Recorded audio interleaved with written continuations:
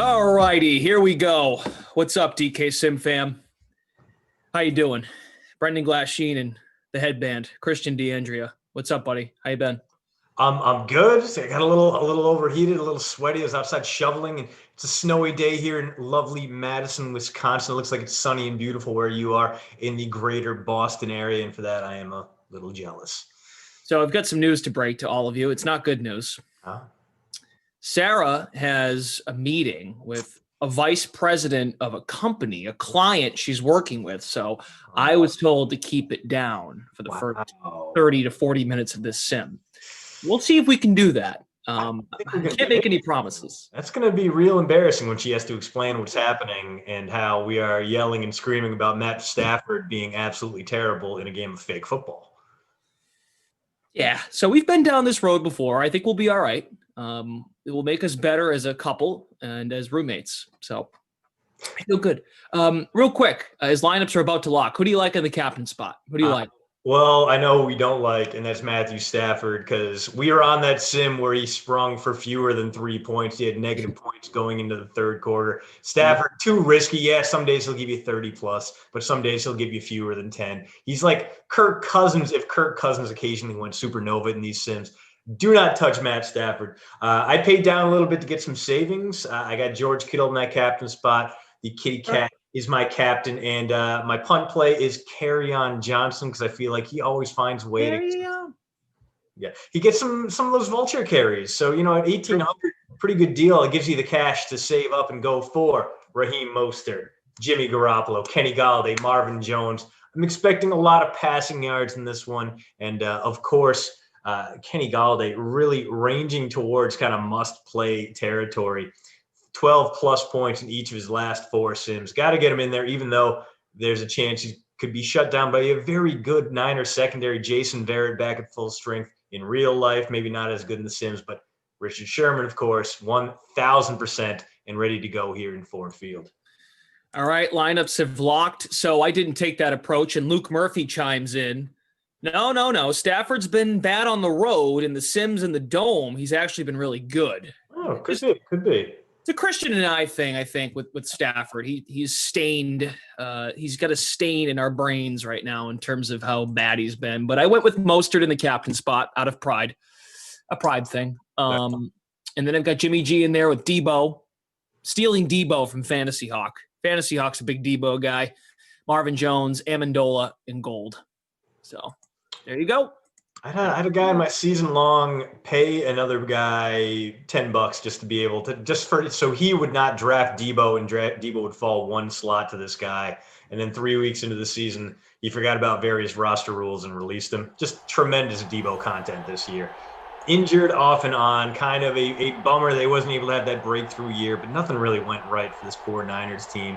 And now they are losing the linchpin to that defense, Robert Saleh, the new head coach of the New York Jets. And I really liked the move, Flash, until I saw Kenny Ducey also like the move, and now I'm second-guessing myself. We can certainly get into Saleh, who that was announced late last night that he will be the new head coach of the Jets, as Christian mentioned. Mike LaFleur leaves the Niners as well. He's going to the Jets to be the new offensive coordinator. That's one of those situations where I really don't know what LaFleur is capable of. Is one of those where, okay, is this going to be like a Zach Taylor situation in Cincinnati, where he doesn't really have the track record, but he stayed close enough to a strong, well-respected offensive coach that he's going to get that rub and that momentum is going to slingshot him into bigger and better things. I guess it's not that big a deal since we're only talking about an OC position, but very, very interesting what happened with Zach Taylor. Wasn't even really interesting or good as OC of the Cincinnati Bearcats. Not a top 100 offense in the AAC team's locker room there, and yet still managed to be the Bengals head coach. And I really haven't seen too much from him that suggests he's going to outperform expectations. He seems very much like a Bengals coach that'll make us all wish for the Marvin Lewis salad days. Mostert with a couple of carries. He's already in double digits for yards to the 39-yard line. Lions and Niners, oh my, to start the Friday. Brendan Glasheen, Christian DeAndrea, one of 6 sims on the day.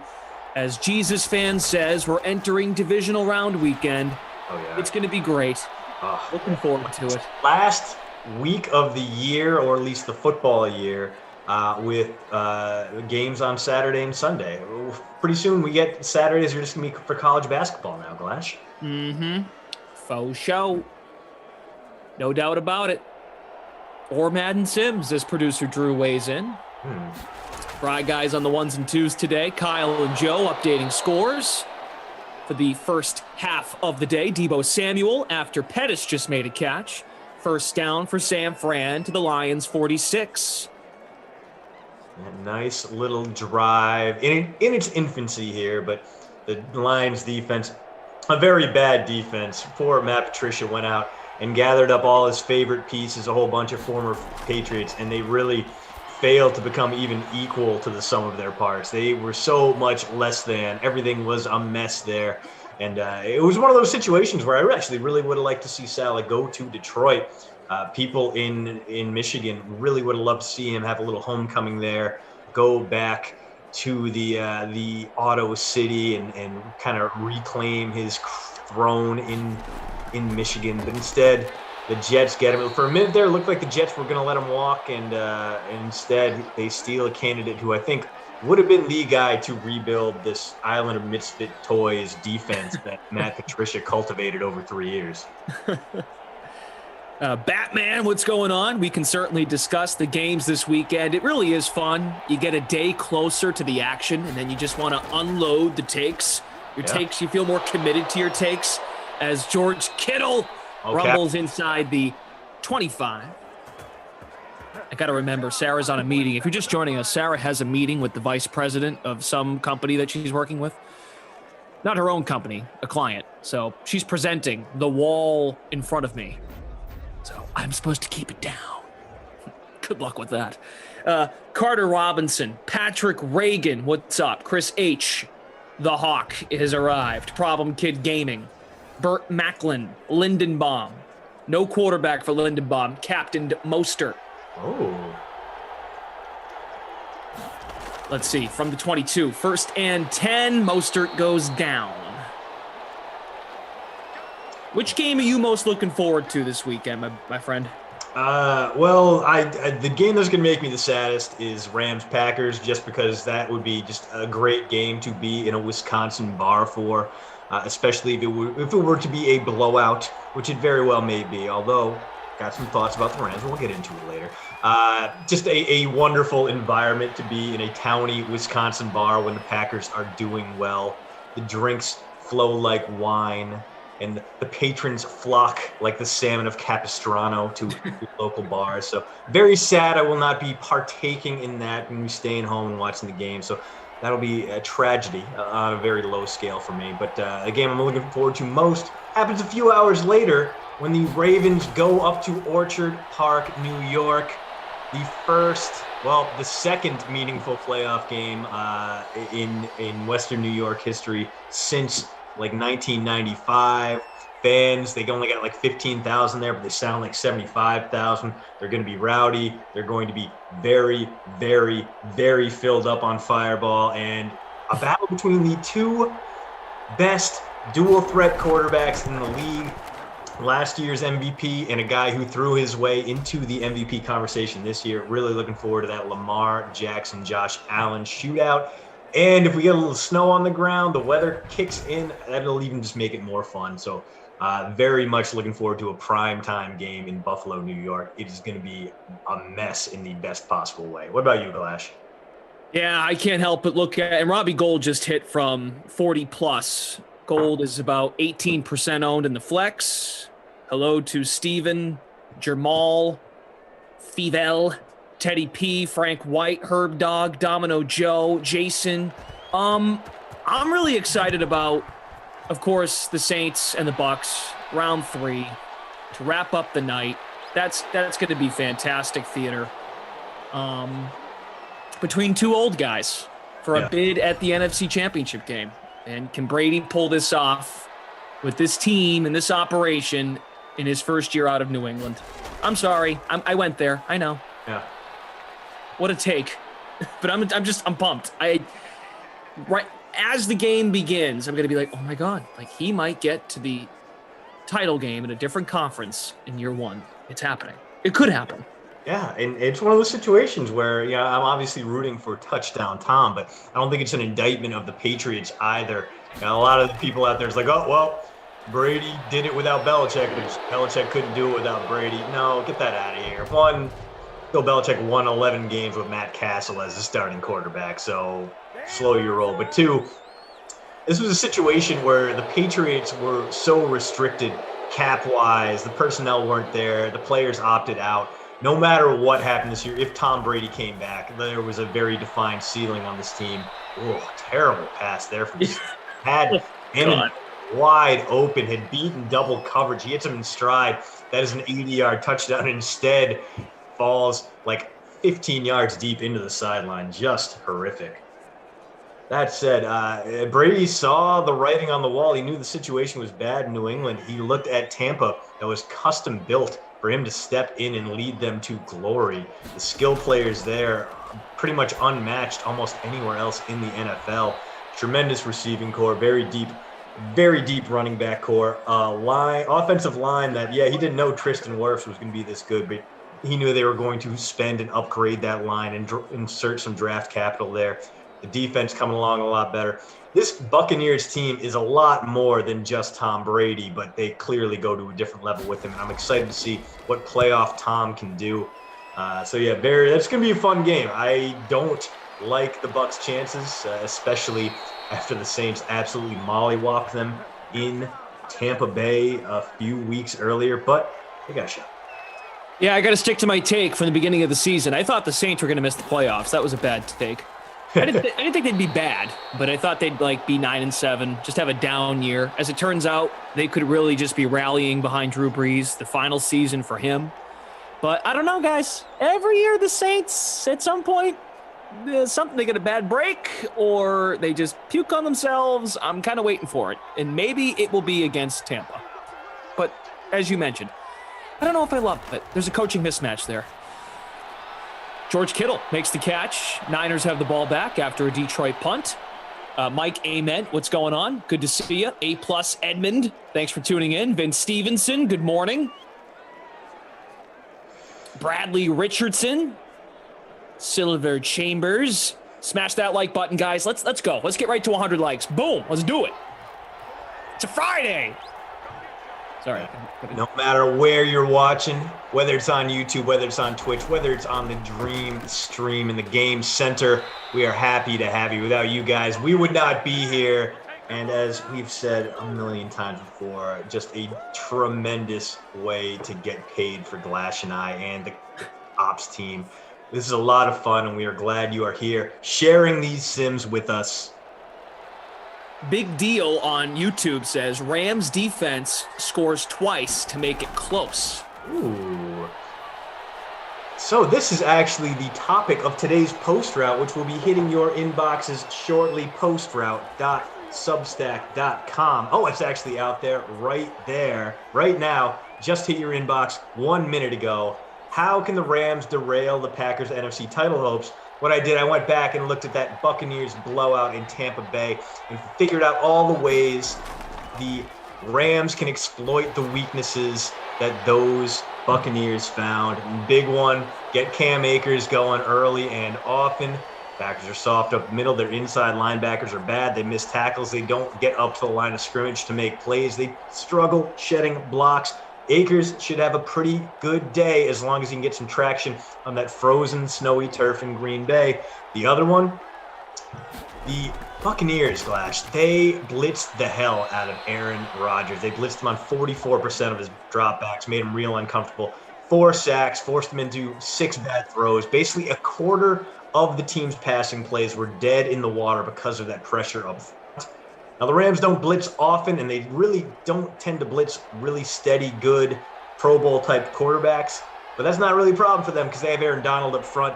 I have it on record from a source who is a source of a source, a guy who knows a guy who knows a guy. But rumor is Aaron Donald, his rib injury, it's not a cartilage thing. It's just bruised ribs. He's going to get that cortisone shot. He should be good to go, pretty much 100% to go, even in the cold, frozen, snowy setting of Green Bay, Wisconsin. So they should be able to generate that pressure even if they're not blitzing. They should be able to drop some extra guys into coverage, and that secondary is so good. Darius Williams will be the guy to watch. I know Jalen Ramsey, Devontae Adams is going to be a lot of fun, but Darius Williams on Marquez Valdez-Scantling could be the matchup that decides this game.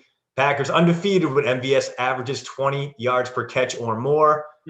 Games when he doesn't, so a lot to watch. It's going to be a fun game no matter what, even if you're just watching to see what Jared Goff's poor thumb looks like after 60 minutes of getting battered in sub-zero temperatures. You should just suck on it for a bit, heal it up. Yeah, there you go. Those are no fun. I mean, remember what happened to Tom Brady a couple years ago when he got his thumb split open. Those thumb injuries are no joke. Yeah. Herb Dog says, a guy who knows a guy who knows a guy. I love me some Christian. Yeah, you know I got sources, Herb Dog. Joe and Kyle doing their thing, updating the scores. They are updated through a quarter. Emerson Latzia has chimed in as Kittle makes the catch inside the 15. Latzia says, currently pantless and stretching before a Peloton ride, but make sure you fill out a lineup in the 2 o'clock El Otizia bunk bed extravaganza. Okay, thanks, bye, #smooches. Cool. Just coming in to distract us with visions of pantless Emerson. Yeah, Latzia has a source, and on the jet sweep, it's Deebo Samuel for a gain of 6. Latzia sources are telling him that Kenny Ducey and his roommate, his lady friend, have bunk beds. They have bunk beds as opposed to a regular bed. So makes sense. I feel like every night they race each other to see who gets top bunk, and Kenny. 2nd and 4, they spread them out. Jimmy G completes to Deebo. Out at the 5, 3rd and inches. It'd be Mostert time. And this seems like one of those situations where they either clear enough space to free him all the way to the end zone or they get stuffed behind the line of scrimmage. I mean, ideally, 3rd and inches. Oh, what? Okay, empty backfield. Sure, whatever. Niners going to make it interesting. Kyle Shanahan doing the yep, that's good. That's what you deserve. Great day for Robbie Gold owners because this Niners team cannot get out of its own damn way. So we'll have Robbie Gold in all likelihood coming on. Brandon Garcia, we are here to advertise for Emerson, obviously. There's now a YouTube account called Ducey's Bunk Bed. That was quick, man. You guys don't sleep. I appreciate that. Neither I does hope he's always stuck in the bunk. Sorry, I hope Latzia is listening because I was explaining to Sarah how this transpired, and she's like, you guys are morons. Like this clearly is going to excite you for 3 days. And I'm like, I know. I'm such a loser. Like this is the content we need. Just like she's like, oh, he's got a bunk bed. Real funny. I'm like, Listen, I really just want to know how this occurred. Precedent somewhere, okay? We got to take our victories where we can get them, and the easiest victory of all is dunking on Kenny Ducey. So that's where we're going to stand. You take the points early, and the points are always in trashing Kenny. Oh God, it's random. It's so random, but who knows? Lisa, appreciate you. Lee, what's going on? Think of all the room they have for activities. That's right, Lee. Steven says Emerson sources from the coffee shop, not reliable. Sean Griffin, how are you? Good to see you. Bradley, I mentioned Bradley already. Edward Pride, thank you, sir, for tuning in. Frank White, yep, we got the headbands on. I had blue on before, but I wanted to match DeAndrea.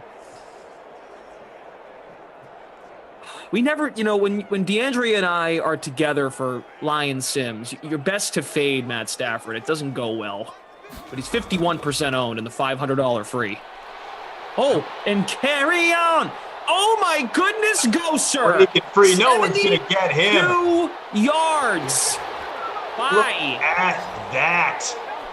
Massive breakthrough from a guy who was absolutely dirt cheap. $1,800 to get him on your roster. And he's like, you know what? I am not going to wait for Matthew Stafford to call my number. I know he's just going to throw various passes out of bounds. Hell no. I'm going to do it myself. And now we got the Lions up by a single point. 5 minutes to go here in the second quarter. I almost said fifth quarter. That would have been a mistake.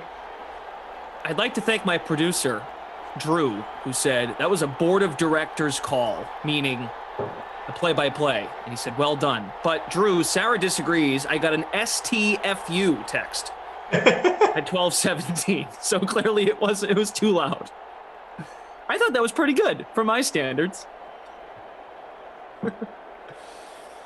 Oh, man. I want to respond, but tell the board it's Kerryon Johnson. This is special. He needs that special attention. He never does something like that. Only 6% owned, board of directors. Yeah, and one of those lucky few is your boy. Got him in the very last spot in the flex. He's currently got 13.5 points, making up for the goose eggs from Kenny Galladay and Marvin Jones Jr. The passing game in Detroit, very little success. But that run game, Kerryon Johnson. Kerryon looked like he was going to be the running back of the future for Detroit.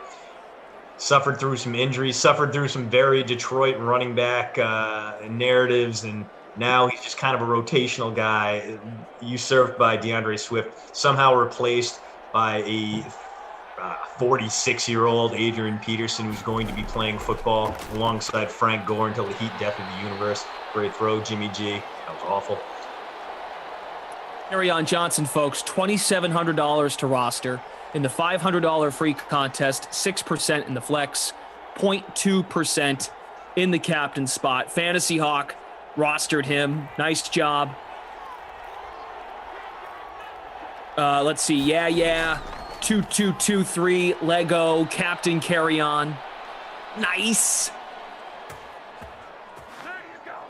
Captain, that's a bold move, man. He's not a guy who's had a ton of great performances. He's always there. He always shows up a little bit, but 4.2 points per game, 0.2 points in his last sim. Like, he was a great punt play. You know, he looked like he was going to be goal line dependent, but already he has more points this sim at 13.5 than he has had ever, according to the game log. Since we switched over to Madden 21. This is a PR for Kerryon Johnson, and we still have 2.5 quarters left to play. So, I mean, good for you if you threw him on the roster there. He is doing some work. Luke Murphy, Peterson is 28. Kerryon Johnson is number 33. So that is caught into Lions territory. Deebo Samuel. David Israel just came in. What's up, Clash? Hope your day's going well, brother. You too. Thanks for asking. Christian's here too. Say hi to Christian. Stephen Boss says, I'm dead last in the SimFam contest. Vince Stevenson in the tie for 5th place in our free roll. Nice job. Train Island's in 8th, by the way. I am. Even though I 1/3 of my lineup currently has 0 points. That's how big that carry-on swing was for me. It just goes to show you, if you can find one of those hidden gems and dig them out, then you can overcome even the Lions passing game in these sims. And yeah, my bad, guys. Johnson is 2,700 in the captain spot, 1,800 in the flex. 2nd and 8 from the Detroit 42 in a tight window. First down, San Francisco. Pettis again. Pettis, I kind of liked his little mini revival in New York. He's a guy that I carried the banner for a while, Glash. I thought he would be a low-key Rookie of the Year candidate. That did not happen. I thought he would have a low-key second year, where did this come from, glow up. He did not. Basically ran out of string in San Francisco, but he had a lot of suitors. Once he was put on waivers, could have gone to the Patriots. They probably could have done some really cool things with him, but instead lands with the Giants. And he got some good looks. I mean, Daniel Jones basically threw a touchdown pass, threw it so hard it clanked him right in the face mask. Pettis held on, crashed into the end zone, and you love to see it.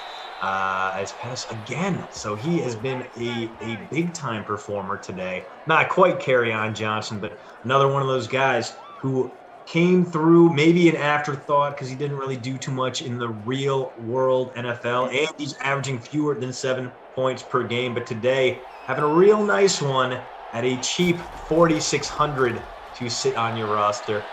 Ooh, Mostert is just sitting there. Got him. Oh, Middle wide open touchdown.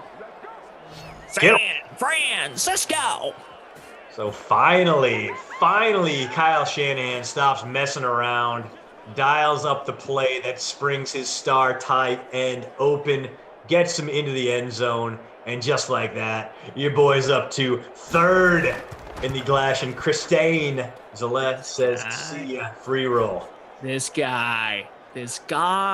Robbie Noble's in 6th. CEH is in 7th. Domino Joe is in 8th.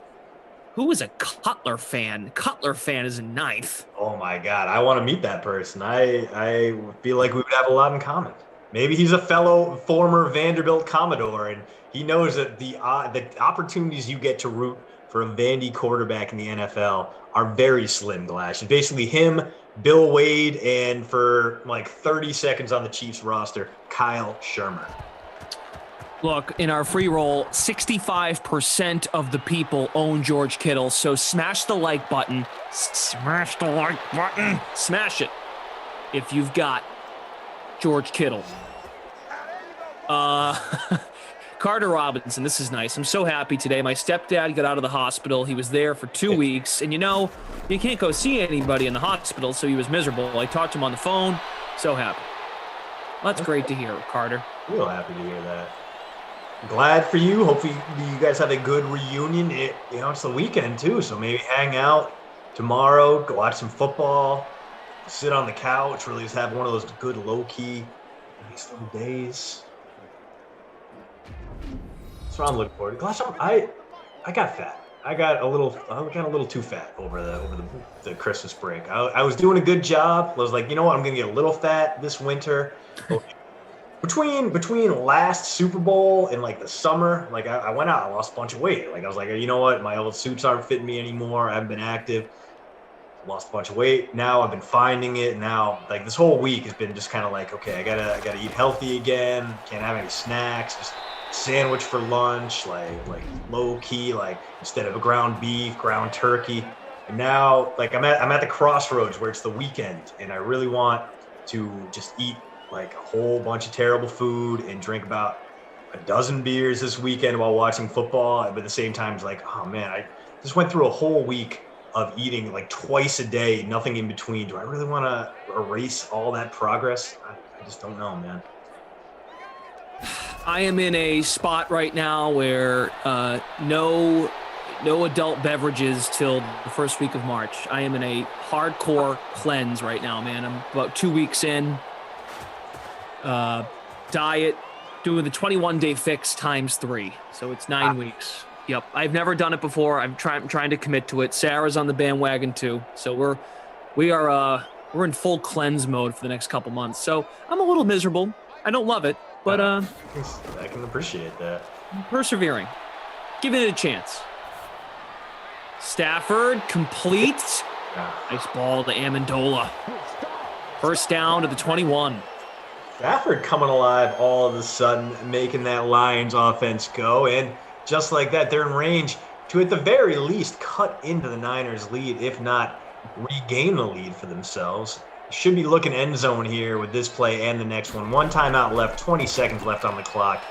You can afford to take a sack, and that's exactly what will happen. But oh no, got to burn that timeout. They're going to kick this from 49 yards, but pretty strong-legged kicker here, so should not be too much of an issue for the Lions.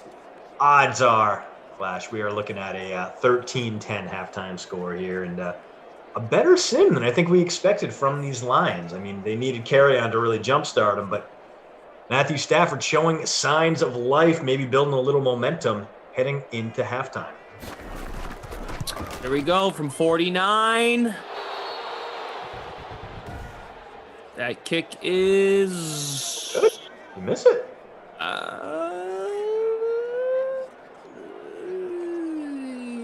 Wide left. No good. Surprising. So now we may get a little garbage time here from the Niners. 10 seconds left. 6 seconds left. So maybe 2 plays, probably just the one. We let Garoppolo throw it deep and see what happens. Lions coming out in their prevent-ish defense, although I don't know why they always keep that QB spot. Oh! Sarah's meeting is over. We can rejoice. Yes! We have the volume back. Woo-hoo-hoo! Yeah! Simland, baby! All right. First quarter stat, we got a lot more points and a lot more offense than we thought. We saw maybe 1 punt in the first half, so knock on wood, things are going well. Jimmy Garoppolo on pace for the bonus, 166 from him. Kerryon Johnson, 75 rush yards. Got a shot at the bonus, but let's be honest, he's probably not getting more than 2-3 carries in the second half, so he's going to have to break another one. Passing game, George Kittle, 5 for 70 and a touchdown. Deebo Samuel, 5 for 42. Dante Pettis, 4 for 45. Those 3 guys all got a shot at the bonus. Not a lot going on in that Lions passing game, but we did see Matthew Stafford start to do some good things. Those gears starting to grind to life. Maybe Detroit could be a little better than we expected here in the second half. They'd have to be. I expected nothing from Detroit, even though I was the dummy who went out there and was like, you know what, I'm going to get Kenny Galladay and Marvin Jones. Despite the whole, I hate you, Matthew Stafford spiel beforehand. I was like, I bet he'll throw for a lot of yards. No, terrible idea. Stupid idea. Yet, thanks to Kerryon Johnson, still top 2 in the Glass free roll today. So not having a bad day at all. Let's see if I can hang out there, hold on, and see if Matthew Stafford can ride his top 2 wideouts to put me toward maybe my first ever Glass free roll DK Sim Fam win. Producer Drew says the VP heard the carry-on call and said, damn, forgot the Sims were on. Let's wrap up this meeting. Yeah, it makes sense. I appreciate it. Carter says, thank you both. These Sims are a chance to talk to people, not be alone. It's just awesome every day. I can't wait to get on here and be like the real world is normal. At some point down the road. Hey, we're up over 100 likes. Let's go. Let's get to 200. 615 of you watching on YouTube. We see you on Twitch. Mamba Vision, Jay Shark, Fooligan, Bounce the Cat, Ziwa.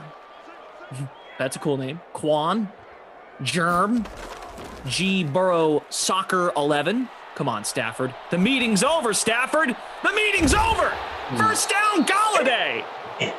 Yeah, and it's so cool hearing stories like that. You know, we always are like, oh, you know what? This is real silly. I mean, it's really just, you know, we're calling fake football games, and it's tough to like really be like, oh man, we're not really making a difference. We're not really doing anything constructive. But to hear stories like that, or like people who are watching these sims during a tough time, man, it really means a lot to us. It's really cool that we can do something fun that's helping people while being just, you know, kind of nonsense. So really big fans. Really love to hear you guys say that. That's really cool. Richard Stewart says Stafford would be nice in Minnesota. Okay. I don't think they're going to try and trade him in the division unless the price is just, you can't pass it up. 2nd and 10. We're a minute into the third. Detroit down 6. Get rid of it, Matt.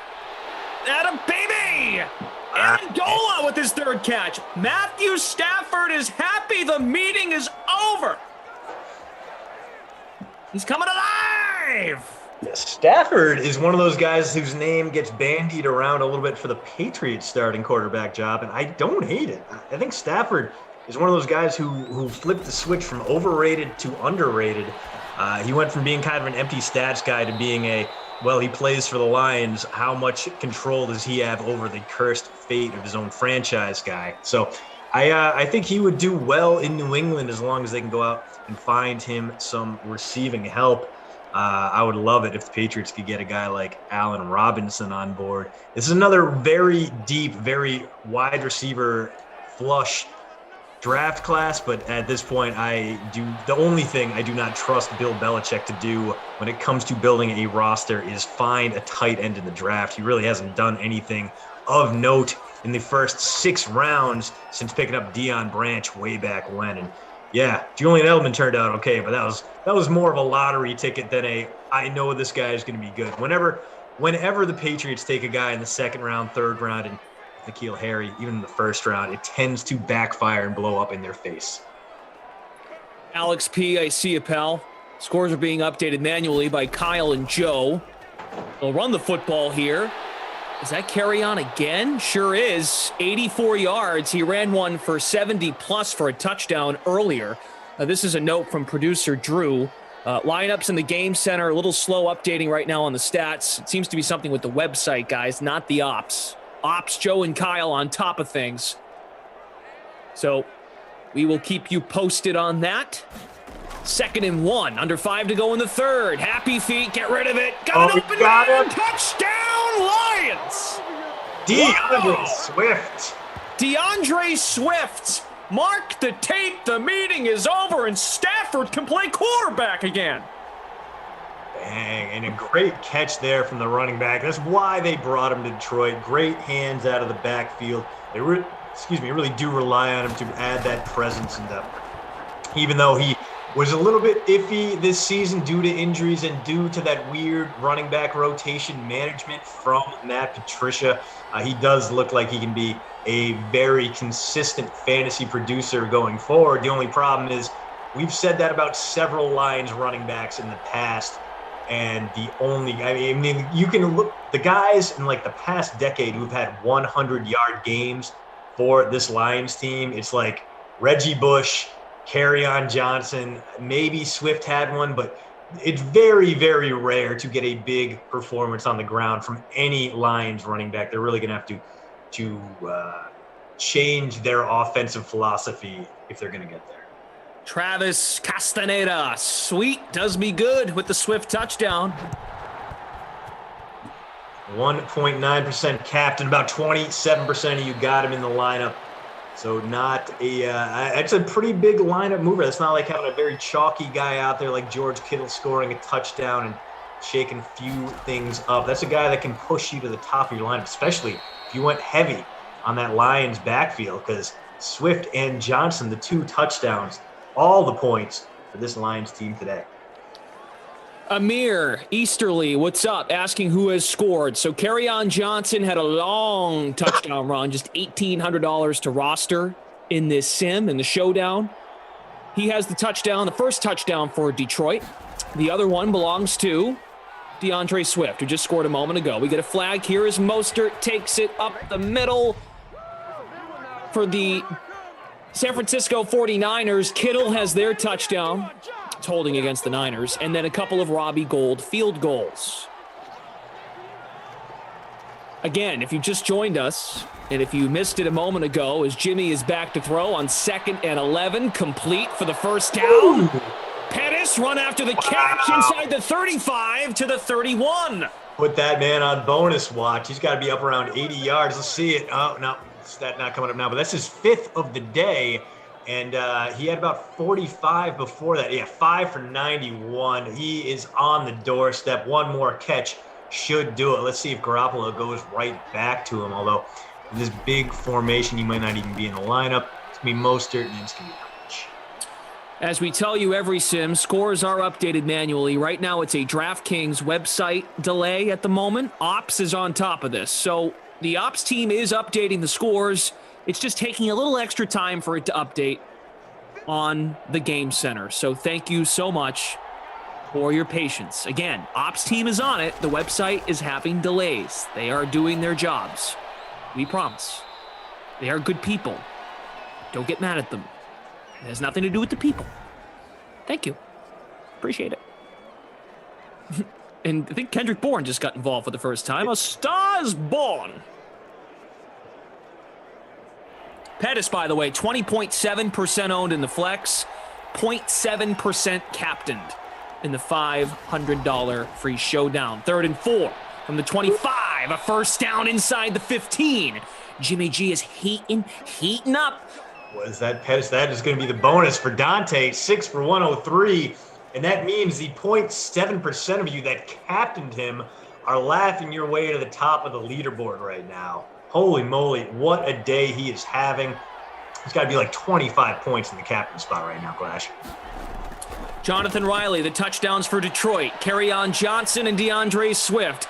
And Kittle does it again! George Kittle with his second touchdown in Detroit. And that might get him to the bonus. I'm not sure how far out he was. 86 receiving yards before that catch. Oh, they're going to review it. I feel like these reviews always stand. The fumbles always get overturned, and the receiver at possession calls always stand. But we will see here. Looks like he got 2 feet in. 1, 2. Yeah, that's a catch. That's a catch. And then he turns poor Duron Harmon into paste afterwards. DeAndrea, that a boy. Way to captain Kittle. I didn't even play him, so. Oof. Eesh. Flag. I know. Delay? What? What in the world? I don't know how you get a delay after a delay of game against Jimmy Garoppolo. Wow. So, and it's meaningful because they're going for 2. They're going for 2, and they're backed up to the 7. They'll flex out Mostert. 5 wide now for Garoppolo. From the 7. Jimmy. Running, Joe. Not his man. Too easy. Is it? Is it? No, it's Kendrick Bourne. Too much celebration is what producer Drew hypothesizes. Hey, it's fine. They got the points. So. Well, you know, Kittle probably went up to the screen. He gave him the Penta El Zero Elm, Cero Mierdo, and then maybe they just did a little bit of Lucha Underground cosplay after that. Tough to tell, really. You never know with George Kittle, but I appreciate his commitment to a little bit more obscure wrestling. Dude is not just a WWE stan. He seeks out the finest squared circle action, regardless of location. Guys, I really like the vibes we've got here in this second half. Matthew Stafford remembered how to play quarterback now that the VP finally ended that meeting. Don't let us down. Another tight window. He gets Kenny Golladay to the 35. Let's get to work on that like button. Hit the like because we are happy the meeting is over and touchdowns are being scored. And once again, we will update you as this leaderboard continues to update. DeAndrea is in 6th place in our free roll, 162 entries. Another completion for Stafford, good for the first down, a gain of 6. Marvin Jones.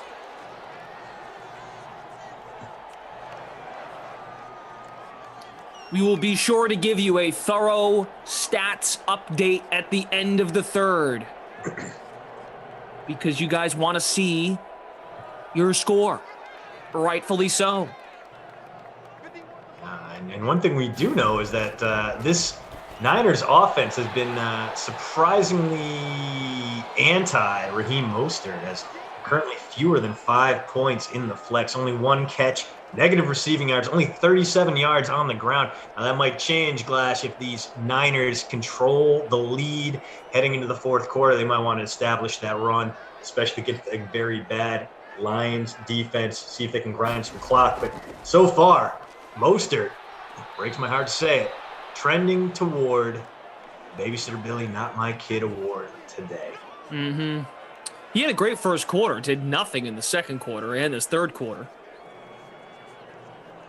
Chase Johnston, you're absolutely right. You assume that all the points and places on DK will adjust eventually. That is correct. Scores are being updated, guys. It's a website delay at the moment. Another big hole for Kerryon Johnson. 97 yards shy. He just needs 1 more carry to get there, mostly. We'll see. All right, we'll go to the stats. You guys can do mental math because you're so patient to see what your scores are. I understand. I get it. Here we go. Quarterbacks, Garoppolo, 20 of 25 for 241 and 2 touchdowns. Matthew Stafford, 14 of 15, 146 and a touchdown. Let's go to running backs. Again, the ops team is on this, guys. It's a website delay at the moment. Mostert, 10 carries, 37 yards. Johnson, 4 carries, 97 yards, the 70-yard touchdown earlier. Swift has 2 for 5. Debo has 1 for 6. Yeah, crazy that the only guy on bonus watch on the ground has been Kerryon Johnson. Through the air, Kittle 6 for 83, 2 touchdowns. Pettis 6 for 103, so he's going to stay in the bonus. Touchdown really cap off a very nice day for him, especially since he's been so lowly owned. And then Debo, Amendola, Galladay, all up in the 40s. But those two guys, Kittle and Pettis, the only two knocking on the door of a bonus right now. And well, if Jimmy Garoppolo can get him there, he'll hit 300 yards as well. Swift has a touchdown reception. You mentioned Kittle. Pettis has the bonus. Marvin Jones, 2 for 19. It's been a decent day passing the football. Hopefully, in this case, with San Fran winning by 7, you'd almost be better served if you roster Jimmy G, that the Lions come down and score here, just to make it for a better game, too. Hawkinson, 2 for 13. Bourne, 2 for 15. And there's Mostert, 1 for -2. Yeah, not great, but he does get that 0.8 bump to get him up to like 4.7 points today. So he needs to really come alive here to even come close to scratching the heavy value. He had to shell out to roster Mostert, and he hasn't really been. He started off the DK SimFam Madden 21 slate as really a monster. He was one of those always play type guys, and he's kind of cooled off that a little bit, and we're seeing the effects of that ice age for Mostert really come through here in this sim. Although, like we said before, if the Niners control the lead in the fourth quarter, he's probably going to get a few more carries. Jason, we just got back to gameplay. There's Galladay, his 5th catch. Hawkinson had like 2, and he's in the teens in terms of his numbers. Vince, again, the stats aren't up anymore. I think Debo had a rush for 6 yards and something else good. He has a handful of grabs. All right, 2nd and 4. Fourth quarter's underway. Detroit down 7. Stafford complete. Swift, enough for the first. Should be good for the first. Yes. Yep. Drive continues, and we chug towards. Honestly, Clash, you told me that this Lions-Niners game was going to go to overtime or might go to overtime. My response would have been, but this game has been kind of great to watch. A lot of fun, not a lot of punts. Even when drives stall out, they've stalled out in enemy territory. So a lot going on here. Is Swift in the call again? Should be able to stretch for the first there. He did indeed. So another first down inside the red zone. Lions threatening here, and they can burn a little clock. It's running, limit the amount of time, the amount of exposure that terrible defense has against a very good, very efficient Niners offense today. From the 17, Swift and Johnson have the 2 touchdowns for Detroit. Galladay reaches out. Galladay. So just like that, his okay day becomes a good one, and one more drive could make it a great one. The star wideout for these Lions, one of the most prized possessions to hit the open market this coming offseason. Kenny Galladay showing up here for the Lions, tying the game, giving the ball back to that Niners offense. Tied up 21-21 with 6:20 to play.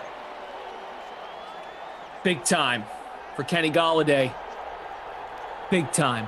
Owned in, looking at the $500 free, 4th highest owned, 49% in the flex. I just tossed this in the chat, guys. Again, the scores are being updated by Kyle and Joe. They are on top of it. It is not an ops issue. This is the website is having a delay,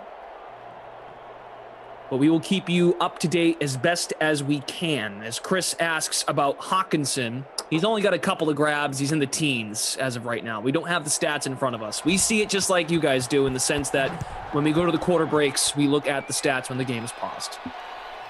So thank you for your patience. We appreciate you. Smash the like button. There's 650 of you here. We're almost at 150 likes. We appreciate you guys hanging out. Producer Drew just said, leaderboard looks like it's updating, but the lineups aren't fully updated, if that makes sense. Got another first down. Is that Pettis? Or was it Debo? Couldn't tell from that angle, but yeah, safe money's on one of those guys. It was Debo, 6 for 54 now for him, so he's up into double digits. Here we go. Twitch fam, thanks for hanging. First time playing Fortnite. Germ, Retease, did you know? Retease, did you know? Play action, Garoppolo. Oh, batted down. Looking for Bourne, very nearly 6 going the other direction. Coming up at 2 p.m., the next sim on the schedule. Christian will join Emerson Latzia for Cowboys at the Dolphins. That is next up. Look at this power I formation from the 35, tied at 21. Those asking who has scored the touchdowns. We'll see Mostert do nothing. George Kittle has 2 touchdowns. Kendrick Bourne converted a 2-point conversion and then some Robbie Gould field goals. And for Detroit, Galladay, DeAndre Swift, and Kerryon Johnson.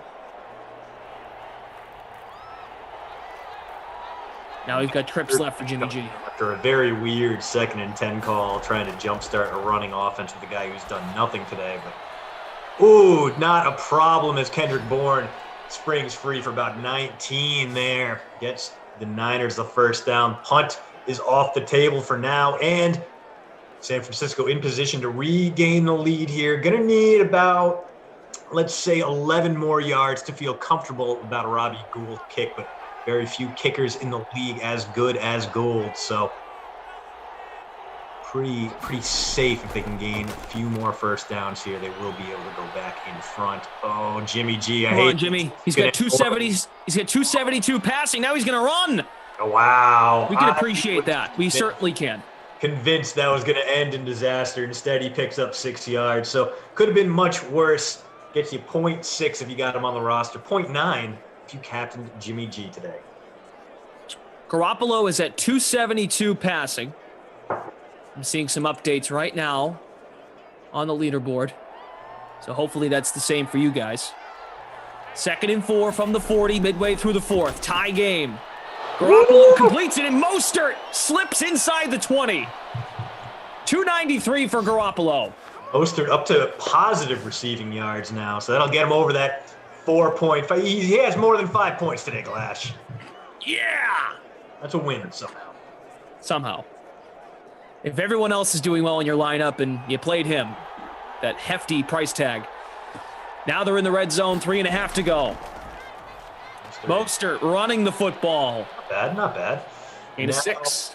Yeah, these Niners trying to burn off a little clock, leave the lines with as little time as possible to mount a comeback. And normally I'd be like, it's Matthew Stafford and Simland, it's not a problem. But he's playing more like real life Matthew Stafford, and it's very tough to miss this because the Lions are just a dumpster fire most of the time. But he has led the league in game-winning drives 3 times in his career. He is very good in the 4th quarter, and I feel like we do not appreciate him enough for that because, again, he is just wandering through a desert of success in Detroit. Once again, Kyle and Joe updating the scores with us today. If you're not seeing your score being updated, right now it is a DraftKings website delay. So thank you for your patience. They will show up eventually. I can't promise when. 3rd and inches from the 9. Garoppolo out of the gun. Looks, end zone. Oh, he had Kittle wide open. Yeah, and 3rd and inches. Again, why aren't you running it there? You want to burn clock. You want to force the Lions to take their timeouts. Instead, you're handing them an opportunity to win this game with one big drive. I hate it. So here comes Gould, his 3rd field goal, in all likelihood, in case we have a miracle and he misses it. Or a fake. That's happened before. Not a problem.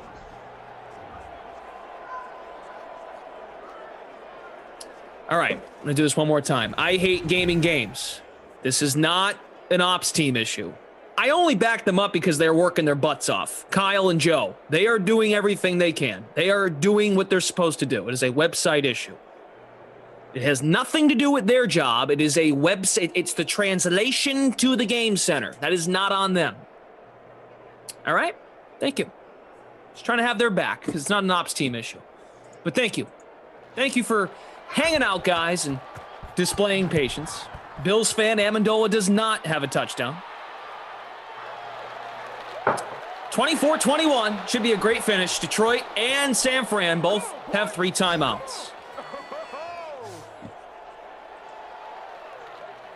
What are we going to get? Is Matthew Stafford going to have something leak down his pants, or is he going to be a hero? Well, ideally, we get a little carry on. Carry on! Wow. Carry on!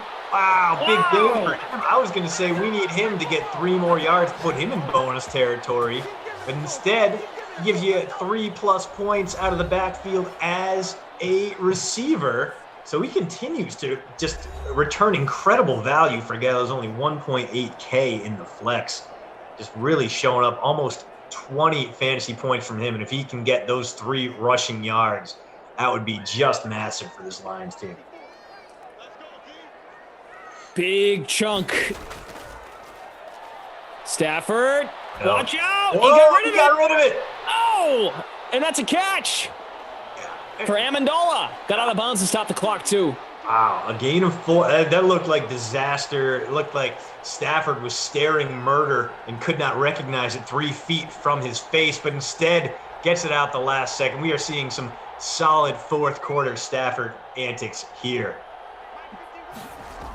Jimmy Garoppolo is still working on the bonus, guys. If he gets the ball back, that is complete inside the 35, approaching the 30. Marvin Jones.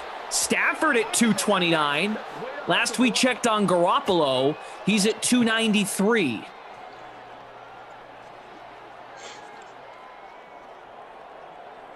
Fantasy Hawk, yep. Way to get out of bounds on that last play. No huddle offense. 90 seconds to work with. Plenty of time. Plenty of timeouts. Don't mess it up. Golladay! This has been insane. Since the meeting ended for Sarah, Matthew Stafford has remembered how to play quarterback. Yeah, and it's been a nice boon for Kenny Golladay and Marvin Jones. That powerful, potent 1-2 punch at wideout. Those guys, about 100 receiving yards between them now. Golladay again, so he is, well, not quite in bonus range, but that's going to put him up around 84 receiving yards on 8 catches and a touchdown from him. So he's kind of quietly had a very good day for this Lions team who really moved the ball pretty ineffectively in the first quarter. Have really come alive since then. 1st and 10. They can get the first down without scoring, but it's going to be tough. Stafford dumps it off. We get a flag. Kerryon Johnson with the catch. What are we going to get here? It's going to be rough. No, a face mask. So the points are going to stand. It's going to be first down, and the ball's going to be at the 2. This could be a Kerryon Johnson rushing opportunity because right now the Lions, they have 3 timeouts. They can run the ball if they want. They got the whole playbook open here. Stafford, quick throw, touchdown, Danny Amendola. Well, a big touchdown, but they may have left a little bit too much time left on the clock. Flash about to take a 4-point lead with 33 seconds left on the clock. The Niners have all 3 timeouts. So you're looking at a 4-5 play drive from San Francisco, and we have seen they can cover some pretty big swaths of land in just a few plays. So this might be we might be heading toward a furious finish here. I am excited. I'm pretty happy about this one. Guys, great sim to start a Friday. I know we've had some trouble in terms of the site updating the scores. I understand where you're all coming from, but I think we're in a good spot here to feel good about this first sim of the day. Lots of scoring, a lot of touchdowns as of late. Smash the like button. Let's make a push for 200 likes. We're only 50 away. 700 of you watching. San Francisco with the ball. Down 4, 3 timeouts. Andrew wants Kittle with a Hail Mary TD. Akeem wants a 98-yard rushing touchdown. Here we go. Should be a great finish. The Freak of Nature says the best Lions game I have ever seen. Dude, it's crazy, man. I came in expecting nothing, and yet here I am with a bounty of sim performances, sim excitement. It's been great for everyone, but poor Mama Vision, who analyzed today's sims and stacked this game with all the wrong players. Yeesh, sorry, bud. Jimmy G at 298, 2 passing yards away from the bonus. Debo is just shy of 60 receiving yards. Yeah, and I mean, a little gain there, 5 yards at a time is not going to do it, but it does stop the clock at the very least. I would just be running up the seam with George Kittle, hit the guy you know can carry, or maybe send Debo. Okay. Well, there's Kittle. There's 300 for Jimmy. Yes. Bonus for Garoppolo. 300 on the nose, 85 now for Kittle. And, 21 seconds, 3 timeouts. So we're looking at they should be able to run at least 3 more plays here, but we'll see what happens with the clock management.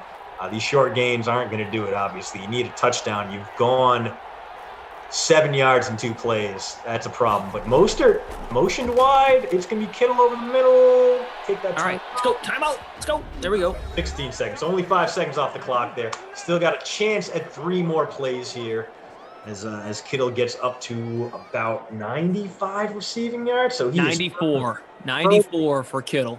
Firmly in the bonus watch now for him. D. Murray says, can't wait for the website to update properly because I might actually have a great chance of winning. We shall see.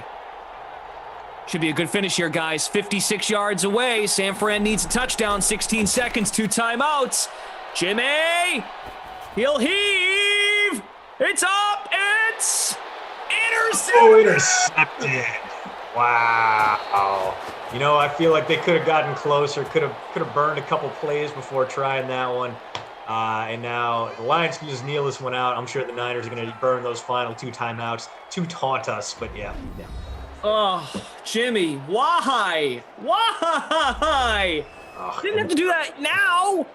I couldn't even crack the top 5 in the DK Sim Fam free roll, even with 122 points, even with Kerryon Johnson, 3 tantalizing yards away. Oh, they're going to give it to Kerryon? Is that Kerryon in the backfield? Probably not. It's probably DeAndre Swift. But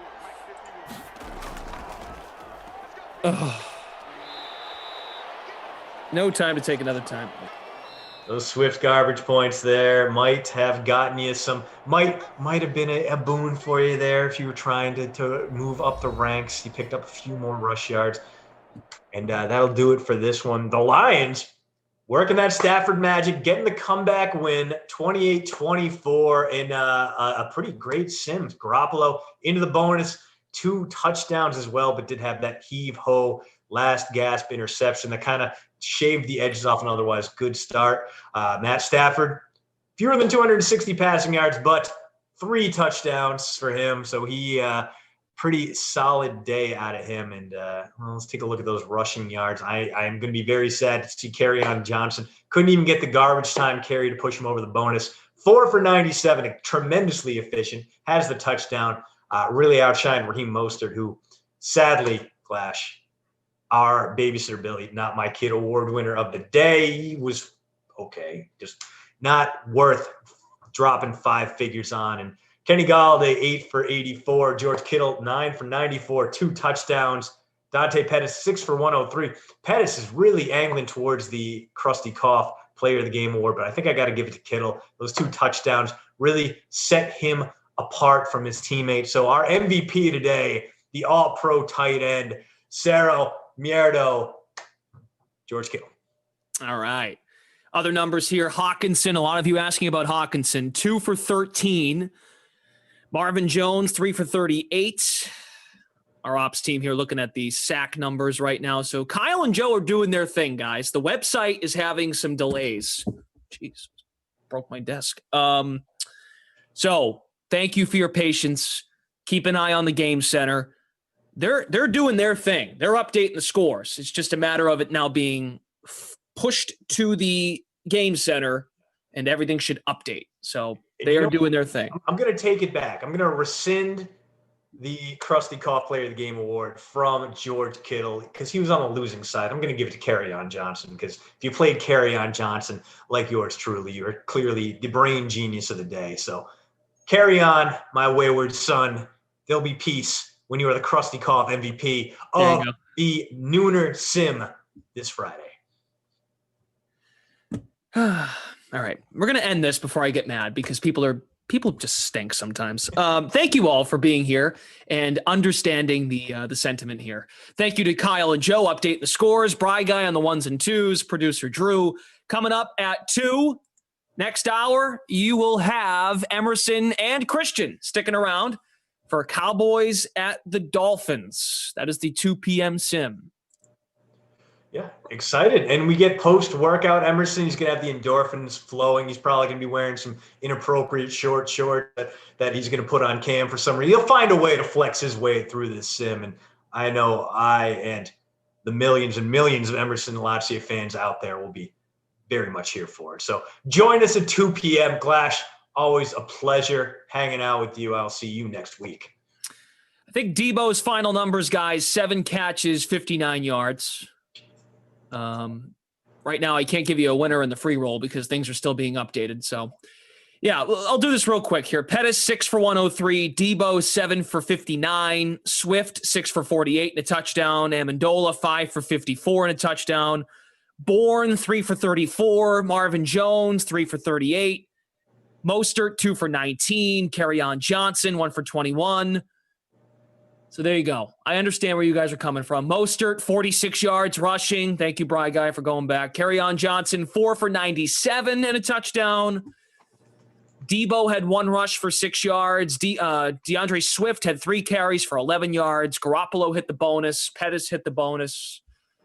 Those are all things you need to know. So again, this is not an ops issue. The site is being updated. So thank you all for your patience. So the early Free Classic continues at 2. I am done for the day. I will be back on Monday in Simland. That sounds right. I'm off for the weekend. So you all take care. Be nice to each other. Have a good time. Hit the like button. You'll feel better about yourself. Thank you all so much. Have a great, great weekend. I'm glad this sim was fantastic. It was a good sim to start the day. 5 more coming your way. 2 o'clock, Cowboys, Dolphins, Christian and Emerson. You'll learn about bunk beds and a whole lot more. Take care.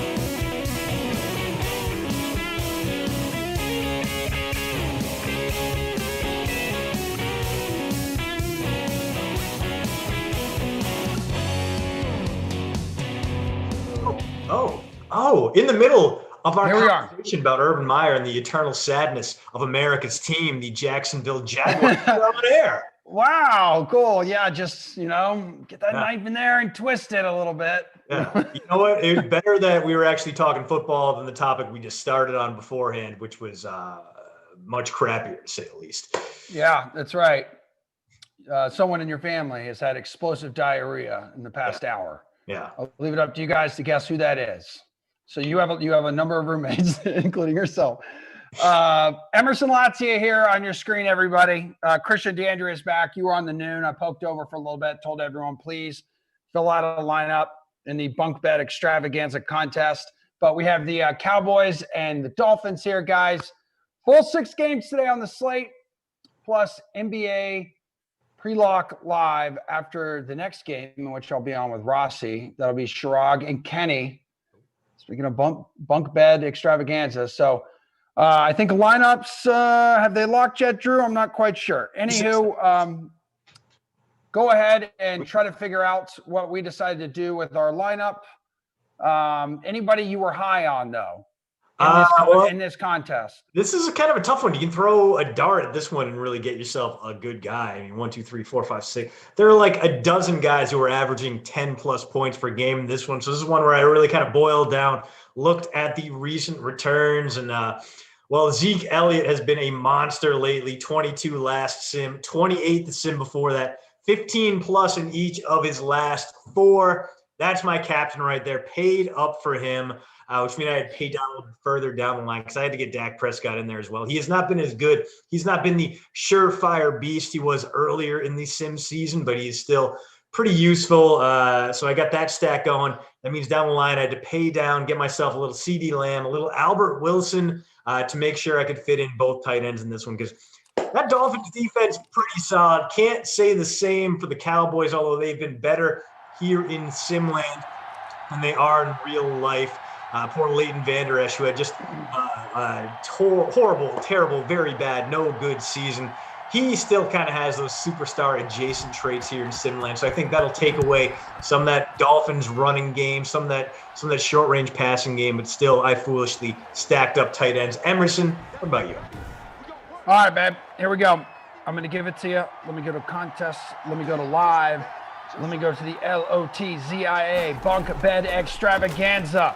I'm looking at one of those tight ends, Mike Gesicki, in the captain spot, boys and girls. Dak Prescott and Tua. I got Amari Cooper in there. I got Jakeem, the Dream, Grant, and then Greg, the Leg, Zerline. Ooh, a little kicker love in there. Yeah, I figured why not? Dude, he's the only kicker I've seen kick like a 60-plus yard field goal in this game. So, yeah, no of that guy. No Zeke Elliott. Zeke and Destroy. That's his first carry and already got about like 16 yards. Yeah, you're picking up Grant on a heater, man. You're hoping that bounce is still going up because he had a breakthrough against the Bears in his last sim. 9 catches. 143 through the air, a pair of touchdowns. Gave you more than 50 points in the captain spot. So if he can keep that momentum going forward as we get a little Michael Gallup here. Yes, it is. Big Mike. Hey, Mike, I think he likes it. Yeah, you and I were on that call, weren't we? Wasn't that Wild Weather Wednesday? It might have been. Damn, dude, your memory is worse than mine. Yes, it was, because it was in the snow. And I was like, there's no way the Dolphins are going to be good in the snow. And turns out the Dolphins were great in the snow. They had a 21-0 lead at halftime and ended up winning like 24-21. I'm not kidding you. I don't remember much, but for some reason I remember every detail of that game. And wild. It's absolutely wild. Yeah. Thank you very much. Impressed. That That's all I was looking for. How did the noon sim go with Glash? Dude, it was great. I mean, the first quarter was kind of low key, and then the Lions figured out how to play football. They had a nice comeback victory. Jimmy Garoppolo hit the bonus. Kerryon Johnson was the MVP, which we were all shocked by. He had like 18-plus points.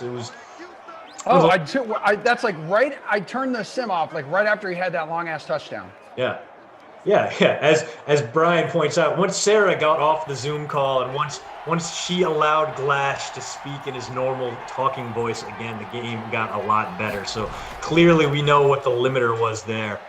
Ooh. Okay. So was she 3rd and 6. Dak. Oh, that's a bad drop, dude. Oof, disappointing. That is straight up disappointing, but your boy is ear to ear because my dude, Gregory, going to trot out into the field and deliver 3 points for my lineup. There's no way he misses this. He's just an expert. He's a professional, and he's perfect on the day, 1 for 1, 5.5 minutes to play in the first quarter. So what was going on? She was doing like a meeting, working from home, and she told him to keep it down?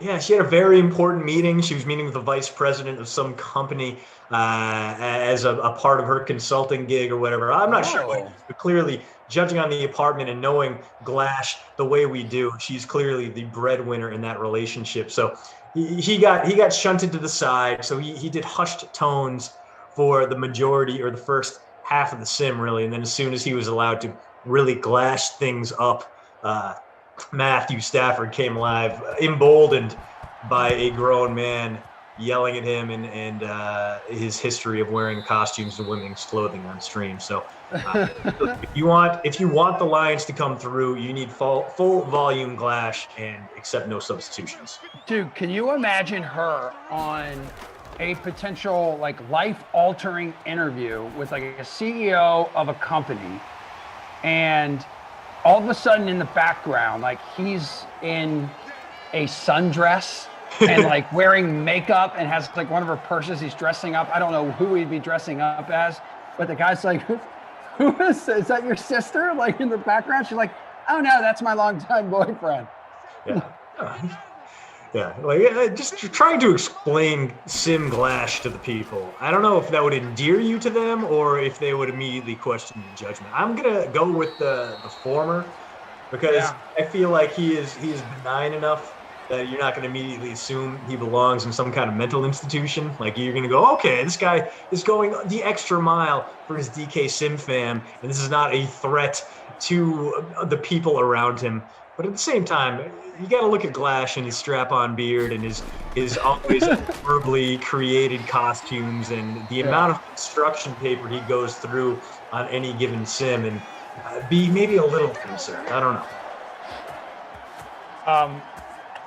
Well, speaking of like sleeping arrangements with roommates, multiple members of the DK Sim fam are asking if I have any updates on Kenny's sleeping arrangements. I see Jason Page and Stephen Roche over on YouTube are asking about it.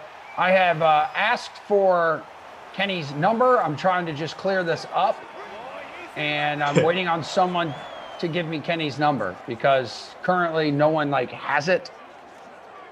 I don't know if he even has a cell phone. We're going to get to the bottom of all this, and we're going to clear it up.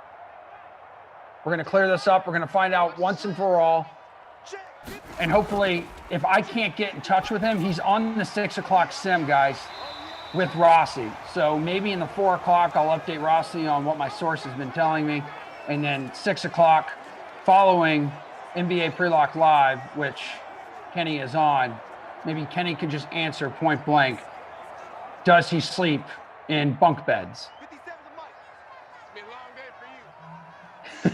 See, the question for me was, how does he decide, he and his roommate, who gets top bunk? I am assuming as Tua sacked there for a decent loss. It might be a questionable field goal here for Jason Sanders if the Dolphins can't pick up some significant yardage here on third down. But my question is, how do they determine who gets top bunk, and do they race for it every night? And is the reason Kenny's so cranky every day because he's always stuck on the bottom bunk and he can't sleep unless he's 5 feet off the ground? These are the questions that run nonstop through my mind. It's crazy. I called, I FaceTimed both Glash this morning and I FaceTimed Buchanan because I had to update Buchanan on what I've been hearing, and if he has heard from his source what the hell's going on, is this is going to be a 51-yard field goal for Sanders.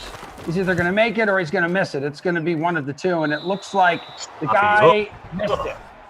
That's disgusting. It's gross. Poor Jason Sanders not getting that all-pro bounce in Madden 21. Yeah, maybe it was a little questionable coming into it, but he had a very solid season. One of the league's better kickers, a very strong dude. 9 attempts from 50-plus yards. He connected on 8 of them, Emerson. The man is a beast. Only missed 3 field goals all year, and they were all from 40-plus yards. So that dude, I think he was maybe a second-team AP All-Pro. I know the PFWA awards are coming out soon. I made sure to get my votes, and he wasn't my vote. I went with Younghoe Koo, but he may have been my All-AFC kicker. I'm not sure. The awards are very, very ornate. They go down. They go down quite a few levels. Trying to figure out my All-Rookie Team special teamer was a lot more homework than I anticipated. Good to see everybody over on Twitch. Tag, Germ, P. Fooligan. Oh, I see you in there hanging out, Train Island. Rufus Von Lotz. What's up, gang? Good to see everybody today. Happy Friday, as Jason Rossi loves to say.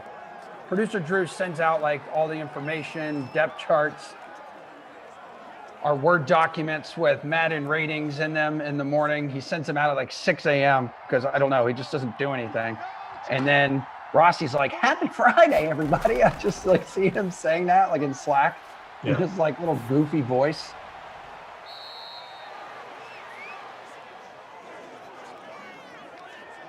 Minute to play here in the first quarter, everybody.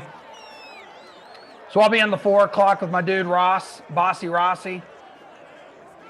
It will be the Broncos at the Bears, then Rossi and Kenny at 6 for Washington Saints, Kaufman and Brandon, Ravens Bucks at 8, Packers Eagles, Kaufman and Tom at 10 o'clock for some Madden After Dark, as Amari Cooper picks up a catch. Dak Prescott 4 for 5, 53 yards for Dak. Cooper's first catch of this game, 16 yards. I was a little worried about how these Cowboy receivers would stack up going against 2 superstar cornerbacks, Xavier Howard and Byron Jones, the former Dallas Cowboy. But so far, not a problem. It helps that Zeke has been clearing a path up front that has really kind of dissuaded this Dolphin team from doing anything other than stacking the box and trying to stop him. And we'll see if that is the last play here of the first quarter in beautiful Coral Gables, Florida. There is nothing out there. Like there's like the Hard Rock Casino is relatively nearby. So a lot of the times when we were living in South Florida and you'd go to one of these games, everyone's like, we're going to Hard Rock. And I'm like, no, I'm already not here. I don't want to go there. My mind's in a different place right now. I just want to go to Waffle House or dude, Cracker Barrel or something like that. I miss Waffle House so much. That is like the one regret of living in the North. Like even in Indianapolis, we had Waffle Houses nearby, and there's one like kind of on the way down to St. Louis from going to visit family. But like the inability to get some hash browns smothered, covered, and topped is just it hurts my soul. There's no better food on a Sunday morning. You wake up and your eyes are like crusted over and you are dehydrated and nothing is going right in your body. You just tamp down all the bad feelings with some Waffle House garbage, a cup of terrible black coffee, and all of a sudden all is right with the world. I miss it so much. I know, dude. It's so damn good. Prescott now 67 yards. They're at the 10. First and 10 coming up. So apparently there's CeeDee Lamb with this first catch. He had that terrible drop. 2, yeah. In the first drive of the game, which ended up allowing Greg Beleg Zerline to pop out and deliver the only 3 points of the game currently. So if they get to like the 1-inch line here, they can pick up a first down. Right now, they're just going to pick up another 5 yards and have 2nd and 4 coming up from the 5. First Blake Jarwin site, so there we go. I see you there, Miss Sanders, talking about the Browns and Chiefs. She's calling a Browns upset over Kansas City. What do you think there, big guy? I disagree, but I would love to see it. I think the Brown is Dak. Ooh, slings. Ooh, there you go. There's Gallup. Woo! Ooh, it looked like Prescott could have run that in without too much of an issue. Instead, he's going to take the 4 points for the passing touchdown and get his teammate Michael Gallup involved in the scoring. Look, oh, bing, bang, boom. It's about to be 10-0 here for the Cowboys. Dude, as much as I would love to see the Browns walk into Arrowhead Stadium, knock off this Chiefs team, I just don't think it's going to happen. They kind of needed the Steelers to shoot themselves in the foot repeatedly, bad drops, bad snaps, and even then they kind of need to hang on. I mean, that game was a lot closer than it should have been, especially when you're up 28-0 in the first quarter.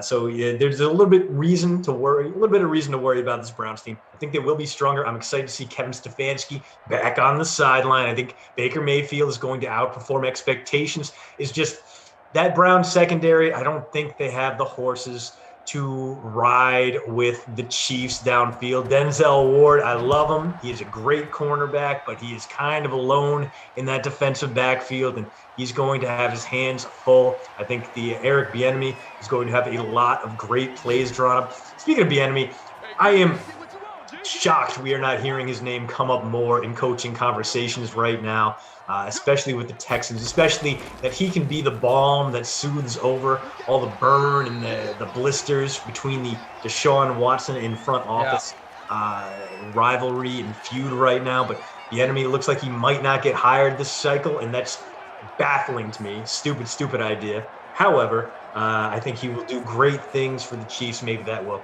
lead him back up the coaching ranks. Maybe he'll get Houston to reconsider, because right now we know Urban Meyer in Jacksonville. We know Robert Saleh in New York. And it sounds like the Lions are going to go with former tight end Dan Campbell, currently a tight ends coach with the Saints. Looks like he's going to be their guy going forward. It's a big start. Tua. Yes. Is that my guy? Is that my captain? It is. 41 yards for Mike Gesicki. G-Man. Give it to me, baby. Make me feel feelings. The fact all of you are here making me feel feelings. I'm in a freaking great mood today. And yes, I love me some Dan Campbell. That guy is a monster. What a frightening human being he was. Yeah. And I think I remember reading stories like how pissed off he was when he didn't get that job.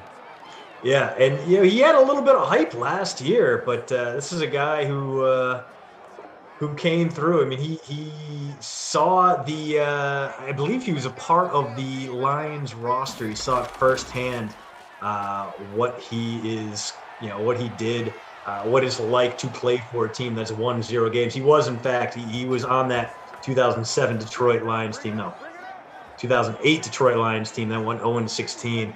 So, he knows what it means to be absolutely terrible in Detroit, how bad things can be. And, it looks like he is going to take that knowledge and that background and see if he can't redeem a Lions team that really hasn't given its fans much to root for lately. As sack fumbled there, sets up 3rd and very long here, so they might be out of Jason Sanders' field goal range, especially after that terrible kick we just saw. Big play for Tua coming up on 3rd and very long. Come on, do it. The southpaw assassin nearly throwing an interception. Maybe they bring out Sanders again. Would this be – oh, man, this would be even longer, an even longer field goal attempt. This would be like 55 yards. Yeah, you know what? Real life Jason Sanders, not a problem. Actual Jason. Jason Sanders, they're going to do it. This one a 3% shot of going through. So he missed like the 51, 52-yarder on the last drive, which means moving backwards is going to make him even worse. And that's exactly what they decided to do. So an embarrassing performance here by Jason Sanders today, not being put in a position to succeed with this Dolphins offense. And now the Cowboys have the ball back. Only about 52 yards to go to reach the end zone and add a little bit to this double-digit lead they are currently cooking with. Yeah, well, the good news is Sanders halfway to the golden sombrero. We've only seen it once before. It was Zane Gonzalez. It was you and I on that call. And if we can get back there, Incredible. My heart would soar if Jason Sanders can give us the 0 for 4 from 50 plus. I'm hoping. It was one of the, and I don't want to be dramatic, but it was one of the best days of my life. Zane Gonzalez on Wild Weather Wednesday missing with 4 or 5 plus field goals of 50 plus yards. Good golly, Miss Molly. Zeke and destroy. First down, only 52 yards now on 8 carries. Yeah, he's got that bonus watch going for him now. Well above the pace he'll need to hit 100 plus. See if he can get a little bit going through the air as well. Crystal, we see you there. Fantasy Hawk. Usual suspects, our family out in full force today. CEH. Bert, Bills fan, Travis, Alex. Ooh, Bills fan, Travis. I wonder if he's a little nervous this week. I mean, you're facing a Ravens team that finally got over that hump, finally got Lamar Jackson's first playoff win, and now a Ravens team that's undefeated on the road in the playoffs this offseason. Granted, it was one win. It was against Tennessee, so I'm kind of overstating things here. But they're trending upward at the right time. They're going to face the Bills in Buffalo, the best playoff game of this weekend slate in prime time in front of 15,000 fans that reek of fireball and will be throwing marital aids on the field from far away as Zeke. Damn it. I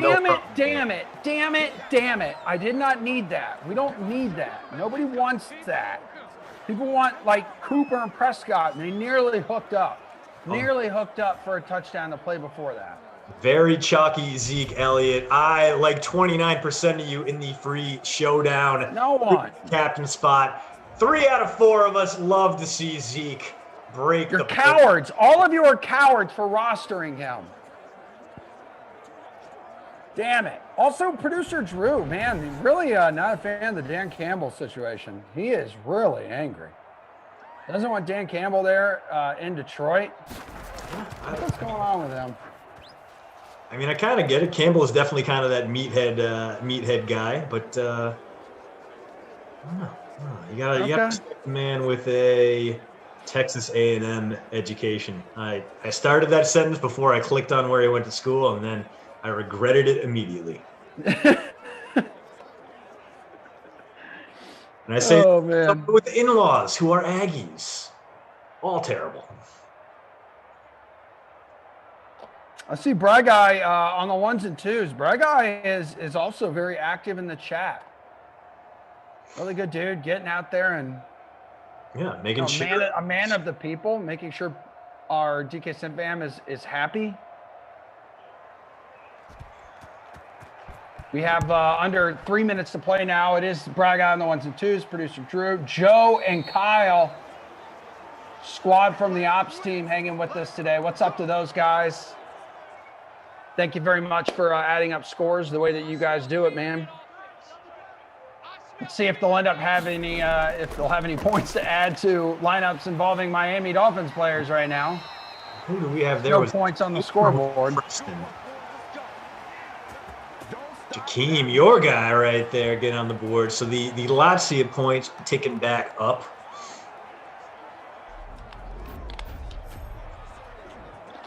Stephen Roach is asking for some Bry Guy airtime. And I'm perfectly fine with that as well. We never know when we have you on. Sometimes your internet can just take a ginormous deuce on itself, and then we got to slide someone in there. And Bry Guy has been a fantastic security blanket. He's almost been like our Fitz Magic of the dream team. He is the veteran presence, the steady invisible hand that guides us. We're big fans of Bry Guy on the 1s and 2s. And I have potentially good news.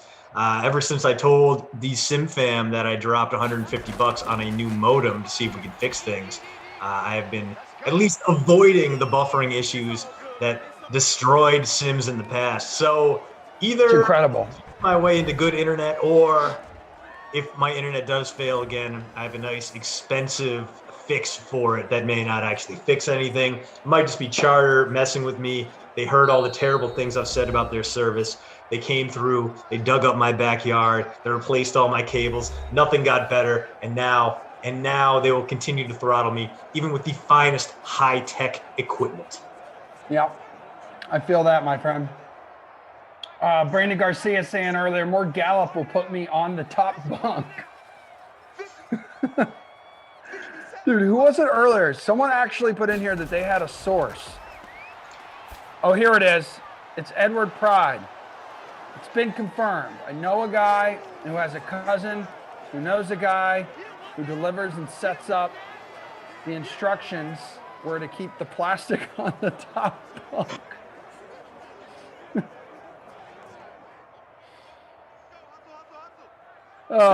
Yeah, you know what? Right now, Rich One beats. It was kind of a boneheaded move to not roster Zeke. It's all good. I say it all the time. Sometimes you got to be contrarian. Sometimes you got to. Ooh. Does he catch? No, that was incomplete. Okay. 3rd and 1. I mean, you could just hand it off to Breida here and let him do some work. I mean, Breida is the 3rd down running back, but Jordan Howard's listed as the power back. Tua's rating in this game, too, just 73 overall. Although we've seen him outperform that, outplay that rating. And does he go to a security blanket, Mike Gesicki? He does. 9 of 14 now for Tua legit, Tua quit. And the Dolphins basically saying they are all in on him. They will not be looking at a quarterback with that number 3 pick they gleaned from the Texans in the Laramie Tunsil trade. Going to be very interesting to see what direction they go if they stand there and maybe get themselves Devontae Smith, the reigning Heisman Award winner, the man who absolutely lit the first half of the national title game on fire, or if maybe they decide to drop back, trade down, or maybe, and this is going to be interesting to see what the Jets do at number 2, because the Jets, now that they got Robert Saleh, seems like, and the reports are swirling, they're going to stick with Sam Darnold. They will not be in the market for a quarterback, even though Zach Wilson, Justin Fields will be there. Are they going to go with Sewell? Make sure they can get really the most promising young tackle combo in the league with Mekhi Becton and Penei Sewell to protect Sam Darnold, or if they'll trade back as well. Going to be a really fun lead up to the draft, and there's going to be a lot of weird smoke screens. There's going to be a lot of reports coming out from teams that are really looking out for themselves and trying to leverage reports into some big plays. Is what just happened? I do not know. I'm dead serious. I was glued to the freaking laptop the entire time, and I honestly, I'm still trying to wrap my mind around just like where I am and what's happening. Yeah, so a tip from Gesicki to Albert Wilson for a gain of 4? Oh, okay, sure. I think so. Wilson was my punt play today, 4,400 in the flex for a guy who's going to give you kind of that kicker-like reliability, somewhere between 3 and 9 points, but maybe he'll find the end zone. That Devontae Parker. Devontae Parker on the board.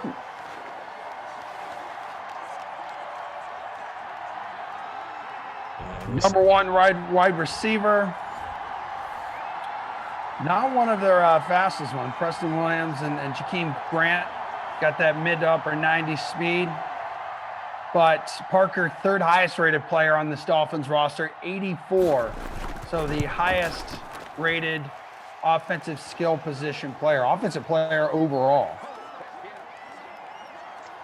Yeah, Parker was one of those guys that he looks intriguing, but then the matchups are kind of tough. And then you take a look at what he's done recently. Yeah, he's a great value for a guy who's averaging 13.2 at only 7,400. That's actually the cheapest he's been in a very long time.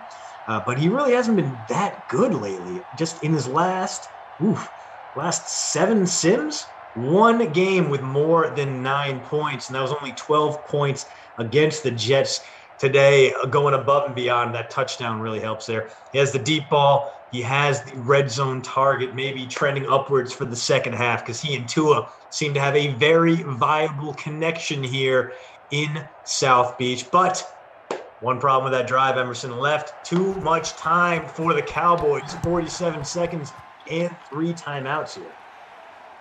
Jimmy B pretty fired up. LFG Tua. He likes what he sees. I like what I see when I see there are almost 700 of you watching over on YouTube. 4 likes away from 200. If I can get a special Fantastic Four edition of mashing the like button in 3, in 2, in 1. Oh, yeah. Plans this weekend. What are you doing? Watching football, man. I was talking with Glash about this earlier. Like I put on a little too much weight over the break. I went hard with it and really just dropped on a nice layer, like insular level of layer of body fat, like right around the gut. So trying to take care of that. So I'm trying to figure out how I'm going to navigate a weekend of divisional round playoff games without just eating and drinking myself into an even worse state. Like I spent the past week eating clean, eating healthy, no snacks, just lunch, dinner, and then that's pretty much it. So trying to make sure I don't immediately undo all that progress I've made. And it's going to be real tough because I'm pretty sure about 6 minutes into the Packers game, I'm going to be like, I can't believe I'm trying to watch this Packer game without a tall, cold one. So I'm pretty sure whatever I do, it'll be undoing any of the healthy decisions I have made in the past week. What about you? As Dak is sacked. Let's see. Working at Nesson all weekend, so nothing night side or anything like that. So just probably chilling out, man. Yeah. Chilling out before I head in the afternoon both days. But yeah, so it'll be a lot of football. I'm not complaining. Especially weekends that I end up working either for DK or for Nesson. I prefer the weekends where there's a bunch of stuff going on. So we got a Bruins game and hopefully a Celtics game on Sunday. Yeah. The NBA's still getting wrecked. If you've crossed paths with the Wizards, you are absolutely effed right now. Your team is having problems. The past 4 or 5 teams that have played the Wizards in the NBA are just getting royally screwed. So the Wizards, almost like they said, if we can't win, no one else can win around the league.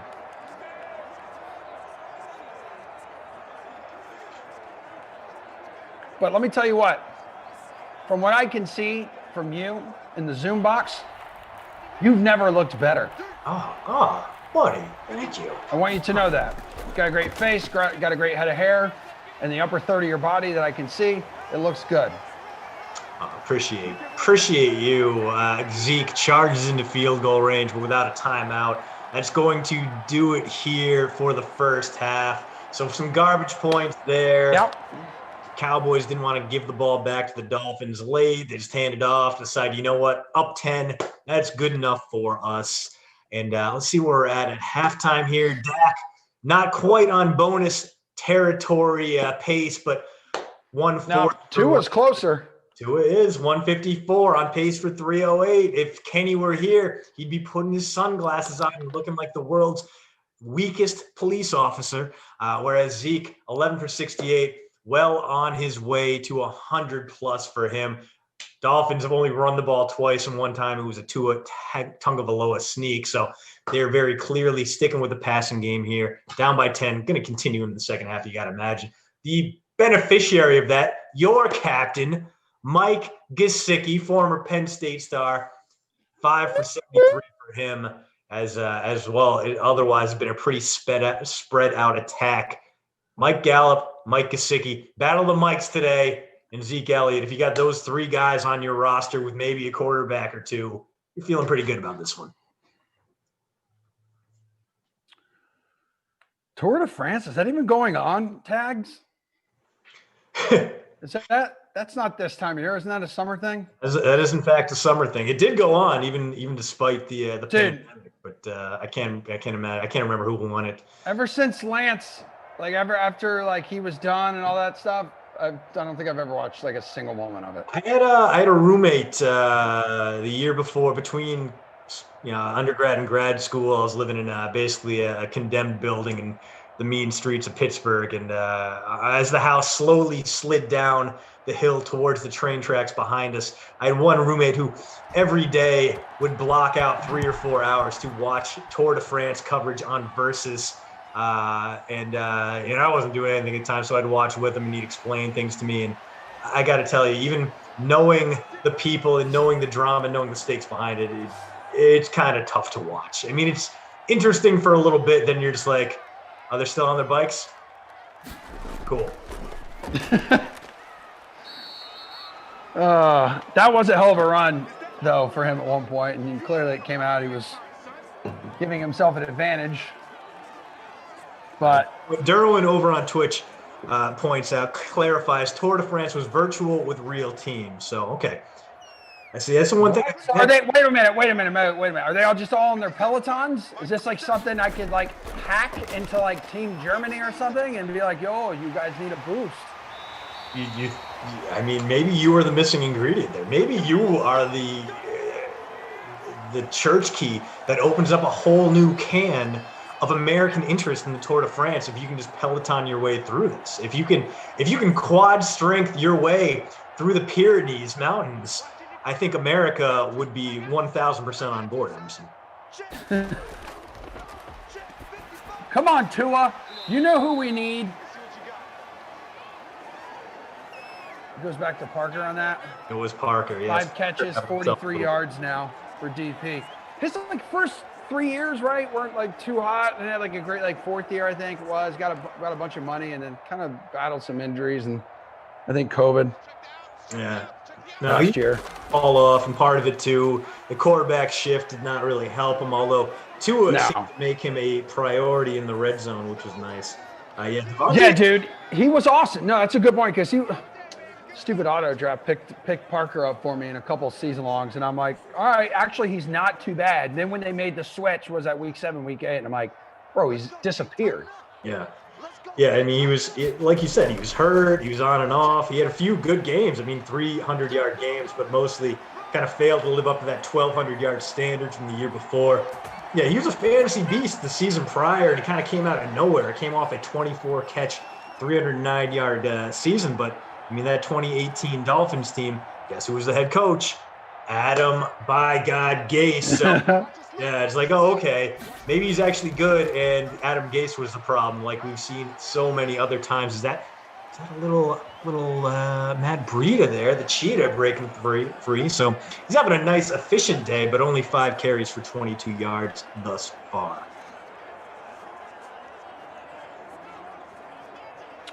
So here we are, about 5 minutes to play in the third quarter.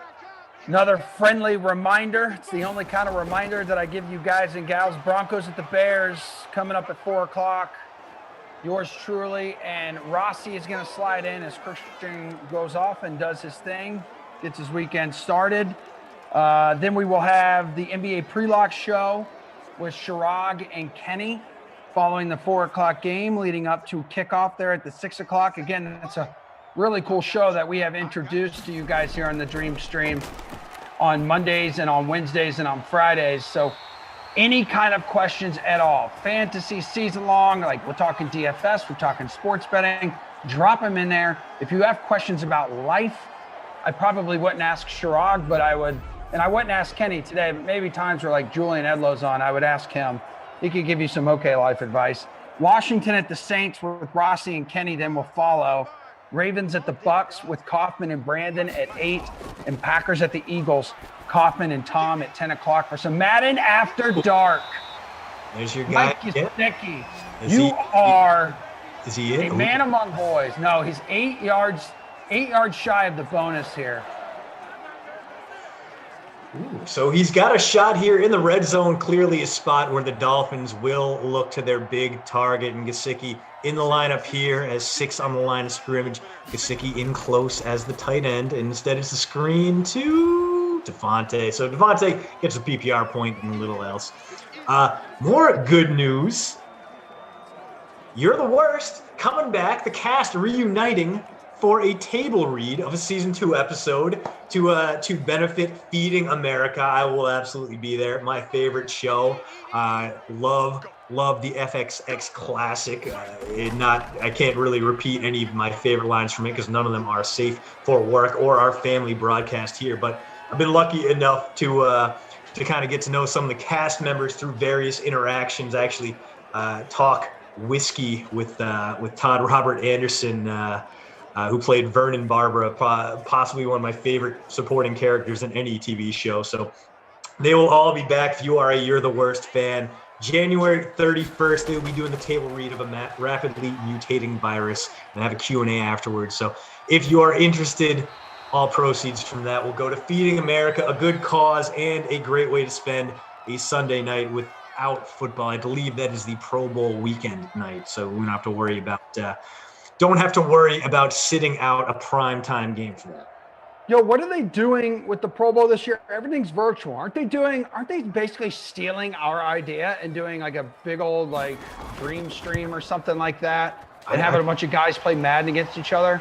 Yeah. Why wouldn't we, especially with DraftKings partnership with the NFL, why wouldn't you just link up with us? Yeah. I mean, we can you and me introduce. Yes. We can introduce Glash and his outfits. We can introduce the world to Kenny Ducey, which I'm sure will go over very well. I would love to see, maybe Kenny could get the exclusive with the new head coach of his team. Yeah. A lot of options. But I haven't seen the show you're referring to. Should I get into it? Because the next show that I'm starting this weekend with my wife is Schitt's Creek. Ooh, dude, Schitt's Creek is great. You're the Worst is, it's funny as hell, and then it gets a little real. I mean, they address depression and PTSD in the second and third season, and it's just really well written. It's really it's one of the shows I saw the ads for it, and one of the shows the main character's eating breakfast and chewing loudly, and that absolutely drives me insane. So I was never watching this show. This show's terrible. The roommate got me into it, and I was like, oh, this is the funniest thing. It's one of the funniest shows I've ever watched. It's really well written. It's just so well done, and the finale really kind of sticks the landing too. It's one of those situations where it really builds to a crescendo, and the ending to it is absolutely perfect. Also, towards the end, Ben Folds comes on as a guest star, and he's I love Ben Folds. Perfect. I love Ben Folds. I've seen him in concert about 5 times. I saw him a bunch when we were living in Salt Lake City. Really, he's incredibly talented. Dude, he's perfect. He was in the beginning of the pandemic. He was doing a lot of concerts from his apartment. He was stuck in Australia. They were always really good. It was actually the last concert I saw live.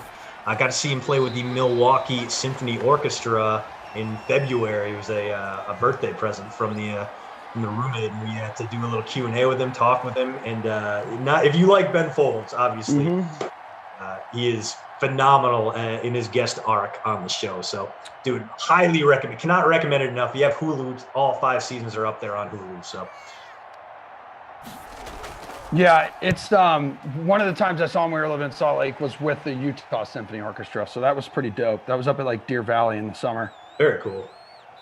Yeah, when I saw him, he composed a song from scratch with the orchestra, and he does a lot of work to keep orchestra and classical music education alive. Dude's just all over the place. He's really impressive.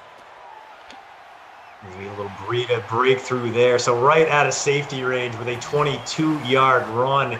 Just like that, Breida, kind of an outside shot here, maybe getting the bonus up over 50 yards with a minute plus left in the third quarter.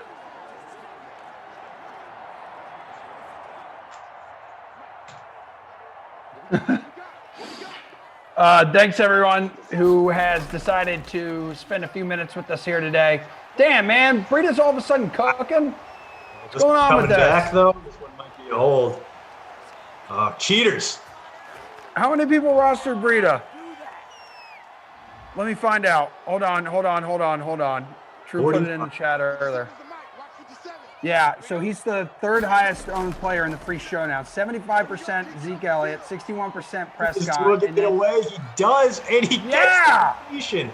Let's go. Big play there. And, of course, who else but Devontae Parker coming after Mike Gesicki for that top skill player award. 7 for 60 in the touchdown now from Devontae. Breida 45, Gesicki 44, CeeDee Lamb 44. Parker right outside, 6th highest owned player at 43, to a 7 at 40%. Again, that's the big old fat showdown with how many entries? Almost 14,000 entries, but the most important one, the LOTZIA bunk bed extravaganza, currently 68 right now out of a $131. Where are you? I am 89th. Nice. Yeah. Need a little more Blake Jarwin in my life and a little less Okay. Devontae Parker, but well, we're going to see where they are at here now that Yeah. we are at the third quarter break. Well, it looked like the Cowboys are going to run away with this one. Instead, Dolphins making a comeback here, moving towards at least field goal range. And since we did get a Jason Sanders field goal that went through successfully, he is no longer in danger of the golden sombrero, and that makes me sad. Excuse me. Yeah. So how about this? We need some Tua, we need some Gesicki, or we need some Jakeem the Dream Grant. Does that sound good to everybody? Okay, I'm into it. I'm a little more Albert Wilson on my end. Gesicki would do some work on my roster. A little Blake Jarwin would be better, and if Zeke can get back on the 100-yard pace, he fell off only 72 yards through three quarters. So, well, he might get the call quite a few times if the Cowboys can protect this lead, but so far unable to stop the driving Dolphins. Matt Breida creating some space, bowled the dude over for that 4-yard carry right there. So he might be feeling it, might be approaching the zone, even though in real life, bit of a disappointment, was not able to recreate that magic he had with the 49ers, but he is one of the fastest guys out there. Maybe he can break one here, get himself into the bonus, get the Dolphins back into a tie game. Stats have been updated according to Brad Guy on the ones and twos. Where are you guys at? Were you guys brave enough to build a lineup in our contest? Tell us where you are currently sitting. Who do you need to have step up? Who needs to have a ginormous fourth quarter with the Dolphins trailing by 7 and 7:57 to go?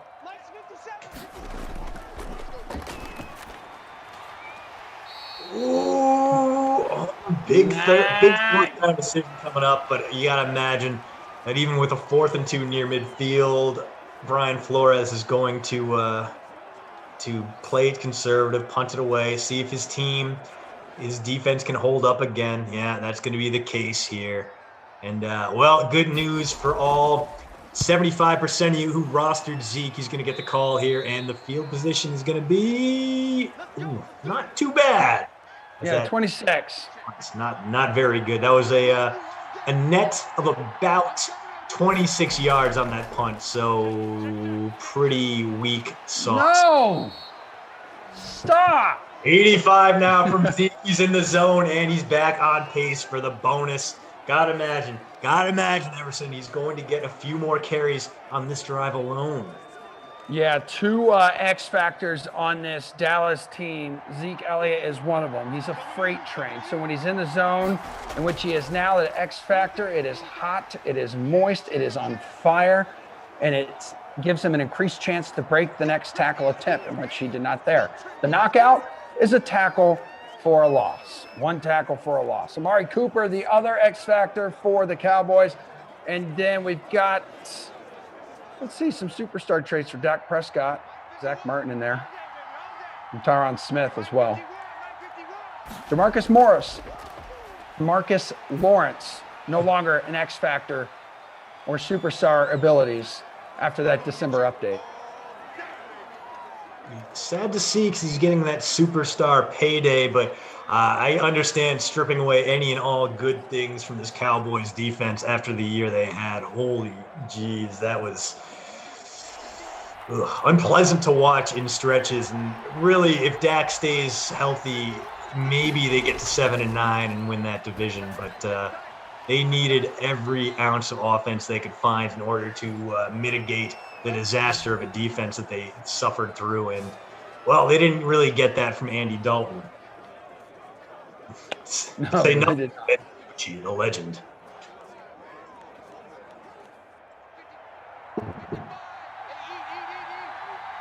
So here we go, looking for some points for your lineup. No matter what contest you're in, Zeke's X Factor still lit up, but this time, is that your boy Jarwin?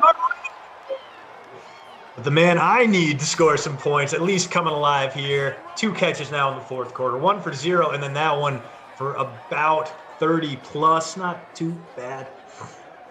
There you go. 36% owned in the big showdown. 4.2% in the captain spot. BJ with a couple catches for you.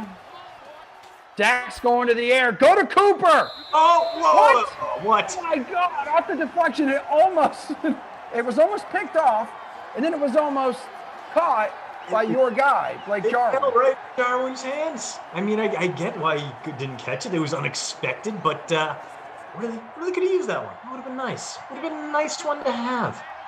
See if they just hand off to Zeke here instead of overthinking this one. Yeah, no. Ooh, the design quarterback run gets blown up by the blitz. Dude, that was the first time Dax ran in this game? It might be. I think it said 1 rush on there. Don't we typically see him run a little more in these? Right. Well, he used to be automatic. He'd get you 4 or 5 rushing yard points guaranteed, and since that December update, no longer. As where's this one going? Over the middle, baby, and it's Gallup again. What a day he is having. That's going to be like 6 catches, 75 yards, and 2 touchdowns now. As, you kind of needed him in your captain spot, or at the very least in your lineup if you want to cash in today's showdown. Yeah, but if you're wise enough to roster Zerline, like yours truly, absolute genius move. We just got an extra point there, so take that, pal. We got a 2-way tie for first place currently. Gallup has himself almost 40 points in the captain spot. The 2-way tie for first place. Both teams, so 49er Quest and then John Burney, you two both have Gallup in the captain spot. Wise decision, gentlemen. That's a lineup of Gallup, Elliott, Breida, Parker, Gesicki, and Zerline. Oh, I see you in there confusing. Up there in the top 5.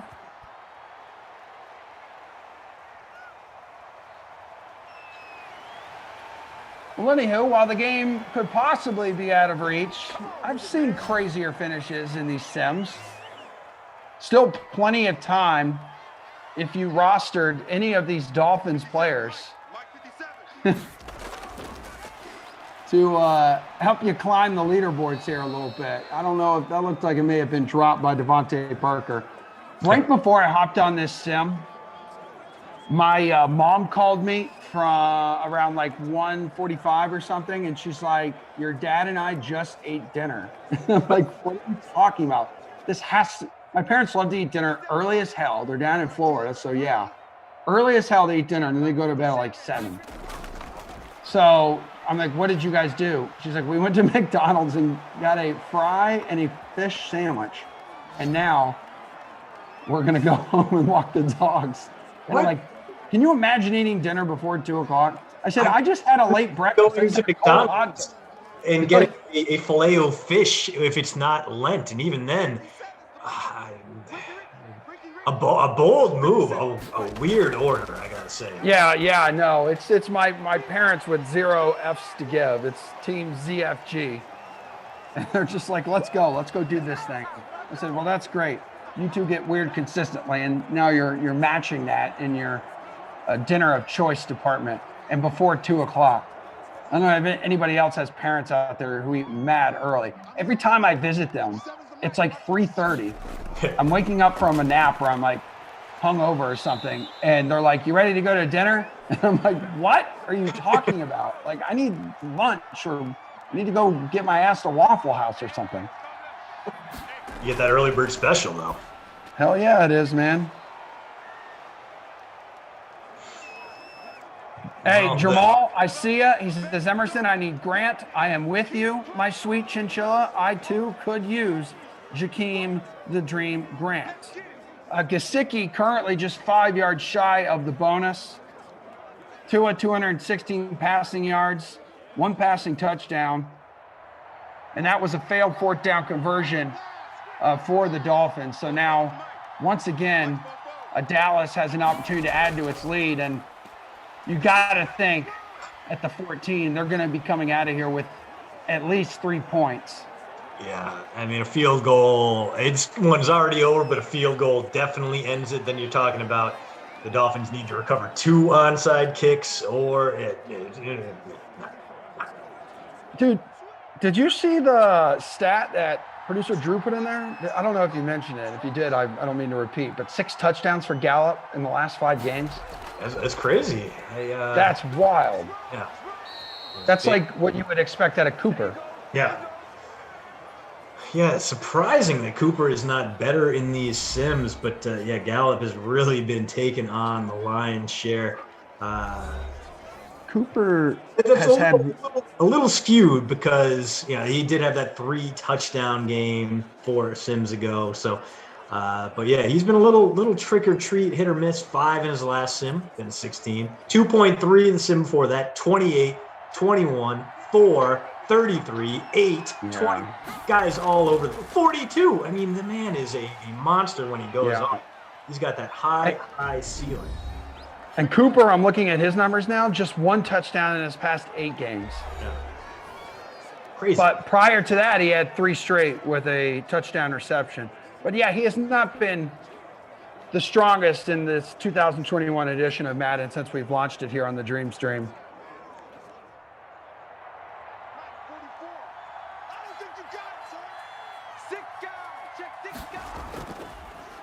We got some Tua haters in the comment section. Tua is trash. I found it to be something the other day, and we talked about it briefly when you and I think we're together on Wednesday, just with the anonymous players coming out and questioning if he was the guy or not. Not necessarily what you want.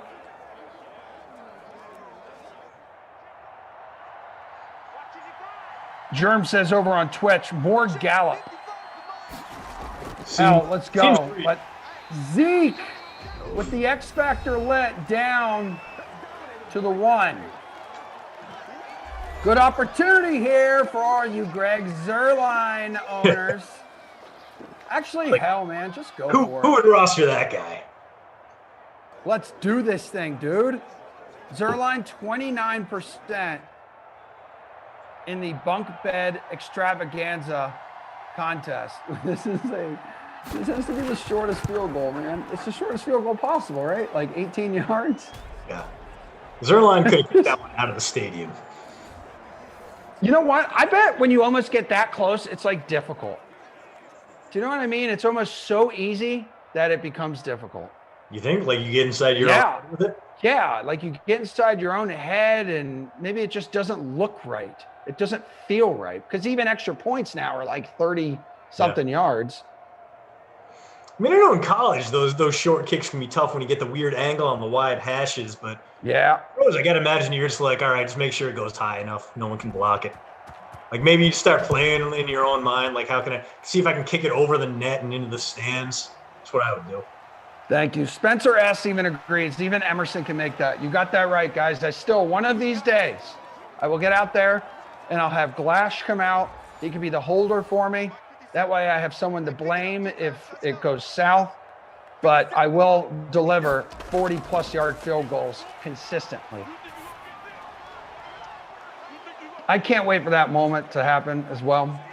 Maybe we can get it. We could broadcast it live on Instagram or something. It's summer, it's nice and sunny, not too much. Yeah. You don't want the weather to interfere with the kick. I mean, we don't want to have any excuses either, if we're being honest. But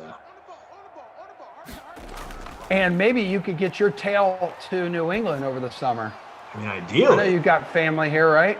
I got parents left a while ago. I got some family I don't talk to anymore. The family that's probably going to end up on intervention one day, but a lot of friends that are closest family, so I'm going to be coming back seeing them.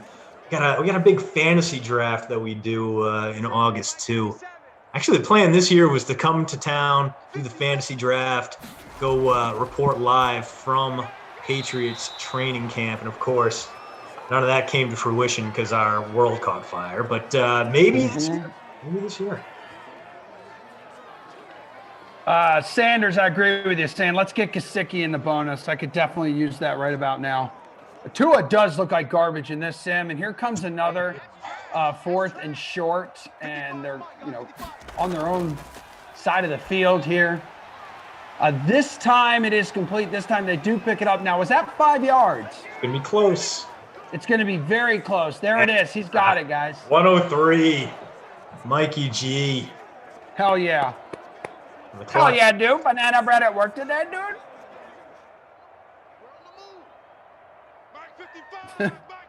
Tag is really fired up over there on He's always on fired Twitch. up. Really wants Parker.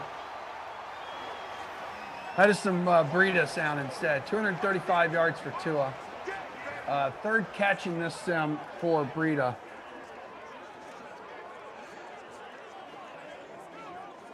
Again, you're out of here after this. Rossi will slide in for the 4 o'clock, and you guys will have us for Broncos at the Bears, which, I don't know, on paper doesn't really get me super hot and bothered, but those tend to be the sims that can deliver straight fireworks and take you to another planet, shoot scores to the moon.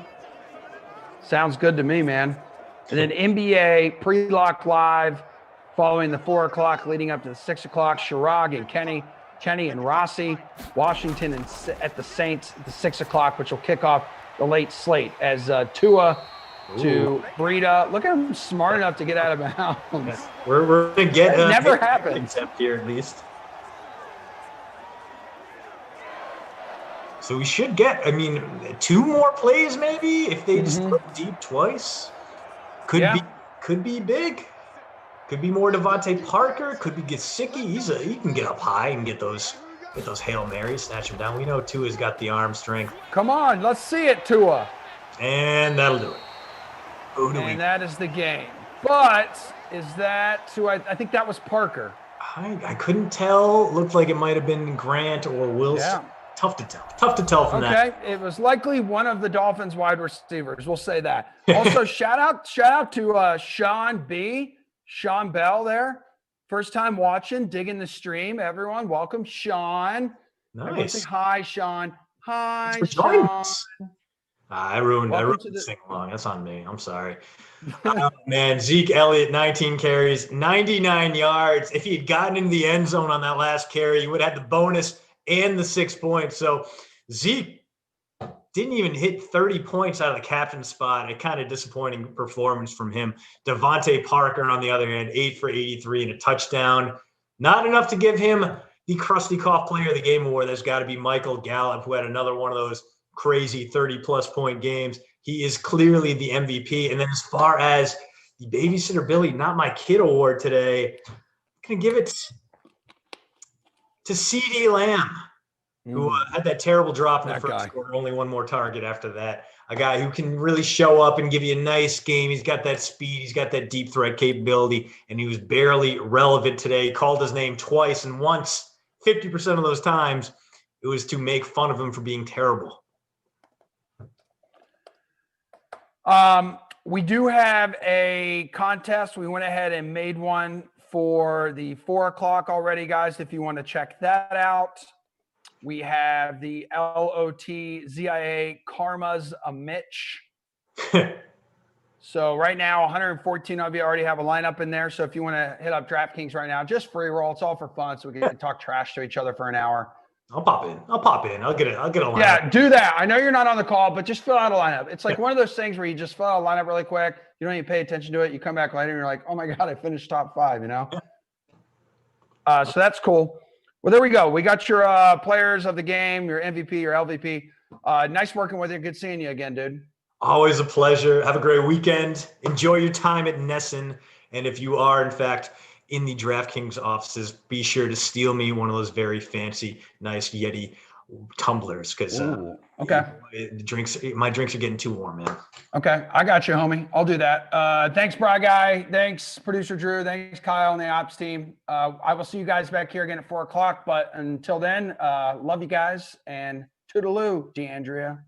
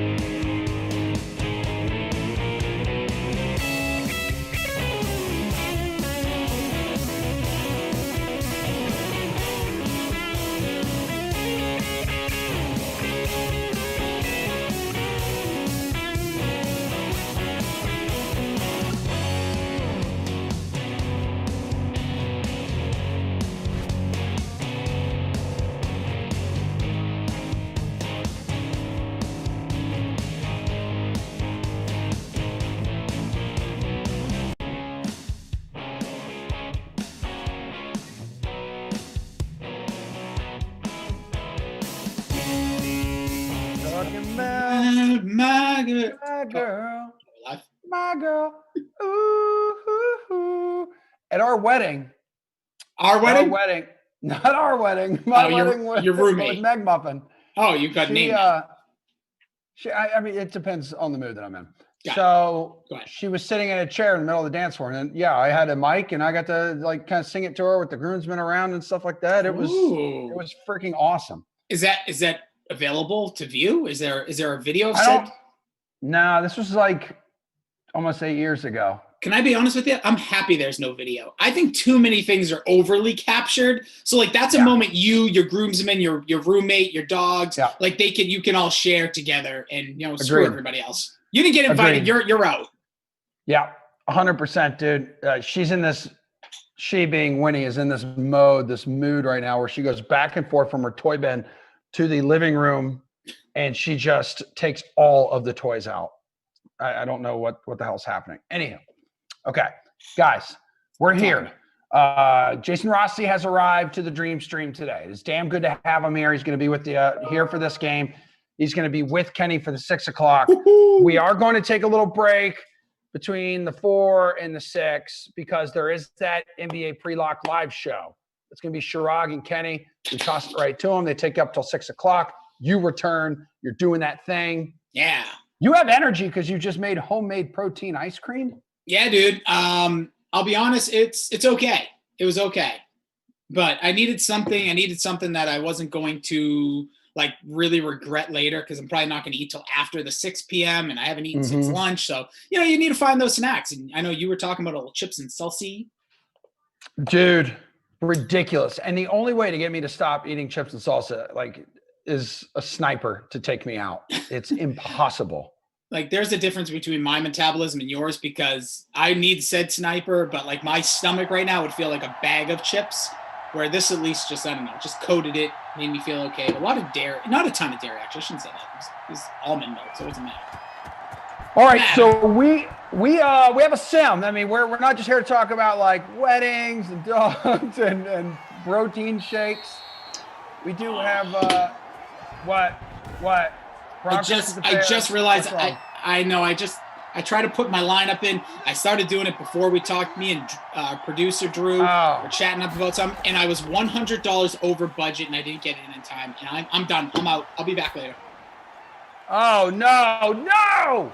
Well, I mean, actually, when I'm with someone who wants to leave and Brad Guy on the ones and twos is here, that's cool because there's like a Brad Guy can slide in. He's really good. Producer, listen. Yep, I'm supposed to be gone. I'm supposed to be gone. Sorry, my bad. Brad Guy. Yeah, you're cool. Just stay right there. Drew, producer Drew's here. Kyle and Joe from the ops team. That's who you guys are working with right now. DK Sim Fam. What was that? Oh, wow, that was completed. That looked like a duck. Well, Quack Attack is back, Jack. Also, that was the tight end 3, Nick Van Nett. All right, so this is what we have. Rossi has let down the entire DK Sim fam, everybody. He forgot to fill out a lineup as Philip Lindsay dials down the middle for close to like a 15-yard gain there on his first carry of the day. You had one job to fill out a lineup in the LOTZIA Kamara's a Mitch contest. By the way, kudos on the contest name. Thank you. I've been getting creative with these. Emerson, I failed. I failed miserably. I was $100 over budget about 25 minutes ago. I said, I'll get back to it. Went to go make the protein ice cream. Came back down, shooting the old breeze with the boys behind the scene. And, yeah, totally dropped the ball. I'm embarrassed. I would like to apologize to the DK Sim fam. I'd like to apologize to Kyle and Joe, so now they can't put me in that number 1 ranking. I'd like to apologize to B-Rye. I'd like to apologize to producer Drew. I'd like to apologize to the DK Sim fam's family, those that are around them, those outside of their inner circle, the people you haven't seen because of the pandemic. Literally everyone. Every single person on God's green earth, aside from like the really bad people, I apologize to each and every single one of them. We accept your apology.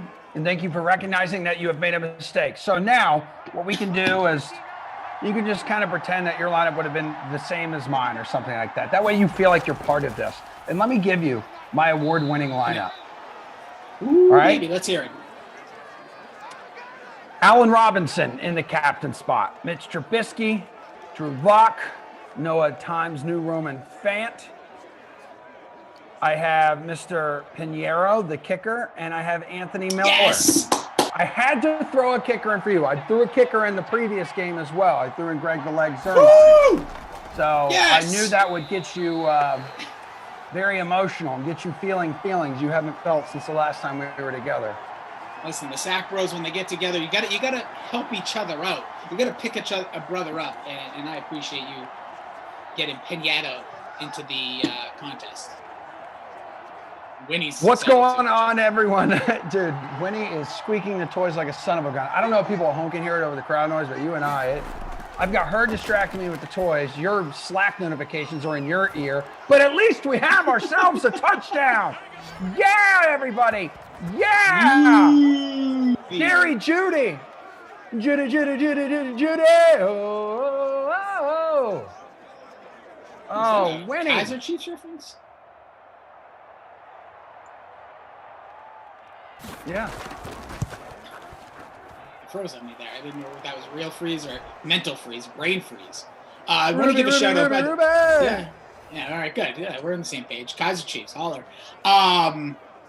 Must say, Jerry Judy, obviously someone that would have been. I can tell you my potential lineup that was $100 over budget. Was Judy in there? No, we had similar lineups, but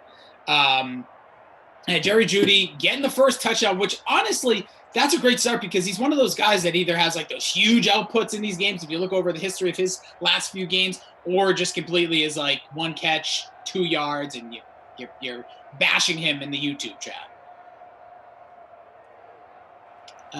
Also, Bruce saying he doesn't accept my apology and told me to eat a banana. And he said it again. And he said it again. Man, and then he's what's going on he really wants you to eat a banana, dude. It's good for potassium. I'm not a big fruit guy, though. I don't eat fruit.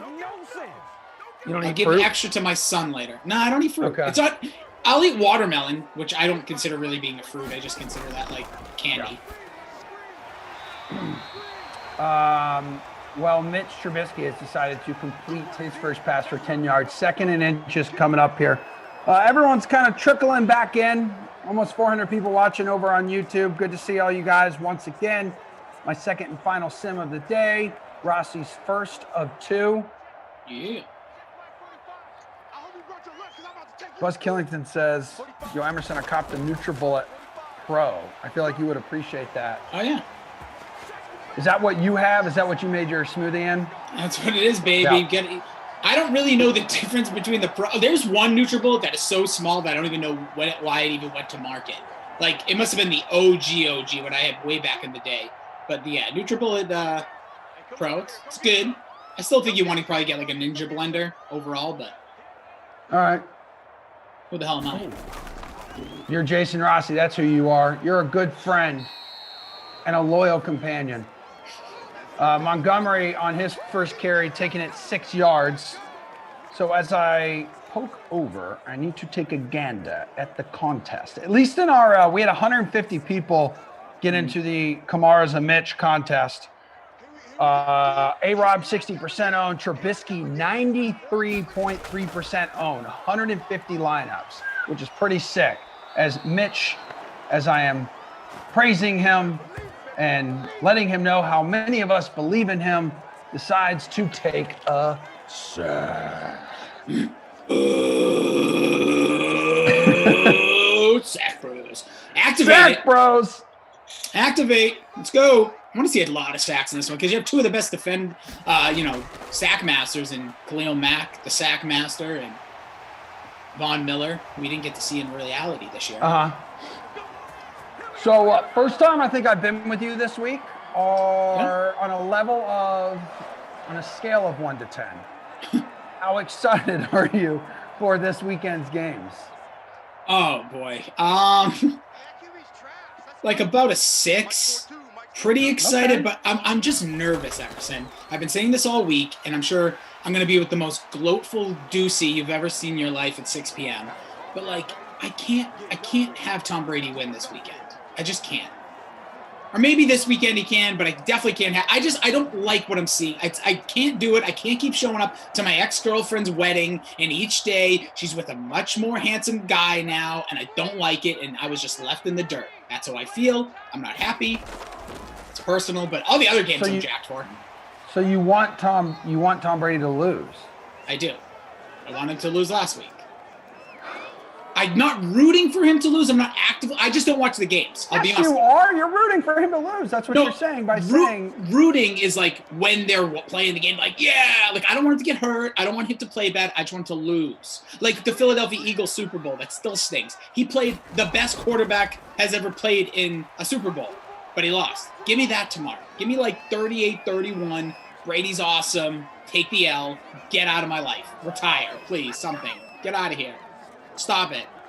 Yeah. See, Bry Guy is more brave than you are. Bry Guy says, I'm not rooting for him to lose. I just want him to lose. What do you mean he's no, more that's brave? That's different. No, it's not. It's totally different. No, it's what are you talking about? Yeah. That's the same thing. Hey, 4th and 2. 4th and 2. It's not going to happen. Was that a fake punt? That was a fake punt or a Cole Kmet getting a carry. Yeah, like I Things couldn't are tell weird. The formation. Like my screen's all jacked up.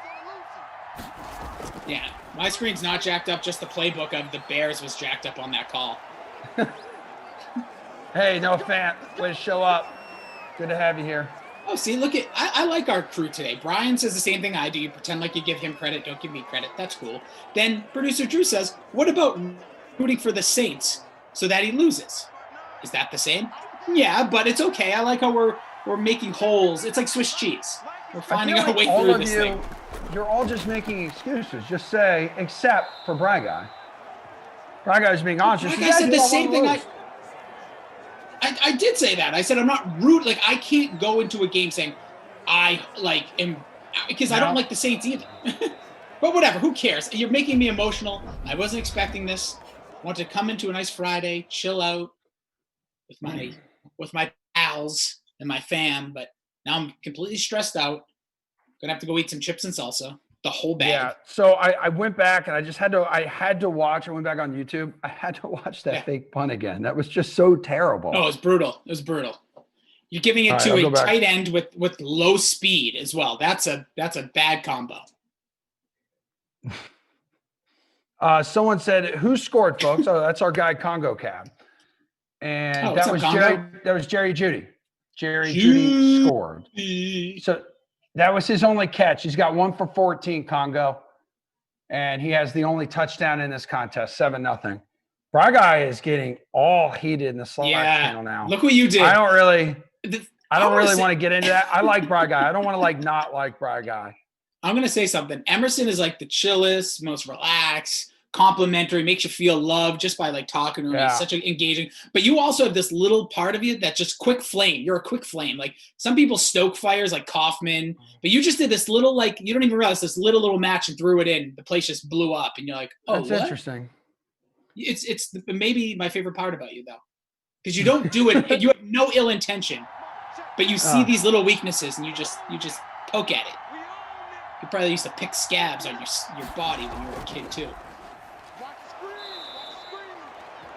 Well, guys, the second quarter's underway, and Melvin Gordon has 2 carries for 12 yards. Nobody makes me bleed my own blood.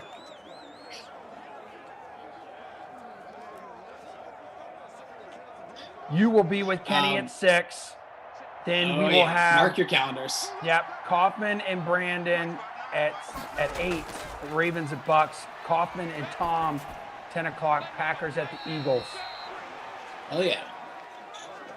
And then, hey, I kind of like the weekend schedule. I really do tomorrow because we have a couple sims, and then we got Leaderboard Live because last week I think it was Leaderboard Live all day.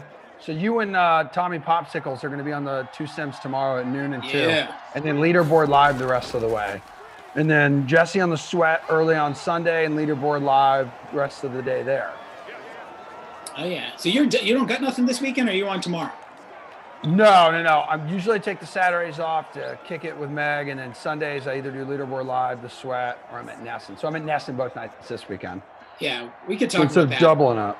I'm gonna have to. I have to use a separate app to watch your fine looking face and my guy Dale Arnold as well. I'm not happy with YouTube TV and in the conversation. We're not gonna go into it. I'm just saying it now.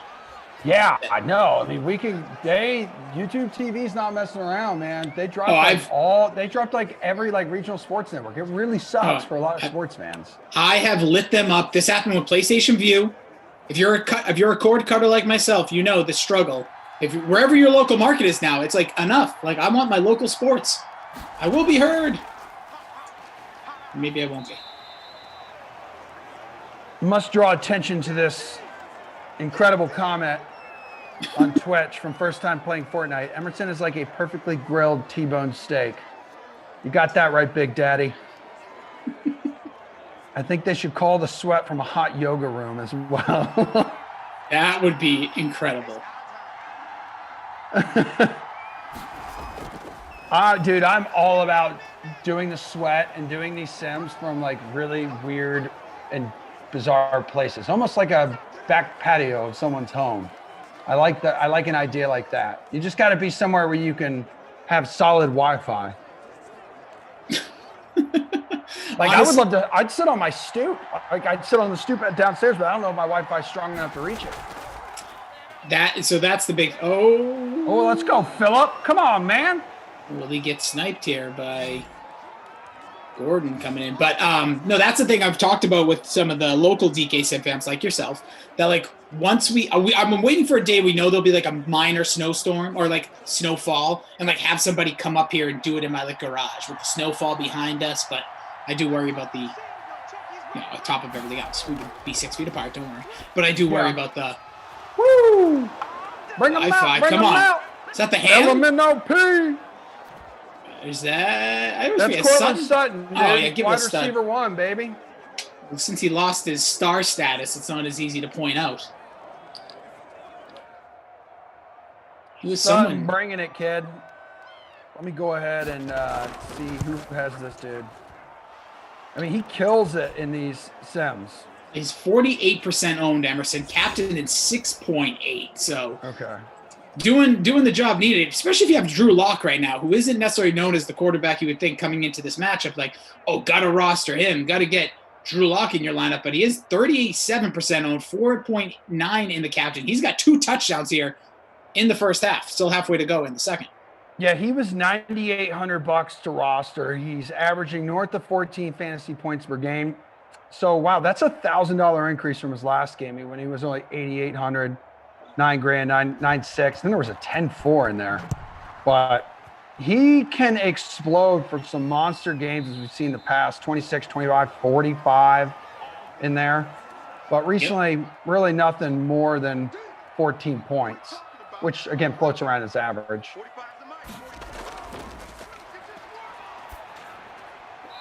Well, here we are, everybody, and Mitch Trubisky, his first incomplete pass in this game. There he is. Looked like a punt the way that ball came out of his hand. Their last series, guys, if you missed it, ended on a failed fake punt. It was a snap to Cole Kmet on like a 4th and 2. Yeah. And he got dropped, I think, for like a loss of 1. Very slow, molasses-like tight end. Ooh, Miller. Zach Rose. It smells good. Oh, it's Vaughn like Donkey Kong. It's Von Miller Light. Beware of the monster. Zach. That sounds like a haunted house. Enter if you dare. Hey, kid, you want a sack? Oh, Mitch! Go get it! Yeah! Shove the sack where you want, where the sun don't shine, because Mitch Trubisky just letting it loose. Unbelievable. What a bounce back there for Mitch. I have never doubted Mitch, ever.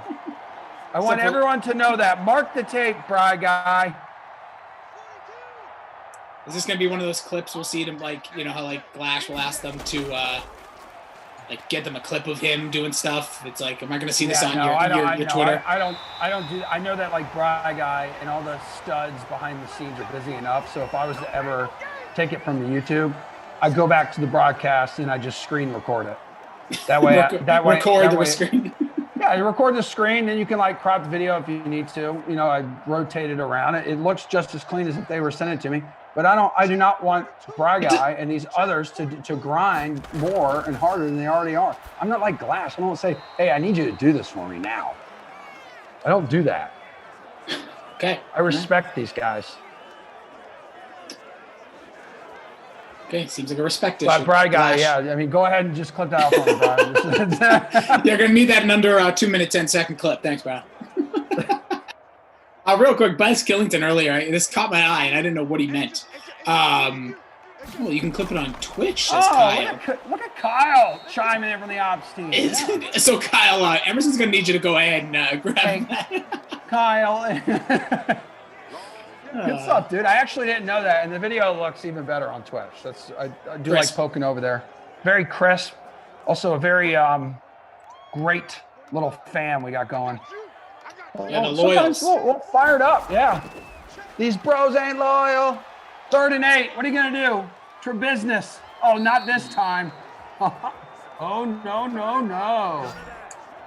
Must just get this comment in real quick because we're probably gonna get to the 2-minute warning. But it looks like your boy Pinheiro might come out for a little bootski. Buzz Killington already said Rossi is like a toy with the face that has the magnetic stuff from when we were a kid that you can move around the pen and to make funny beards and funny hair and stuff. His beard magically appears.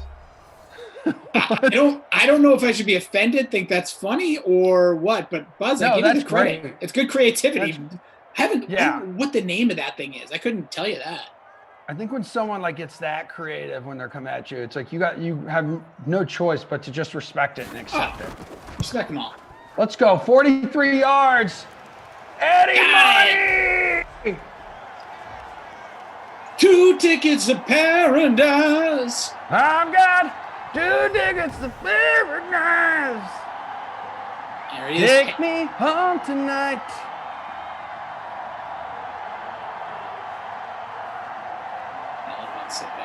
I don't want to let you go till you see the light. Effing take me home tonight. Listen, honey, just like Ronnie sang. Be my little baby. Man, music, good times. Real quick, fun note about that song. That got The Office sued. So Really? in like season 1, Michael in one of those cutscenes sang that song, and they didn't get like the permission. And since it was on NBC, that was like the biggest lawsuit against the Office. Yeah, you can go on your old Google machine when you're bored later, when you're sitting on your toilet at 3:30 a.m. and for that, that I can't fall back to sleep right away. That'll be the thing that'll keep you up for another half hour. Go down that rabbit hole. Dude, I'm so bummed that The Office is off of Netflix too. Oh, don't do this, because I will tell you right now that I don't want to say anything offensive because I already told you I'm a cord cutter and I don't want to offend any. We appreciate everything that's going on here, but the Peacock streaming system, not for me right now. Well, didn't you tell me, or Billy told me? It was Billy. You have to watch commercials. Yeah, right? Which I'm not even going to get all mad about that. I just don't like the interface that I'm working with. It's not. I'm a Samsung TV owner. They don't have the app on there, so I have to stream it from my iPad. Like, no thanks. Get it together, Peacock. Get it together. Yeah, I haven't watched it since. I was binging. That was like my rewatch show, and then I just said, screw that. I watched it actually on Comedy Central. Well, hold on, because we have a challenger here. Megger 66 says not sued. They just had to pay for it. Oh, okay. Well, I think that, okay, so I think, again, go down the rabbit hole, but I think they had to pay for it because they were about to be sued. Sorry, so it's like tomato, potato. Yeah, so like, but that is, they are more than likely correct, because I know it was something had to do with, like, that was like the most expensive scene in the history of The Office, and it was just him singing 2 seconds of a song. Well, 8 seconds of a song. Folks, there's 48 seconds to play in the second quarter here, and Denver has the goal right now of adding to a 14-3 lead. Drew Lock winds up. Drew Lock completes the pass, and my dog is squeaking her toy again. Perfect timing, win-win. It's been pretty gross here. It's going to be gross tomorrow, and I'm like want to take her out and let her run around free in the park because I just see what kind of pure joy it brings to her, which brings to me pure joy. But man, oh man, I gotta give her a bath every damn time. Yeah, see, that's the thing about bringing these animals to the outdoors. You have to do so much work after. Let's go, Fant. Do it, bro. Only one incomplete pass for Drew Lock in this game, around 114 yards. Fant's already got 4 catches for 17 yards. My guy, Go get dude. some. Very quickly, producer Drew, and it looks like, I don't know, Jern tweeted at me saying it was the Woolly Willy. Woolly Willy is the name of that old magnetic game. So thank you, Drew and Jern. PKA completion there. There's very few things that get me, and a good timed bodily function always gets me. Are you Whether all right? it comes out, oh, I'm good. It wasn't me, but I heard it somewhere. I think I think Bry Guy's mic was on. I definitely heard what you just heard. I don't know if people at home heard it over the crowd noise. But Bry Guy, if you can just turn your mic off, please. That was disgusting. Drew Lock, first and goal from the 2. They're out of timeout, so you got to go end zone or bust here, man. Do not get Hoyered. Bust. Don't get Hoyered. Because this is a major play here. He's already got 2 touchdowns as Drew Lock. 1 to Sutton, 1 to Judy. All the stars are boo, kicking it too early. Come on. This is the biggest coward move you could ever make. We saw Zerline kick like one of these 17, 18-yard field goals in the last game. And it's just really pathetic. When you're that close. Seriously. You're knocking on heaven's door. You are knocking on heaven's door. Yeah. And they decide to not run it in. Yeah, it's at least take one more shot. It wouldn't take all that much time. It's not going to take 6 seconds, but I don't know. Maybe that ferocious pass rush made them second guess. First time playing Fortnite. Just wants all of you guys and gals to butternut squash the like button. We just had a box of vegetables delivered. I do believe there is some butternut squash up in there. What are you doing? You are you and producer Drew and Brian are having yourselves a little conversation in Slack over here, huh? You guys just I like to just check in. You don't want to focus on the game. You don't want to deliver the goods to the people. I got both. My eyes are on you. My eyes are on the screen of the game, and my eyes are on the chat. I used to get in trouble because I used to wear my earbuds like you're wearing, and they used to hear the notifications in the back. So whenever so then I mute it, and then I don't see it the whole time. And they've been like Michael and the hardworking guys are like, "Hey, did you see all this stuff?" And I was like, "No, because I'm an idiot." Not like our guy Mitch Trubisky who's leading all rushers with 51 on the ground. He had that big 30-yarder earlier, and there's your guy, leading receiver, 4 catch-wise, 17 yards. Not a receiving game. Nobody's got more than 36, and that's Philip Lindsay. Bunch of guys, no one's really stanking up the joint. Anthony Beck, but who's got him? Or A Beck. I don't want to say it's Anthony. I don't know. I don't know personally. He's not among my friends, not in my circle. He's not in my top 8 on Facebook, or MySpace. I was going to say, did Facebook start? Hey, does Facebook, and maybe anyone else can tell me, can you still poke people on Facebook? Oh, I'm going to try right now. Are we friends on Facebook? We're going to find out less than I'm never seconds. On there anymore. I'm telling you right now, whoever wants to produce. Ooh, what do we got here? But try to poke me. See if you can poke me, dude. We are friends. I want you. Okay. I'm going to see where I don't. Okay, I don't. I can block you. I can see our friendship so far. Let's see if there's other things I can do. I should block you probably. Jason Mack, I agree. While he's working his way through and trying to figure out how to poke me, Allen Robinson is stinking up the joint. I am less than thrilled with his production right now, as I am sitting 78 out of 150, and Allen Robinson has a big old fat 0 points, 60% owned in our contest. Yeah, I can Texas, call you. What are you doing right now? I'm working on every which way. There's no way you can do it. Hold on. We have a solo leader in the ginormous showdown. And is that our guy who finally showed up, Mac? Yeah, it is. There you go, J-Mac. That one's for you and me, baby. Also, this will be the last game of the early classic. I see almost 14,000 entries in that. Currently a solo leader. And I don't know if they have anyone in this game. So they're hanging on to a 4-point lead right now. And D. Murphy, 1029 right behind him, also looks like he is done for the day. Okay. This is good stuff. Rossi is still here with us, guys. He is just, wait a minute. I have received a notification. I have received a notification, a Facebook one. It is not a poke. It is that Jason Rossi has posted on my timeline the word poke. Yep. You just poor man poked me. Yeah, that's poking in 2021, baby. From a distance on a wall. Yeah. I couldn't tell you the last time I wrote on someone's wall either. That was fun. Dude, Facebook right now is the best for just birthday reminders.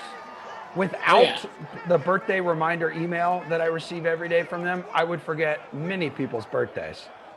Well, it's not like you're going to have everyone top of mind, with all due respect to your friends, your family. It's like, but there's something nice about receiving a good happy birthday message from somebody, especially like a friend, maybe not the bestest friend, maybe not the worst friend, someone kind of like middle of the pack. Like when I hammered you last week. Yeah, when I hammered you last week with an incredible birthday text, you didn't see that coming, did you? I know you didn't. Nope, I didn't publicize. I'm not a big over publicizer, not that I care, but I did the sim here, me and Koff, and I got an Emerson bright and early. It just said "my man," and then it said a couple of words I won't share, but including happy birthday. And then he said, "I need you," and I said, "Okay." The bar has been set. Who can beat that? Yeah. Old man Rossi got the text. Appreciate it. Oh my God, I have a new notification on Facebook. What happened? Bry guy on the 1s and 2s has poked me. He is flirting with me on Facebook. Brian, yes. If that's true, I want to see it. Poke me too. Now I'm getting jealous. I don't need to see your phone. I think we're friends on Facebook too. Yeah, I know. I just want you to see that he. How do you do it? That guy knows a lot of stuff. Seriously, where is it? I was just on your wall. I hit all the options. Nothing you could do about it, man. Braga once again. Oh, he just poked me too. I was poked. Right in the side.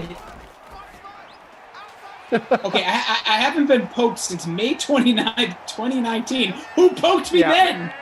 I don't. You know what? I'm gonna open that up because I'm gonna. Oh my God. I have so many pokes that I haven't returned. I'm poking Brian back just because I don't know how to do it. I was literally just on Emerson's Facebook page, making a complete jerk of myself. Drew. Producer Drew, I have pokes going back 6 years.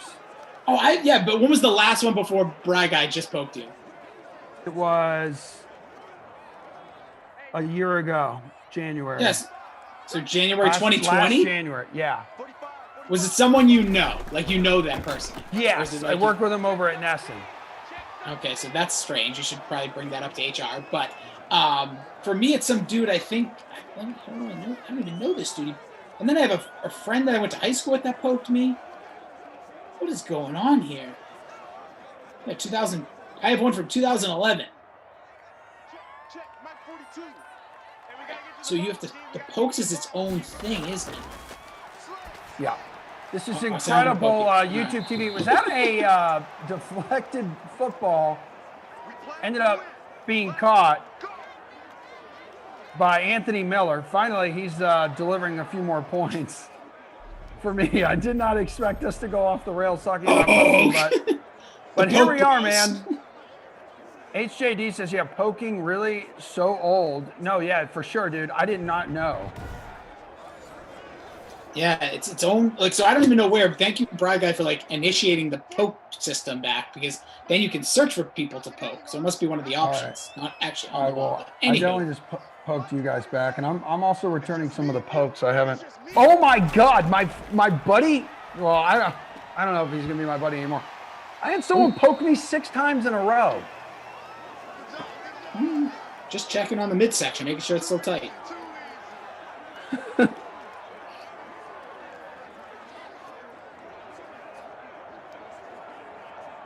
I love it. Dude, the Twitch fans super into the poke thing now. Retease, did you know, dropped in a wiki of how to poke a friend on Facebook. Just to refresh everyone's memory. Across the middle, does he get in? He does. Get it. Business to, I don't know who the hell that is. Ted Ginn Jr. He's still alive. He's still here. Ted Ginn's still doing it, just like poking on Facebook. Still a thing in 2021. Still a thing. 27.5% owned, 1.5% in the captain spot. I can't believe he showed up, dude. Even Jimmy V's like, oh my God, Ginn. Ginn owned the 1.6 captain. I love when I see those super low captain numbers for a guy that scores, because you know that dude or dudette is jacked right now that they threw. They're just like, I'm going to throw a super cheap one, because these were some expensive players. As I mentioned, I was $100 over budget, so I couldn't get in. But yeah, Jordan saying, Teddy, my captain. There you are, Jordan. Big brainy you. Man. I like it. Look at that. Bears are kind of back into it as Broncos defense was just Mitch slapped. 7-point game, 3 minutes to play in the third. We're on one today, DK Sim Fam. And we got the NBA Pre-Lock Live show coming up with Shirag Hira and Kenny Ducey. Hey, what you have to do us a favor. I think it's the first time we've had him on. Have you heard about his sleeping arrangements? Wait, Kenny? Gosh, what now? Yeah. Him and Robert Salah are gonna just like bunk up together. No. It's not like that. I don't know why your mind went there, but actually, I thought he was gonna bring him. I thought he was gonna bring him into New York, show him around, get him a pizza, be like, let me show you the town. He is the the face of the Jets fandom. So I'm not. I don't want to get too deep into this thing, because we're trying to see if the source that I have is accurate. But there is a report that's circulating right now that he sleeps in bunk beds. He and his roommates sleep in bunk beds. So when you're with him at the 6, can you put, and it needs to be off the top. I'm serious. It needs to be on camera so the DK Sim fam can like look at him in his eyes and see if he's telling the truth or not. Okay. You just have to be like, hey, there's been a rumor floating around about you for a few weeks now, and you're not seeing, you don't want to answer the questions. So now you have to ask him. You just say, hey, dude, point blank, do you and your roommates sleep in bunk beds or not? Okay. You know what? I'll do it. I'll be very casual too. I'll be like, welcome in DK Sim Fam, Jason Rossi, Kenny Ducey. Ken, do you sleep in bunk beds? Yes. I'm just like, see what he does. See what he does. If you do that, I will trim that clip up for you. I will take it from Twitch. I will cut it up for you. I will do that. You don't even have to do anything. I'm just going to do it, because me and Kenny, we like to have fun with the People's Broadcast. We read a lot of comments, we both get a lot of flack, if you will. So we'll start the night off right. It'll probably be, is this going to upset him? I don't really care, but I just want to know like what I'm in for the next like 6 weeks. You think he'll be upset by this, or is this cool? No, I don't think so. I think he's just more confused right now. And I also find it weird. No one has his contact information. What do you mean? Like no so one anyway, his, just like, cell? No one. Yeah. Well, we don't know. He could just be a landline guy. Anywho, guys, so stick with Rossi here. Rossi will have you at 6. I don't know. I mean, like, you guys could try to ask him, I guess, during the NBA show, but There's a lot going on in the NBA. No. Don't do it. Save it. Let me just do it that way. So, because he's going to be all NBA takes. He's going to tell you a bunch of stuff that's going to make you angry. Then we'll kick right into the 6P. Hey, how's it going? Jason Rossi, Kenny Ducey, Kenny asleep in bunk beds. See what happens. That's it. Yeah. Don't pepper him. Don't pepper him. Thank you to First Time Playing Fortnite saying that you and I and Bri Guy have all been added to his MySpace top 8 friends. As Jimmy Graham dropped that one. Thanks, dude. Yeah, Jimmy Graham, I heard somebody earlier saying, I got the hot cocoa, I got the marshmallow, just need the gram. Don't know who it was, but it was a great comment on the YouTube section. Wait a minute. Producer Drew says, Lamarca called Kaufman a human sweater vest on Leaderboard Live last week. What an incredible and creative insult and highly accurate. Ain't nothing wrong with that. Oh my God, that is so good. I don't even know if that's such an insult as it is like, I kind of see where you're coming from. Yeah. Kind of see where that is. Like once you start to think about it, you're like, well, hot damn. Not too bad. Not too bad. We're in the closing seconds of the third quarter, everybody. Bears were backed up kind of against the wall there. Could not pick up a first down on 4th and 5. Decided to kick away the football. Bring out the gap and pulls it down. Drew Lock now nearing 200 yards. That's Cortland Sutton, 41 yards on the reception. And we have reached the end of das third quarter. Put up the fours like all the players. Go. Let's go, 4. Yeah, that's right. I'm going to give you quick numbers. I'll give the folks what they're really looking for here. They want Emerson's 4s and Drew Lock and Mitch Trubisky stinking. 23 yards for Montgomery on the ground. Philip Lindsay's got 49, 53 for Mitch Trubisky. Fant still with the 4 for 17, 4 for 33, Philip Lindsay. Those are your leading guys. Sutton's got 3 for 58. He's got the tud. Guinea, he's got the 3 for 31. He's got the tud. And Jerry Jeudy, 3 for 38, also a tud. So those are your 3 touchdowns. And what do you also have? You have 2. So far, touchdowns 3. Hashtag stack them kickers 2. 1 for each. McManus and for your guy Pinheiro. I have to go ahead. I need to see you say it. I know you've talked about it all day. Urban Meyer, now you're America's team coach. Have you? I saw you. We didn't talk about it. We didn't talk about it. Well, that's foolish. Who were you with earlier? I was with Christian. I mean, I don't know if they talked about it at noon, and no, I don't talked care about it a lot yesterday with Reed. But today, what did Philip Lindsay just do? What did Philip Lindsay just do, dude? The freaking Red Sea was parted. It was split in half. There was a ginormous gaping hole inside the line for you to enter. Well, what happened there was his body was turning to the left. He hit the animation of a cut, and he went the wrong way. Happens. But yes. So Urban Meyer, officially the coach now of America's team. Shad Khan sends the greatest looking plane in the history of planes to go get him, bring him into Jacksonville.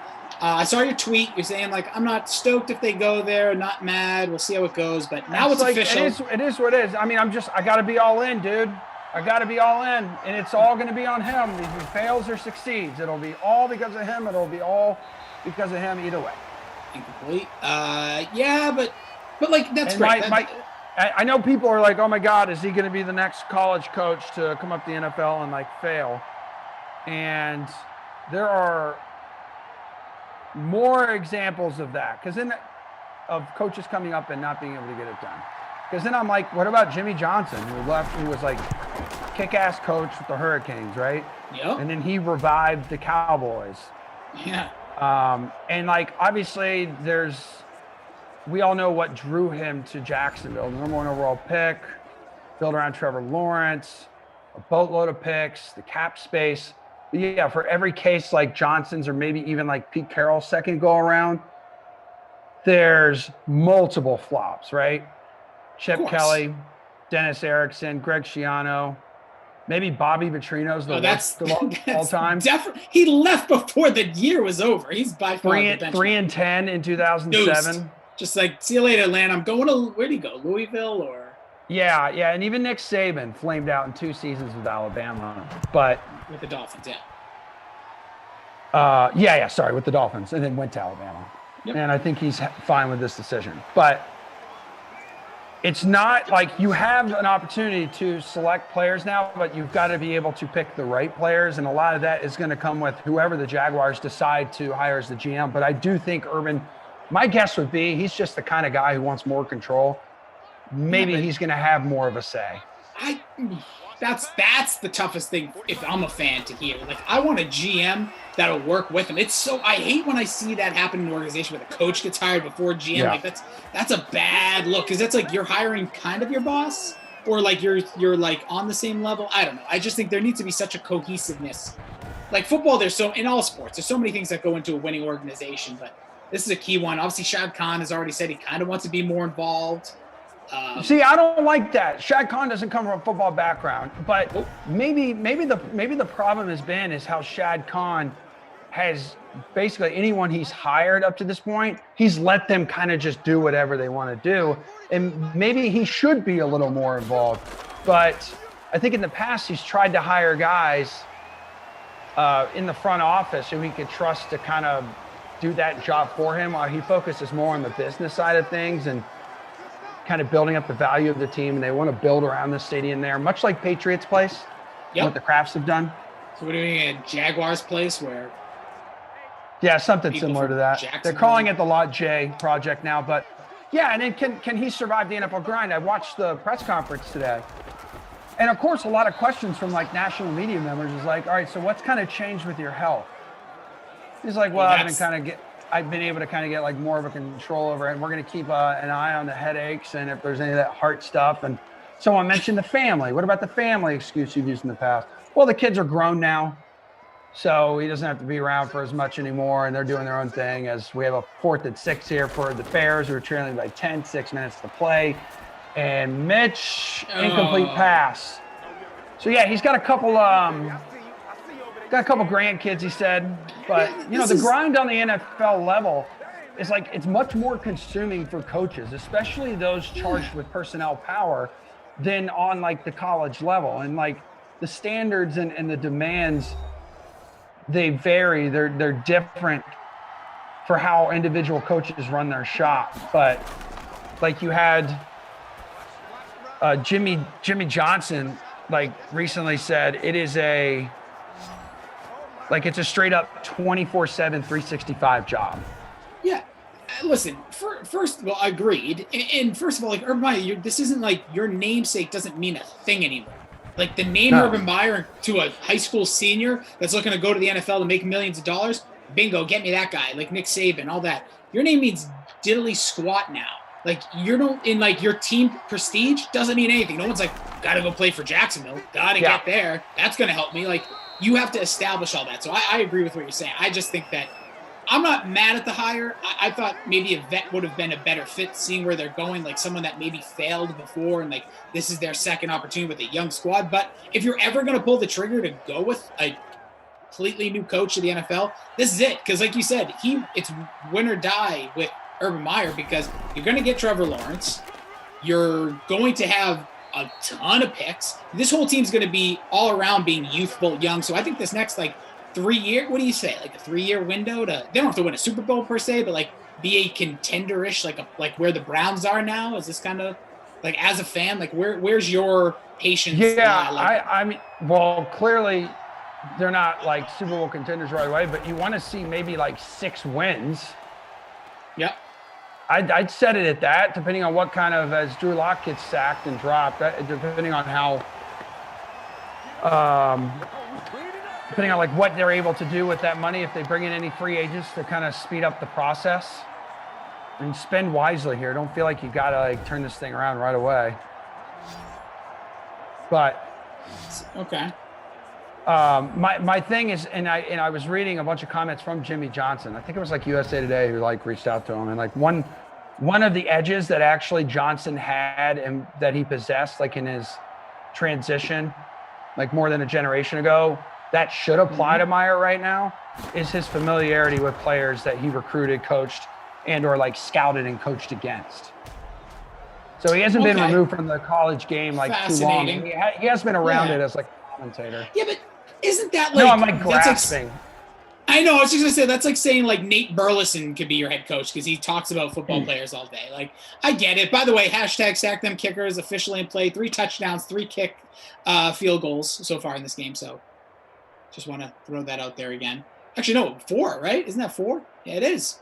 Kicking, outscoring the touchdowns. But yeah, I'm intrigued by it. I definitely want to see what the GM does. They're talking about Scott Linehan now being the offensive coordinator, which some people might say, oh, that's a bad. I think that's a great call. Young team. You can get them, maybe listen to the Ed Sam Bradford. People can think what they will. He's a good rookie, had a good couple of years. So it's exciting if you're a fan of the Jaguars or if you're just intrigued by that first overall pick and the situation there in Jacksonville. Like now you're seeing their new coaches are being dropping like flies. We talked about Robert Salah going to be bunk betting with Kenny Ducey tonight because he's flying into New York. Dude. Yeah, he may have to give Robert the top bunk. Do you want top bunk or bottom bunk? Well, my source tells me he's on top bunk, which I thought was rude. Okay. As Allen Robinson makes another grab. So let's play this out. Yeah, you're getting a good catch here. Chicago down 13, less than halfway to go here in the 4th. If you have to, me and you were going on a dude's trip, and we're bunking up. We're in one of those cottages or something. Do you want to be on the top bunk or the bottom bunk? Like your choice, Emerson's choice. I'm a bottom bunk guy. Yeah, same. Okay. I think all the same ones are. Super easy, in and out. You know what I mean? I never sleep phenomenally when I'm on the top bunk because in the back of my head, I'm like, you're such an idiot, like talking to myself. You're such an idiot, like don't fall off.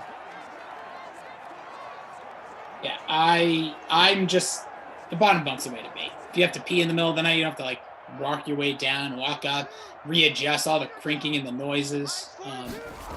But yeah, you got that. Obviously, they just announced Arthur Brown's going to be the new coach of the Falcons, coming over from the Titans. Oh, really? Mitch Trubisky going to get, why slide? Just go, Mitch. Game's on the line. Yeah, and really? Then it looks like Dan Campbell is going to end up being the head coach of that came out of nowhere. Detroit Lions. I haven't been paying attention to that coaching search. I'm not going to lie. It hasn't been in the news at all. And I feel like the only reason the Jaguars is in the news because of 2 things. I mean, Urban's a pretty big name. And then second, Absolutely. You also have the number 1 overall pick. So it's like, all right, who's the guy who's going to pick Trevor Lawrence? Although he wouldn't commit to picking Trevor Lawrence today. Relax, dude. Yeah, but that was just smart PR BS. Like he doesn't want to make the whole team. I actually think I like it because you don't want to turn this whole conversation into Trevor Lawrence because then you're going to lose. Like it's going to be there in about 3 months. So everyone just give us these 3 months of like working out the organization. Then we'll focus on the young kid, the beauty, the hair, the locks. When Emerson grows his hair out and dyes it blonde, you're on the dream stream for the draft. By the way, you should do. Just get a wig. But yeah, the Dan Campbell thing is crazy to me because I think they really wanted Robert Salah, who, by the way, is from Detroit. And I just think they need somebody. I thought there was also rumors of them going after, who was the Jets head coach now in Tampa Bay? Todd Bowles. That was another one I heard. But it looks like Dan Campbell might land there, which if you just want like a tough nose, like gritty, because they're probably going to move on from Stafford, I'm guessing. So just kind of retool the roster, stink next year and see where you can go. I like it. But where's Eric Bieniemy? The hype of that name is slowly dwindled. Yeah, dude. And like, I don't understand why people are like, look at, he's got like a questionable track record. And I'm just like, kind of looking at like what, look at, I'm just like, look at Urban Meyer. Oh, please. Come look on, at all guys, these guys. Really care. By the way, like let's not do that, Yeah, like, no, I'm with you. Like, he has a questionable track record. He also has the greatest offense over the last 3 years. So like, let's call a spade a spade. Big sack right there on the blitz. Fantasy Hawk, I will forgive you for saying that Urban is the Kyrie Irving of like coaches. No. But hey, DeMac Lyon even says, though, you're seeing some reports that the enemy's interview skills have been terrible. Yeah, But you know what? You know what? I mean, do you have to be a great interviewer No. in order to be a great head coach? Well, Like, is there a line? Is there some kind of connection there where you're like, oh, he's a bad interview, he can't run the organization? Maybe. Let's be honest. Let's be real. Like, I go for an interview with DraftKings, or I go an interview at Emerson's pet palace to serve dog food, and you just don't like the vibe. Then that's it. Like, I could be qualified, I could have a great resume, but if you don't get that feeling like this is the guy I trust in the you know, whatever, the foxhole, then yeah, they're gonna move on. Yeah, his interview, who knows? That is definitely something to be said for. And if you're Kansas City, like, good, be a bad interview. Like, this is like the whole thing with Josh McDaniels back in the day before he porked a couple of other organizations. But like, I didn't want him to go anywhere. 4th and goal. Oh my God, I'm sorry, I didn't mean to cut you off. It was just like a 4th and goal situation, and Mitch just threw an ugly ass pass. Like, what is going on, dude? We're done with Mitch Trubisky, unfortunately. But yeah, it does get the incompletion. So you should see knees here, but we don't know for sure, because sometimes you'll get like one knee and then you'll get a couple runs. You do have all 3 timeouts though, the Bears. So like, and naturally, a lot of the scrutiny too with Urban is going to focus on his ability to develop Lawrence. Yes, which I don't know what. Maybe there is a specialty there. Maybe there's something we're missing a little bit of from like the outside, like with the Khan family looking at it that way. Like, who can develop? That's why I think Scott Linehan. I like that idea because he had Sam Bradford, who was a #1 overall pick. He was the head coach at that time. So like, there could be a nice little group there. They have good weapons. You gotta like the receiving core there so far.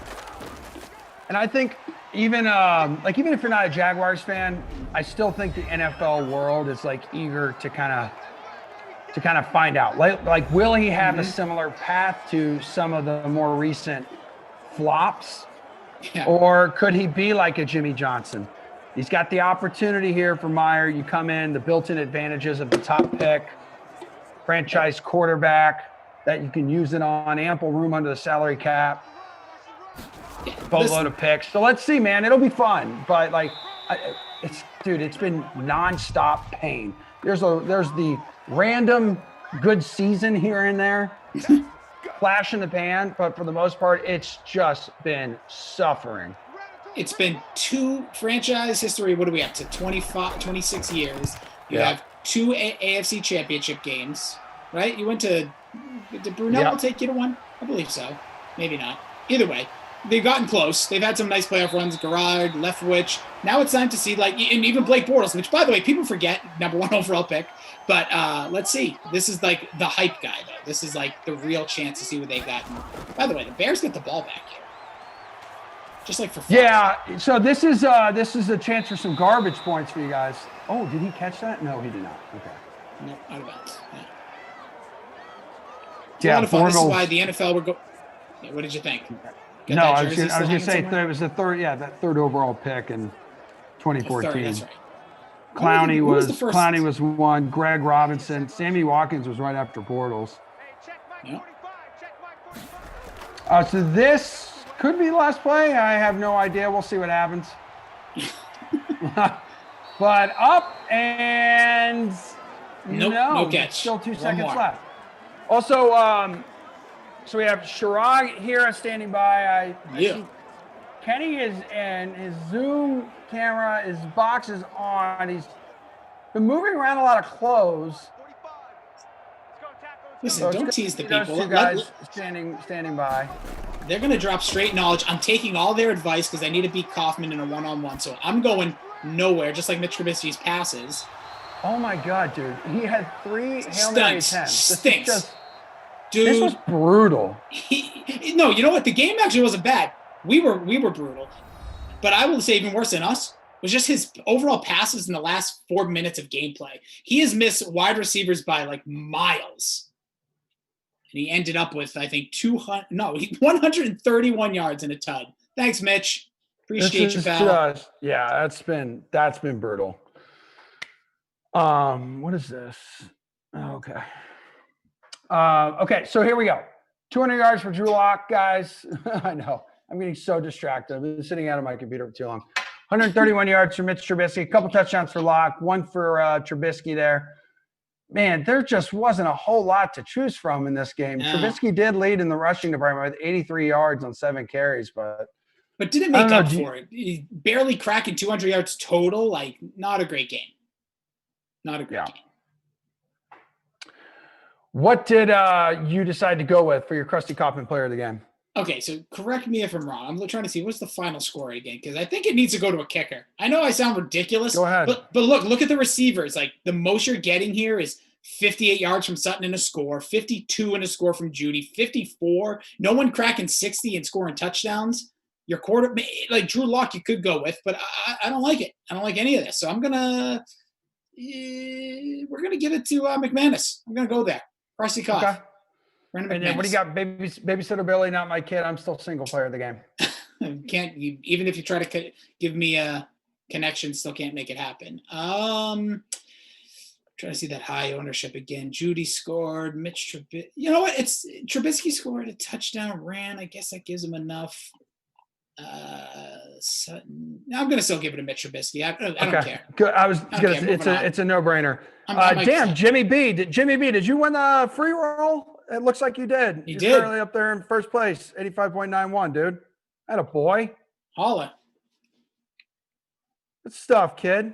Yeah, congrats. And everybody, thanks for watching, by the way. You know, there's a lot of options and a lot of things you could be bringing your eyes and ears to on a day-to-day basis. I say this all the time now, but thank you. Thank you for making us part of your day, and we appreciate you more than my sarcastic remarks all day really mean. So thanks. Okay, so that is it. Check out the contest because currently it looks like Texas Honky will end up winning the the free early classic, and then also over in the free showdown here with just about 14,000 entries itself. Two-way tie for first. So that is it. Much love to you guys for hanging out with us today. You were fantastic, chat. You were great as well, Rossi, and producer Drew. Yeah. Brag on the ones and twos. Mm-hmm. Kyle and Joe from the ops team. Much love, man. But tons and tons of basketball news. I think there were more games canceled today. The Wizards are just straight poison right now. Seriously. Stay away from them. But guys, for the next hour leading up to 6 o'clock, in which you and Kenny will be on that call of that game, Shirag and Kenny are here for NBA Pre-Lock Live. Any questions you have, DFS, fantasy, sports betting, bring it to the table now. Hang out with these guys. They really need your support. So go ahead, Shirag. Great to see your face, my man. You too, Kenny. Thank you, Emerson. Much appreciated. Thanks, Emerson. Happy to be here. I want to know what this whole bunk bed business is, but we can get to that the next time we're on a sim together, I guess. Okay, yeah, I think you're actually going to talk about that with Rossi at 6, so just be prepared. Okay. Exciting. I want to know what the bunk bed business is about. Me too. All right. Big tease ahead for 6 p.m. Take it away with NBA. Right. Nice one. All right, let's get into it. What's up, Kenny? How you doing? I'm great, man. I'm great. It's good to see the weekend finally hit. I'm excited for some football. I'm very juiced up about the news in the NFL that my favorite team hired the best coach available, but that's not what we're here to talk about. But I'm in a good mood because of that. Hey, that's a great mood to be in. I think that they needed to make a move like that. And, starting with the defense first, that's where it should start with some teams. Some teams just need to be a defensive minded approach. Yeah, and he just brings that energy. I think that they really need to get the culture right there. So, I'm excited. I just have one question for you though. With that, do you think that they kept Adam Gase so they can tank as hard as possible, and then felt really bad because they gave it the pick away to basically to Emerson's Jags? Do you think they felt bad? I mean, I don't know. I think. Well, I mean, they could have let Gase go, and then they could have been, working with somebody else, building someone else's resume. But now they got bitten. I think the real error that they made was firing Greg Williams, because after they fired Greg Williams, who was the tank commander sending the zero blitz against the Raiders, their defense was fantastic, and that's why they did so well. So I think that was their big mistake. All right, well, here we go. We already got some news. Let's get started already then with some news, actually. Rondo is available to play, and then just before we came on, a bunch of the Celtics were made available to play. outside of that, kind of, I don't think that's too big of news, except for, the Celtics now being able to field the team. They've been off for a little bit. They've had a bunch of postponements. How do you think that that's going to impact their rotation and impact how you approach the slate with using the Celtics since they're in that early game? Well, I mean, they're still really shallow at center. I mean, down low, I think that Vucevic is in a pretty good spot here, considering they don't have Robert Williams, and Daniel Dice is still is. I mean, I think he'll play, but he's obviously probably going to be a little rusty. So he's a guy I'm looking at. He also just has a lot of post proficiency. But in terms of this game, I mean, I think that it's kind of a game where you might want to fire up Jaylen Brown and pay up at 8,900 because there's literally going to be no one else to score the basketball there. I'm still clinging to my Peyton Pritchard love here, but he's just so expensive at this point at $4,700 that I don't know, now that there's another like dominant ball handler there, a guy who's going to take a lot of shots that I can warrant rostering him, even despite the fact that Kemba's still out. But yeah, I think in terms of the value guys on the Celtics, the ship has sadly sailed there, and I think we're going to start to see like more of the regular players getting the minutes there. But yeah, I think on the other side here, I'd take a good long look at Vucevic at center. That makes sense. Do you feel that there are a lot of centers though in this slate? I feel like I found that going through and looking at some of the top value plays like Willie Cauley-Stein, he pops as a guy that could potentially take up that center slot. You got Kem Birch, starting to really pick it up lately. He's not too expensive. Serge Ibaka has been playing well. Steven Adams always gives that kind of consistency. True. And then lastly, I was looking at Rudy Gobert and Jonas Valanciunas in their matchups. And then also my favorite play of the entire slate, Giannis, who you can slot in at center. So with so many center options, how do you think that kind of impacts the builds? I mean, it's definitely, you're going to probably see a lot of centers in the same lineup. And a guy you didn't mention that I like too is someone who I've been putting in a lot of mine recently, which is Brandon Clark at 6,100. And he doesn't have the best matchup in the world against Cat, but he certainly is a guy that has flashed that 40-point upside for us. And he still starts because Jaren Jackson remains out. And, this is one of those games, we'll get into bets too, where if John Moran ends up playing in this game for Memphis, they sort of like really struggled after John Morant went out. They lost 3 of 4 or 4 of 5. And now they've started to turn on. Now they've started to figure out how they're going to score the basketball. They beat the Nets, which was a good win for them. And that was, before they traded away all their culture guys. They had like that good defensive group that had just beaten the Sixers. Brandon Clark has been the guy that they've looked to for so many minutes. So he's a guy that sort of still at 6,100 sneaks in there. But yeah, I mean, you mentioned that it's so top heavy here. There's so many great guys that you can play. Of course, I always love playing centers against the Knicks just every year. And Drummond is a guy that's just capable of, or really, I think, poised to go for like 20 and 20 tonight. And then, of course, on the other side, you can come back with Randall at 91. But yeah, I mean, I think that you're going to see a lot of people utilize the flexibility here. And you're going to get a few center eligible guys in the same lineup that end up winning. I just feel like there's enough value with the Mavericks situation, even still maybe a little bit with the Celtics, that you can manage to sneak in a couple of these guys. Yeah, let's talk about some value.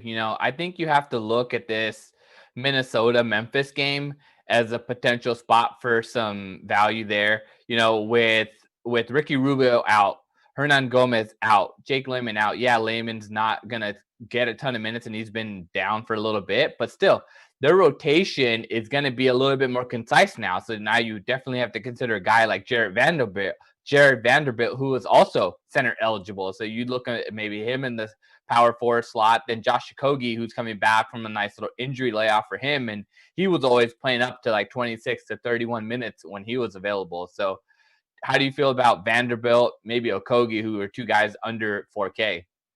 Yeah, I mean, I also like Nasri, but he's a little expensive now because he does shoot the 3 at that position as well. Yep. Yeah, I think that ultimately it's not a terrible spot. I mean, you see right there when you go to stack your lineups that Memphis's defense has really struggled this year, and that's because you talk about a guy like Okogie coming on the wing. Dylan Brooks plays a ton of minutes for Memphis because they need him to score. They don't have anyone else who's scoring the basketball there. So that's why he's such a defensive liability. So you can exploit that matchup at small forward against Dylan Brooks. So I do like Okogie here. I always like going against Dylan Brooks and getting a really nice price on it. Yep. A guy that, just played 27 minutes. They've shown the faith in him to put him out there. So I think you hit the nail on the head there. I think there's definitely all around a lot of value in this game, a game that could end up being pretty, fast paced too. If you consider Morant plays, I mean, we don't know, like, I don't know if he's going to play. And even if he does, it'll be 20 minutes. Right. But like, it could still add a little bit of pace when he's on the floor and inject a little bit of excitement here. So I think that you want to exploit that matchup for sure. For sure. We got some news that just hit, which was not related to the slate, but kind of related to what the guys were talking about before about the Wizards being poisonous. We got the Wizards with another positive COVID test. So that puts them up to 6. And then now they have 9 players in the protocols. I don't see the Wizards playing for another week or two, at least. You know what I mean? Yeah. That's I just saw someone tweet out that they think that the players will probably not play for 2 weeks. So if you consider 6 players not playing for 2 weeks, it's going to be very difficult for them to field a team. So you're right. And I mean, it's just like, that's why you look back at the situation with Bradley Beal, and it's like they were pinpointing the contact tracing they were pinpointing the conversation that was had on the floor. And it's like, if you have a team playing against an infected team, it's probably safe to just have both of those teams not play anymore, because then you're going to start to see you're seeing the spread here. Like, teams are giving it to other teams and it's spreading within the team. So you're going to have to just take teams out. And then, we can have like we can have 2-game slates every night for the last 3 weeks of the season or whatever, and just get the same teams playing all their makeup games. Well, my guess is that what's going to end up happening is that they're going to get these games postponed, or, it just doesn't make any sense, because the Wizards are already their trajectory is heading down. So I see them as a potential where they're just going to say, well, these games don't matter. And that's just how you're going to have to look at it for a team that could potentially miss the playoffs. And they just have to go by win percentage rather than going by actual wins and losses. Yeah, that's what and similar to baseball, that's what they're talking about in baseball too, is they would go win percentage based standings. Of course, the news that came out today as well, which actually might impact not this slate, but slates in the future, is that they're going to expand the rosters. And that is a little exciting, just because you're, as a DFS player, like, you're going to get the opportunity to just play. You could take, it's going to be a crapshoot, but you could just take random shots on $3,000, min salary guys that are, that are at the end of the bench, because they're quite literally needed to play. So, while they're not always going to be Peyton Pritchard's, like, Pritchard was a star at Oregon. I'm not sure how he fell so far in the draft. They're not all going to be Peyton Pritchard's. Yeah, but like, maybe the Knicks get, an outbreak, and then you see Miles Powell playing 30 minutes. Like, that would be fun. I don't know. I'd pay $3,000 in Miles Powell. So, but that it definitely is a little troubling. And hopefully they can figure out some way to get the games, sort of put back. And also, like you said, we saw the bubble last year. There were so many teams that just were out of it already that you might just see them say, hey, we don't need to play these games anymore. Right. Exactly. And there is going to be that play-in scenario. So it kind of sets up really interesting for the remainder of the season. I'll be watching out to see, what the league does after the All-Star break, how they set up their schedule, what their projections are. Because, I mean, we could be past the point where it is a severe outbreak, too, in March. So there's a chance there. There is some hope. So holding out hope that we have this 1-year anniversary on my birthday of the COVID outbreak on the league, and hopefully we can get past it.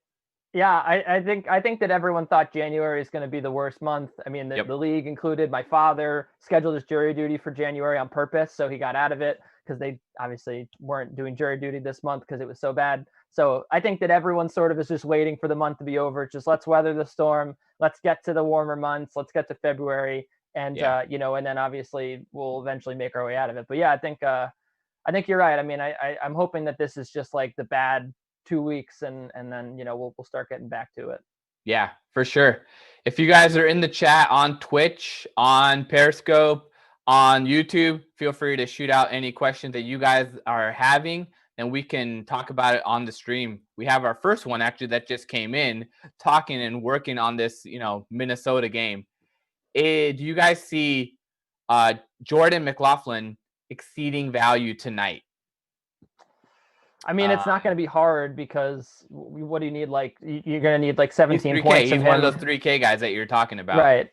Yeah. And Memphis doesn't defend quite well. So it all depends on where he falls in the rotation. But, he's their backup point guard right now. And that's the guy that's going to get, I'm projecting him for about 14 to like max 18 minutes if D'Lo gets in foul trouble or something. I don't honestly see the upside as much. But 3K, can't hate it, but just know that you're looking at 40. You're looking at like 14 fantasy points. Yeah, and that would be about 5x. So that's sort of what you're looking for. Yeah, it's certainly not the worst $3,000 play on the slate, I don't think. Yep. We got another question from Twitch. Best utility play at 5K or less. My favorite, I'm looking at the guy that went off against the Clippers, now running it back against the Lakers, Nickeil Alexander-Walker. That guy has unlimited usage. If Eric Bledsoe remains out, he's someone you have to look at. But at the same time, I'm a little bit hesitant just because Zion Williamson is going to be back for this game. Yeah, and that was sort of like it was an outlier, and I do think that they're going to have to give him more minutes based on how well he played in his first start and how well he's been playing in the second unit. But like, yeah, I'm. It's all about shots, and like you need enough shots to go around. It's the same thing with McLaughlin. Like he can be on the floor, but is he going to get the ball? I actually do think that you're right, though. Like I think that he's certainly earned the right to take a lot of shots in this game, just because he was their whole. I mean, he basically almost won them that game against one of the best teams in the NBA. So I think that they're gonna try to feed him a little bit more, and still $4,400. I mean, this is a guy that you could realistically see him creeping up over 5K, not too distant future because of the way he's playing. So I like him. I said because I had a really good play that I like at 5,200. So who I'm looking at right now is it's tough right now because we don't know, it's a late game, but the Kings, not only do they have I think the second worst defensive rating in the NBA, and they play at such a super high pace, and that's going to factor into one of my other guys that I like on this slate. But if Pat Beverly ends up playing at $5,000, I think that, considering the fact that Lou Williams is questionable, and I'm going to start to wait to see what happens here, and it's tough with an early lock, but if he plays and Williams doesn't, or vice versa, I think that one of these guys is going to end up getting a ton of run. I mean, you saw, Pat Bev's gotten 30 plus minutes in a lot of games this year. And while it's not he's not like a proficient offensive player, he's not explosive. He could certainly get you 6X on this slate, I think, considering the fact, like I said, that the Kings play such poor defense on the perimeter. They do look to Pat Beverly to shoot the basketball. And he had 13 3-point attempts in the last two games combined. And, you also think about the pace in this game. They're going to have a ton of possessions. So, and potentially a limited rotation at guard. So I kind of like him at 5K if you want to go right up to the cap there. And so, yeah, I mean, I think I would leave it at that. I'm not too interested in this OKC Chicago game. I think it's going to be kind of ugly, but I was looking at George Hill a little bit. Yeah, I don't know. I think that Oklahoma City, was that sarcasm? I don't know. No, I honestly am thinking of locking in SGA. I look at his price at 7,700, and you look at that game from a 5K perspective. Yeah, it's kind of ugly, but no, I agree with you. I think that, I mean, he's the only guy on the Thunder, but when you look at all their options on offense are either Al Horford is having the worst year of his career, and he's like their number 2 guy. So I just don't trust this offense to score enough points here to make it worth my while to play a ton of Thunder guys. But yeah, I mean, SGA is always a good play because quite literally he is their whole team. And, in terms of the other role players on this team, basically anyone else, even Diallo and Lou Dort, it's hard for me to get too excited about them. You have to consider them though, because Chicago does play bad defense too. So I will give you that. Well, because of the fact that, you have Basley who's questionable, and if he ends up sitting, that's basically 32 minutes that need to get distributed to a forward. So Diallo and Dort come into play then. Yeah, they will. I mean, you can't argue with the amount of minutes that they'll get, but I mean, it's just the ugliness of the game. I think there's going to be a lot of missed shots, and it's unfair to Diallo and Lou Dort to make them into, the second and third options on this offense. They're just not good enough to get there. But like you said, I mean, Baisley being questionable certainly throws a little bit of a wrench into the slate if you want to go there. I still like your pick with SGA though. I mean, it's undisputable that he is good and he is their best player. And so he should just have as many shots as he wants in this one. Right. Some other under 5K guys that I'm looking at: Willie Cauley-Stein, Cam Reddish. He makes a lot of sense also in this scenario. But I have on my rankings article for tonight's slate, I had Willie Cauley-Stein up there, and then Vanderbilt was another guy we touched on already. Isaiah Roby, you have to give a look to if Basley ends up sitting. And I think that there's a lot of options here for tonight's slate. Even Reggie Jackson is someone I'm looking at. If Patrick Beverly, who is also questionable, and then Lou Williams sits out, Reggie Jackson at 3K makes a lot of sense too. So there's a lot of cheap options because it is a big slate. Right. No, you're right there. Yeah. I mean, I'm not sure. I want to. There's so many great value plays on the Knicks all the time, but I'm just not sure what's going to happen with their rotation. But like even a guy like Knox, who's still he's shown production in limited minutes for them, and he's seemed to play really well with Quickly. So I know these are all homer picks, but he's always a guy that I'm looking at their bench. But if Bullock plays tonight, which it looks like he probably will, I think ultimately I might consider firing him up here at $4,000 because he starts, he takes a lot of threes, and he probably will play 30 minutes in this game at $4,000. I think that it's not a terrible look. There are a ton of wings, but they still don't have Alec Burks. So it's not and Austin Rivers has been really bad. He's had a couple of shining moments, and he's had he's been their guy, their closer, but ultimately he's not playing the bulk of the minutes at 2. If both he and Bullock are healthy, they're going to play Bullock. So I don't mind him at 4,000 at all. Nice. We got a couple more questions that we're going to hit up now. Let's see. We got, is Porzingis playing, and also some thoughts on Boston, Orlando. We'll continue and tie some questions together. We got Semi or Grant Williams from that Boston-Orlando game, and then Orlando on the front end of a back-to-back. Will that cut into Gordon's minutes? So let's start with that Porzingis part. Yes, he is playing, but do not roster him. He's not going to play more than 25 minutes. He's already now dealing with an ankle injury. He came back from a knee injury.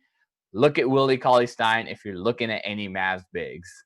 And then back to this Orlando game tonight. Do you like Semi or Grant Williams more?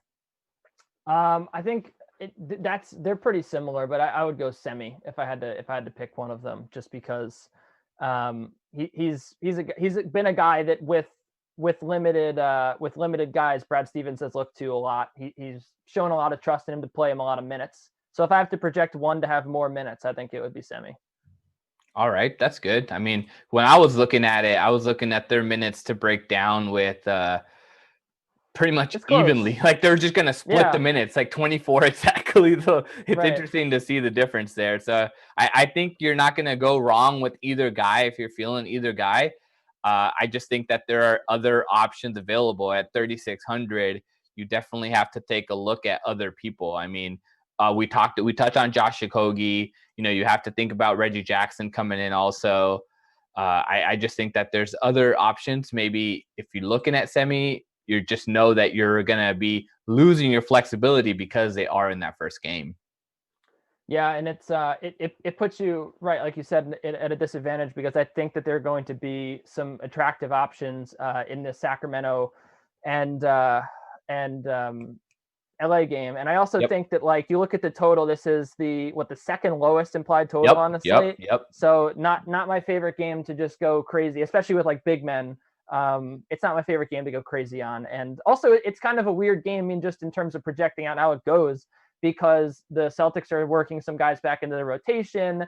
You have seen this season so far, guys coming off of the COVID reserve list have had rust. So I'm not sure if the Celtics are going to necessarily do very well in this game. I think that the Magic could quite easily win this. So that's also another factor there too. It's I don't know if the Boston offense is going to produce enough where like a center playing or a power forward playing 24 minutes is going to make it worth my while rostering. So that's And then sort of looking at that Aaron Gordon question, Aaron Gordon on the front end of a back-to-back, I don't think honestly that they can afford to sit him. Fultz is done for the year. Evan Fournier hasn't played in a week and a half. Michael Carter-Williams has been out. Now Mo Bamba is also going to be out. And then I just feel like they're too thin to worry about resting guys on front ends of back-to-backs. He's 7,300.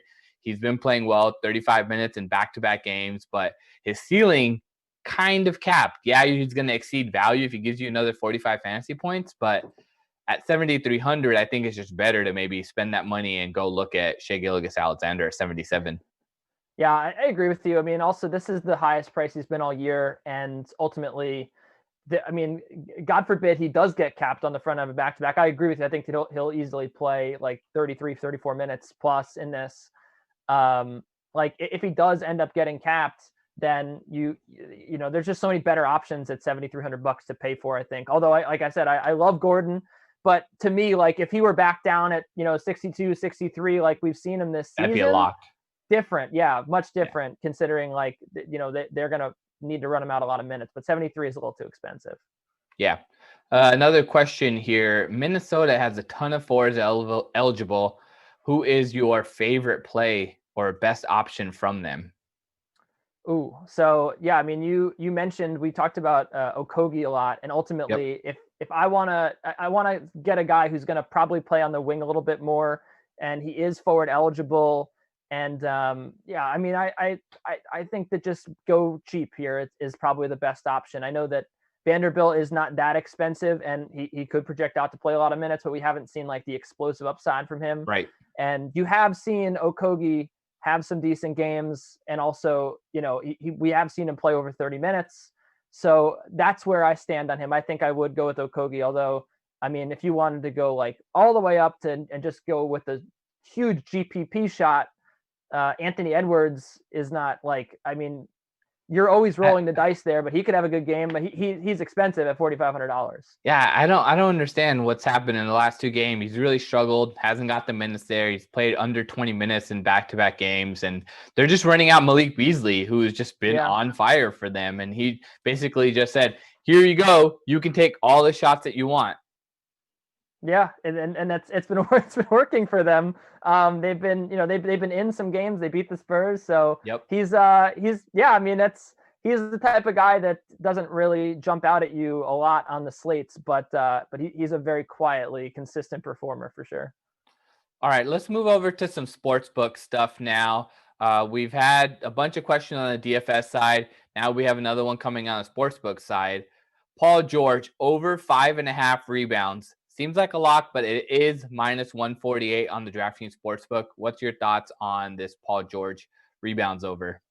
I mean, that's one of those where I'm probably, especially with the 10 o'clock game, I'm probably waiting to see if it jumps to 6 or 6.5. I don't know if we do even numbers on the Sportsbook, but yeah, at minus 148, you're basically anticipating it jumping another rebound, and it's a personal decision, right? Like, if you're saying if it seems like a lock, then I'm going to just go ahead and take it and eat the juice. But if you're a little more skeptical, I mean, you look at the Kings, they're not the best team down low. So I don't hate it at all. Their opponent, I'm looking up the rebounding rate right now, but it's not, from memory, it's not very good. His minutes have been off the charts, which is really nice to see. Basically 39 minutes in 6 straight games. Yeah, and you can't, especially if you don't have Lou Williams back behind him. If he doesn't play, then yeah, I mean he's gonna play maybe even the whole game. So it could play 40 minutes. So yeah, it's not, the opponents are averaging over 51 rebounds per game against them, so it's not actually terrible with Rashawn Holmes down there. But yeah, like I said too, you probably project this game out for a ton of possessions, so it feels like yeah, that should probably happen for Paul George. Yeah, that's a good call. And then, are you looking at any other player props for tonight's slate? Speaking in that game, I actually like Nick Batum over 1.5 threes. Okay. Which is always one of my favorite props to play. And I like him in DFS too, just because with the injury concerns, like I said, to Lou Williams, and it sort of is predicated on that. But fast-paced game, Kings allow a lot of threes. There's going to be high scoring. And Nick Batum's a guy that, look, I was a Luke Kennard guy early on in the season. When we were looking at the early showdowns with the Clippers, I was like, get Luke Kennard in your lineup. They traded for I did it so many times too. I was like, they traded for this guy for a reason. He can shoot the three. Like they're gonna run him out there. He just hasn't really jumped off the page at all this year. He has not been great. Meanwhile, Batum, who has always wanted to be more of the solid players in the NBA, has showcased his ability as a wing and just a catch and shoot guy.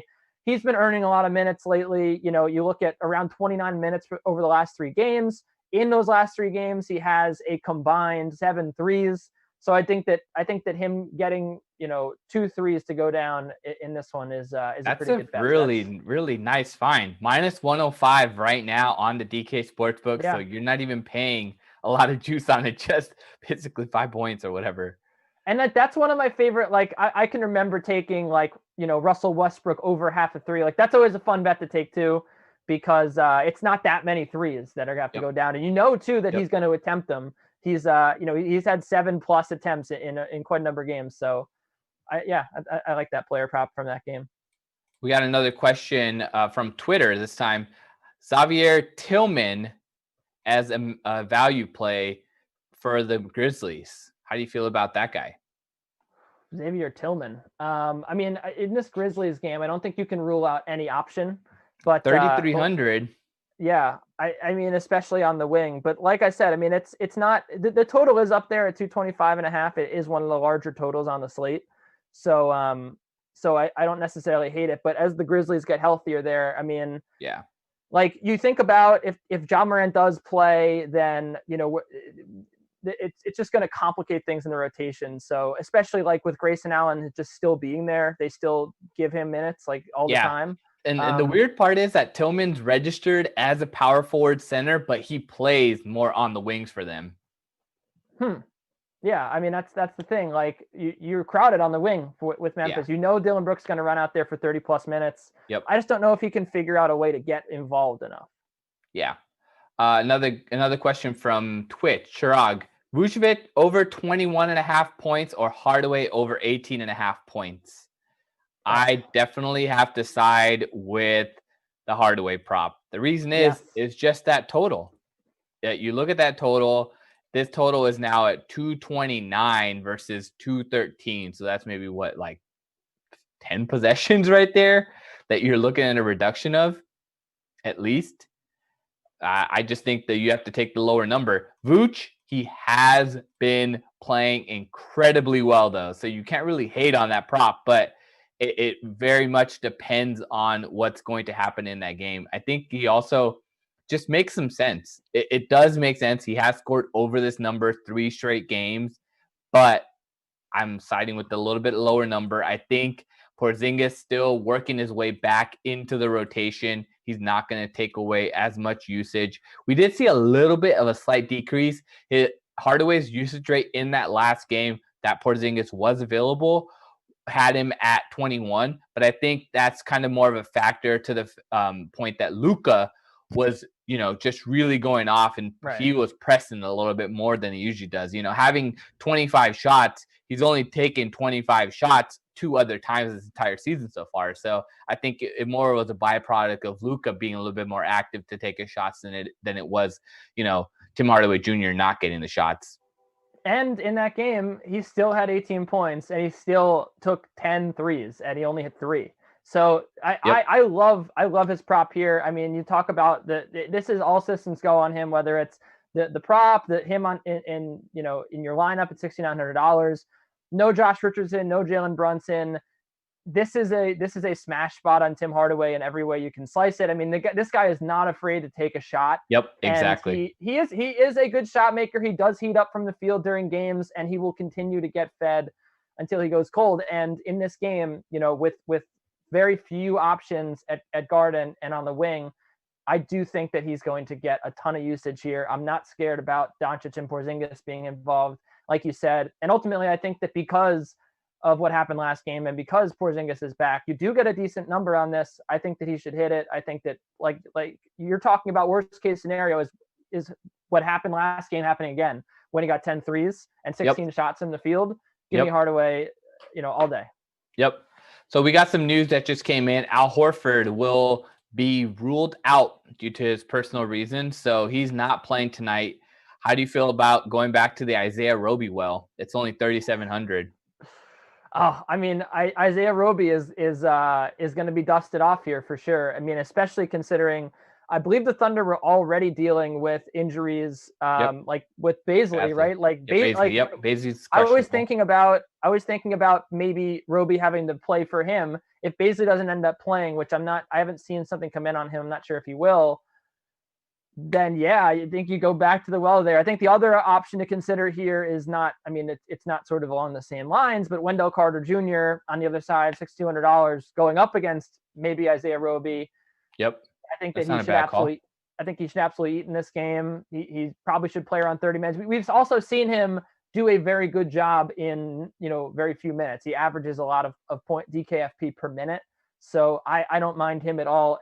I mean, we did talk about how stacked center is, so it's hard to say like, here's another center, but 6,200, I don't hate it at all, especially now that he's got pretty, he already had a soft matchup, probably has a softer one now.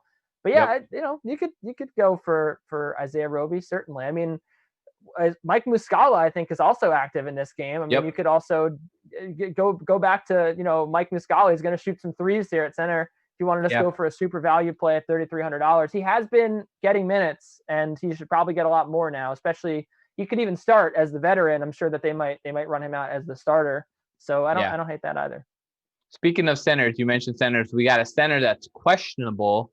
That's going to be Hassan Whiteside. Yeah, he hasn't been playing a lot of minutes, 10, 15 minutes there, but that kind of opens it up a little bit, I think, for Richaun Holmes to really play, 37 to 40 minutes even potentially in this game. He's their best big man, and there's really no other reason. But what you have to look at now, if Whiteside gets ruled out, I wouldn't take this play on the main slate, but there's going to be a late slate where you have to look at it. And I think Bielitsa makes some sense if Whiteside gets ruled out. Don't hate Bielitsa either. I mean, it's similar to the Mike Muscala thing, a guy that's going to stretch it out and shoot. Who I'm looking at though is Marvin Bagley. He's always one of my favorite players. I'm just kind of waiting for him to have his good game, but he's a guy that ultimately has gotten a pretty consistent dose of minutes, right around 22 to 24, everywhere around that. I mean, he's gone up to obviously close to 30 in the past, but he's a guy that, they did spend a very high pick on. Him. Look, he's just. Well, I have to hate him. The reason though. why I hate him is because over the weekend when Holmes got ruled out, I played that Showdown contest and I had Whiteside in the lineup, and I was debating Bagley or Barnes, and I went Barnes. So I was like, you know what? I need to go a little bit safer. Yes, Whiteside's gonna be playing more minutes, but it's like I went with Barnes. And I missed out getting the top GPP. I had the nuts, and I missed it because Bagley played these garbage time minutes, and he got one more rebound than Barnes did, and I ended up getting second in the GPP. Well, I apologize then on behalf of Mr. But Bagley. what makes me really upset is that he was playing garbage time, and now he's playing under 20 minutes. Like, what are you doing, Luke Walton? You were terrible as a Lakers coach, but now, like, you cannot even groom this young team. I don't get it. I don't get the whole Bagley thing. Like, I feel like we've seen, like, when he's been on the floor, like, he's not terrible.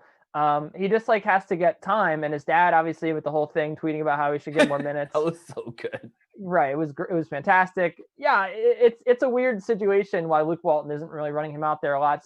Frankly, the guy we're talking about, Whiteside too. I mean, Whiteside's not the guy that we all thought he was going to be when he broke out and he signed that deal with the Heat, but he's still not bad. Like, he could still provide some value here for the Kings, especially considering like they need help on defense literally at every level. So I think that they should figure out sort of what they're doing with their rotations.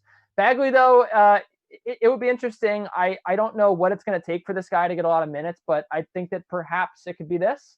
I think that you could maybe see him play 25 minutes, and he's always a candidate. he's a very safe play. Like he's not going to bust for you. But the amount of times he's like exploded for you, like I don't know if he's going to get you 6x on this slate, but I could certainly see him getting 5x at the very least. And so to me, that's sort of where I look to with the Kings with maybe no Whiteside. He could get some minutes at center for sure. Adding to it, we got our injury report that's now up live on the screen. So just a couple guys that we have to keep a lookout for. We mentioned it, Baisley. He's questionable. John Morant, it's going to be a big deal. But the thing is, even if Morant plays and doesn't play, I don't think it makes much of a difference in that game per se. Like you're not attacking, you're not using Tyus Jones. I think the only person that's really impacted is DeAnthony Melton. And then moving forward, the Minnesota side of the ball with the Okogie coming back, Hernan Gomez being out, Rubio being out, it's kind of where you have to look for that value. Then also later, you have that Clippers questionables, Beverly and Lou Williams, and then Eric Bledsoe questionable also. I think that's going to make it so that you have to leave some later slots. You can't build too many spots. Like if you're going to look at Giannis in this early slate, part of the slate, because it locks at 7:30 Eastern, I think you have to leave some value options open for some flexibility with the 8, 9, and 10 slates coming up. And guys that didn't get mentioned on there are two guys that I want to bring up because they are not on the injury report anymore. They're good to go. We don't know. It's sort of along the same lines with like, okay, are they going to play 20 minutes, whatever. Lauri Markkanen's an interesting guy at $5,900 just because he is very cheap because, the people pricing the lineups are sort of bracing for him. Maybe not playing that many minutes, but he is the Bulls' best player. The Thunder have struggled on defense. I don't hate taking a shot on him here just because we know he's so like how good he is, right? Yep. The other guy, when we were looking at min salary guys before that I wanted to bring up and was looking for a good excuse to is Ryan Arcidiacono because look, Chicago has struggled so much on defense as well. Arcidiacono and Markkanen are two of their better defenders. So I could see we've seen Arcidiacono like go for 5x in 20 minutes this season. Like it's just really unclear what the rotation is going to be. You do have Kobe White and Zach LaVine there. But like off the bench, none of their options have really been working. There's no Satoransky and Dotson. He could, if he gets 20 minutes, I could certainly see him being like a good $3,000 punt play for sure. And you're not going to see him on the injury report because he is expected to play or he's going to play. So he might not be front of mind, but by both of those guys, frankly, because you're looking at the other news to construct your lineup and not at them. So just wanted to bring them up. Speaking of other news, we got some other guys that we have to potentially look at here. I think, Reggie Bullock coming into the rotation kind of screws it up for the Knicks. He's probable to play. Bullock, while he's not this great guy that's going to be scoring a lot of points for you, fantasy points, he does start and take up 24 minutes. So I think that throws any of the value options that you were considering. This game has an extremely low total, under 200. So I don't know about that one. And then some other people to look at. Otto Porter Jr., he has been out for a minute now from the Chicago Bulls. So that rotation is going to be really in flux. I really don't know what to make of it. He's been out a week. And then we have also now with the Whiteside questionable and then Anthony Davis, he's ruled in. What's to make of Anthony Davis now playing against his former team? LeBron loves feeding him the ball against the Pelicans. I don't know what it is. They just love that setup. But there's something to think about there where you could see, this is an ESPN game where Zion and AD could go head to head here. And he's under $10,000, which is always nice. It's not like he is astronomically priced in this one.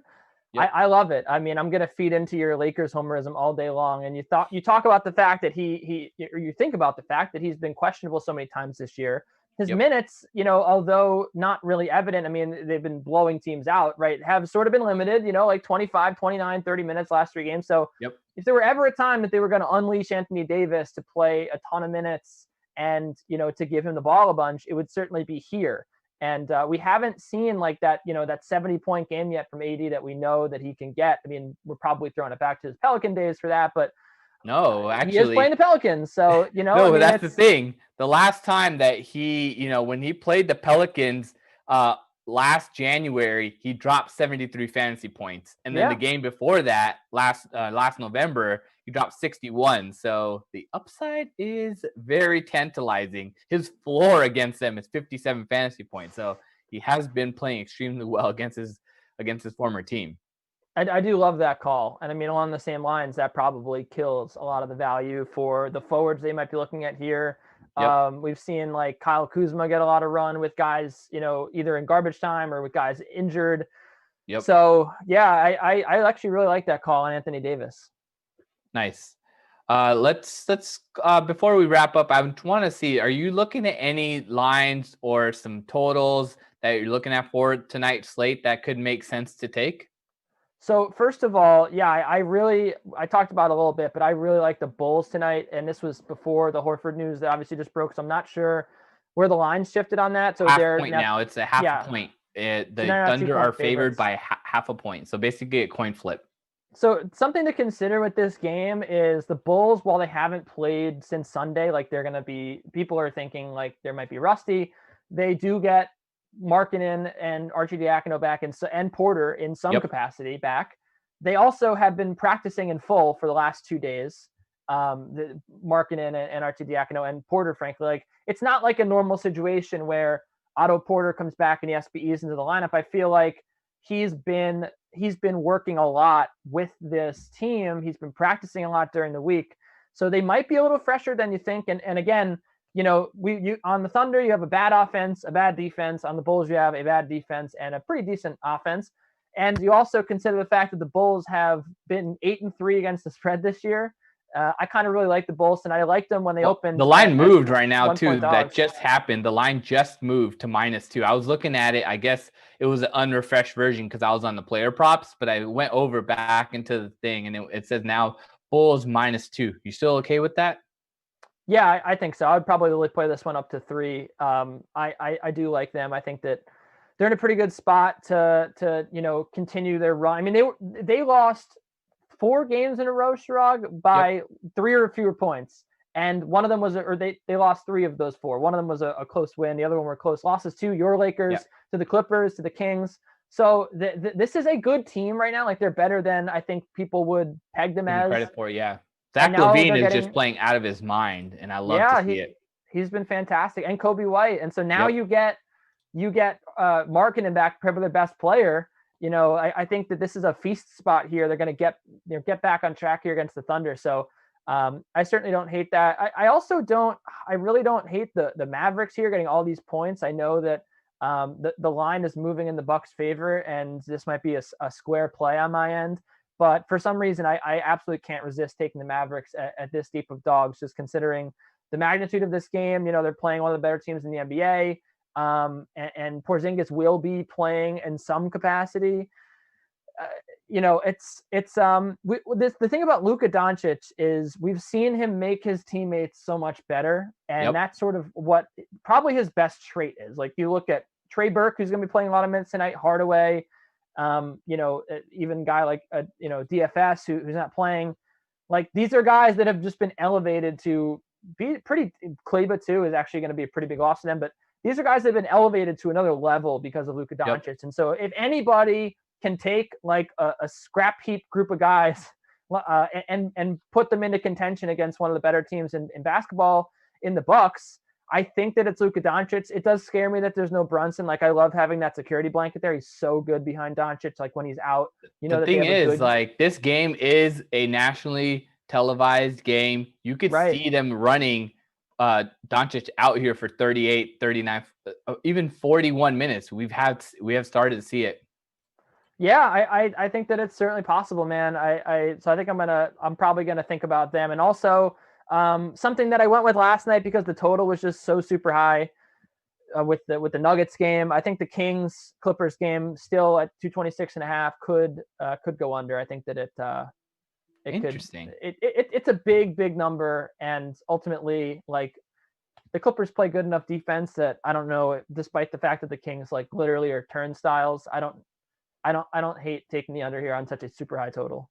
The only totals that are higher than this on the slate are the Hawks and Jazz and Mavericks and Bucks. So that it makes a lot of sense, just because I think you have a chance here that you could get a blowout and then you're just basically sitting out and just basically waiting for garbage time to run out so that it doesn't go over. Yeah, I think that's it's the same sort of formula as last night. You just take a super high total under, and you get a hot start, and then you start to see the Clippers separate themselves, and then we all know the story. But yeah, I like that Nick Batum over 1.5, man. I think you gotta hit that. Yeah, really nice call on that. Well, it's been nice hanging out with you. It sucks that you're gonna leave me for Rossi, but we got Terrellin also coming up next to get you guys ready for Washington and New Orleans. Saints gonna maybe make this run here. I want to see them play well against the Bucks. I don't want to see them playing. I don't want to see Tom Brady anymore. No one does, but I really like the Bucks in this game, man. I think that they proved a lot to me. I didn't think they were going to win against the football team. I thought they were going to get upset, and they proved a lot against a really good pass rush, really good defense. So I think that it's pretty similar this week. I think they get it done. Sweet. Well, nice hanging out with you. You too. We will see you guys. Thanks for all the questions. Appreciate it. Have a good one.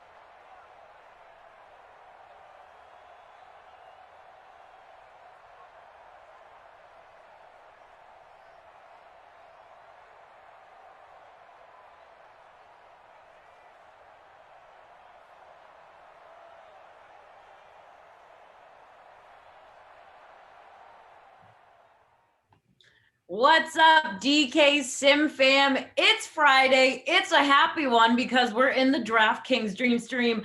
I'm Taralyn Azak, if you haven't seen me before, and I'm back with you tonight. As always, we have another 3-game Madden slate and plenty of contests, both free and paid, including our featured Madden Stream 4K Friday night special. That contest is $10 to enter and features 4K in prizes, including $1,000 going to first place. So let's get through tonight's schedule and then we can get to that.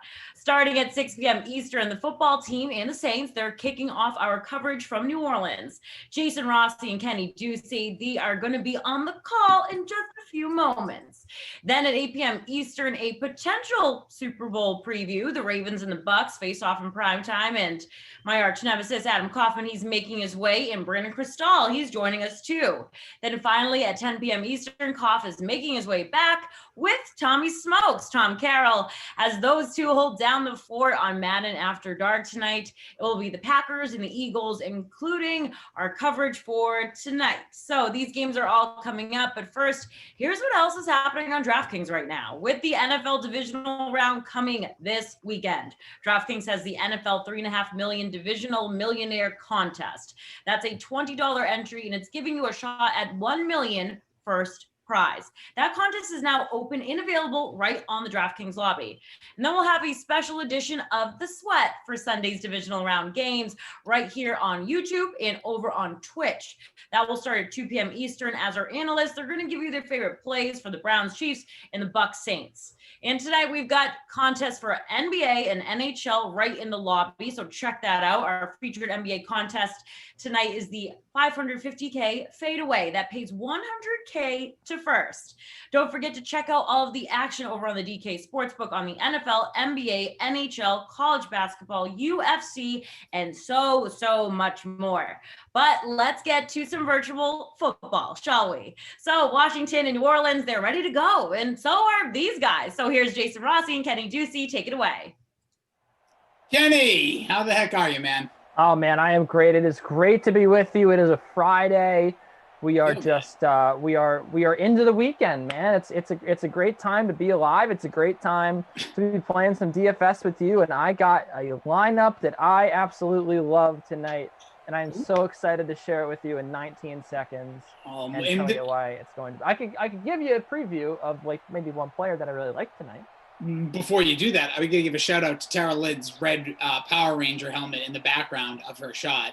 I don't know what room she's in the palatial suites, but that is the real MVP. So Kenny, give me a little tease, if you will. Sprinkle a little something on me. Well, lineups have locked, so I can give you my lineup. Let's go for it. I love Emmanuel Sanders in my captain spot tonight. 11.4K in the captain, $7,600 in the flex. Sanders been getting consistent targets in these sims. I always love pivoting off the wide receiver one, especially in a explosive offense like this. So, yeah, give me Emmanuel Sanders. I have Alvin Kamara as well. You kind of have to have Alvin Kamara. It's hard to fade the guy. And I also have Michael Thomas. And then I come back with J.D. McKissick and Steven Sims Jr. Rounded out, I had just enough money. Marcus Baugh, the fullback, tight end for a vulture. For the football team. Yep, you always had to play a vulture, man. It's the rules. You have to. I got one in there myself. Well, Kenny, I actually did make promises. You heard tease right before you and Chirag did your NBA lock stream, which, by the way, awesome job. You guys, that was really cool and got some good info there. Hopefully the Sim fan takes your advice. But do you sleep in a bunk bed, Kenny? Because there is a lot of rumors. They're going wild right now. Why did you ask me this when we go off camera? I could just show you my bed is right here. All right, then we'll go to it in between we'll go at halftime. We'll tease it ahead for halftime. Because you know what? I can't see your bed, but it could be a bunk bed. It could be a bunk bed. I was going to go right to it, but you were so excited about your lineup. You're all just, all right, I don't want to say what I'm seeing, but I can confirm we will get an answer. I'm not going to spoil it. By the way, that is a handheld camera you use? Use the side camera from the laptop? It's not a tripod. Yeah, but I mean, it's not your laptop camera. Correct. It is a ring light, and then the camera is in the middle of the ring light. Oh, fancy son of a gun right there. That's what we see when we get bonus watch when Kenny pops the glasses on as we take it now from Kenny's bedroom that potentially has two beds stacked on top of each other, like I was going to call them Good Brothers, but that's not the name of that. Step Brothers. Step Brothers. Thank you. Wow, that was a brain fart of ever. It is the weekend. It's a freaking weekend. Get excited. Smash that like. Kenny Ducey, Jason Rossi. We have a stacked crew. Daniel, our technical advisor. We have the great Michael producing. We have Patrick as well as Zach and our ops team. Get excited, folks. We got the football team and the Saints. One of these teams, both playoff teams. One's still alive. One is hitting the old dusty trail, looking ahead to the draft like many teams. But Kenny, we start here because I heard you start with Sharag. You talked about the exciting news for the Jets. I will just say this to tee you up. I am so upset about this signing from a Patriots standpoint. I'm so upset about this signing from an NFL standpoint because it's the best coach available in Robert Saleh. And I want to know, without telling the people, theoretically, let's say those are bunk beds. Will you be sharing a bed with Robert Saleh or giving him one of them this weekend as he flies in? Well, he's not in town anymore. Oh, he's already out? And it's also Saleh. Yeah, him too. The salsa. Yeah, sure. Anyways, he can sleep here anytime he wants. He can sleep in my bed. All right, look at that. Boom. Got it. That's all we need. So is this not the most exciting day as a Jets fan? Is this not what you were looking forward to since the moment you lost that number 1 overall pick? This is definitely the most exciting day, for sure. I went to bed with a smile last night. I woke up with a smile this morning. It's it feels good. It feels like we actually have a future, as you know, and it's hard to describe, man. It's just I feel like the Jets have bungled so many coaching hires, and they have hired the wrong guy so many times. And I read a lot about it. He said the Jets were looking for like a CEO type coach. They were looking for a guy that could galvanize a team, and that's why they hired Adam Gase. They wanted like a soft-spoken, like reserved coach that like knew what he was doing and all that stuff, right? Like that obviously wasn't who Adam Gase was, right? But they that's sort of what they were looking for. That's what they've been looking for a while. I think that they want ownership is like obsessed with like countering Bill Belichick with Bill Belichick. They want to find their own Bill Belichick, right? And so that's sort of what I think they've been looking for personality-wise in a coach. And that's who they were looking at this time around. They had Arthur Smith on their list, and this is, per all the reports that I've heard today, they had Arthur Smith, and they had, DeBall. They had all the guys on their list that everyone would expect them to have. And what ended up happening was Joe Douglas, who I love, went into this, the Jets GM, if you don't know. He went in with an open mind. They interviewed Saleh, and Saleh absolutely knocked the interview out of the park. They were like, we love this guy's energy. He is fantastic. We want him to be the new, he was excited about coaching the Jets. Like, it's hard to get someone excited about coaching the Jets. And so then they hired him. And I give them a lot of respect. I have a lot of respect for Joe Douglas, and I give them a lot of credit for hiring somebody that they weren't initially high on. He wasn't initially a guy that they were even going to consider hiring. And he was, they had the open-mindedness to just hire the best coaching candidate and not like hire the guy they wanted already or the guy that Joe Douglas knew, like that was a big step for the Jets organization to go out and hire somebody that wasn't even on their radar, and they were like open-minded enough to be like, oh, this guy is a good coach. So I'm excited about it. I think he's bringing in Mike LaFleur, and I think it's going to be fantastic, man. I really do. No, I'm like I said, I'm begrudgingly agreeing as a Patriots fan. I'm like, this was the worst thing ever. I thought Slav was going to, whatever you want to call him, whatever his name may be. I thought for sure he was going to be like Detroit, where he's from. I don't know. Good for the Jets. Like you said, they got a lot of things, momentum heading their way here. Number 2 overall pick, plenty of picks. They've done really well with the draft, just like Drew Brees has done well in this drive as we talking about NFL coaching hires. Jared Cook gets it second pitch. Is there a rule that Drew Brees has to throw to Jared Cook every time? I think that they did implement that. Madden as part of the update. No, but he has gone to him there 2 in a row.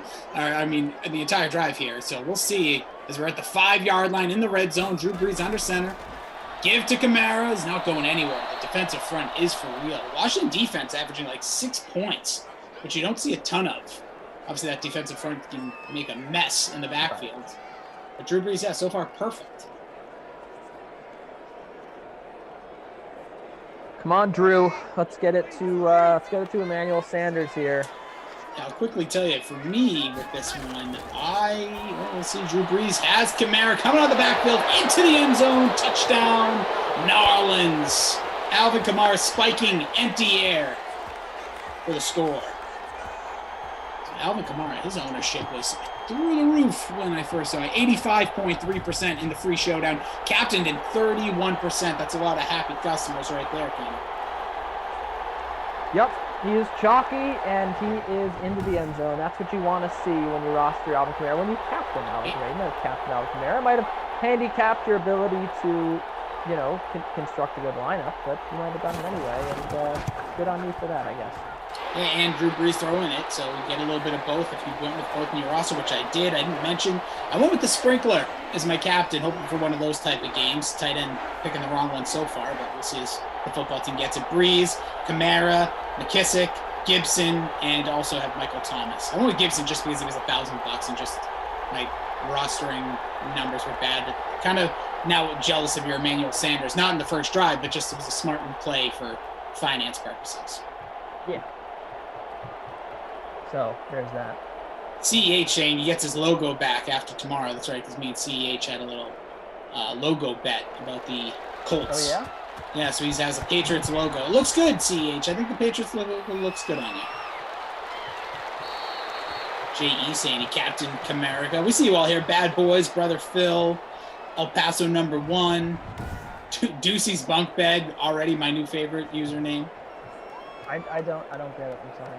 I don't get it either. I just want to let you know, at the end of our last game, right before you came on with Chirag, me and Emerson were talking. He said, hey, I have it on good authority. I have a source that says that Kenny has a bunk bed.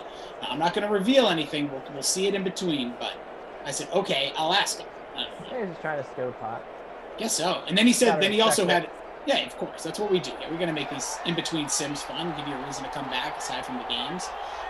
By the way, Washington football team, again, just in case you haven't checked out the Madden Sim info page, Dwayne Haskins will still be your #1 quarterback here. He is owned in 20.9%. That is the lowest I think I've ever seen a quarterback's ownership in any of these games, and he's captained at 2.3. People are wisening up on the QBs and wisening up on who which quarterbacks you need to have and which quarterbacks you don't need to have. So I do like to see that. Yes. Brother Phil, I want to completely disagree with him here. Dwayne Haskins finds his receiver, makes a move. And Haskins getting his first completion there, so we get a 1st and 10. Was your guy Sims. Brother Phil says, calm down and try to lower your expectation a bit, Ducey. Only about 1 in every 5 DCs actually work out as head coaches. Very high fail rate. OCs more often good head coaches. Don't know why, but it's true. But before you respond, no, do not lower your expectation. If you're a Jets fan, the expectation it's literally bottom level. Like, them and the Jags right now should be throwing parades for themselves as fans because you need something to get excited about. But go ahead. Man, I'm not gonna entertain that. Like, okay, great, you got me. Oh no, the Jets are gonna be bad, I guess. Like, okay.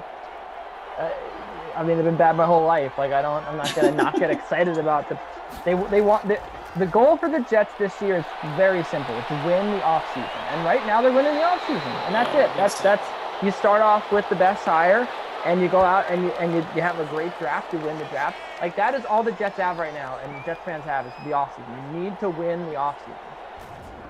Completely agree. Listen, I want the Jets to stink more than anybody. But at the end of the day, these are the days, if you have a season like you just had, this is what you're looking for. You need the good coaching hire. Now the draft is up next. Like, you're in a great position as a Jets fan, and this was a sought after. This guy wanted to come to New York. That's what you want to hear. It wasn't he won over New York, or New York was like, he had his pick of the litter. He could have won anywhere. And to hear that he wanted to be in New York, that's a huge coup. So, yeah, I think don't lower those expectations. Keep them as high as possible because it's the middle of the divisional playoff week, and as a Jets fan, you have something to be excited about. There's nothing better than that. It feels good, man. That's all I'll say. There it is. I was really worried they were going to make the wrong hire. It's exciting. It's exciting time to be a Jets fan. So we get a punt here from the Washington football team. So the Saints will take back over. Perfect so far is Drew Brees. We have the touchdown to Alvin Kamara. 117 in the first, left to go. Jason Rossi, Kenny Ducey. You can follow him at Kenny Ducey. Dropping that straight knowledge on the NBA earlier. Got other picks. Probably got some stuff cooking for this weekend with the 4 playoff games, which we'll talk about. That's right, yeah. Big weekend. Some people say this is the best weekend of football. I still think last weekend or opening weekend. Last weekend was pretty good, man. I don't know. You know what else was good was week 16 was very good. Week 16? What was so good about week 16? I don't know. I feel like that was. What was the one with the super loaded 4 o'clock slate? I thought that was week 16. Yeah, that would have been week 16. Well, week 17, you had all games on Sunday for the first time and only time. I always look at the opening weekend of football and the wild card weekend are usually the best, but this obviously you usually have the best teams remaining. Say we will about the Browns. They did what they had to do. Do you give the Browns any chance, Kenny? Or what chances do you give them? Because you didn't say 0, because it's always a chance, but we're just sitting on them right now. I don't know, man. It's tough. I don't like them. I don't like them at all. There are valid questions about how the Chiefs are going to come out here because they are slow starters. The Browns are fast starters. The Chiefs haven't played in like 3 weeks. But ultimately, this team is still the best team in football. They are still the best team in football by wide margin. The Browns beat a broken Steelers team. They were, that was not a good team over there. So I can't support taking the Browns this weekend. I can't support anyone saying that the Browns are going to win. It's just not going to happen. Maybe cover. All right, here's the moment of truth. Oh, here it is. All right. Does Kenny have bunk beds? No. Boo. And it's a made bed. Can people see that on the Yeah. I'll have to go slower so people because I'm framed, right? So that's okay. Yeah, you should be good. There's a bed. And Bad Boys of Pop says stack them kickers like Kenny or KD stacks them beds. But he doesn't. It's a single layer bed on the lower to the ground too. Gets a squat when he gets out every time. Squeezes the cheeks. Come on, it's better than that. I'm not real. I'm trying to fix my camera now. I'm not really sure why Emerson decided to make up that. It could have made up like so many rumors. He could have been like Kenny Ducey is like related to like Mitch Moreland. And I'm like okay. Well, that one's not as fun. The bed one was, and it was interesting because for a second I was like, "Is this real?" By the way, if you're just joining us, you have Smith and Cook both with 2 grabs for the Saints, both over 20 yards. The touchdown was Alvin Kamara. He's just got the 1 grab for the score. It's 7-0 Saints and Kenny. Spoiler, sorry everyone. Kenny does not sleep in bunk beds. Which Kenny, I do ask this question: if you did have bunk beds, maybe you will in the future. Would you want to be a top bunk guy or a bottom bunk guy? Bottom bunk guy. Same. See? Actually, no. Wait. No, I'm not. I'm a top bunk guy. I'm scared about the beds falling always. So I want to be the top bunk so I survive. Have you ever had bunk beds in your life? Not even recently. Like as a kid, did you? No, not as a kid because I didn't have. I mean, I had 2 little sisters. Yep.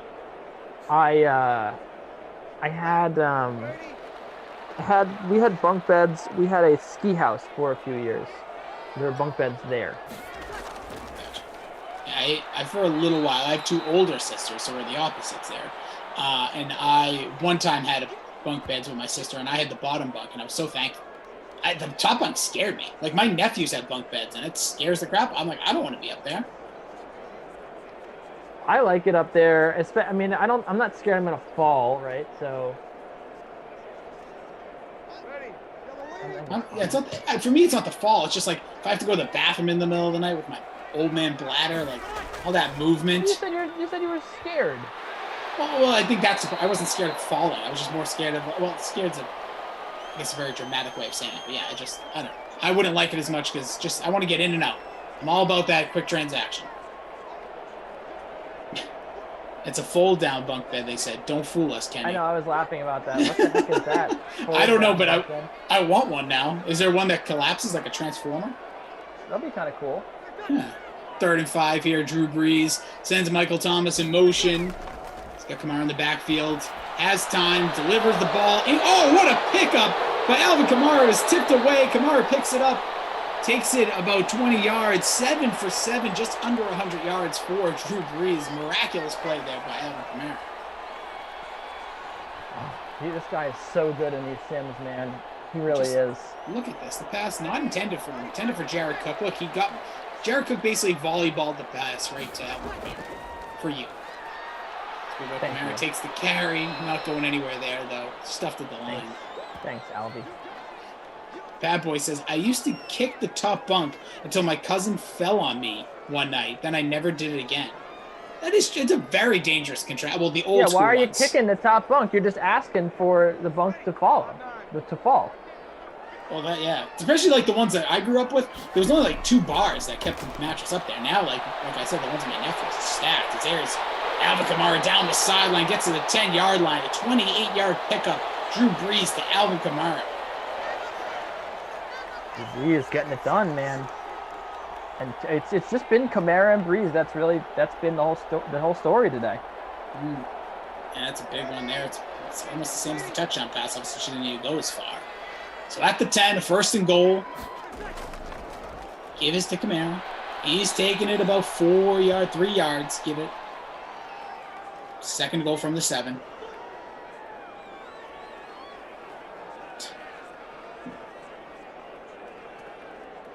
Big Benji says Kenny does have bunk beds. He's streaming from a hired friend's house today, knowing you would ask that question. Because everyone in New York has a beautiful brick wall as their background. Yeah. I'm enjoying these comments. They're very funny. And there's Traquan Smith getting into the end zone for a touchdown. 2nd pass for Drew Brees into the end zone. Will be 14-0 just like that, putting the Washington football team in a very stubborn offense at best, in a bad position. Yeah, this offense, you called it stubborn. They do not like moving the football, huh? They don't like it at all. Traquan Smith, he fits into that wide receiver 3 theory, man. I really thought about him, but I couldn't pull the trigger. But yeah, I mean, he's a pretty good. I always support playing the WR3s in Simland. I think it's a great move. Yeah, he's owned 50%. Captain just 4.8. 12 touchdown for Smith. So definitely someone, as you see these Saints come back into your rotation next game, keep an eye on Traquan Smith and his price, because you might want to get him in there. Like Kenny just said, you do got to love the 3rd wide receivers, especially in the power offenses, or at least high-octane offenses. Sorry, now this is just great stuff. Steven says, maybe Kenny sleeps under the bed. Check for pillows on the floor. That mattress was pretty low. I don't think he's getting under there. Oh, see, this is tough. Bad Boy says, one night I woke up to pee and swung my leg over the side of the bed thinking that I was on the bottom bunk. Gravity swung my face right into the ground. Oh. See, that's what I'm worried. That's where the fear is. Like that, I would forget that. Yeah, I see that now. Ducey's bunk bed. Great username. Yeah, keep those up. Listen, for a while people were making fun of my chicken nugget toes. You never know. Emerson Peloton. Yeah, Emerson's forehead, which always gets me. I don't really understand it. She makes me laugh. People making some shout outs now. Small Ben saying sprinkler time. I love Small Ben. Yeah, boy saying McLaurin time. Check out our homies on Twitch. So we'll see here the football team take over at the 24-yard line. Haskins in the gun. 4-man rush, plenty of time. Dances around, backs up, throws a pass. Has a receiver open on the sideline. It is McKissick getting involved, gets the pass to the 49-yard line. Mamba Vision. I love when you jump into Twitch because you just see what they just said. No context. Just Mamba Vision says only shooters on Cleveland tonight. Dig it. He's stopping Cavs, obviously.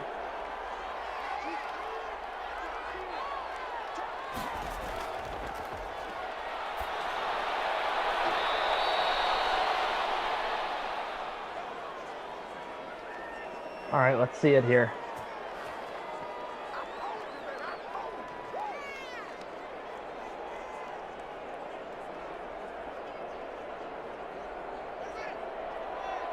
Let's see it. McKissick has been the lifeblood of this offense in Finland.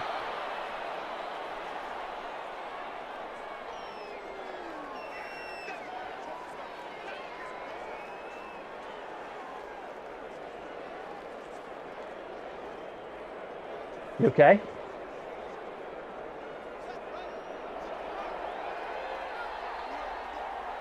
You all right?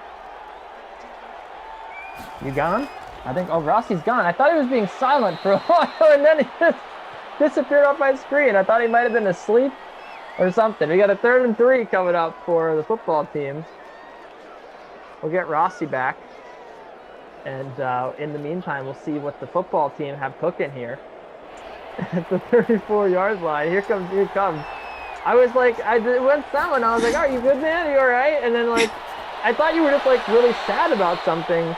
Or fell asleep because your face was frozen and you're, like, you're looking down. And then I realized that Terribly sad. We're gone. Terribly sad. We got a challenge here from the Saints. Just keep you guys on your toes.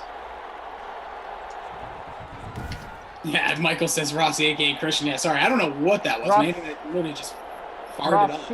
Rossi Andrea. Yeah, seriously. Must be the wild winds in New England tonight. Or just the horrible Wi-Fi for a moment. Because I was making fun of my some of my cord cutting stuff earlier. I bet you the internet's like, listen, dude. Tom Cruise says Rossi has been abducted. Do you know there was a story today about Tom Cruise? I don't know. That he, in order to continue filming on his sets, this is someone who was working on the set had claimed this. Okay, this is from page 6.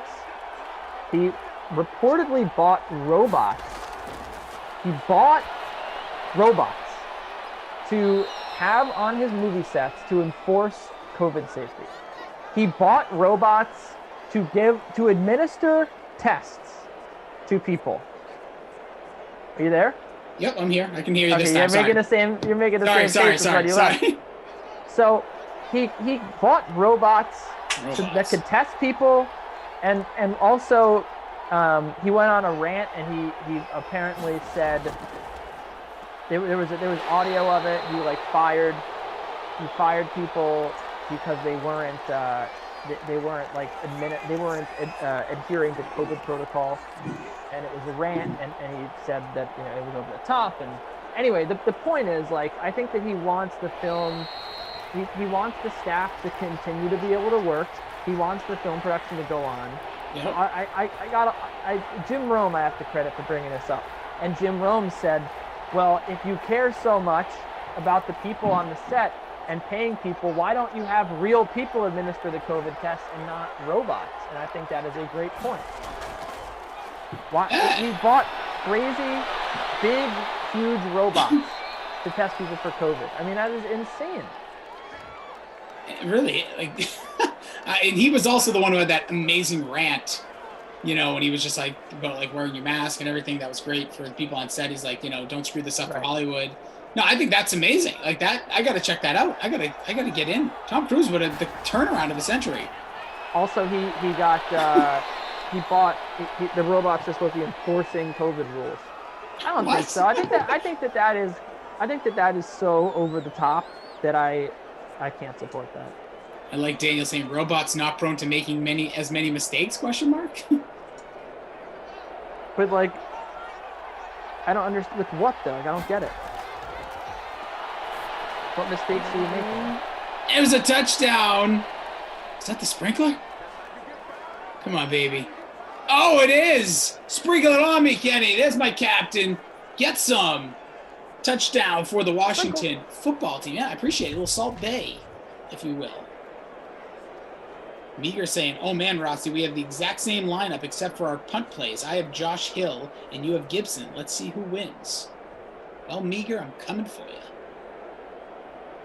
So will be 14-7 like that, while Tom Cruise is trying to take over the world with robots. 13th touchdown for the sprinkler.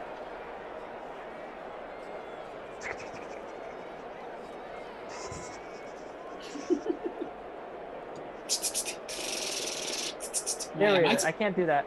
Mine might be more I think, let's see if I can get.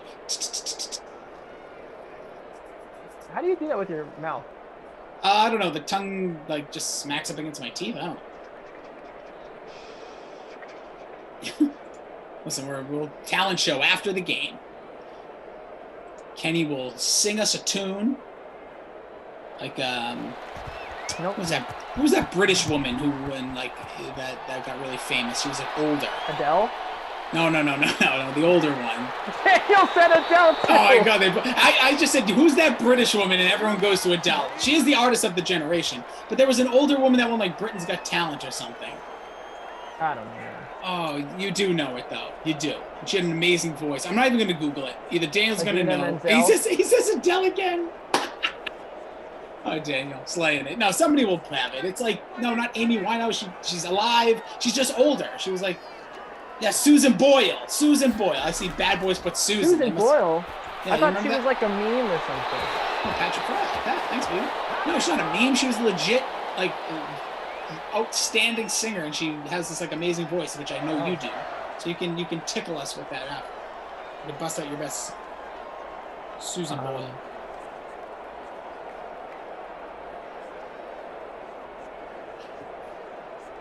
Susan. All right, here comes the less than a minute drive here. 2 timeouts remaining for the Saints.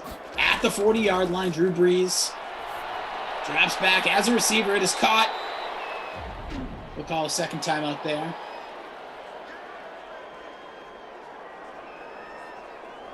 Karl Anthony Towns mentioned he's tested positive for COVID. A lot of stuff going on with the NBA with that. I know you guys were trying to keep everybody up to date. It is happening fast and furious. Put out a nice little tweet there, though. Thinking of you, Karl Anthony. Here comes Drew Brees on a 2nd and 3. Delivers another great pass. Gets it to the sideline, staying inbounds. Your guy, Emmanuel Sanders, getting a grab.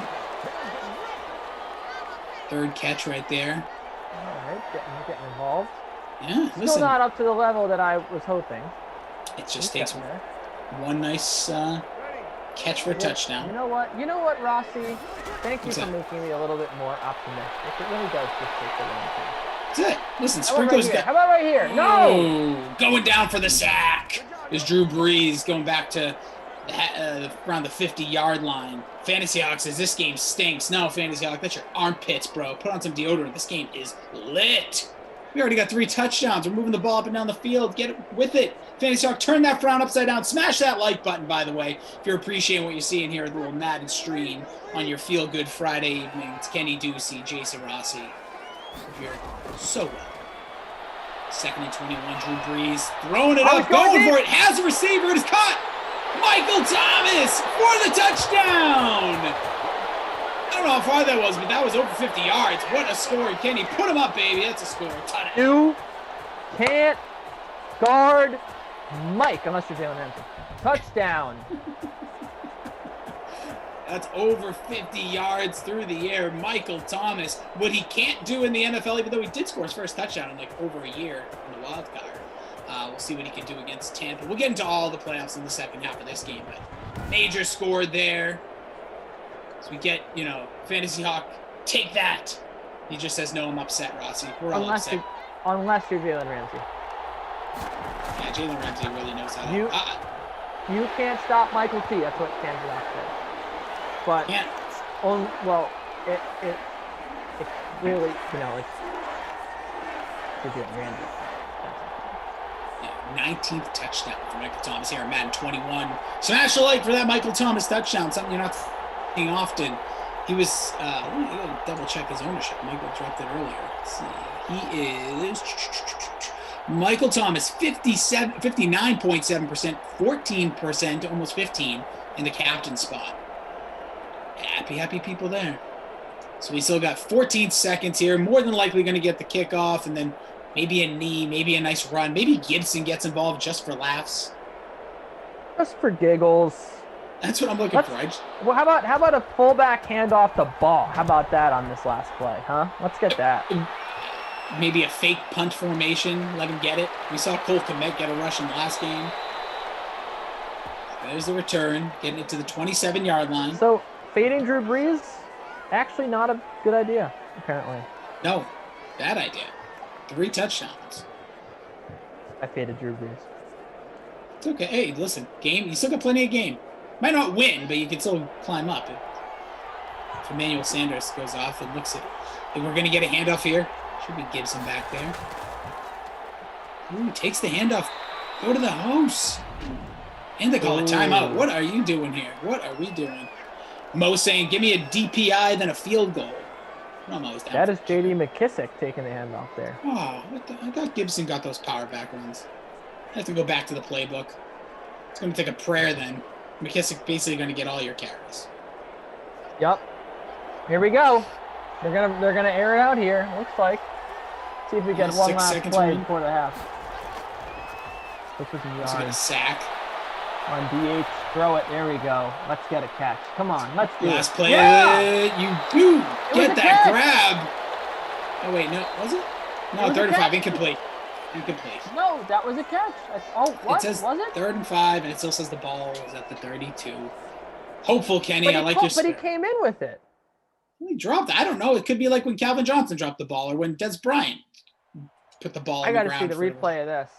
You're not going to see it. You're not going to see it. Going to halftime. No, I'm looking at the on the YouTube. Yes, where? Yeah, it was a drop. It was a drop. Confirming. It's okay. Going to confirm for the people it was a drop. Breeze with 218, 3 scores. Yeah, tough fade. Haskins got 1. I thought he had 11. That was the attempts. He's 92 and a touchdown to the sprinkler. For a running, not a ton of stats here on the ground. Just 2 guys even run the ball. 5 for 15 is McKissick. 10 for 27 is Alvin Kamara.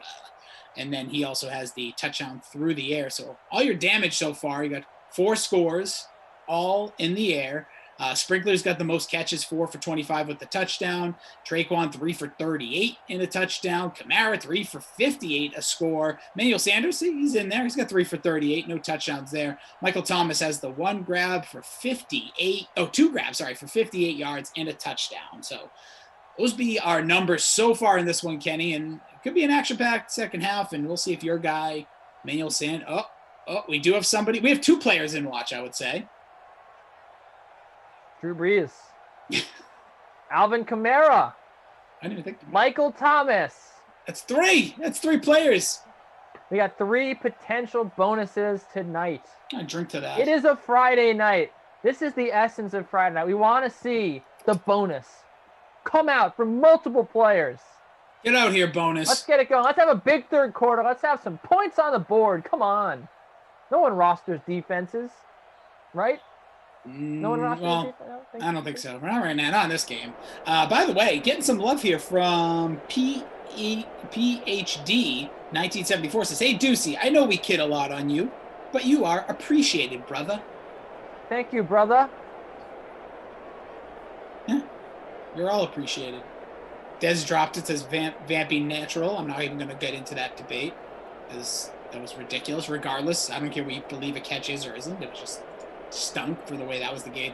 My thing with the catches, they need to just, like, you know how they essentially in the Washington game, right, when Heineke threw that touchdown to get him back in the mix, right? Yep. And they were like, well, that's been a catch in the NFL for 100 years. That's a catch, right? You can tell it's a catch.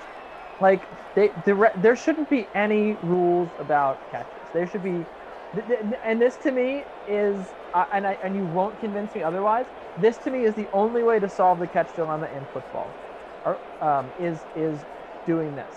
You have to have you have to give referees, and we trust referees. We entrust referees and officials to judge plays, right? Like, someone's judging whether or not pass interference called. They're judging, like, they are given the authority to make judgment calls, right?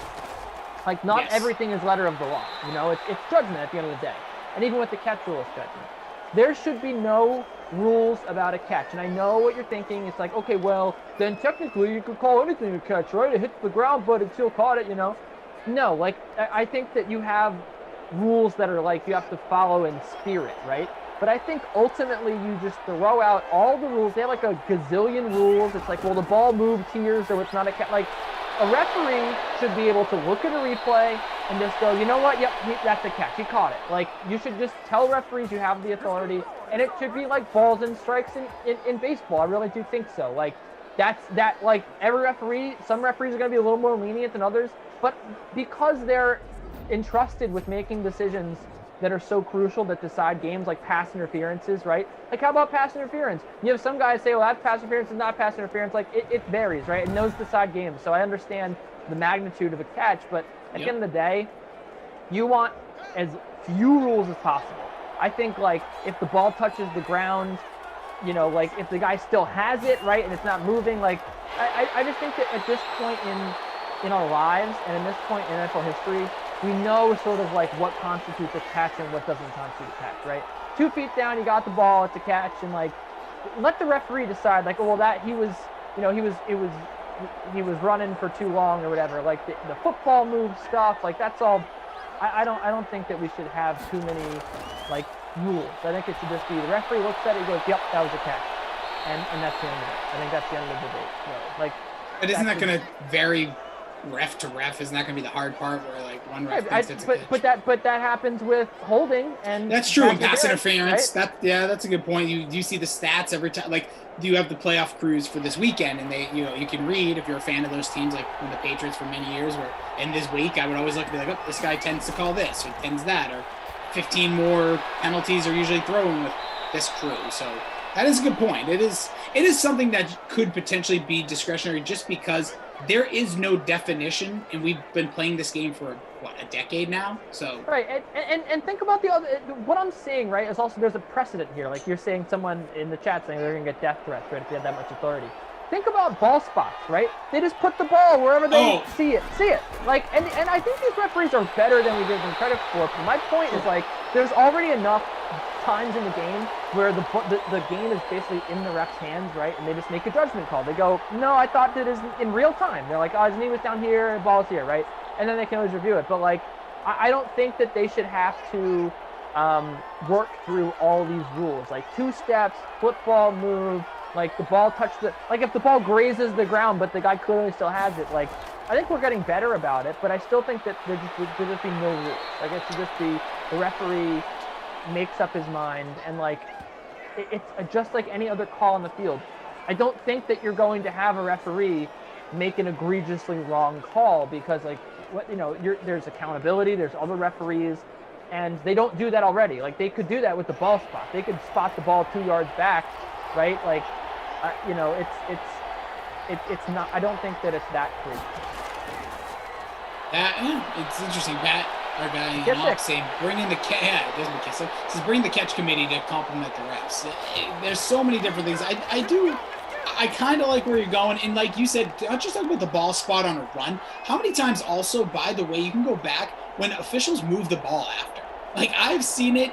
Yep. Like, we don't pay attention. Obviously, the broadcast isn't just showing the field, but there are times when the ball, like we see right here on the 29 here in Simland, that they'll actually place the ball 29. Next thing you know, the snap will be like, they'll be like set for their plays.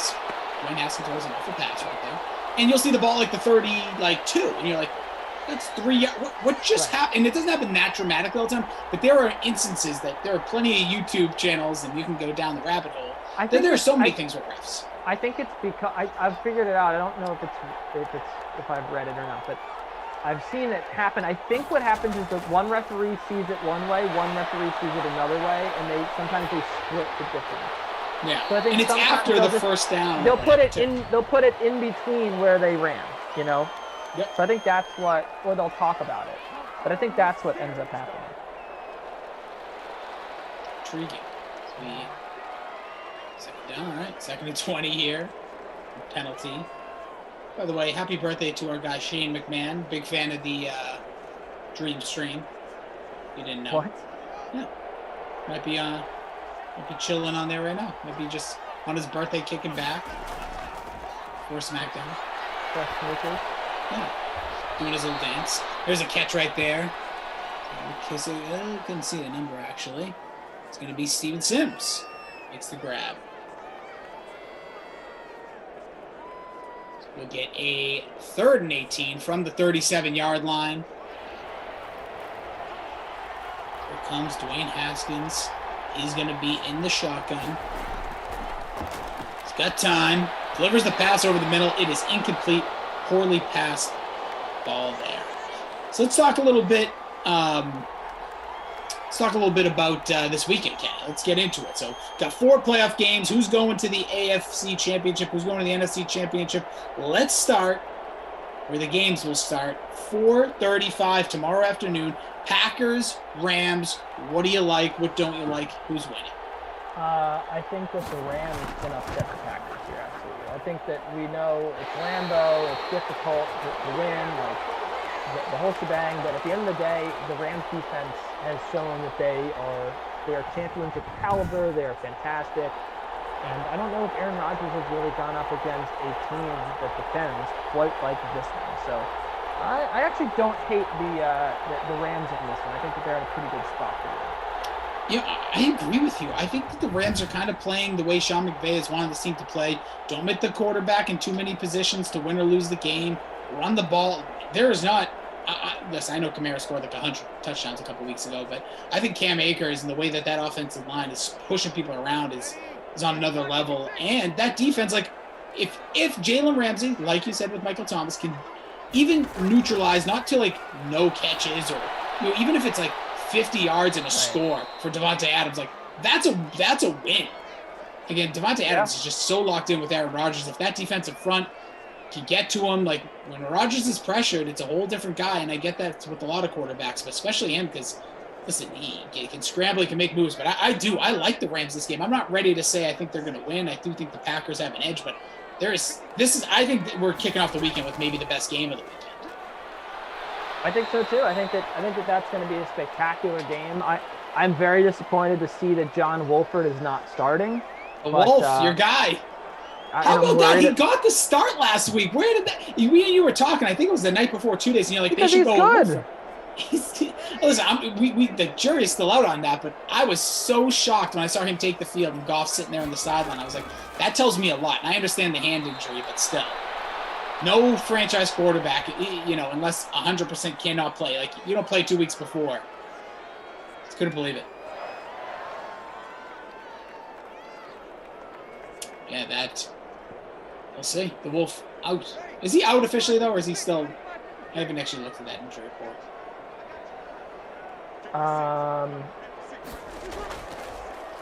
Doesn't matter.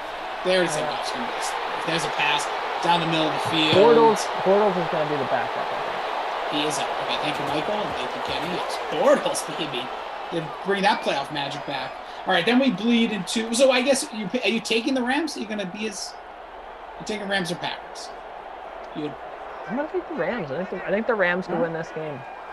I did call Chiefs-Packers Super Bowl before the season started, so I feel like I have to stick with it, but I do think the Rams can win this game. I think we're both in the same boat there. Packers should win, but the Rams can win. I know it sounds ridiculous, but kind of feel the way I feel too. Ravens traveling to... you're in neck of the woods, a little more like 5.5 hours north of you, I believe, to go see Orchard Park to play on the Bills. Ravens-Bills, what do you think, Kenny? Ravens, for sure. I think the Ravens win this game. Yeah, here's the thing. Put quite simply, Rossi. Please. Bills have the 20th ranked rushing defense in the NFL. Yep. The Ravens have the best rushing offense in the NFL. They rely on the run. They have Lamar Jackson, J.K. Dobbins. They will run all over the Bills, and I think that ultimately that is their downfall, the Bills' downfall. I think it's going to be a great game. I actually think that this is probably going to be better than Packers-Rams. But I think ultimately... Kamara, hold on real quick. Getting in. Busts into the end zone. Thought he was stopped short, but again, referees make the discretion that that's a touchdown. So that will be 28-7. Kamara in his second score of the game, as you will. No ball touchdowns yet. I'm disappointed. I think ultimately that's a matchup that I think they're going to exploit. Lamar's just been running the football so well. They win that game. It's tough, but the Ravens defense is better than the Bills defense, and I think that's going to be the decider.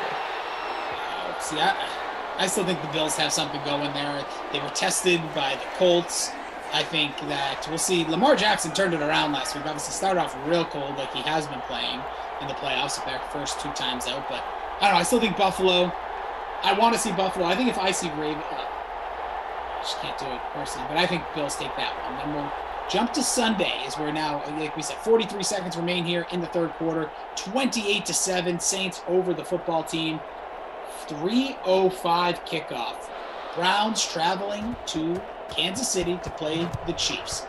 10-point spread. Kansas City's been awful against the spread, and plays played down to their competition a lot this year. Do they get it done? Do they even let the Browns have a chance in this one? I don't think so. I don't think so at all. I think that it's going to be a big time Chiefs win. It's not. The Browns are just not this good. They've outperformed expectations. I think they've been overachievers, and they're gonna have. Look, it's not like the Chiefs have a great defense, right? But just ultimately, Mahomes is gonna light up that secondary, and I think that the Chiefs are gonna score at will in this game. So I think they win pretty comfortably. Yeah, I have that odd feeling this could be one of those like 7-0 early Browns, and then it's like 45 to 20. And like at the end they score, because they just feel like the Chiefs can win. It's just when they turn that switch. Right. Will they come out? They've had weeks off now. I don't know. But I think Chiefs handle their business here and don't let the Cinderella story continue. The glass slipper is going to be left at the ball. I agree, Rossi. I think that I think that the Chiefs have kind of not been even like giving it 100%. Like I don't think they've been like quite in gear all season. And I just feel like what's going to end up happening is they're going to just turn it on. They're going to hit the switch, and it's all going to end up going wrong for the Browns. That's sort of what I see. I think they're going to just get into gear here. And we'll talk about the team that we're seeing here in Simland when we get back after 3 here, though. 28 for the Saints, the football team, 7. Stats will be intriguing to look at, but your guy Dwayne Haskins, this is why he's only owned in 20%. He does have the throwing touchdown, but he still only has 135 through 3. While Drew Brees, the glasses can be popped back on, Kenny, because he's getting closer, 47 yards away from a bonus 3 scores he has thus far. He's got the perfect passer rating. Alvin Kamara, 48 on the ground with the touchdown. There he is, his bad boy Ducey. McKissick, 9 carries, 29 yards. Hasn't been great so far in this one. And then we'll get our receiving numbers. 6 grabs, 39 yards. The catches are there. The yards are not, but the touchdown as well for the sprinkler. Emmanuel Sanders, 4 for 41. 4 for 40 is J.D. McKissick, kind of saving his poor ground performance. Traquan's got 64 and 4 grabs for a touchdown. Alvin Kamara's got 3 grabs, 58 in the touchdown, so he's getting closer. 58. Michael Thomas, hello. Michael, get on back in here, pal. Hey, Mike. 58 in the touchdown. Yeah, where are you? Dontrell Inman, just 1 grab, 9 yards. Yeah. Jared Cook had those 3 in the first drive. Bonus watch is off on Michael Thomas. Take him off? Watch is for Michael Thomas. Very much on, though, for Drew Brees. It's off for Alvin Kamara. Okay. Sorry, guys. Oh, listen, you don't have to be sorry. They need to be sorry. It's their fault. Daniel gives us the okay that the stats are good through 3. So smash that like for our guys, Patrick and Zach, smoking it on the back end, making sure the game is moving along, just like our guy Daniel, Michael, our producer. Appreciate them so very much. It's Kenny Ducey, Jason Ross here with you. Yep. It's good to be here. The Saints, they're having fun, but the football team, I don't think they showed up to the sim yet. No, they had that one decent drive where they scored. It wasn't even necessarily a great drive, but the score is the score. But we'll see. They have the ball here. It's a 1st and 10. The score is the score. Yes, that is very deep. That is very John Madden-esque. The Browns is the Browns. Everyone faulted Jesus for saying that, but he was right. The Browns is the Browns. And Chase Claypool saying they're going to get clapped this weekend. Sammy Watkins saying there's no competition on Twitter at one point. So a part of me kind of wants to see the Browns just smack them again. Just do what they did last week. But Inman, baby, Inman. get some. That's a second grab. So now we get to potentially the highlight of the weekend. The old dudes, as Michael told us, happy birthday to Drew Brees, born this day. And I forget how old he told me. I think he said 43, right? 42. 42nd birthday. So quick math tells me that would be 1969. I'm going to say that and keep with it. I might be wrong. That was quick math. So him and Brady combined age 85 this coming weekend. Brees hosting Tom Brady and the Buccaneers. Kenny, what do you think's going to happen there? Give me the Bucs in this one. I think that the Bucs proved it to me last weekend. I thought that this football team defense is going to be too much for them to handle, but you talk about the way that Tristan Wirfs played. He's going to lock up Cam Jordan, and I think that ultimately, if this were like the Ravens, sure, like the Saints have a great rushing defense, right? But the Buccaneers don't run. They don't need to run. They just throw the football, and the secondary is the more vulnerable of the two units. You've also, you've got Marshawn Lattimore who's in a decline of his career. You have Gardner Johnson. I mean, these are cornerbacks that are good, but they're not unbeatable. They're not elite. Yeah. And, you end up having an incredible receiver core. I think that they're going to continue to find separation here. Mike Evans is going to turn it on. And yeah, ultimately, I think that the Buccaneers win this football game. Oh boy. I don't think I can watch. I'm kind of happy it's Sunday night. Maybe I can find some other alternative programming because I can't watch Tom Brady. I can't do it. If he wins, I'll be very upset. If he plays really poorly like he did last time against the Saints, it's also kind of equally upsetting. Just can't do it. I'm sorry. Maybe sorry I'll. about Tommy. It's okay. I really appreciate your condolences, though. Maybe I'll. Are you doing Leaderboard Live for that game, Kenny? Do you know? I am doing Leaderboard Live for that game. So Let's maybe talk. oh, geez, never mind. I was gonna watch, but no, I'm kidding. No, maybe I'll keep that on my second screen so you guys can kind of keep me updated. I gotta stay off Twitter. Like when they played Washington, I watched the first half, and when it was 18-16, I started to get a little invested. Then you just saw that tidal wave of Brady start to take over, and I just couldn't do it anymore. So I put on some HBO movie or something. So we have Dwayne Haskins from the 5. The score is the score. Come on, is it the sprinkler? No, it's Inman. Inman. Wide receiver 3 is hitting today, man. Inman and Smith both into the end zone. That Daniel, we'll talk about him, and then Daniel dropping some interesting thought-provoking questions. I'll tell you in a second. It's our tech advisor extraordinaire. So we are going to have ourselves potentially a game here if they can make a fourth quarter storm back here with 5:22 left to go. Inman with the score. So Daniel says, how exciting would it be if Rodgers, Brady, Mahomes, and Allen are all eliminated? And the Super Bowl race would be wide open. So that would mean you would have the Saints versus the Rams. You would have the Browns versus the Ravens, and every network nauseous. Because that's the thing. You really got to look at this from these network standpoint, because you get Brady, Rodgers, Mahomes. I guess that Allen Lamar one doesn't matter as much. Maybe even Lamar is a bigger name because he has the MVP. That would be all MVPs actually left if Lamar, Mahomes, Brady, Rodgers. That would be interesting. I think that it's very, very possible. I think that that's actually the scenario that I laid out, right? Ravens. It is. Well, he said the Rams could potentially. I said the Rams could win, yeah. So I don't know. I think that that's going to happen. Did you see that? Did you hear JJ reference you last night on WFAN? I did. That's a good friend of mine. I knew him. I've known him through Twitter, right? For years now, and then I worked with him at SNY. So we talked. We were texting about Sam Darnold last night. So I heard him mention that I tweeted about Sam Darnold. So you're talking about what's his name? John Jastrzemski. Yeah, so he came in when I worked at EEI. He did a couple of hits with us. Good dude. Very good dude. Yeah, I love JJ. He's the best. Good for him. Good for you getting a little shout, too. Nothing better than that. It wasn't. It was just I had tweeted a quote from Adam Schefter, and then that was where he got it from. So I was like, Doesn't matter. I don't care how you get it. You just got it. All right? feel accomplished. Didn't realize that. Did you see that lives in New York, though? That's nice. Could be streaming worldwide. And he's a good dude. And I like young, passionate people that seem like homers. That's a huge sack for the football team. Getting him down to the 11-yard line. So under 5 to play here. It's going to be a 3rd and 24. Also, CEH saying, shout out the Twitch fam for me, Rossi. We're in there chopping up the NBA. Yeah, I see you guys over there. Appreciate it. Yeah, if you want to jump on Twitch, those guys talking about that.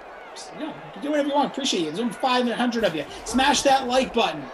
So we're here on a Friday night, a feel-good Friday. Feeling good, looking good. Michael Thomas gets the catch. Only good for 7 there. Gets him off his schneid of sticking at 58. But it will be a punt situation here as the football team will get the ball back. Jordan, who scored for Washington? That would be the Sprinkler and Inman, both from Dwayne Haskins. The sprinkle's on there. We got an opportunity here. The football team made a 1-score game. With a quick score. Let me take a look at our contest here. I haven't taken a peek in quite a while. Let's see. We have right now I'm sitting at 27th. I think there's 130 some odd. I'm not doing well in this contest. I am 136 of 148. Because I faded Breeze, man. I thought they faded both quarterback game. What can I say? If Steven Sims, got the football, then maybe I'd start work it back. Emmanuel Sanders not scoring killed me though. Those are the tough ones. If you are going to make those, no quarterbacks, you need all your players to somehow come through. As Meager is right, we both have the same lineup aside from our punt plays. We both have goose eggs, Hill and Gibson. So we'll see here is a 2nd and inches. Dwayne Haskins delivers a pass down the field. It looks, did he bring it down? He did not. Incomplete. Oh, I thought he did. No, it looked like the ball was out of bounds. It looked like McLaurin on the catch there. He's on the latest update, getting the X Factor. By the way, we're talking here, we're chopping up. What do you guys, DK Simfam, who are your final 4? Drop them in the chat. We'll give you shouts. Who will win? Who will be in the title games the following weekend? Michigan Wolverines going to the Final 4.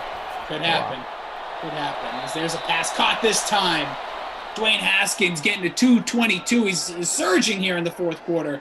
That is scary Terry McLaurin getting to the 34-yard line. Gibson has had 1 point since week 27, not even a punt play. Well, you never know. Travis, you never know. Hey, I played ball. He has 1 point. It's going to be a catch there for McKissick. It looks like a face mask on the other end.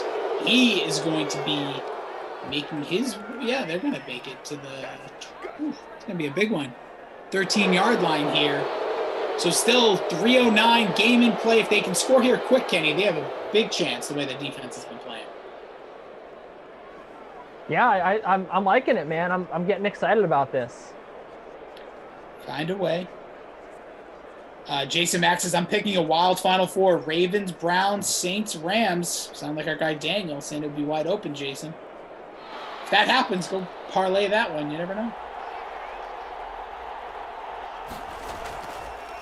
Here comes the run. Handoff. There's McKissick. Makes a move down to the 5. Into the end. Oh, whoa. Down at the 1. I thought for sure he got in. I thought he got it too. Looked like he did, but was stopped. So look, just pushed into the end zone. What happened? That's a good question. Look, he makes a nice cut here. The 5-yard line, they all stack up at the 3, and looks like maybe an elbow. That ball's across.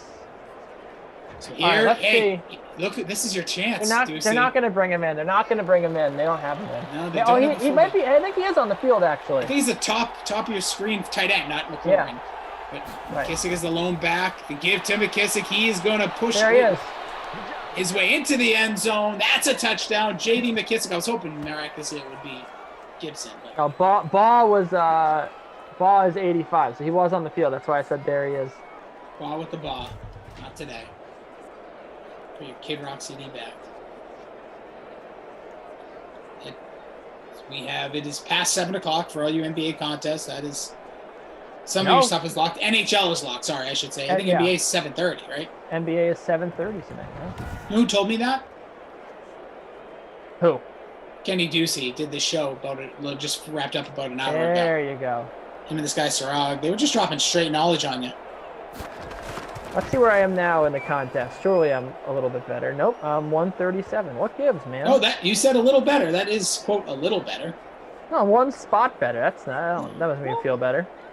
I'm in 26th right now, and to jump, I need Antonio Gibson to run a 100-yard touchdown. Or in this drive, realistically, it would have to be, I'm assuming Breeze, Michael Thomas, and Kamara all owned above me, so. I'm usually either like really good or really bad in these things. I kind of feel like that's the way to be, though. I'd rather be that than like always in like the 50s. Personally, but yeah. The leading lineup right now is M. Sunken. You go ahead and translate that. That too.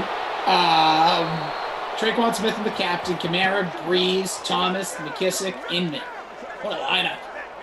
Right now with 123.5 points. You know what would really do me well here is if Emmanuel Sanders caught a bomb. Emmanuel Sanders catches a bomb, it's over for all your lineups, man. you would get over that 100 mark, I can tell you that. I would. He's only 7% captain. Yeah. So here he is. But Drew Brees has probably enough ownership to keep it down. But, hey, we'll see. Kamara gets a catch across the middle, breaks one tackle, will not break another one. Gets about 7 yards on that grab. A 2nd and 5 with 2:20 left to go. That should be the last play before the 2-minute warning. The football team has all 3 timeouts, Kenny, so this thing ain't over till it's over. So I just got a random text, somebody saying, do you like meatball and regatta? My answer is no. I don't like regatta cheese, personally. Huh. Yeah, weird. I'm a weird Italian. But now I'm very hungry.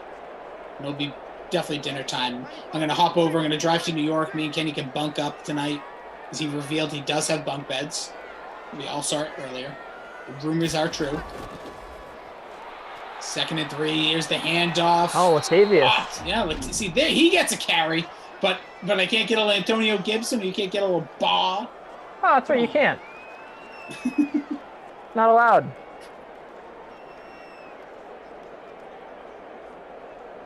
Bad boys, listen, the Saints going to be the Saints. They pass the ball short and steady. That is their running game.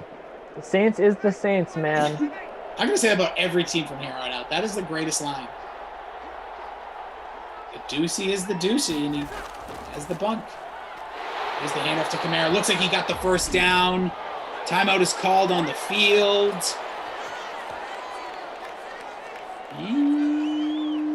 Ball game. That's going to do it. No one timeout remaining. So we'll still get one timeout. You'll probably get the knee, the timeout, the run. I've seen this before, Kenny. Yep, we'll definitely get some more plays here. I think they're gonna maybe throw the football here. Oh, look, there's Kamara. By the way, Uncalid IV says Madden Classic, Emmanuel Sanders, 8 point. Bad at all. I'm way behind the chat, by the way. I did not realize that. So I apologize if people were shouting out your final 4 and I didn't say anything. Game over, flip. Maybe we'll get a throw. We can never know. No. That's actually going to lose yards. Yeah, here's where they're gonna throw the football now.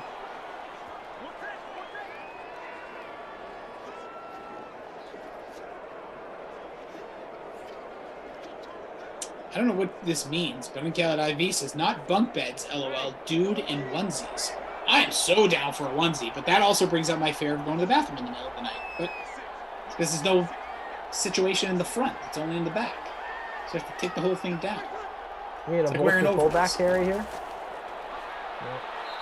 All right, well, hey, the Saints will have to punt this football. So we'll see. What do you need here from Washington? Now, this would be, if I want to make a jump, it's time for the sprinkler. If he can get a big catch here. Oh, I can't move at all. I would need Steven Sims Jr. to throw the pass to himself. So 33 and counting. They're probably going to hold on to this one, punt it with about, oh, no, they're going to punt it early. Hey, that's Madden doing you favors. We want to see it. But look at that punt. I mean, that's an amazing punt. Man, at That's the one. Oh, no, it went into the end zone. It went in the end zone. All right. I thought it was at the 1. I'm sorry. No, don't you ever apologize. Okay. And don't you? And by the way, I just realized it just clicked with me, Kenny. You're rooting for Baltimore because you still need Josh Allen to stink. Because I appreciate you because you have to hold on to that take until he wins the Super Bowl. Well, no. I'm kidding. No. We've talked about it, but I know. I just thought of it. It just came across my brain over here. That's definitely not why. Maybe it isn't. I still think it is. All right, here we go. 21 seconds remaining at the 20-yard line. Haskins in the gun. McKissick to his side. Has time. Delivers the ball down the field. It's caught. Oh, it's caught. To the Sprinkle. There it is. You got him. Is the sprinkler getting it to it. They have to hurry up, though. Time is ticking. That's going to be a ball game, I think. The animation will not allow for another play. But what a way to end. Jeremy Sprinkle. Ball game. 28-21. A lot more drama and sweat than we thought. The second half was all football team. It was all football team, yeah. They really came through here. They did a good job making this close, getting Jeremy Sprinkle the football. That was pretty key. Yeah. Oh, 14th. Not confirmed, but Meager and I just chilling at 14th. Pals looked like, there was a jump in first place as well as Ian Starring Johnson. Starring Johnson, whatever it is. Kamara, Sprinkle, Breeze, Thomas, Smith, Inman. What a lineup. Free showdown. Looking at some of the top lineups here, I think it's clear to me who the player of the game is. I'm going to have to give it to. Actually, it's not clear anymore. Now that I'm thinking about it. Yeah, they're making. I'm gonna give it to Dontrell Inman, wide receiver 3. Theory comes through. $3,800. He puts up 14 DKFP, a receiving touchdown, 4 catches for 44 yards, at only 27.9% ownership. With the ownership, you get incredible production, and I love the way that he played today. I think I have to give him player of the game. Drew Brees, 20 points at halftime, 22.68 points right now, so he had a terrible second half. Inman is my player of the game. All things considered, I'm going to pretend the garbage time throw to Sprinkle didn't happen. He had a tremendous game here. He was very low owned and very cheap. It happened. By the way, who was it? It was our guy Mike saying Sprinkle just beat me, finished second in the free roll. Yeah, that's true. That was the difference there. So he's, no bonuses, by the way, Kenny. Very disappointing in that. Hopefully tonight, I know BK and Koff will take over in a little bit. Hopefully they get some bonus actions. We were not able to. But you're not your kid award. Who do you get there? It's a difficult one. I think I was debating between Steven Sims and Emmanuel Sanders, but I actually go with I don't know. I think I'll go with Steven Sims. Steven Sims was pretty owned in this one. He was $7,800. He was around 40% owned, and just 3 catches for 29 yards is simply not gonna do it. I see people in the chat saying Jared Cook too. I mean, Jared Cook is a good option. He was $6,800. 40% owned. He had 6 points. They're similarly owned. Both of them are similar. I would love to have them in a tie, but for me, Sims had fewer points and he was more expensive, so I'm going to go Sims. All right. So Sims getting your boot. Kenny, we got our picks for the weekend. You're going to be on Leaderboard Live. Any last words for the fine folks of the DK Sim Fan before the weekend gets kicked off for Ducey and the bunk beds? All I'll say is just have a great weekend. Enjoy some football. Don't let your biases get in the way of enjoying football. Don't let your, what you want to happen get in the way. I think it's just going to be some tremendous games. We're going to be in for a real treat. And just sit back, relax, man. Just enjoy the weekend. Enjoy the time off if you have it. And I'll be seeing you. I'll be seeing you on Sunday. I feel like you're taking shots at me. I'm going to just move on from it, though. But Kenny, it was an absolute pleasure. Yes. I'll take a shot to myself, really. Well, listen, the rubber bullets go both ways. But appreciate every single one of you. You have a lot of options of what to do with your life, with your time spending around. The fact that you brought your life and your positive energy over with us, me, Kenny. I'm going to give it over to Tara in a moment. Like, we appreciate that very much. We appreciate all the love always. Make sure to stay positive, tweet something friendly, poke somebody on Facebook, because we found out that's whole thing earlier. Stay hydrated. On behalf of Michael, Patrick, Daniel, Zach, our amazing crew, Kenny Ducey, follow Matt Kenny Ducey. I can be found at Jason D. Rossi over on your Twitter machine. This lovely lady can be found everywhere. TikTok, Facebook. She's poking people. It's getting strange. Give it up for our good friend Tara Lynn Azak. I love Rossi to death, but I don't poke people, and never poke me on Facebook or I'll have to deactivate and unfriend you. And thank you, Ducey, and your bunk beds. Have a great time with those. But our next Madden Sim, it's coming your way, 8 p.m. Eastern. It's between the Ravens and the Bucks, as the guy said. Kaufman, yeah, he's coming back. No, he's coming, and Brandon Cristal, they're taking over the Dream Stream for that one. That game is featured in the Madden Stream 1.25K Flea Flicker, which has a 1.25K prize pool with $150 going to first place. Plus, the free contest for that showdown has a $500 prize pool with $50 to first place. Head over to the DraftKings lobby to get those lineups in right now. What are you doing? And we've got plenty of real football to talk about, as well as to get you ready for the divisional round of the NFL playoffs. I'm pumped. But first, there are some big games in college basketball this weekend. And to get you ready for those, here's Adam Kaufman and Ben Rasa. Well, college football season's behind us, but good thing is we still got college hoops. Let's talk about it with Ben Rasa, Osmo.com. How are you, buddy? I'm doing good. Yeah, one down, but you know what? College football ends, college basketball takes over a little bit. That's not the worst thing in the world. No, we've got a whole lot ahead of us, including, of course, a fun Big Ten matchup ahead of us, and it is between a couple of ranked teams. Of course, you have Ohio State and Illinois, so which way are you looking with this one?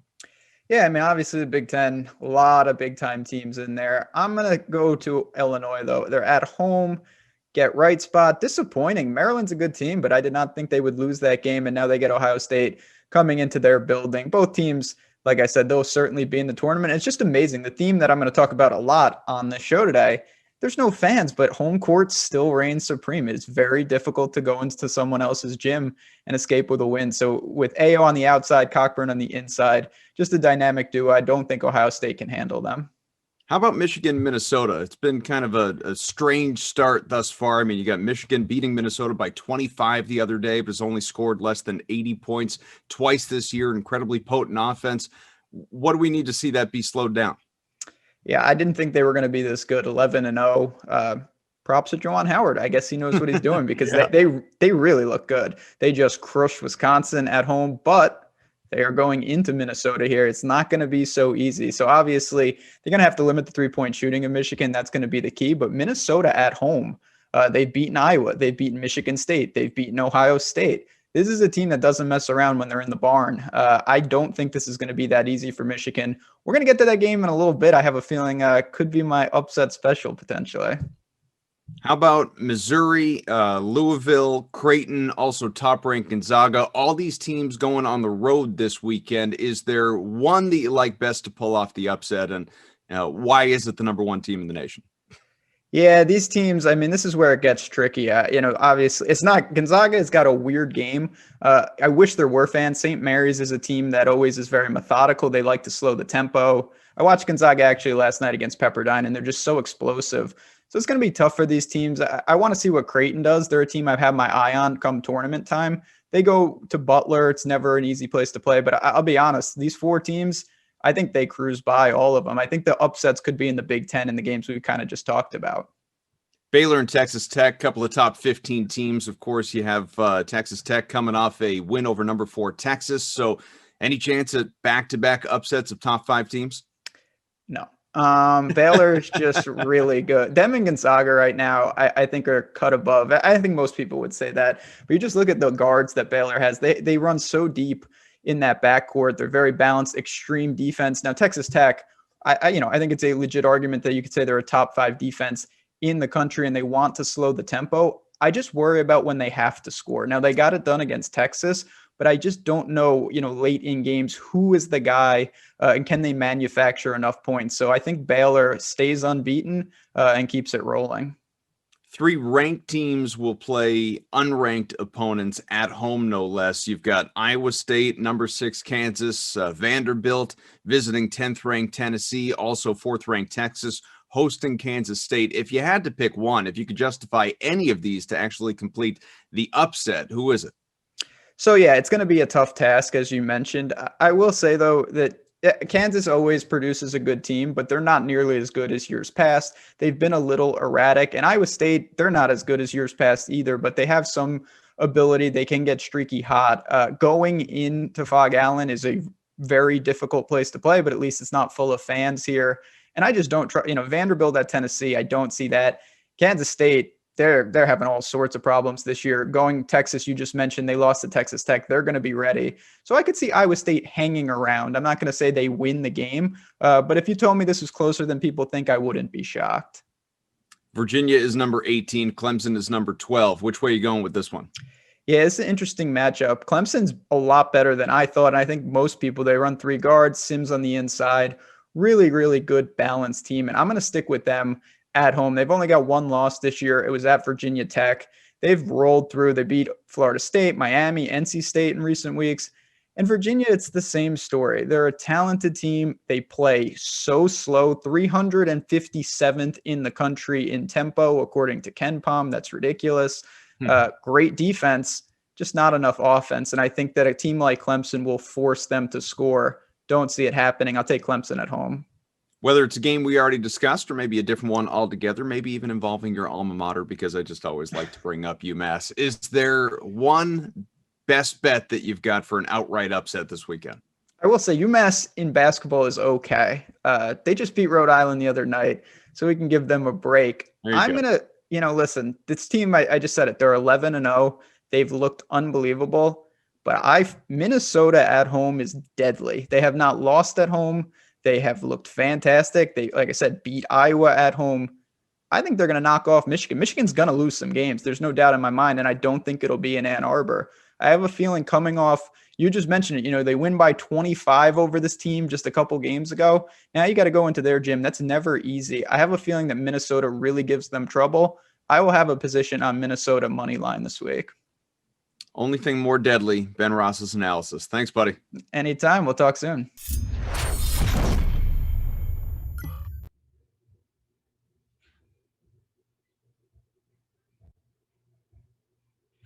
Great chat right there. Make sure you head on over to the DraftKings Sportsbook to check out all the latest odds and lines for college basketball this weekend. All right, from the hardwood, we're going to the ice. The NHL returned to action this week, and that means so did DFS contests on DraftKings. Tonight, main slate has already locked, but you can still get in on the action with the Blues Avalanche Showdown contest coming up at 9 p.m. Our big contest for that game features a $10K prize pool with $2K going to first place. So go check that out in the DK lobby right now and listen to Adam Kaufman and Jeff Ulrich Moose. Well, they're previewing that showdown as well as tomorrow's Big Ten game NHL slate. Let's talk a little hockey here with definitely our favorite Canadian that you see appear regularly on the Dream Stream. His name is Jeff Ulrich. I am Adam Kaufman. And Moose, we've got 7 o'clock games. They're already underway here, obviously East Coast time. So as we look ahead, 9 o'clock, you have got the Avalanche, who you absolutely love, the Blues as well. They are battling a showdown contest available to the people. Who do you like as a captain? Yeah, I do like the Avalanche tonight, Kaufman. I don't know, did you read my mind through the internet here? But I'm going to go with Mikko Rantanen here on the Avalanche. And realistically, he's $2,700 cheaper than Nate McKinnon. The Avalanche obviously got beat in game 1, but they've already mixed up some lineups. You can see Gabriel Landeskog on the top line with Rantanen and McKinnon. And that line, when they've been together, has just been dynamite. It should get a lot of run here. Colorado obviously doesn't want to start 0-2. Rantanen led them in shots on goal in their first game. And again, you just take the discount here. Rantanen is very high in play. I like starting with him. St. Louis and Colorado, same game, obviously. Is there something that stands out to you on the DK Sportsbook side of things, a bet that you really like going into this one? Yeah, I'm going to stick with targeting that top line with the Avalanche, and even in the betting purposes here. Nate McKinnon to have a multi-point game plus 130. I think these are pretty solid odds. This is a guy who scores well over a point per game. Historically, he was the favorite for the MVP voting. He's going to bounce back quickly from a pointless night. There's no doubt about it. And again, I love the fact that Colorado has stacked back up their big line. Landeskog, McKinnon have been great together, and obviously Rantanen is up there as well. So I also think on St. Louis, the loss of Alex Pietrangelo, it's going to mean they're going to let in a few more goals this year. I think you take advantage with that nice plus money, plus 130 Nate McKinnon, 2 points or more on the DK Sportsbook. Huge DFS contest available in the world of hockey for people tomorrow. Now there's 10 games going on tomorrow, which is great. 8 starting after 7 o'clock. So 16 games, or teams rather, to choose from among that group. Is there one player, just one, that you would put in a classic lineup that you feel like is a must roster? Yeah, obviously we're looking forward a bit, but Kevin Fiala is just a player I just think you're going to want to roster again and again this year. 7 shots on goal against the Kings in game 1. It's got such a huge step forward last year. And Minnesota, realistically, they're going to be a team that's still going to be involved in a lot of shootouts. I mean, even just allowing 3 goals to the Kings, it speaks to, their defense maybe isn't top notch, right? But Fiala gets a ton of power play time, busy with the shots on goal, which is great. And realistically, he's going up against the Kings, one of the worst penalty kills in the league. He's almost always just slightly underpriced in DFS, just doesn't quite have that name recognition yet. So Kevin Fiala, absolutely against the Kings. It's a guy I'd be looking to build around. It's early, admittedly. We're still a solid almost 24 hours out, but is there a value play that seems pretty appealing for tomorrow?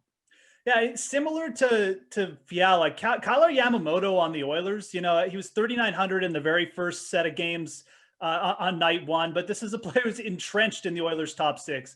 He's just a skill player. He's just really good at hockey, quite frankly, and he plays alongside Leon Draisaitl, one of the most prolific goal scorers in the league. He's a great setup man. He's averaged a point per game over his career thus far. He hasn't been in the league that long, but for a player to just come up in his first 40 games and average a point per game, it's pretty amazing. And again, just continually, just slightly underpriced for DFS. He's going to be a great value all year as long as his salary stays under $5K. Let's jump back to the DK Sportsbook with those 10 games tomorrow. One team that you'd like to win at plus money. Who is it? Yeah, so right now I'd be looking at that Canucks Calgary Flames matchup. The Canucks are plus 114 as we're talking on the DK Sportsbook. Obviously, these odds can fluctuate a little bit, but if you're getting the Canucks at plus money against the Flames, most nights, more than not, I'm going to take the Canucks. These are 2 pretty equal teams. I'd even say that the Canucks, based off of last year, their playoff run, probably the better long-term team here, at least the better value for tonight at the plus money for me. We have a couple of weaker defenses, but I just like the skill up front for the Canucks, even missing JT Miller. I'll take them. I think they have a bit of a stronger back end too. The Flames really didn't look that good against Winnipeg in their first outing. Jakob Markstrom in a bit of a revenge spot here, but he really didn't look good in his start at Calgary. So maybe just, some big contract kind of regression coming from him. It wouldn't surprise me. I just think the Canucks are slightly better team here, and a plus money, I'm going to take them every time in the spot. NHL season, obviously just a few days old at this point, but already we've seen quite a bit of offense, a lot of goal scoring. So as far as a game tomorrow that you like to hit the over, who is it? I'm going to stick with that Vancouver-Calgary game too, because I think this one is really good for an over.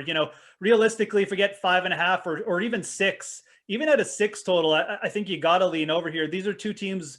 We're not talking about dominant goalies here. I mean, obviously the Canucks just allowed 5+ goals to the Oilers and their dynamic offense. And the Flames may not be the greatest defensive team or have the greatest goaltending, but they do have a couple really solid top lines here. And obviously they put up 3 goals against Winnipeg in a bit of a shootout in their first time out. I think the offenses here get off. These are 2 teams that are going to be desperate to bounce back from losses as well. So at 6, at 5.5, it's an automatic bet, but even at 6, I'm expecting more goals here. Again, I just think the setup is too good. Both these teams were bottom 15 in terms of scoring chances allowed last year as well. So both teams allow a lot of scoring chances. The over here is one of my favorites there for sure. Last one for you, buddy. The people need to know. You can whisper it to me. Tell me your favorite bet, the one you got to lock in for Saturday. What is it? All right, I'm going to stick with my team here, the Minnesota Wild, at least my early team. They came through against the Kings in the first matchup here, but realistically, you can get them around minus 125, even if they're minus 130 on the DK Sportsbook. Obviously, again, the odds are going to fluctuate a little bit. But on the money line, I just don't feel like that's giving the Wild enough respect here. The Kings are still, easily like a bottom 8, maybe even a bottom 5 team in the NHL. The Wild added Kirill Kaprizov, obviously scored that amazing game winner in their last time out. I think they have a deeper defense. They solidified their goaling. I just think they're quite frankly the way more spirit team. They should be favored more in the spot. So I like the odds you're getting for a money line bet on the Wild for the second go round between these two teams. Moose, you're great. Appreciate you, buddy. Enjoy the weekend. All right.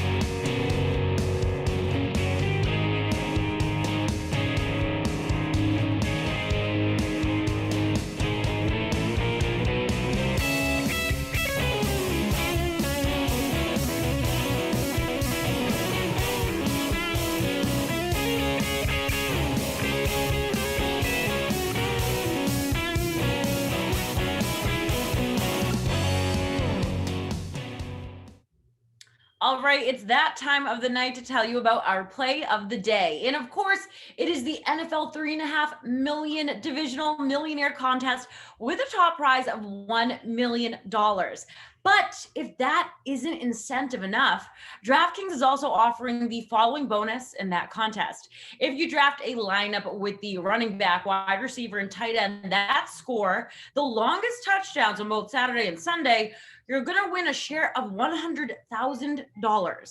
So go check that out right now. What are you waiting for in the DraftKings lobby? And while you do that, we have Pat Mayo here. He's going to help you out by breaking down his picks for the 4-game slate.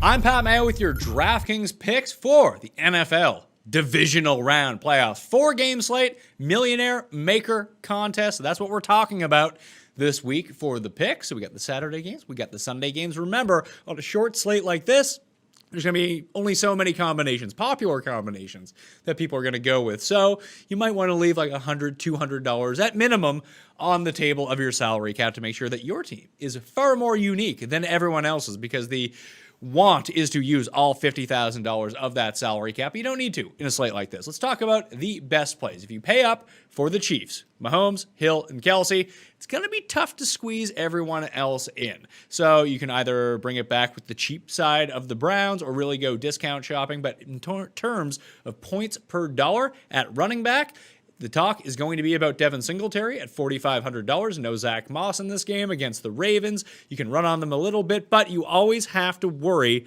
about Josh Allen stealing the touchdowns in this game. We saw Derrick Henry get bottled up last week. We know that Singletary not as good as Derrick Henry. $4,500 is a fantastic price. I understand why people want to play him. I shall be avoiding him and going in another direction. You want to pay down at running back? If we know that Clyde Edwards-Helaire doesn't actually end up playing, Darrell Williams at $4,000, not a bad play. Gus Edwards at $4,200 as a pivot off of Singletary and J.K. Dobbins. Pretty good spot as well, just to get away from that massive ownership that is expected to come in on Devin Singletary. I'm just not buying it. Not going to lie to you. The guys that you have to use this week, Latavius Murray is not practicing yet as I record this. He may or may not play, but just use all the money and pay up for Alvin Kamara and then pair him up with Cam Akers and then go to one of the cheaper guys. That's how you play running back this week. If you want to talk yourself into the upside of Aaron Jones, completely understand it. But that also comes with like 10-point downside as well. Kamara in games where there's no Latavius Murray or Mark Ingram absolutely feasts. And against this Tampa defense where it's hard to run on them, expect him to get those more valuable receptions this week, especially not splitting time with Murray if he is out. I understand the Jones gamble, just not going to be for me in a main lineup. If I played like 150 lineups, I'd use some Jones, but I'm not doing that, so I'm probably going to have very limited shares of Jones this week. Wide receiver, many different ways to play it. You just look at the pricing and see, wow, all the best receivers from the year are actually still in the playoffs. It's tough to get up to Devontae Adams. If you can figure it out, I'm not worried about Jalen Ramsey because you can get away from Jalen Ramsey. We saw Metcalf do it last week, and Adams is still by far the best receiver left. But with the way that Cleveland gives up gigantic plays, it's hard to get away from Tyreek Hill. So if you build a Mahomes team, you use Tyreek Hill. You build a Josh Allen team, you use Stefon Diggs in this spot. After that, wide receiver is probably where you want to save the money. Rashard Higgins at $4,100 is likely going to be in a lot of lineups. He's a great play this week. That's a spot where you might want to go to. The secondary Bills guys, either Cole Beasley or John Brown, pick your poison. It might end up being Cole Beasley as the lower owned guy because John Brown is the cheaper price. I like both of them. I can't really differentiate between them. And if you really want two deep sleepers to save all of the money, Kadarrell Hodge is going to be back this week for the Browns if you think they're going to be in catch-up mode. He is going to play over Donovan Peoples-Jones behind Rashard Higgins. So he's going to play like 50% of the snaps. He can get behind a defense. So that is something I would be intrigued with because he's an even $3,000. And he allows you to afford all of the expensive players that you could ever want in your lineup. If not him, Willie Snead at $3,300 ran the second most routes of any Raven last week at the receiver position behind Hollywood Brown. Didn't do much, which is great because it kind of covers up the fact that he might be a really nice play against the Bills here. If you think that Tre'Davious White ends up on Hollywood Brown, well, you got to go somewhere with the ball, and it's not just going to be Mark Andrews the entire time. $3,300 is a very nice price. Tight end, I can make it easy for you. Travis Kelce, maybe you've heard of him. By far the best play. Problem is he's very expensive. You cannot afford him, and I would make the effort to afford him. The play is going to be Austin Hooper at $3,800 against the Chiefs. Now, if David Njoku ends up sitting, Harrison Bryant is $2,500.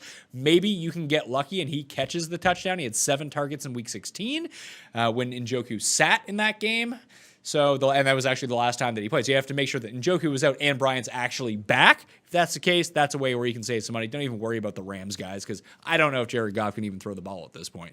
Quarterbacks, it's one of 3 options for me. I'm going to fade Lamar. I don't love it, but you can only afford so many guys. You can only play so many teams. It's a Mahomes stack. It's an Allen stack. I think they have the 2 highest ceilings of anyone on this slate. Or if you want access to that Chiefs game, just play Baker Mayfield at $5,300. You can still play Kelce and Hill in that lineup or whatever Chief that you want.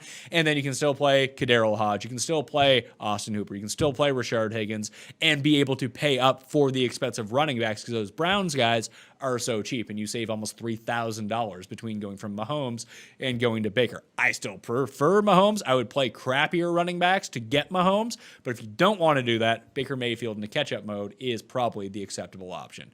I'm Pat Mayo. You can follow me on Twitter at the PME. My deep dive position by position breakdown is up now on the Pat Mayo Experience audio podcast. Search for it or up on YouTube on Mayo Media Network. Go check that out now. Good luck this week. We'll see you next time.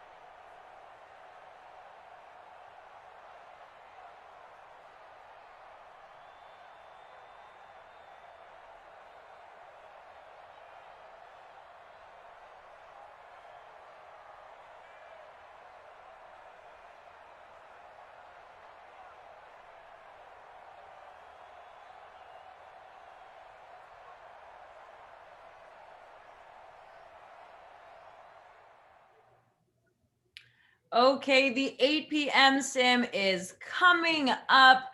But first, here's what else is happening on DraftKings right now. We still get NBA and NHL contests available tonight, including 2-game slate for NBA, locking in just a few minutes. The 35K pull-up jumper contest pays $10K to first for just a $10 entry. Of course, there are plenty of contests available for the NFL divisional round this weekend, and we'll have a special edition of the Sweat for Sunday's divisional round games. Check it out. It's right here on YouTube and on Twitch. That's going to start at 2 p.m. Eastern as our analysts give you their favorite plays for the Browns Chiefs and Buccaneers Saints. You can also check out all of the action over on the DK Sportsbook for tonight's games, as well as the NFL divisional round, college basketball, the NHL, UFC, and more. But let's get back to the Sim Iron. We got Adam Kaufman. Yeah, we got Adam Kaufman, I guess. And then we have Brandon Cristal. So take it away, guys, for the call of the Ravens versus Bucks. What the heck do you mean you guess? I'm right here, Tara Lynn. Open your eyes. Come on. All right, Brandon Cristal, Adam Kaufman. Thanks for being with us. This is going to be fun. How are you, buddy? I'm doing great. I was able to get my lineup in the nick of time. Very Packers heavy. Very well. Packers You can lineups of locks, so tell me all about it. What do we have? I captained Aaron Jones, and then I was able to get Aaron Rodgers, Devontae Adams. I think I've got MVS in my lineup too, as well as Ertz and the Packers D. So I'm going big time with the Packers lineup. I think you got in the wrong contest, my friend. No, I just had your name on it. Oh, that's the 10 o'clock one?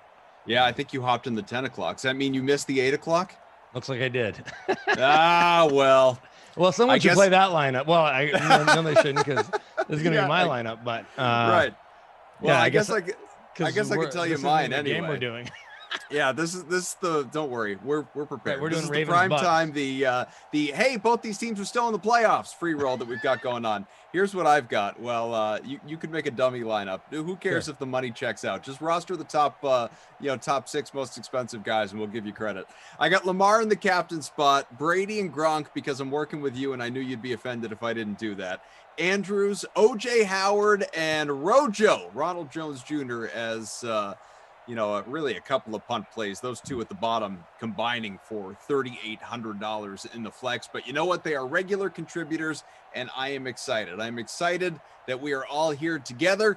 Dream Stream on a Friday. It's ladies' night. Tara Lynn's around. You can't beat it. I don't know where she wandered off to, but maybe she'll join us for some of the second half, and we can really, as we typically do on a Friday, embrace all that is ladies' night. Brandon Cristal, Adam Kaufman, producer Mike Daniel, our technical director. We got our great Game Ops crew as well. We got Zach, we got Patrick, and all of you hanging out with us in the DK Sim fam. How in the world are we this close to 8 o'clock and we're not even at 300 likes? Smash that like button, folks. I'm going to tell you 100 times. So if we can get a like for every time that I do that, we're in good shape. Patrick was worried on our ops team that he loaded the wrong game in. I'm going to captain. My fake captain. I'll call it now rather than in the first or second quarter. J.K. Dobbins is my fake captain. I'm going to roster both quarterbacks, which means I then have to drop down. Right, I probably can't get anybody else front line.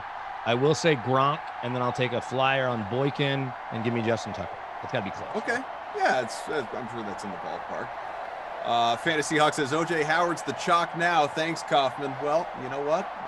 I'm just trying to educate the DK Sim fam, get everybody knowledgeable. OJ Howard is hashtag team always play, folks. You got to get him in there. You got to get him. We'll see what he does here in this one. Silly Sally wants to play. That's her username. Says, Kaufman, I won your contest on Thursday, came in fourth on Rossi's today. I'm hot, but not as hot as your hoops lineups. Let's hope that continues tonight. We got a lot of head-to-heads going, although not against this guy. We took a night off of hoops, but we are playing a little NHL, so we'll see how that goes.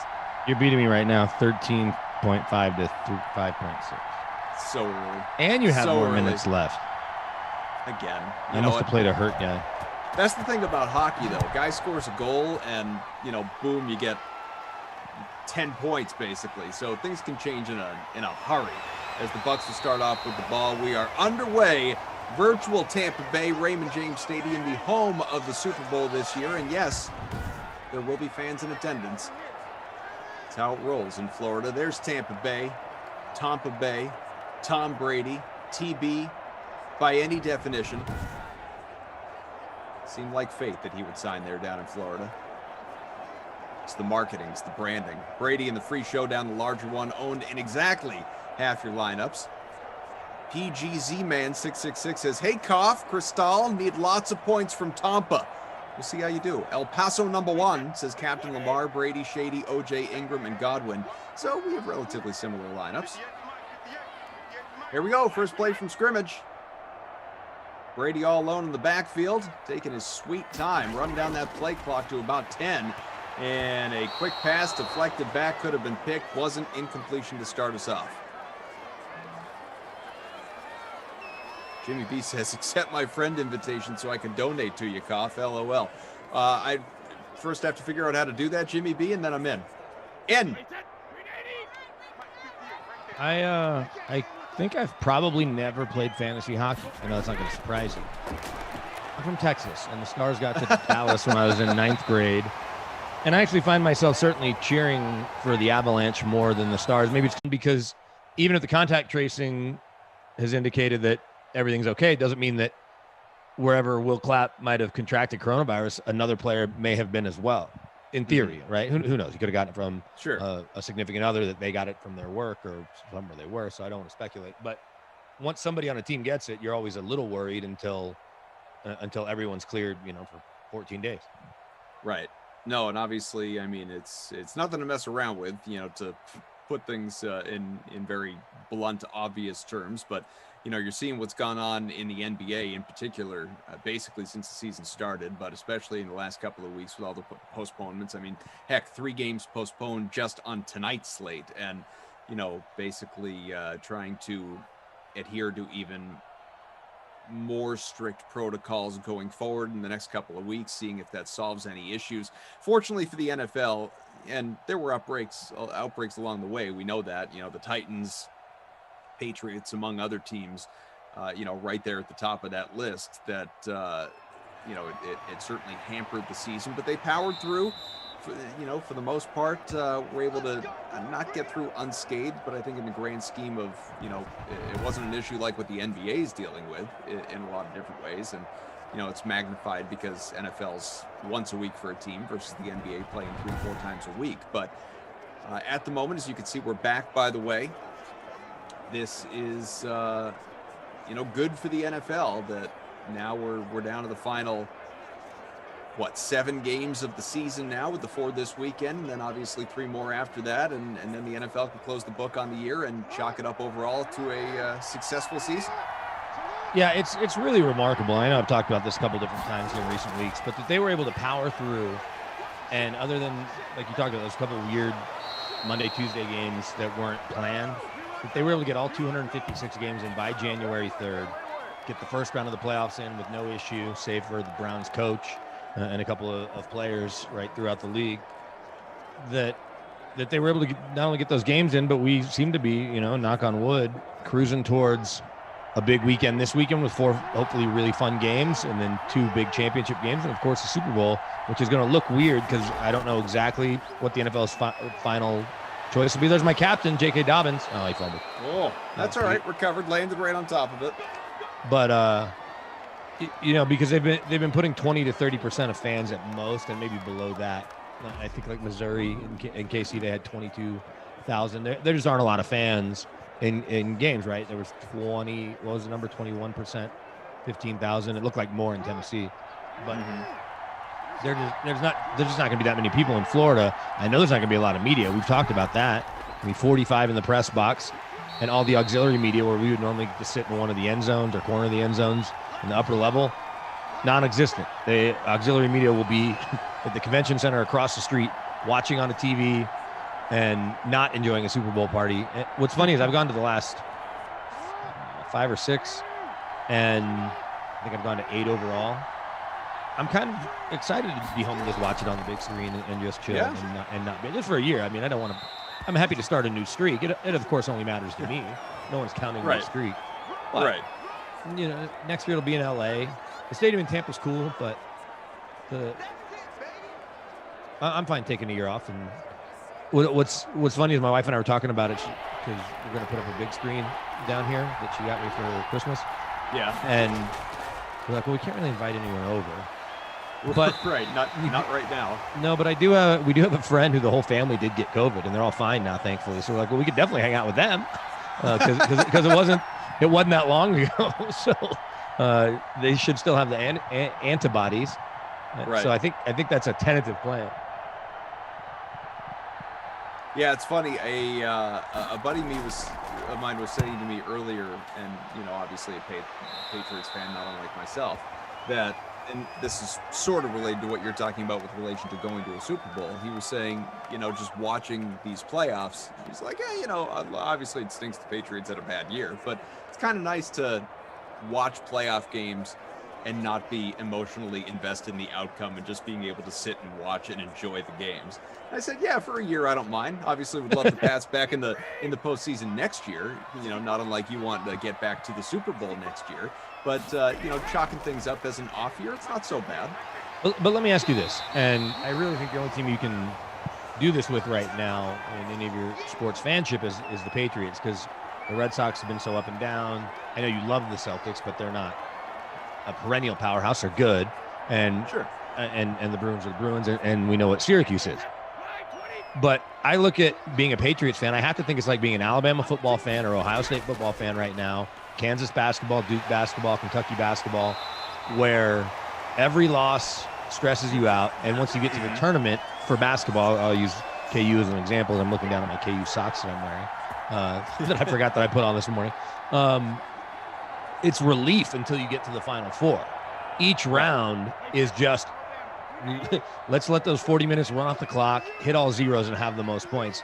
There's never a sense of enthusiasm. I guess the only time that there has been is when the teams haven't been very good, like the 2012 team that was able to get all the way to the finals and then get grilled by Anthony Davis in Kentucky.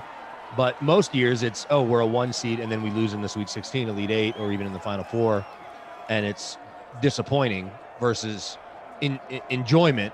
It's relief. Yankees baseball, I think Yankees baseball for most of the Derek Jeter era, I guess you could say. Oh, yeah. It's not 2 decades. Right. It's not enjoyment. It's relief after every win. Matthew Judon, big sack. It's a lot of, what you're saying is accurate. With this guy who was just sacked here, Tom Brady at the helm over the last 20 years in New England, the expectation was not necessarily Super Bowl. A lot of years, it was always the goal, but the expectation certainly, like baseline, was making it to the AFC Championship game. And if you think about how just like obnoxious and neurotic that is for a fan base to, for the expectation to be in the Final Four every year, and if you don't do that, you have failed. And so the regular season, like the division crown was a given. Like, forget it. No one was taking the Bills, the Jets, the Dolphins seriously year to year. Even if they started well, they're going to fall apart, or the Patriots are going to beat the division enough times that they are going to ultimately win it, and they're going to get their usual 10 to 14 wins, and that's what it is. You never for 1 second, never mind worried, even questioned whether or not they'd win the division. So the regular season was just a waiting game for the playoffs. So it's not, it can be fun, it can be enjoyable, but as you said, it's much more relief to just get through it largely healthy, unscathed, get to the playoffs, and it's like, okay, now the season starts. But even then, it's, they're not going to lose in the divisional round, right? Because the bye, of course, they're going to have the bye. They're not going to lose in the divisional round, are they? They got to get to the AFC title game. Then you get to the AFC title game, and it's okay. Now it's basically a 2-game season. You gotta win this. You gotta get to the Super Bowl and see what happens there. And when your quarterback here, Tom Brady, takes you to the Super Bowl in literally half his seasons, you get spoiled. And obviously they didn't win them all, but they won most of them, 6 out of 9. And that's so I get it. Like I get what the fan base has felt, and I certainly get what the expectations are for Tampa Bay.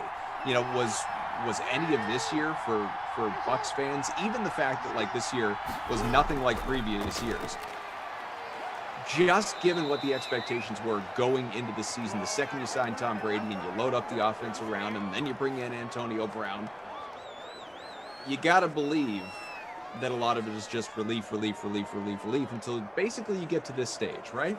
Well, here's where I'll disagree slightly, is that the Bucs have been really so bad since the end of the Gruden run, and especially as those Hall of Famers started to peel off, right? Sapp goes to the Raiders, Derek Brooks retires, John Lynch goes to the Broncos, and they're left with Rondé Barber for a bunch more years.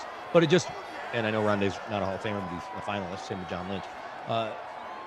But it's been so bad for so long in Tampa, and obviously prior to that run, it was even worse when they came into the league, that they're probably not looking at it like that. Tom Brady and Rob Gronkowski might be to some degree, but I have to think that the run-of-the-mill Bucs fan, yes, they will be disappointed when they lose, but the exultation that they felt, the enthusiasm from when he picked Tampa through every Sunday when you flip a game on, Tom Brady's your quarterback. I mean, how crazy is that? It was the same thing. I got to see it up close with Peyton Manning coming to Denver, right? Guys like that shouldn't change teams, not with really any juice left. It's one thing to be Joe Namath with the Rams and Joe Montana with the Chiefs. That was kind of a weird one, but you had a Hall of Famer waiting behind them.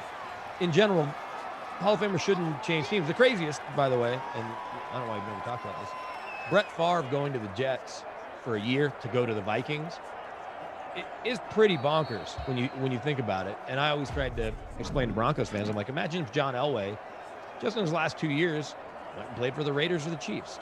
Like, how crazy would that be? And that's what they had there with Favre. But I don't agree with you necessarily that Bucs fans feel relief rather than enjoyment. Sure. I think they'll feel disappointment if they lose anywhere before the Super Bowl, especially with it there in their backyard. But I don't think they're as jaded yet as Pats fans have become. Yeah, no, you may be right about that. I may be, overestimating, obviously. I think you're just projecting. Yeah, projecting, obviously. Well, seriously, though, off of what, was going on around here for so long. Jared Kilgore says, if TB12 and the rest of Tampa Bay beat Buffalo in the Super Bowl, Brady will be the official owner of the Buffalo Bills. Oh, it's close. He's close now anyway, right? Yeah, it probably says it on his Wikipedia page, and if it doesn't, it might by the end of this sim. Well, here's a couple things. Scoreless after one, by the way. Any pro sports team should not have the run that the Patriots under Belichick and Brady together had, right? To be able to. Well, certainly not in the NFL. Yeah, definitely not in the NFL, but even in basketball or baseball, you just don't have it. You have pockets. The Spurs basically did it for 2 decades. Yeah, kind of, and they were always there. They won 5 titles in that span. Right, but how many championships did they go to? 7? 2 more? That was it, right? They lost. Maybe. They've definitely lost to Miami. Did they lose to Detroit? Am I making that up? I'd have to look it up. Detroit in 04 might have beat the Lakers. I mean, it's the closest thing in obviously recent memory that you can compare to the Patriots, though. Yeah, certainly in pro sports, and I guess you could maybe talk about Duke's run under Coach K. But the point is, your fan base is supposed to ride the wave and the ebbs and flows. Maybe you're what the Ravens and Steelers have kind of been, where your team always feels pretty good. And considering that the Ravens quarterback situation is never, I mean, I guess they won a Super Bowl with Joe Flacco, but now with Lamar they have it. The Steelers did have Big Ben for the last 15 years, and it's been an offensive team. It's been mostly a defensive team, but they've been competitive, right? That's why Mike Tomlin wins 10 games every year. It's probably a disappointment that he hadn't gone to more Super Bowls. But my point is, your team's not supposed to do what the Patriots have done.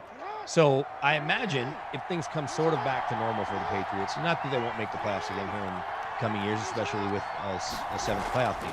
But if they don't nail the quarterback and it's the Cam Newton, and let's pretend next year it's Andy Dalton or it is Jarrett Stidham or it's a rookie, and then they miss on the rookie, right? And so it's 3-4 years, maybe even more of not making the playoffs or not doing anything. Yeah. Then when they get back, at best. Yeah. Then when they get back to it, the enjoyment will return, and it won't feel like relief. Whether Belichick and Josh are still there or not, but if Belichick is still there, or if there's a new coach, that might change the vibe too. And so I think that a couple of years of not making it, one, makes you feel like the rest of fans in the NFL and really all sports, because you're just not supposed to have 2 decades where you're knocking on the door of a championship every other year. Well, I guess the question is, not that we can answer it, but that question could be asked right now to Yankees fans. You know, they were obviously so dominant, like you said, during the, Jeter and, et al. Era. There were so many stars on that team, Rivera and, Bernie and Pettit and Clemens for a period. I mean, there were so many guys, obviously, but, they were, A-Rod was there toward the end, but they were, down for a few years. Not ever like a laughing stock or anything like that, like some of the Red Sox last place finishes they've had in recent years, but they had some down years to where they were not a true contender, and they've started to bounce back in the last couple of years. And I guess I'd be curious to know I don't know if we have any Yankees fans with us in the chat, but I'd be curious to know if their enjoyment, their appreciation of what it takes to be good and it not just being a given was sort of re-energized like you're talking about, or if it, I don't know, if that never kind of goes away once you experience it for so long that bounce back is like, well, yeah, of course they bounce back. This is what they're supposed to be. And you still just take it for granted anyway. Yeah, the thing is, and I don't have them in front of me, I'm sure we could pull them up, is that the Yankees never really took a big dip payroll-wise. So they were always paying. They were always. They were always spending like crazy for sure. Right, and it was Jacoby Ellsbury, and they were missing, and Brett Gardner was never as good as he was supposed to be, and so you had CeCe obviously making big money, but the rest of the staff was kind of changing around it. So I think the Patriots are allowed a little more leeway because of the nature of the way the NFL salary cap works and roster structure. The Yankees, if they wanted, they can spend $300 million. Like, they could have never dropped off had they have signed the right guys. So the fact that they did, I mean, good for them on being a little more financially disciplined and not just buying the best team they possibly could. But, and I'm not saying you're wrong, that's the right fan base. They just have less of an excuse because of the system the system is more in the Yankees and the Dodgers' favor, really, and I guess the Red Sox, than any other teams in sports. Scoreless game, about 3 minutes gone by, second quarter. Brandon Cristal, Adam Kaufman. We got producer Mike, Daniel, our technical director, of course, Patrick, as well as Zach, our game ops crew, Tara Lynn. Maybe we'll hear from her in a little while. Tara Lynn, if you're out there listening in YouTube land or Twitch or wherever you might be following us, if you want to hop on for the second half or one of the quarters, little ladies' night action, talk a little football, answer fan questions, you are always welcome to join us, and especially on a Friday, encouraged. 1st and 10 from the 20 on the way. Baltimore with the ball deep in its own territory here. Very short run, just picking up 4. It's Lamar, 3 for 10 on the ground, 2nd and 6 on the way now. Do you have to captain Lamar every time now because he had that 300-yard game? So just in case that happens again? Do I have to? No, I'm saying the proverbial you, everyone. Should everyone captain Lamar because he is capable of getting 300 yards in a game where no other player really is? I don't think we're going to. I guess I would have to actually do the research to look back. I'd be curious to know what percentage, because as we know, like Lamar is always captain, 30, 40, 50% of the time in these lineups. I'd be curious to know what percent of the time the winning lineup has him in the captain spot. I would guess it's often, but whether it's, 75% of the time versus 30 to 40% of the time, I have no idea. What's funny about me fake captaining Dobbins, who's had an okay first half, right? He got 30-ish yards, 28 yards on 4 carries, is I looked the other day because I had the Ravens. I don't think he scored. Huh. Right? Or if he has, he scored like twice. He doesn't score very often.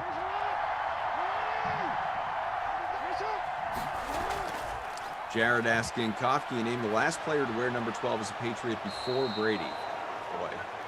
I mean, obviously I could cheat and Google it, but actually do it? No, I don't have a clue. Other than used to be so much better with jersey numbers. I think because of baseball and football and basketball cards and watching it way more intently as a kid and so enthusiastic. Like, I could probably still name players from the NBA and from 92 through 97 better than I could name numbers. Like, what their number was and where they went to college better than I could now. Like, who's the kid who's playing for Jimmy Butler? I can't remember his name, but whoever he is, Gabe something.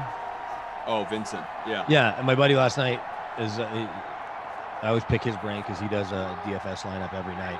He's like, "Oh, you got to play Gabe Vincent," and so I said, "Who's Gabe Vincent?" And I was 100% sincere. Yeah. I like that you're soliciting advice for our head-to-heads. Look at that run by Lamar. It's well, if I love the 28. If I love my lineup, I may throw it in one of the big contests. I'm definitely going to play the Millie Maker this week. And in fact, I had Reed Fowler on my podcast today. Oh, did you? I need to remember to tweet that out. Remind me to tweet that out here a little bit. Sure. Yeah. Tweet had him on the Broncos Daily podcast. What kind of expert advice did our own Sweet Tea Fowler provide? Well, so obviously in Colorado, we can talk more than just DFS. So we did for the better part of it. But then we did DFS for 10 minutes at the end.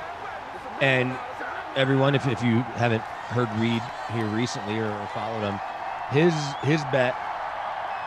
best bet is to pay up the $8,000 and make sure you roster Mahomes more than any other player. He thinks that's still the best value.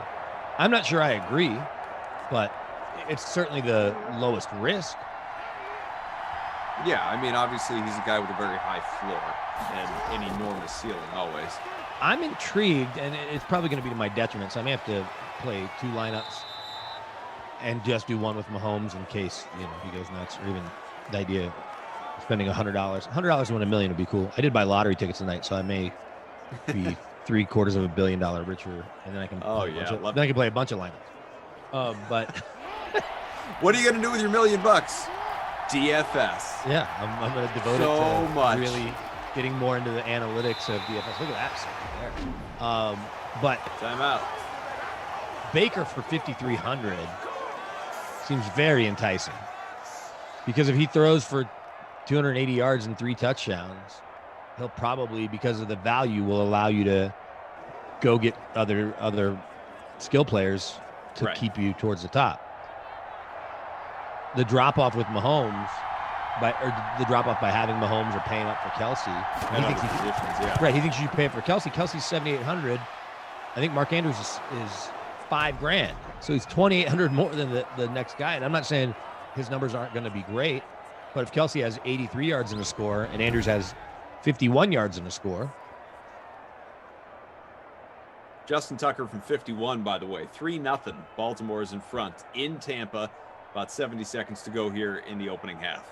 Is there anybody that you love that if you were trying to win $1 million would have to be in your lineup? Honestly, I mean, there are a lot of players that I love, but I haven't spent any time yet looking at the slate in terms of what salaries are to tell you, like, oh, I love this guy at this number, which is why I love him. So I couldn't even fake my way through it without at least pulling it up and scrolling through it while we're talking. But you're allowed to. I am allowed to. I don't spend a lot. I mean, you know this, but I don't know. I do know this because I think I beat you in football more than you beat me. I don't spend a lot of time playing classic contests in football. I like doing that more in hockey and basketball. In football, I really enjoy playing showdowns, or obviously, like, we have our fun playing tiers just for giggles. But I don't spend a lot of time playing classic contests. What's the highest dollar amount we could do tiers for? Because doing it for $1,000's cool, but what if we could do it for more? Just imagine. 10 grand, 20 grand. Look at this run. Scotty Miller. Scotty does know. First and 10 on the way. Do you know who Sam Farmer is? The great writer for the LA Times, covers the NFL? I do. So I had him on my podcast yesterday, and I'm just glancing at Twitter to my right on my other computer, and he's known, and I guess he told me this when we got done taping. So he's known George Payton, the Broncos' new GM, since he was a kid, because he grew up with his 2 brothers. And he's known Scott Fitterer, the new Panthers GM, since he was a kid. Really? Yeah, because, and I'm not exactly sure why. And I remember him telling me that, but he had to run. So that's pretty wild. I mean, those jobs are literally 1 in 32, and it's astronomical to actually get them. Right. But that one of the more well-known and certainly well-respected, he got the Dick McCann Hall of Fame award last year at the Hall of Fame in Canton. Knows 2 GMs since they were kids. It's one thing to cultivate. It's one thing to cultivate sources. It's nothing to grow up by, in the neighborhood. Like, that's pretty fluky. Well, and obviously, it's, you only talked about it from one side. It's knowing those 2 guys since they were kids. The other part of it is, growing up to do what you do. Being being Sam Farmer and being as well established. Oh, and sure, successful as he is. He has a great job. Putting, because do you know what he gets to do? Being a columnist just covers the league in general. Right? Yeah, like right. He doesn't have to go to Rams. Wants. He doesn't have to go to Rams Right. Chargers games. He'll show up at a Broncos Chiefs game, and I'm like, oh yeah, you just get to do what you want. He's like, yeah, I was in Chicago yesterday for Chicago and Packers, and now I'm at the Monday night game here on my way back home. But on top of that, he also covers Wimbledon and the 4 golf majors for the LA Times. So he gets to go to the U.S. Open, Masters. I tell you that. You know the 4 majors, but also Wimbledon. And maybe even the French Open. I know Wimbledon for sure. Maybe not the French Open, but Wimbledon. And then he stays and does the British Open and does the other majors around it. And then gets to go to whatever NFL game he wants. I'm sure that would be really cool. I have no doubt it would be really cool. But I hear that, maybe it's just because like I have 3 young kids and you obviously have a young family. But I hear that and I'm like, man, that sounds like a lot of time on the road. The football game every weekend or all of it. Well, but the golf tournaments you can set up where if you do it right, you can bring the family to at least some of it. Yeah, I mean, if you're going to Wimbledon and then the British Open, and you've got the LA Times credit card or your company's credit card, they'd almost prefer you find a good deal on an Airbnb or a VRBO than the Marriott or the Hilton for top dollar, even the media rate. And so you can get a bigger place and take care of your family. They're not going to care as long as it comes in at the same price. And if you're gone every weekend for an NFL game, look, I did it last year, and I guess going to 17 games versus going on the road for 8 is different. But you can leave on the day of sometimes and be back early the next morning. But his kids are also grown up. His kids are in college, I think. At least one of them definitely is. So, I don't know. I get what you're saying. You're away a lot, but I just look at it as, hey, your job is to cover sports, so go cover sports and then be home as much as you can in between sports. Right. It's much crazier the guys that do like 3 play-by-play games. Yeah. Yeah, I mean, every time around, playoffs, people write the articles about like Joe Buck's schedule, his broadcast schedule, and some of those other guys that, around MLB playoffs from the start of football, he'll be doing, different game in a different city basically every night for like 2 weeks. Right. I think he had seven straight nights in a row this year between football and baseball with no breaks because they moved one of the games. Right. Lamar again. Fleet of foot slides and 7 for 76 on the ground as we reach the half. Low scoring game so far. Lamar threatening for the rushing bonus. Nowhere close passing wise, obviously. 3-3. So if you stack them kickers in honor of Jason Rossi, if you got Justin Tucker, and obviously if you got Ryan Suckup, then good on you. Not to mention if you have the DSTs. If you got the kickers and the DSTs and Lamar in the captain spot, you look okay right now. We'll look at the leading lineup and see where things stand. Obviously, I am uncomfortably near the bottom. 165 total entries. I'm 132 right now. But we've got in front, Cool Gag, 77-61. Lamar in the captain spot, Brady, Andrews, Ravens, DST, Miller, and Tucker is that leading lineup currently. So Brady, 81 passing yards. Jackson, just 30. Clearly, neither one is thrown for a touchdown, neither picked either. We'll look at the rushing and receiving yards as well. On the ground, Lamar, he's the guy, 7 for 76. Has fumbled. Dobbins actually fumbled, 4 for 28, but he landed on it, as we recall. Ingram, 8 for 36. Fournette, 2 for 23. McCoy's got a 7-yard run. And as far as the receiving numbers, nobody's going to have any huge totals. Scotty Miller had that 33-yard grab, which makes him the leading receiver right now. Gronk, 2 for 19. Snead, 2 for 7. McCoy, 2 for 11. Not exactly the most glorious numbers as we're 2 quarters in the books. Yeah, I would have thought with these two teams, we would have seen a little more scoring. I thought I would have best bet it would have been 17-14 kind of halftime score, 21-20 kind of score, 21-21, 21-14, something like that. This is a little surprising. We can get there by the end, though. Maybe we'll just have a ton of offense in the second half. That'd be amazing. It'll be crazy. It'll be nuts. Kind of thing you read about. I'm looking forward to winning the next sim since I already have my all Packers lineup in. Oh, yeah, you're going to crush. Hey, you can, you're not with me, right? I'm with Tom, I think, for the next one. But you can. Yeah, I got invited, so I just clicked on it because I was running out of time. You could pop on in. Just join us. Just make it come in for the third or fourth quarter and see how your lineup's doing, and then just hang out. Well, I could at least do it on YouTube. If I'm doing really well, then maybe I'll actually see if I can join the sim. I don't know. That's frowned upon. Nah, it's ladies' night. Hop in anytime. It's ladies' night without the ladies. I've seen a couple in the chat. Alana's here. She's hashtag team always here. But Tara Lynn, maybe if I yell really loud, Tara Lynn will show up. Probably not. It's not like we're in the same house or state for that matter, I don't think. Bob Daddy says, that a big Poppy bobblehead behind you, Cough? It is. I think it'd be awesome if you had a ridiculous number of bobbleheads all from the same person, like all big Poppy bobbleheads. I probably do have 3 or 4 of a couple of different people, of different bobbleheads, obviously, but it'd be particularly weird if I had like 3 or 4 of the same bobblehead and also had them all out. That would be odd. Yeah, I've had a couple of duplicates from like going to a Rockies game and then getting one at my desk when I show up to work the next week. Yeah, but that's fine. Like keep one at home, like in the at kids' that room, point, and another one on your desk at work or something like that. Yeah. Nice grab right there out of the Mandrews. Mark Andrews out to the 43. Lamar's trying to start to pick up some yards in the air. Oh, I just checked our hockey showdown, Cough. How we doing? I haven't looked since the sim started.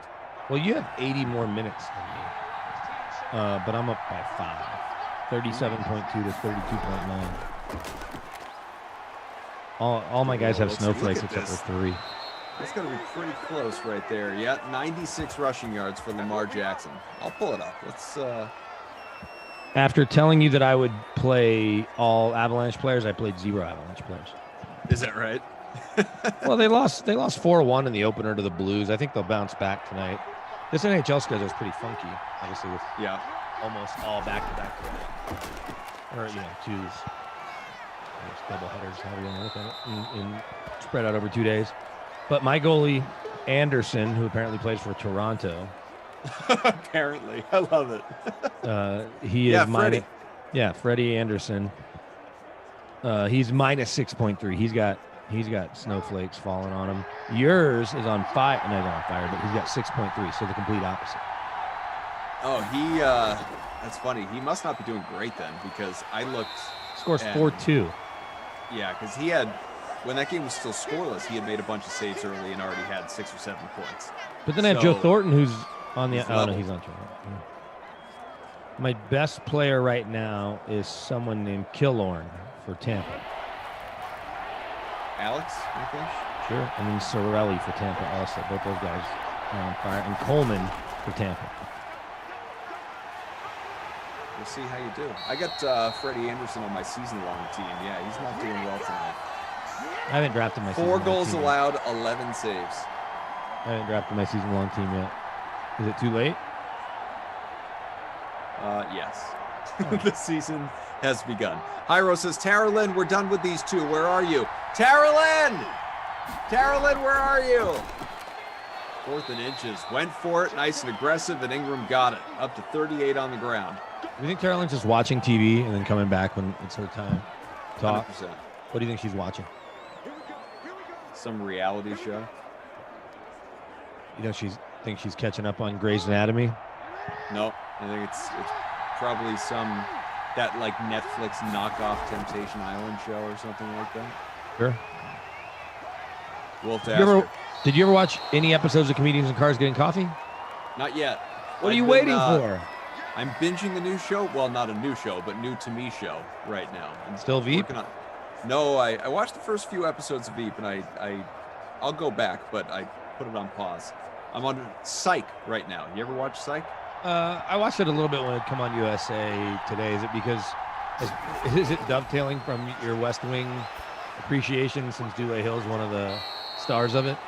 Not intentionally. Psych was just another one, not unlike West Wing, that was always on my list of, I know I'd like the show, I need to watch it, when will I ever find time to watch it? And, oh, we're in a pandemic. Looks like I can watch it. Yeah, I never watched that. But if you want to talk about like great shows that I never watched, the two at the top of my list, and this may get the chat going one way or another. I've never watched Walking Dead, even though I know how great, especially in the early years. And I never watched Dexter. I'm familiar with the premise of it. Sure. Dexter I watched. I will tell you it ended really badly. So badly that they're actually bringing it back for another season all these years later to try and redeem the way it ended. Oh, and then Deadwood. But the first 4 seasons of Dexter were awesome, and you should definitely go watch. Second and goal from the 8. Let's see what number 8 can do. Lamar completes the pass. Touchdown, Mark Andrews. Oh, did you see it was clipped, the video of Shaq busting James Harden's stones, so to speak? I saw some sort of notification headline would ever pop up on my phone, but I haven't heard or read the content. Especially he called him out by saying, look, you said in that last press conference, you've done all you can do. He's like, all this team did was get you help at every turn. You asked for this, they got you this. You asked for, they got you Chris Paul, they got you Russell Westbrook.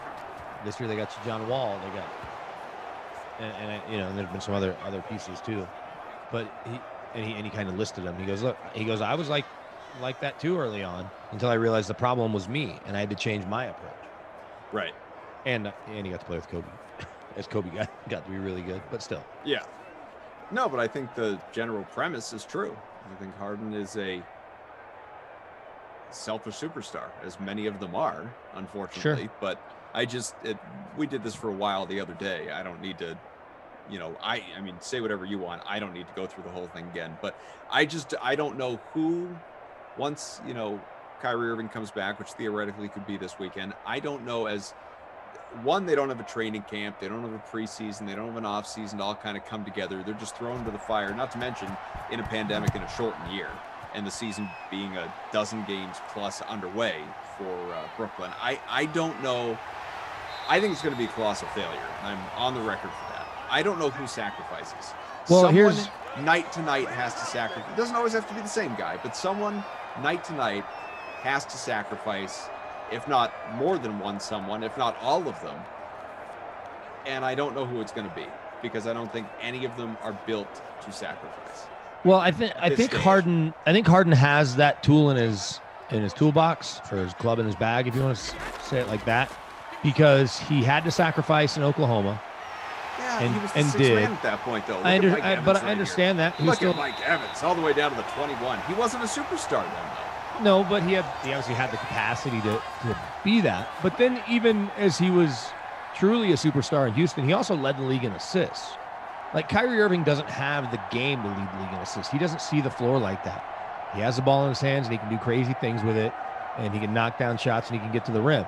Kevin Durant needs to score because he's maybe one of the 3 to 5 best scorers in the history of the game. I understand that Harden might be in a conversation too, but it still doesn't come as easily as it comes to Kevin Durant. And part of that is because he's 6'11", and no one can really guard him. I'm not saying that Harden's an easy cover, although he's a little easier right now because he weighs 300 pounds or whatever. But I think that it could and should be Harden because I think he's smart enough to know what Kyrie's limitations are. And he and Kevin Durant will spend enough time sitting down with Steve Nash and Mike D'Antoni and Jacques Vaughn trying to figure out how to best utilize. There was no way his you skill weren't set. going to mention Jacques Vaughn. Well, once I saw his cool beard through his mask, look, they kept Jacques there for a reason. I mean, he obviously, Steve Nash didn't have to keep him. Maybe it's because Steve Nash went to Lawrence and beat KU. I want to say I was Jacques just laughing because of the Kansas connection Sure. there. Back in the end Touchdown. zone, feed in, got Godwin. it, Godwin. That's going to even up the game, pending the extra point.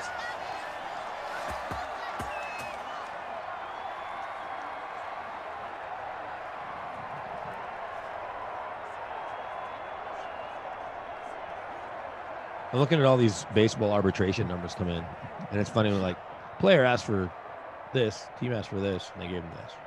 Corey Kluber signing with the Yankees, who we talked about earlier, for anyone that didn't see that earlier. if he can return to where he was a couple years ago in Cleveland, I had him on my fantasy team that year when did he win the Cy Young? I believe he did, yeah. Yeah, I think I had him in the Cy Young year, and he kept me afloat. This is how I know I'm not good at fantasy baseball most years. I've been a little better the last couple of years. But we'll call it 4 years ago, I was waiting to go play a softball game. So I was at the office, and we got a little gym there. So I was just kind of riding the bike or whatever till I went over to the softball field. And I'm watching the beginning of the All-Star game, which used to be my favorite thing as a kid because that was the only time you really saw players from around the league. They're doing the intros. They introduced 6 guys who I'd never heard of. I was like, this could be why I'm in last place in fantasy baseball because I don't even know who these guys are. And they were all legitimate All-Stars. I haven't done season-long baseball or even really DFS baseball in a long time. It makes me feel like I follow the league a little more than just kind of keeping up with the Rockies because we carry their games. And, sure. And the Rangers I'll keep an eye on a little bit. And the Yankees because they're on TV all the time. And maybe in New York I used to go to a lot of Yankees games. And I think the Cubs are cool. I think the Dodgers are cool too. Hyro wants to know, BK and Koff, give me your all-time NBA starting lineup. Oh, man, that's difficult. Do I get to play LeBron at point guard? Because I'm going to. Sure. I mean, he's point guard eligible for DFS purposes. Yeah, Why not? So why the heck wouldn't you? Are we doing best or favorite? Because that's different. Like, my favorite has Barkley and Dirk on it. I think he's probably, well... He's probably saying best. I don't know. I mean, personalize it to you. That's fine. You're still talking about 2 Hall of Famers. Yeah, I'm not subbing in Detlef Schrempf at the 3 or whatever. And Detlef was a good player. I guess you have to decide, do you want to play Magic at point guard or LeBron? And I think I want to play LeBron as my point guard. Yeah, like if I were to put my personal bias in there. So you're gonna I'm gonna do yours for you. So Bird, McHale, Parrish.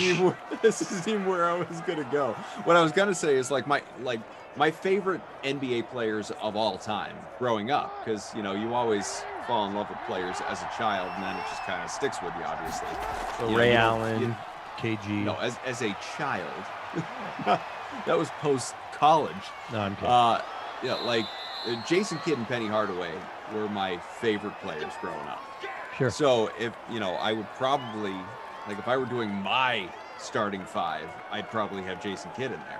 But if I'm doing like the best starting 5, he wouldn't be in there. Jason Kidd was my favorite for a long, long time, and then I kind of was around him some as I got a little older and it made me like him less. Yeah, he's not the best dude. I'm talking about him just as a basketball player. But when he came to Dallas, when I was a kid, rushing bonus now. I loved the Triple J's. I can't even begin to tell you how much I loved Kidd and Mashburn and Jackson. They only played 3 games together. Not 3 games. They only played 72 games together in 3 seasons. Yeah. 72 games in 3 seasons. So what should it have been? Whatever 82 times 3 is. A lot more than 72. Yeah, there were a lot of injuries. Yeah, between injuries and then the Tony Braxton drama. And that was it. That. But I used to go to so many Mavericks games and they were so bad. I mean, I still have the ticket stuff. I think my buddy Peter and I, we went to like 20 games a year. They won 13. But, so 2 players ever. Jay Kidd and Troy Aikman were the 2 players I wanted my Dallas teams to draft, and they did.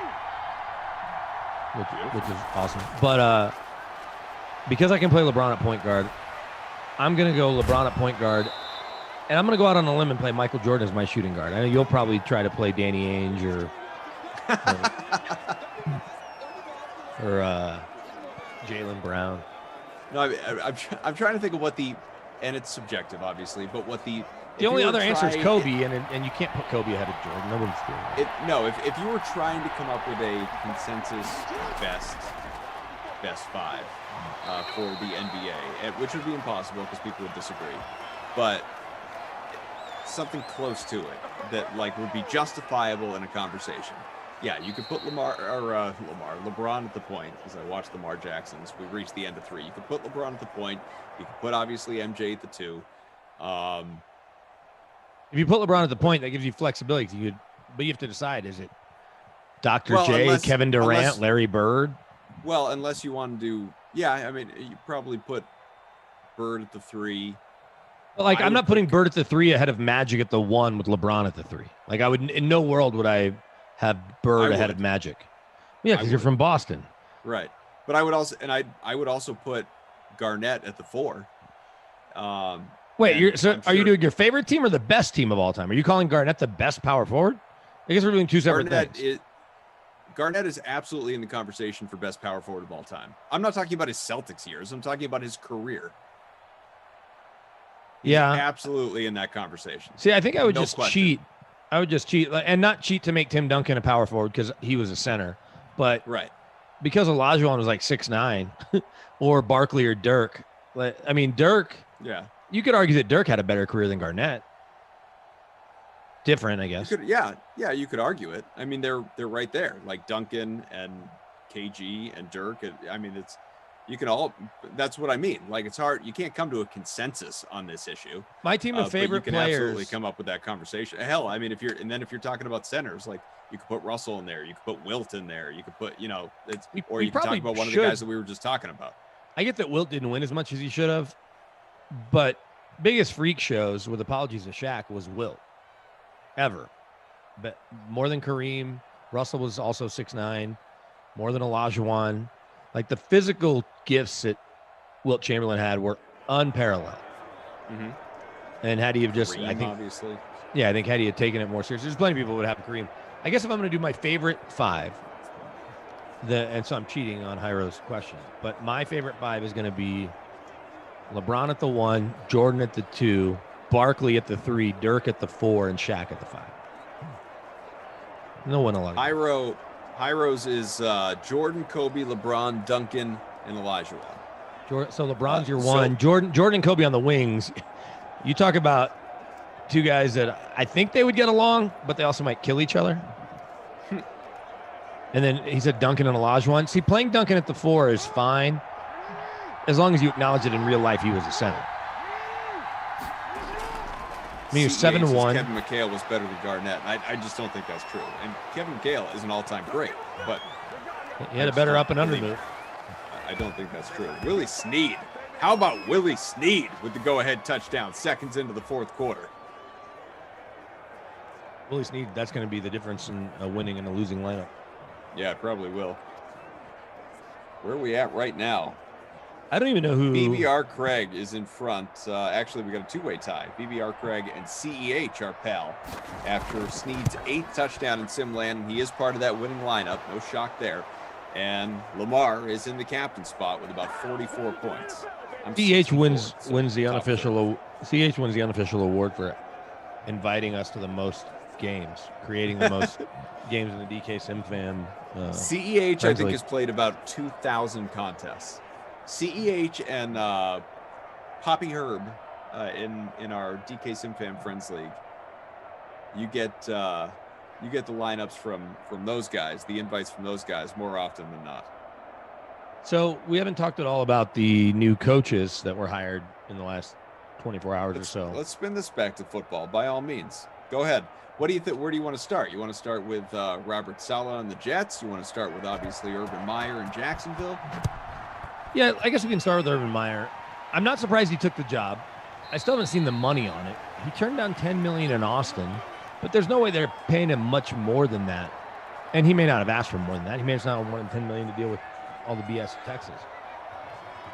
He's going to have the number 1 pick and some draft picks and plenty of draft capital. I saw a note that Ian Rappaport had a little earlier on Twitter that he's coached 57 players that are in the NFL now, plus at least 2 more years worth of Ohio State kids that are coming. So call it another 10 or so easily, if not more. And I wonder if that helps. It's one thing to recruit these guys to go play for you in college. Now you can pay them money legally, but you have a salary cap, so you can't have all 5 stars. Right. I think, look, it's a winnable division.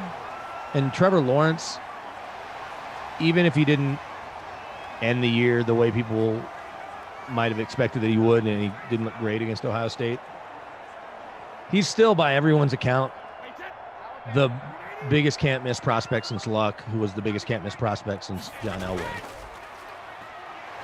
And I'm skipping over Peyton because there are plenty of people that want to take Ryan Leaf ahead of Peyton, and they question Peyton's arm strength. How'd that work out? Yeah, he turned out to be able to throw the ball pretty effectively. Ryan Leaf, not so great. So did he sign an 8-year deal? 6-year? I don't know what it was. It wasn't 10. I'm not sure. I haven't seen the terms of the deal. But let me ask you, how many years do you think he coaches? What's realistic? Because if he got burned out 57, 58, let me double check. Do you think he's going to win? I think there's a difference consistently between being successful in college and successful in the NFL, obviously. And if he is successful in the NFL, he could coach 5 or 10 years. He's 56. But if it's up and down, I could see he's gone within 5. Yeah, on his. But you're saying on his own, or that Shad Khan will move on from him? On his own. Okay. I think he'd walk. I think pride would take him away. He doesn't want to be regarded as a loser. After all that success in college, I don't think he wants to come to the NFL and fail. Now, you're not going to go a year in, but I bet, regardless of what the deal is, probably a 5 or 6 year deal. And if that's out there, forgive me, I just don't know. But I bet he is putting internally a 3-year window on himself to be genuinely successful. And if it doesn't work out, he's gone.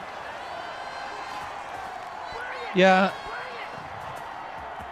3 years, though, feels like, I guess it depends on what the 3rd year looks like. You're going to have Lawrence as a rookie learning how to play quarterback in the NFL. Right? So that's got its own challenges. Maybe he accelerates his own curve the way a Justin Herbert did or Baker did. Or maybe he challenges Peyton Manning's 28 interception mark that Peyton's hoping a rookie will one day pass him on that list. But I do think he can be competitive because that division, Houston's going to be a mess for a while, even though Deshaun Watson's so awesome. The Titans, we know what they are. You're assuming Deshaun Watson's back there next year. Well, right. They'll be even more of a mess if he's gone. We know what the Titans are. They're all about Derrick Henry, and Tannehill needs Henry to get going, and if he doesn't, they don't win games. And the Colts, we don't know what their quarterback situation is. It's a really talented roster. So it's certainly a division that can be winnable if you've got the best quarterback, and they might here shortly, especially if Watson's moved. So I'm going to just reserve judgment. I'm not going to say it can't work. Admittedly, the college coaches, and it's mostly Jimmy Johnson, because as somebody pointed out, Pete Carroll was definitely an NFL coach who went to college, had success, and came back to the NFL. Right. And so other than that, Nick Saban didn't stick around long enough. We certainly could talk about Bobby Petrino, and the list is long of Chip Kelly, of guys that tried and failed. I guess Harbaugh had success, obviously, getting to the Super Bowl. But he also played quarterback in the NFL for 18 years or something. So I think it's a little, it's not like he was a guy that was coaching in high school, coaching in college, and then, right. I mean, he spent his formative years playing quarterback in the NFL. All right, so Robert Saleh takes the Jets over his home state. We'll call it home state in Detroit Lions. And doesn't give the Chargers, and I don't know how far he was down the Chargers list, but doesn't give them much more consideration. I'm guessing that his deal with the Jets is got to be 6 years, right? I think I saw that. By the way, breaking news 7 seconds ago, Iowa State and my Kansas Jayhawks postponed because of COVID. Iowa State. Anyway, so I don't know what to make other than everybody talks about Saleh in glowing terms, and he had more of a chance. Leader of men, for sure. Yeah, had he had more of a chance to talk to people last year and not coach his team to the Super Bowl, he might have gotten a job last year. So I don't say it can't work, other than it's the Jets, right? Do you like the hire, though? I think I do, yeah. At least based on everything. And then on Arthur Smith, I like that hire too. I think it's interesting, though, because no one was talking about Arthur Smith as a head coaching candidate when Marcus Mariota was playing like garbage. And then Tannehill comes in. It's a significant change, but the offense gets them, they get all the way to the AFC title game last year. They're in the playoffs this year. What's interesting is this is a guy who Arthur Blank definitely knows his dad picked off. Tom. Hope you got the Ravens DST, folks. Clark with the interception. It's probably going to wrap it up, but we'll see. Still 4.5 to go. 1 touchdown game. But if the Ravens can tack one on here, that's in all likelihood going to be over. Tara Lynn! Saw her in the Zoom window for half a second. Hyro's still giving me guff. But Tara Lynn's not here for ladies' night. Tara Lynn! Sorry, go ahead. No, but so Arthur Smith, the biggest issue there, and they're going to hire Terry Fontenot to be the GM whenever the Saints are done. And he obviously knows the roster really well because he plays against them twice a year and knows the division because he's been with the Saints for 18 years. They're going to have to decide what's the future with Matt Ryan and what are they doing at 4. Are they taking a quarterback? So I don't know. I guess if I'm going to pick up the 3 coaches that were hired today, depending on when you want to count Urban Meyer, 3 coaches hired in the last 24 hours, I'm going to think Arthur Smith has the hardest time being successful. Is that 160? 160 on the ground on 14 attempts. I'm changing my captain to Lamar. Yeah, I think that's a wise move. He is owned in 52.7% of lineups in the captain spot in our smaller. Hey, both these teams are still in the playoffs. Free roll out of 165 entries, 94% owned overall. We still have a two-way tie for first between BBR Craig and CEH. Jared said earlier that his wife might think CEH is his girlfriend based on the number of notifications he receives on his phone. CEH said, "Hey, I like to play. What do you want from me?" We're not judging, but I'm judging. I'm just kidding. I'm kidding. But so, do you have a different assessment than what I gave there in terms of if you're going to pick the 3 to be successful? I don't know nearly as much about Arthur Smith as you obviously do, so I don't really have any strong thoughts on him one way or the other. He's been with the Titans forever and worked his way up. Again, when your dad's worth $5.5 billion, you can take a job and work your way up. You can take a job for $20,000 in the mailroom, or as a super low level quality control assistant with breaking down tape, or wherever he started. How old is he? He is. I feel like he's younger than me. I think he's 40-ish. Now he is one of 10 kids, so he's only going to inherit $540 million. Is that it? He is 38.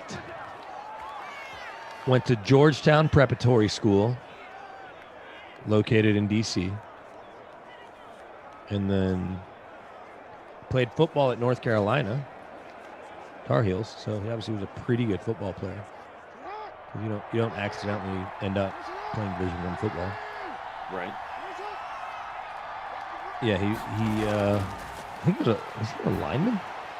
He was a guard at Carolina. He's not that big. Completed at the 6. Lamar So he's up to 153 passing. Guard at Carolina, grad assistant, then was with Washington 07-08, and I think his dad owned part of the team then. Then went to Ole Miss in 2010, so I don't know what he did in 09. Then he's been with the Titans since 2011. Started as defensive quality control, then moved to offensive quality control, O-line, tight ends, assistant tight ends, and then OC for 2 years. It's really pretty impressive, but I have to think that when you grow up and you're growing up in DC and your dad owns FedEx, right, as a founder of FedEx. Told you Dobbins on the score, man. You're probably around Second goal from the 1. You're probably around some pretty impressive people, is what I'm saying. And you go to Georgetown Prep School, right? So there's a good chance that he did 6 interviews for the 7 coaching vacancies, right? He talked about 6 of the 7 teams. Right. There's a chance that he's pretty impressive because of just his upbringing. He could be Billy Madison, but I don't think he is. Or Tommy Boy. That would be unfortunate. Handoff, and he's in. No problem. Touchdown, Baltimore, to all but end this thing. And just as you would suspect, Mark Ingram with vulturing the Dobbins TD. Robin, your captain.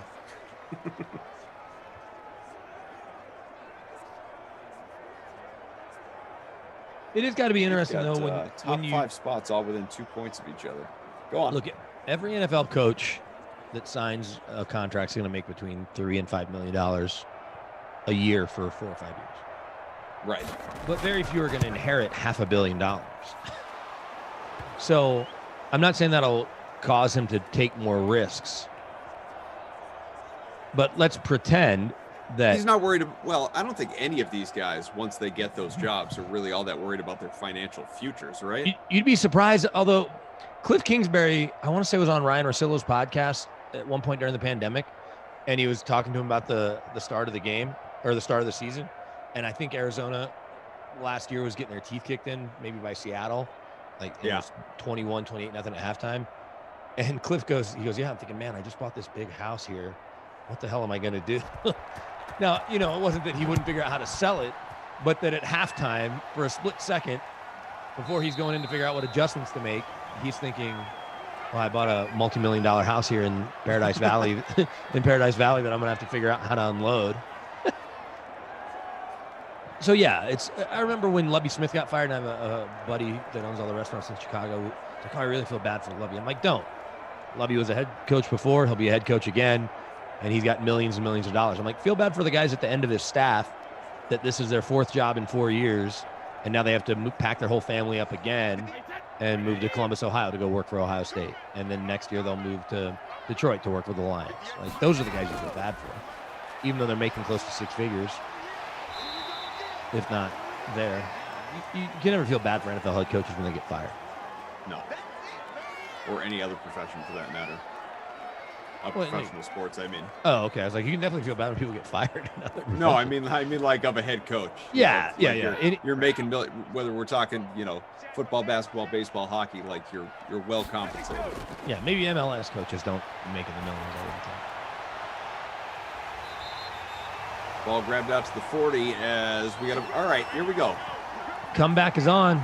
About 80 seconds left. Carolyn Asak's back left in the room. And now, it's like she knew. Just darts away. What's funny is Evans was clearing there. He missed the throw. Has to go run back and see who gets the rose. 1st and 10 from the 40. That ball completed to Godwin. Godwin's balling. Minute left. He is. Brady up to 245 passing, a touchdown, a pick.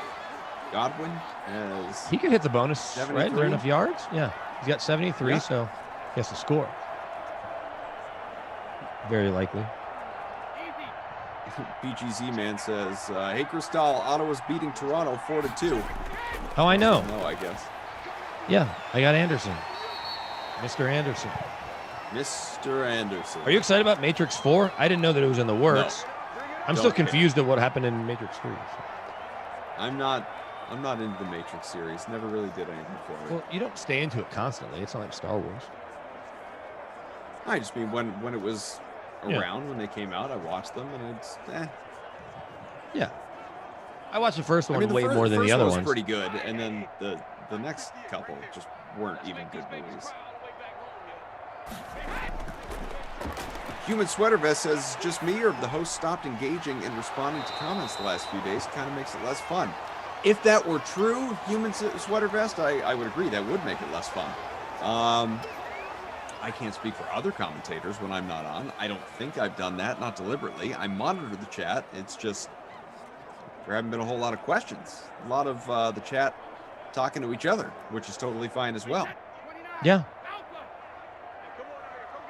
Jordan Lindenbaum points out that when you and I are together, you talk to the chat less. That could just be because I string together a lot of run-on sentences. Who of us doesn't? Us, Juicy, Christian, some big talkers. Matrix 3 made it all too confusing. Yeah, that's what I'm saying. Maybe Matrix 4 will start with a primer like, here's what happened. If you're confused. It'll be like one of those previously on. Well, right. As they're setting it up, they're like, let me explain to you what happened. Like, it's one character telling another character, this happened, then that happened. Last time on The Matrix. So you know what show I watched? To the 11. Did you watch 30 Rock? From time to time, but not religiously. Okay. Although I'm sure I would really like it. It was great. Maybe I'll put that on the binge list down the line. You should. And it got funnier. It got funnier year over year, similar to Veep. But Tina Fey and her writing partner Robert Carlock, they also did Unbreakable Kimmy Schmidt, which was funny at times. We kind of trailed off. They've now got the show Mr. Mayor with Ted Danson. Mm-hmm. And so I watched the first 2 episodes because they played them last week. The third one was last night. Yeah. but I'm going to give them the good? benefit of the doubt. Yeah, it's funny. Just you realize Ted Danson's always been great. Like you could make a case that you can make a case that he's the best sitcom actor of all time. Absolutely, no question. Because and I didn't watch a lot of Becker, but it ran for 9 or 10 years. But to have the run right with Cheers, Becker, the drop-ins on Curb, and then The Good Place, and I don't know if I'm forgetting anything. There might be another show in there, yeah. Well, he had that show on HBO, that weird mystery show with Jason Schwartzman. So I mean, it was fine, but I'm not gonna in the pantheon of great shows. I don't think that gets talked about very much. But Ted Danson, I mean, can you name someone that's had more of a successful run than him? Rob Lowe had a pretty good run. Yeah, but I mean, or having a pretty good run has lasted 40 years. Right. When did Cheers come on? 1982. Right. Brady 266 passing, a touchdown to pick. Lamar 153, 2 scores. Tara Lynn is finally around. My God, I don't know how many times we called for her over the course of the last hour and 15 minutes, and just nope. See you later. Ladies, what do you think she was watching? I want to know what she was watching. Some terrible reality show, obviously. I guess I want to know what she was watching. 160 rushing yards. We'll ask her. She can tell us. We should pop in and tell us something. Touchdown on the ground for Mark Ingram. A fumble for J.K. Dobbins. McCoy. How about 3 for 30 or 6 for 33 for LaShawn McCoy in the air? Willie Snead 5 for 70 a score. Godwin 4 for 73 a score. Gronkowski 4 for 29. Andrews touchdown 4 for 45. Evans missed out on the bonus. Went 4 for 88. What do you think? Who's your crusty cough player of the game here? Probably Lamar, right? Doesn't have to be Lamar, or I don't know. I mean, Godwin. I don't know Godwin might be close. Given the ownership and everything. I think maybe I'll go Godwin. You know, it's a good one. Snead, because he was. Do we think he the difference maker? He had 18 fantasy points, and he was only $5,200, 22% owned. Did anyone captain him? Probably not. 1.8% of people. I wonder if that's Beastie Boy or the winning lineup. I read something said Beastie Boys here on Ted Danson's IMDb page. Bored to Death was the name of that show. That's right. How about your Babysitter Billy Not My Kid award? Maybe the Uncle Lenny, Leonard Fournette went. Yeah, did you call his name once? Yeah. Only 3 points, 30 rushing yards for Fournette. I'm looking at this though. So Cheers, obviously a great all-time run, 82 to 93. Then, he was on Damages too. Yeah. So he's on Damages from 2007 to 2010. He was also on CSI. Had different runs there on CSI and CSI Cyber, plus Curb and Becker. Yeah, I don't think it's even debatable. Breaking news: Ted Danson, successful television actor. And You heard it here first, everybody. Watch Mr. Mayor. There you go. I'm going to watch some Psych later after the next sim, but my powers tell me I'll be back. Sorry. Tom Carroll will be with me. We've got Packers and Eagles on the way. And boy, this will a longer sim. So we'll be back in about a half hour for that one. BK here. Brandon Cristal will return to Simland. Let's see. Next week. Next week. Yeah. You're back Tuesday night, the two of us. All I'll right. be with Christian as well on Tuesday. So you have that to look forward to, everybody. If you liked what you just heard, you will get more of it. I promise. We want to thank Mike and Daniel and Patrick and Zach and all of you on behalf of BK. I will be back. Tara Lynn is right here, just totally dismissing ladies' night. I was hoping to actually talk a little football with her, but no, more important things to do. Maybe we can all pressure her into coming back for Madden After Dark for the first quarter and give us her thoughts. We'll see. Tara Lynn, you have any thoughts? My first thought is I'm sick of you. I'm sick of you. I'm sick of you because you annoy me constantly when I'm on the streams. Brandon does not. Kaufman does. I just want to know what you were watching. I was watching Enola Holmes. I don't know if anybody's watched I watched it. I don't believe those are even real words. No, it's the girl from Stranger Things plays Sherlock Holmes' little sister. They could make a series out of that. All I hear is this. Blah, blah, blah, blah, blah, blah, Kaufman, blah, blah, blah. They could make a series out of it. They could make a series out of my hate for Kaufman as well. But Whoa! let's get to Madden After Dark because it's on the way as we wrap up this 3-game Madden slate. That Showdown is coming up at 10 p.m. Eastern and features the Packers and the Eagles. Kaufman, unfortunately, he's coming back. He's going to be joined by Tom Carroll for that one. That game is featured in the Madden Stream 3K Flea Flicker, which has a 3K prize pool with 1K going right to first place. Plus, the free contest for that Showdown has a $500 prize pool with $50 to first place. Head over to the DraftKings lobby right now and get those lineups in. And throughout the week, we've been bringing you all the analysis for the divisional round. And right now, we're going to get some takes from each of our podcast partners as we go game by game for you. So let's kick it off with the Unreasonable Odds podcast. They're breaking down the betting angles for Rams versus Packers.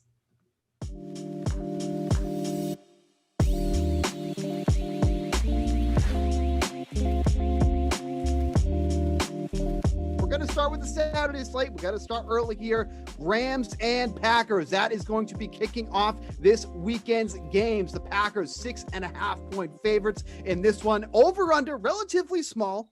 45.5. Talk about line movement here. The Packers did open up at -7.5. Two very good teams at the over. Excuse me, against the spread this season. The Rams 10-7, 3-2 against the spread as underdogs. Mostly been favored this season. Packers 10-6 against the spread, 8-5 as favorites. That was one of the best in the league. The thing where I'm kind of getting held up here is the over-under. We'll get to that in just a second here. But Drew, opening thoughts on this one. Obviously, some big questions in this one. Who's going to be quarterback first and foremost? I'm sure that's going to come into play. And then we also have a questionable tag on Cooper Kupp, who is dealing with bursitis in his knee. Opening thoughts here, Drew, my man. What do we got? Yeah, I think I had an appetite for some Rams in this one when I saw the soft opener last week at 8.5. I was like, "Ooh, nice! They're going to get us out there over a touchdown. This is going to be good." But by the time the market limits came up and we were at 7, I kind of felt like, "Well, missed the boat on that." Don't really want to, just grab 7. I definitely didn't feel like laying 7 with the Packers because this is a nice matchup for the Rams defensively. Like they kind of, it's not going to be easy to stop the Packers from scoring 27 points. Period. No, very few teams have done. I think the Bucs may be the only team that really. The Bucs and the Vikings, the only teams that have pulled that off this season. So it's going to be tough, but the Rams do match up well to kind of create the right situational stops. And so I thought, okay, well, the Rams should have a chance. But now that we're getting the injury report and now that, we're learning more about what's going on with Jared Goff and his thumb situation, it's going to be freezing cold out there, potentially even some weather.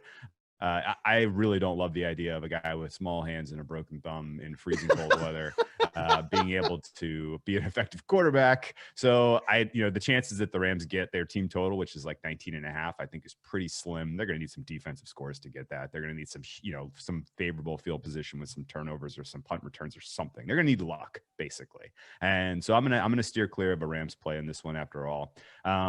And, fundamentally, I think you could see the Packers roll out a pretty run-focused approach. Yeah. I mean, a lot has been made this week of Jalen Ramsey versus Devontae Adams and Aaron Donald coming up against a backup left tackle. Well, if I'm Matt LaFleur, I know that. He's not going to be surprised like, whoa, Jalen Ramsey's really doing well covering Devontae Adams. We got to go to plan B. No, his plan A is going to be, we're going to go with a little bit more run-focused approach. We're going to, take advantage where we got it. And I think you could see a pretty healthy dose of Aaron Jones and maybe even some Dillon in this one. Right. But I think rushing props is probably the right way to attack, or Green Bay, and it's a teaser. Like if you can take 6.5 down to a half point, or if it closes at 7, taking it down to 1, either way, capturing the 3 with Green Bay makes sense to me. So that's how I would approach that one. I'm already liking how this show is going because Drew's throwing out teaser talk, and we all know that we love teasers on this show. So Drew, you are welcome back anytime. We are welcome back anytime if we're going to throw out teaser talk. Real quick, Julian, before we get to yours. So the big thing with me, I mentioned Cooper Kupp, obviously questionable for this game, dealing with bursitis. It is expected he's going to play. But what's disappointing about this too is that you talk about matchup wise, like he probably draws the best matchup of either receiver on either side in this one against Shandon Sullivan. He has been someone who's allowed a 65% catch rate, an average of 11.7 yards per receptions, where, guys like Robert Woods, they're going to be drawing the tougher matchups here. So it's going to be vital to attack the Packers in the slot. So if that means that Cooper Kupp's in there or not, we know what he can do downfield. He's a great yards after the catch guy, but that's something you definitely want to watch too. If he ends up not playing, that would really put me over the edge with liking the Packers. But Julian, what are your thoughts on this one? Yeah, it's an interesting game. Like I go back to the Rams in Seattle last week, and I dumbed it down. I took Russell Wilson -3 at home. I just thought the gap at quarterback. I capped it for John Walford because that was the guy, but I didn't really care. I honestly wanted Goff to start with the broken thumb. I dumbed it down and I took the better quarterback -3 at home and didn't think it would be an issue. And if we go into that game, like Drew's talking about, they're going to need some luck to cover this one. That if you replay the game over from where that pick 6 happened, without that happened, and Seattle just drives down the field, that game's going to be completely different. And it was the first interception on a screen pass in the NFL this season. That doesn't happen. So you want to talk about luck. That's the ultimate luck. And it looked bad. It looked dumb. I was like, what is Wilson doing? But he threw it because you always get the screen pass. It's not going to be intercepted. And it was not only intercepted, but it was returned for a touchdown, and it flipped the game upside down.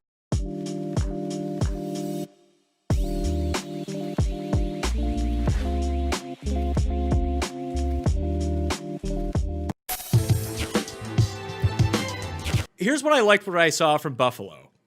And this was my biggest fear about them in the second round as it was going in. Because that was one of the games I got wrong last week was the Buffalo game. I thought Buffalo was going to steamroll Indy, and they didn't. And I worried that if they steamrolled Indy and put up a great effort and won like 40-20 or something like that, that they wouldn't face enough adversity. And this is all just like psychologists a bit. Like, they sort of... I like that they did not bring an A effort. They brought a C effort and won in the playoffs anyway. Yeah, 100%. And it felt like Baltimore played as good as they could play against Tennessee and still only scored 20 points. I don't know, but if you look at the matchups, right? Like, Josh Allen's usually the best quarterback on the field. And he is today. Yes, he is. Yes, he is. The Bills have the best. He's up against a defending MVP at quarterback. No, he isn't. Yes, he is. Josh, do you really think that Josh Allen is worse than Lamar Jackson in 2021? Really?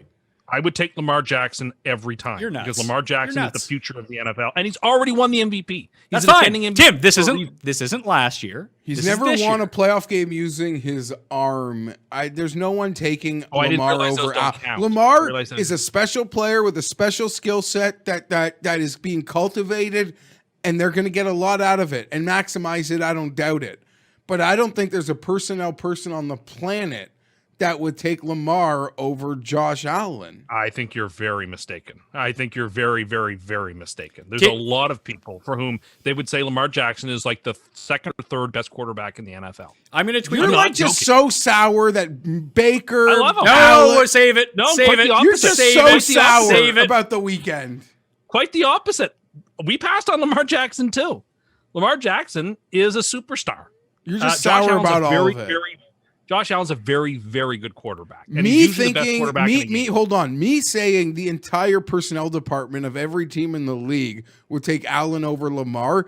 I don't even feel like I'm insulting Lamar. I'm just really giving praise to what the future of the league is. And it is more the Josh Allen, the guy that has significant mobility, but arm strength and accuracy to go with it. Or maybe his accuracy is a one-year fluke, and we'll see next year he go right back to 57%.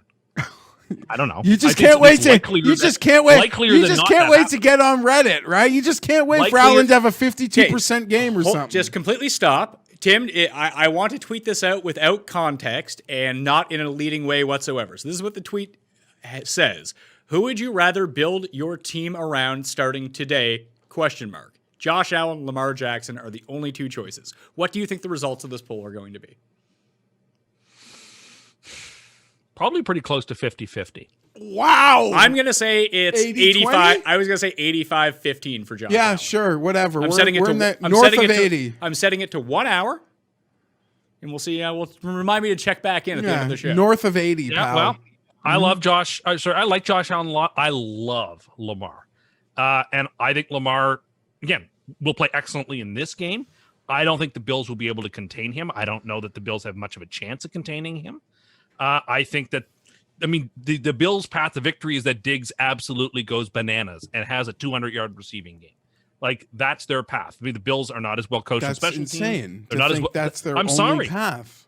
And obviously, the books think that if this were on a neutral site, Baltimore would be favored. Baltimore's the better team. I can't imagine backing Buffalo in this game.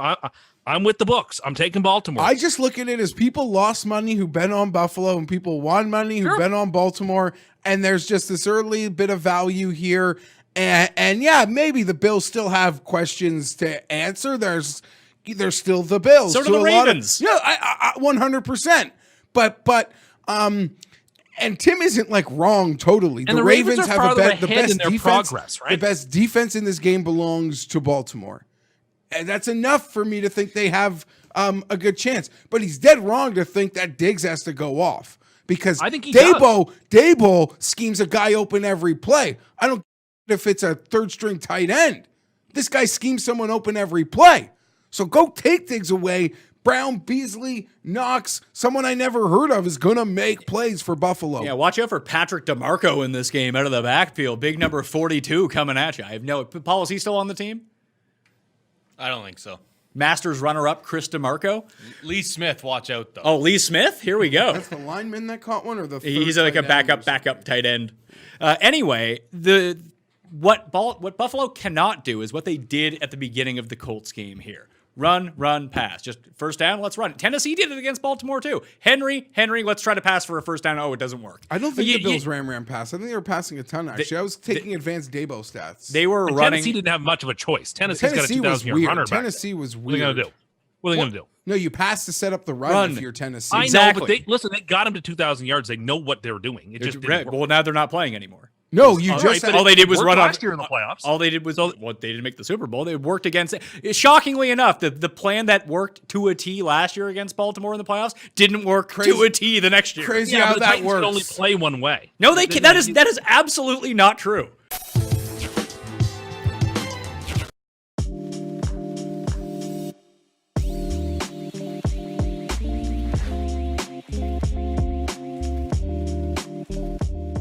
Sunday game. Browns at Chiefs. Chiefs are 10-point favorites in this one. Pretty much expected on that one. Over under of 57. The Chiefs did open up at 9.5-point favorite, so not a ton of movement on that one. But Drew, this is one where both of these teams have really not excelled from a betting perspective. Chiefs 7-9 against the spread, only 6-8 as favorites. The Browns 7-10 overall against the spread, 3-3 as underdogs. Kansas City has not been a good over team. Cleveland has. I feel like there's an obvious answer here because the Chiefs at -10. I would be surprised if this one is a close one. But if there's one thing that I can kind of hang my hat on, is kind of giving me some pause.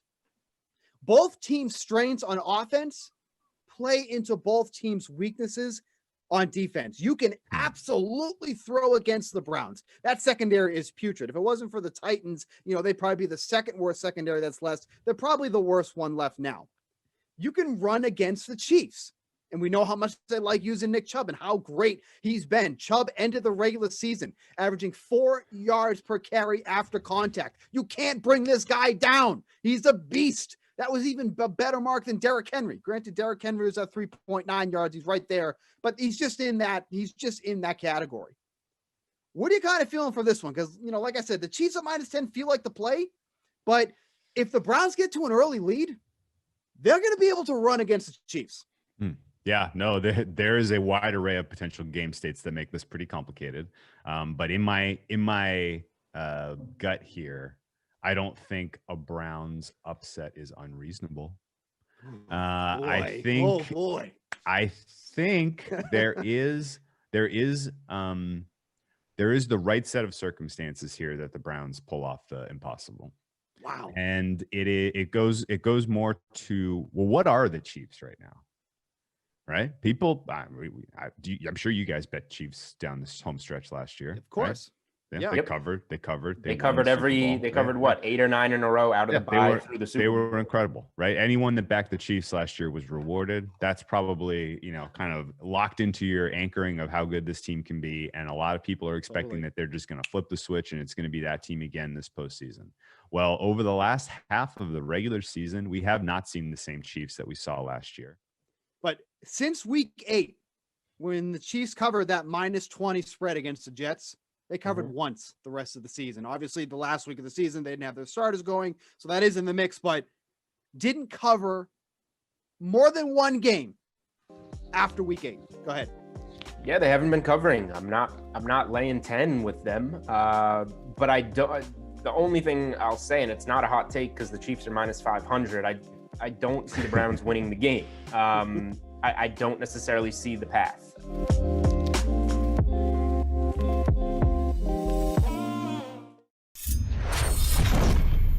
All right, last game on the slate. We had talked about this Sunday night in our instant reaction video. The Bucs are 3.5-point dogs at the Saints right now. It opened at 4, got down to 3. Now it's at 3.5. You were right about this one too. You just said you thought that the Bucs might be the public dog of the week. They are getting 58% of the bets. The flip side is that unlike the Browns Chiefs, where the majority of the pros are betting on the Chiefs, you're also getting a majority of the money on the Bucs in this scenario. Do we still like the Bucs at +3.5? Yeah, it's interesting that it went back from 3 up to 3.5 again. Yeah. A little scary because that's usually a sign of them telling you that some pro group has a good read here on the Saints and the books trusting that group. But this is an interesting weekend, man. We have the NFC with all the old guard quarterbacks. We got 2 quarterbacks playing in their 40s. Rodgers, 37, 38. And then you go over to the AFC and the oldest quarterback's Baker. What is he, like 25? So it's interesting looking at this where it's just 2 different splits here where we're looking at a time of just not the change in the guard, but it's just funny how the league just evolves and changes. And looking at this game again where the Bucs and the Saints, it's the 3rd time they've seen each other now. And we talked, like you said, on Sunday night, where I just thought this number should just be 3. That it's one of those where you give respect to the Saints for what they've done this year and the fact that they beat the Buccaneers twice. And I had this number in my model at 2.5 because I obviously have taken a little bit of points away from the Saints here just because they have no fans in the stadium.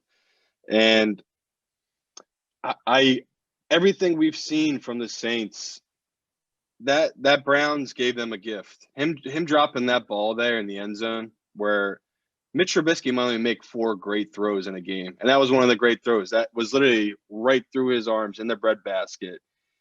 And the Saints got away with one. It felt like they got away with one there with the Bears. The Bears defense, say whatever you want, they showed up in that game. And I can't see the Buccaneers having back-to-back just sloppy games because I don't think they played well against the Washington game. I watched that game twice now, and we had our opportunities, but Brady just played a flawless game. He never gave an opportunity to turn the ball over. He got sacked a couple times. I think he had 3 or 4 sacks against them, but he never gave the ball away. And what I've seen from Drew Brees here is he's willing to throw a couple risky passes here. And he doesn't have the same arm strength on his arm. And I just like it that we're getting 3.5 still with the Buccaneers. I know it's a square pick, but to me, this is just a smart side here. And I'm going to ask you to be my companion here and take that 3.5 with me. I am going to be your companion because we are walking into a hornet's nest, brother. And we are taking the public dog, Tampa Bay Buccaneers, at +3.5. Be my companion. I love you, brother. And it's if it doesn't move, like if this number doesn't go back to 3 or goes up to 4, we're gonna talk because then I'll have to be like, okay, I got to reach out to some people and hear what they're reading on this game because this just feels like a no-brainer to me that this should be 3. And it is scary that they're moving against the public here with us, but the public can't lose both weeks in a row, can they, Chad? So no way. Hopefully they get a game right here for us. What do we think of the total here? 51.5, 52. And this is going to be – I already talked to a bunch of sharps, and they told me they pounded this game under. I don't know what the money's staying on your site, but, like, these guys I talked to, they have big money. Like, ridiculous, 90% on the under right now. And I think, seriously, that might be 3 guys I know because they're, like, big money bettors. They don't make a lot of bets. And each of them Sunday night said heavy, heavy bet on the under in this game. But – I'm leaning the other side right now. I got burned in that Bears game because Mitch didn't show up, but I still think the Saints defense can give up points. I still think they're susceptible to a good offense. And we just saw the Buccaneers get how many points did the Washington get? They get 20 or 21 or I forget the number, 23. But they were able to score on this Bucs defense. So I'm gonna go against my brother in here. I'm gonna take the over here, but it's scary. So I won't put it as our best 5, but man, that's crazy. 90% of the money's coming down the under right now.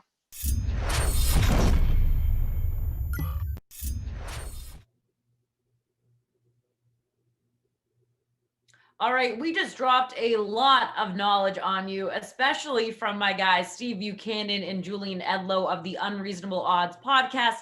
Give them a follow. They actually know what they're talking about. You can get in and get our play of the day now. So let's talk about that. Of course, it is the NFL $3.5 million divisional millionaire contest with a top prize of $1 million. But if that isn't incentive enough, DraftKings is also offering the following bonus in that contest.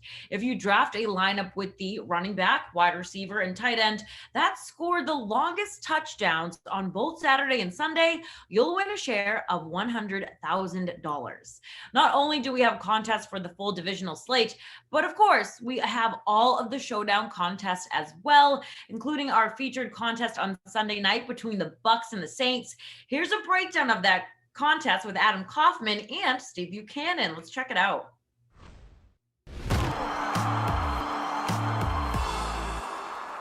Our KFC Sunday Night Showdown series rolls on as we get ready for the divisional round of the playoffs with Steve Buchanan. I am Adam Kaufman. We're here from DraftKings taking a look at the Buccaneers and Saints. That's right. History Channel's own Tom Brady and Drew Brees getting set to go head-to-head. Bukes, obviously third meeting between these two teams. The Saints have taken both, one of them very comfortably, 72 total points in those two. So if you had to pick a captain on the Nolan side, who is it?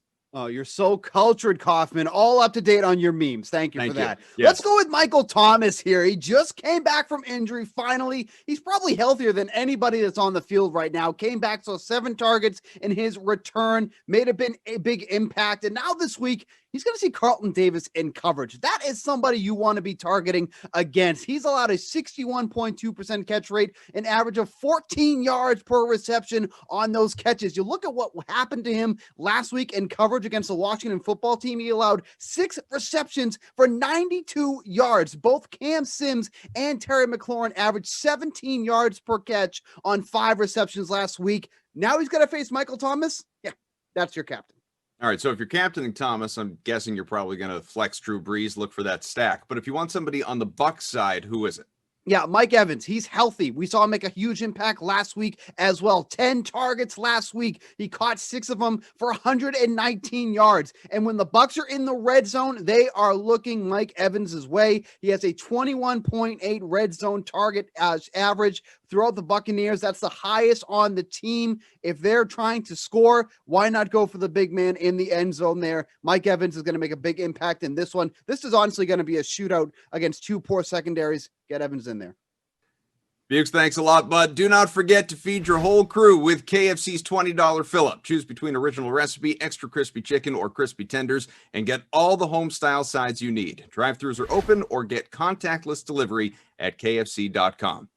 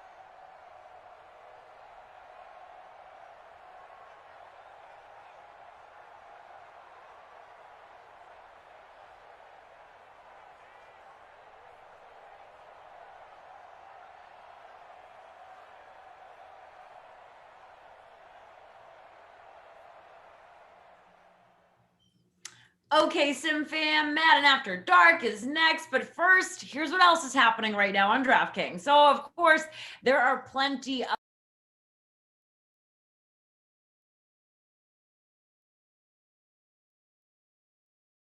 for Sunday's divisional round games right here on YouTube and over on Twitch. So that's going to start at 2 p.m. Eastern as our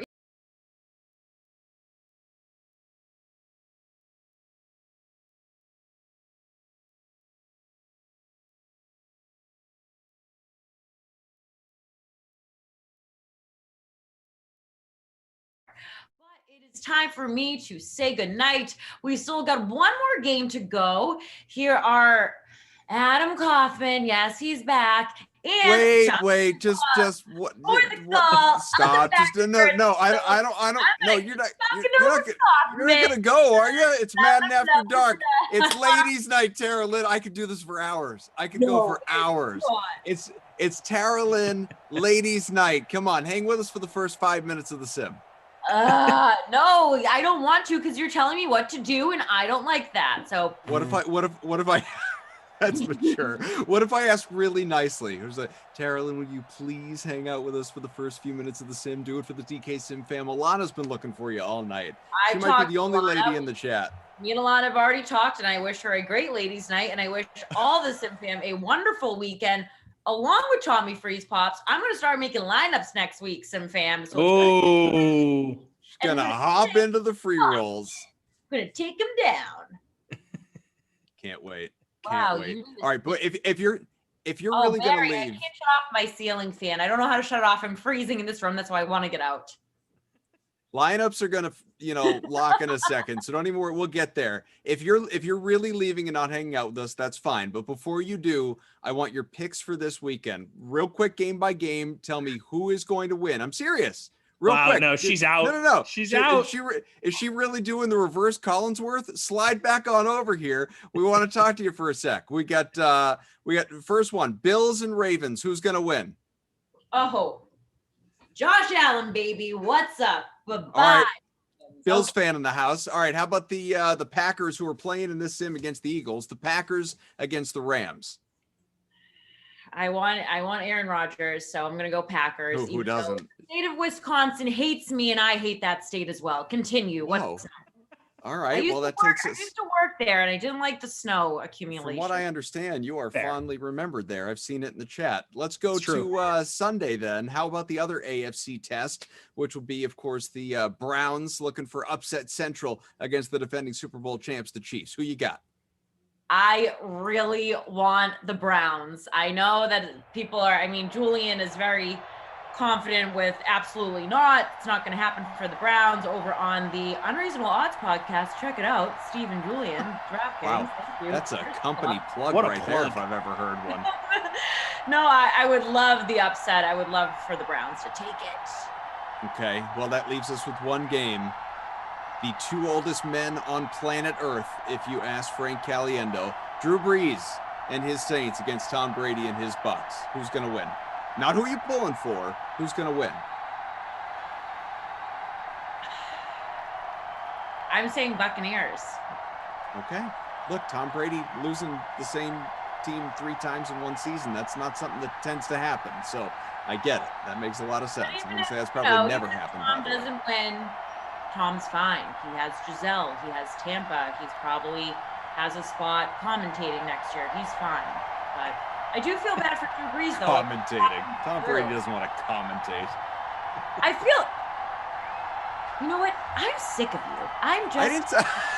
I'm saying a statement, and you just have to just crap all over it. And it's a Friday. It is a Friday. It's ladies' night. Come on, Koff. And to her point, if Brady did want to commentate, he could get a job. I didn't say he couldn't do it. I said he wouldn't do it. He does. Of course he could. People would give him $10-20 million a year to hear him say nothing, because he would say nothing, because he doesn't offer an opinion ever. But it would be wonderful to hear.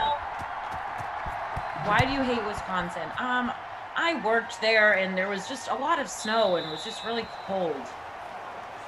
Fair. The cheese curds were good. Cheese curds were delicious. And you're saying this as someone who grew up in New England, too. Like, cold. And Wisconsin is next level. I know, but newsflash, everyone, I'm a diva.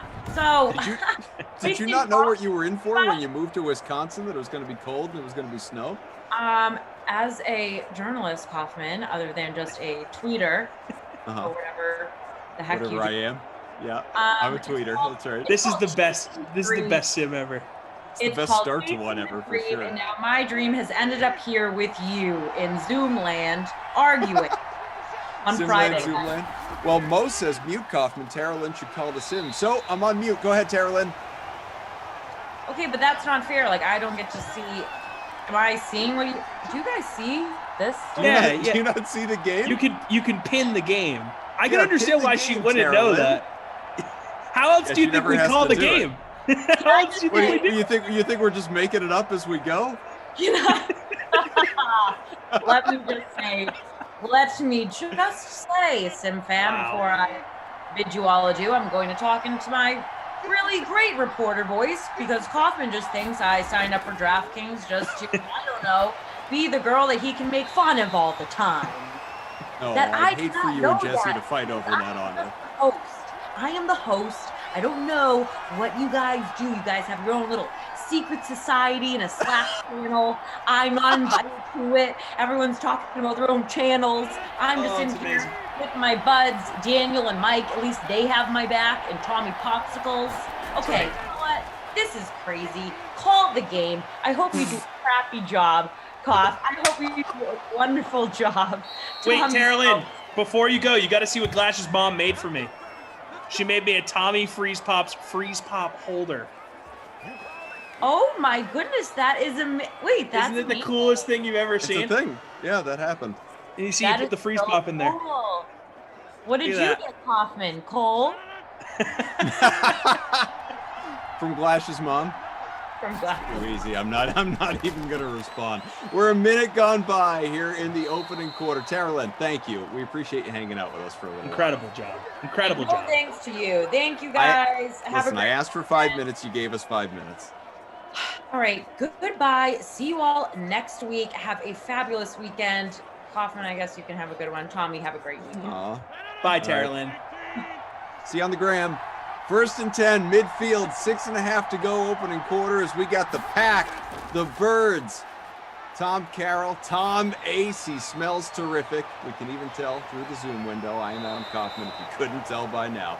And we have got producer Mike, Daniel, our technical director, Patrick, and Zach, and I don't know how any of them tolerate us, or me in particular, but they do, and God bless them for it. Mercedes Lewis, 28-yard pickup. I hope you all had fun. Those of you That in the was chat incredible. watching along.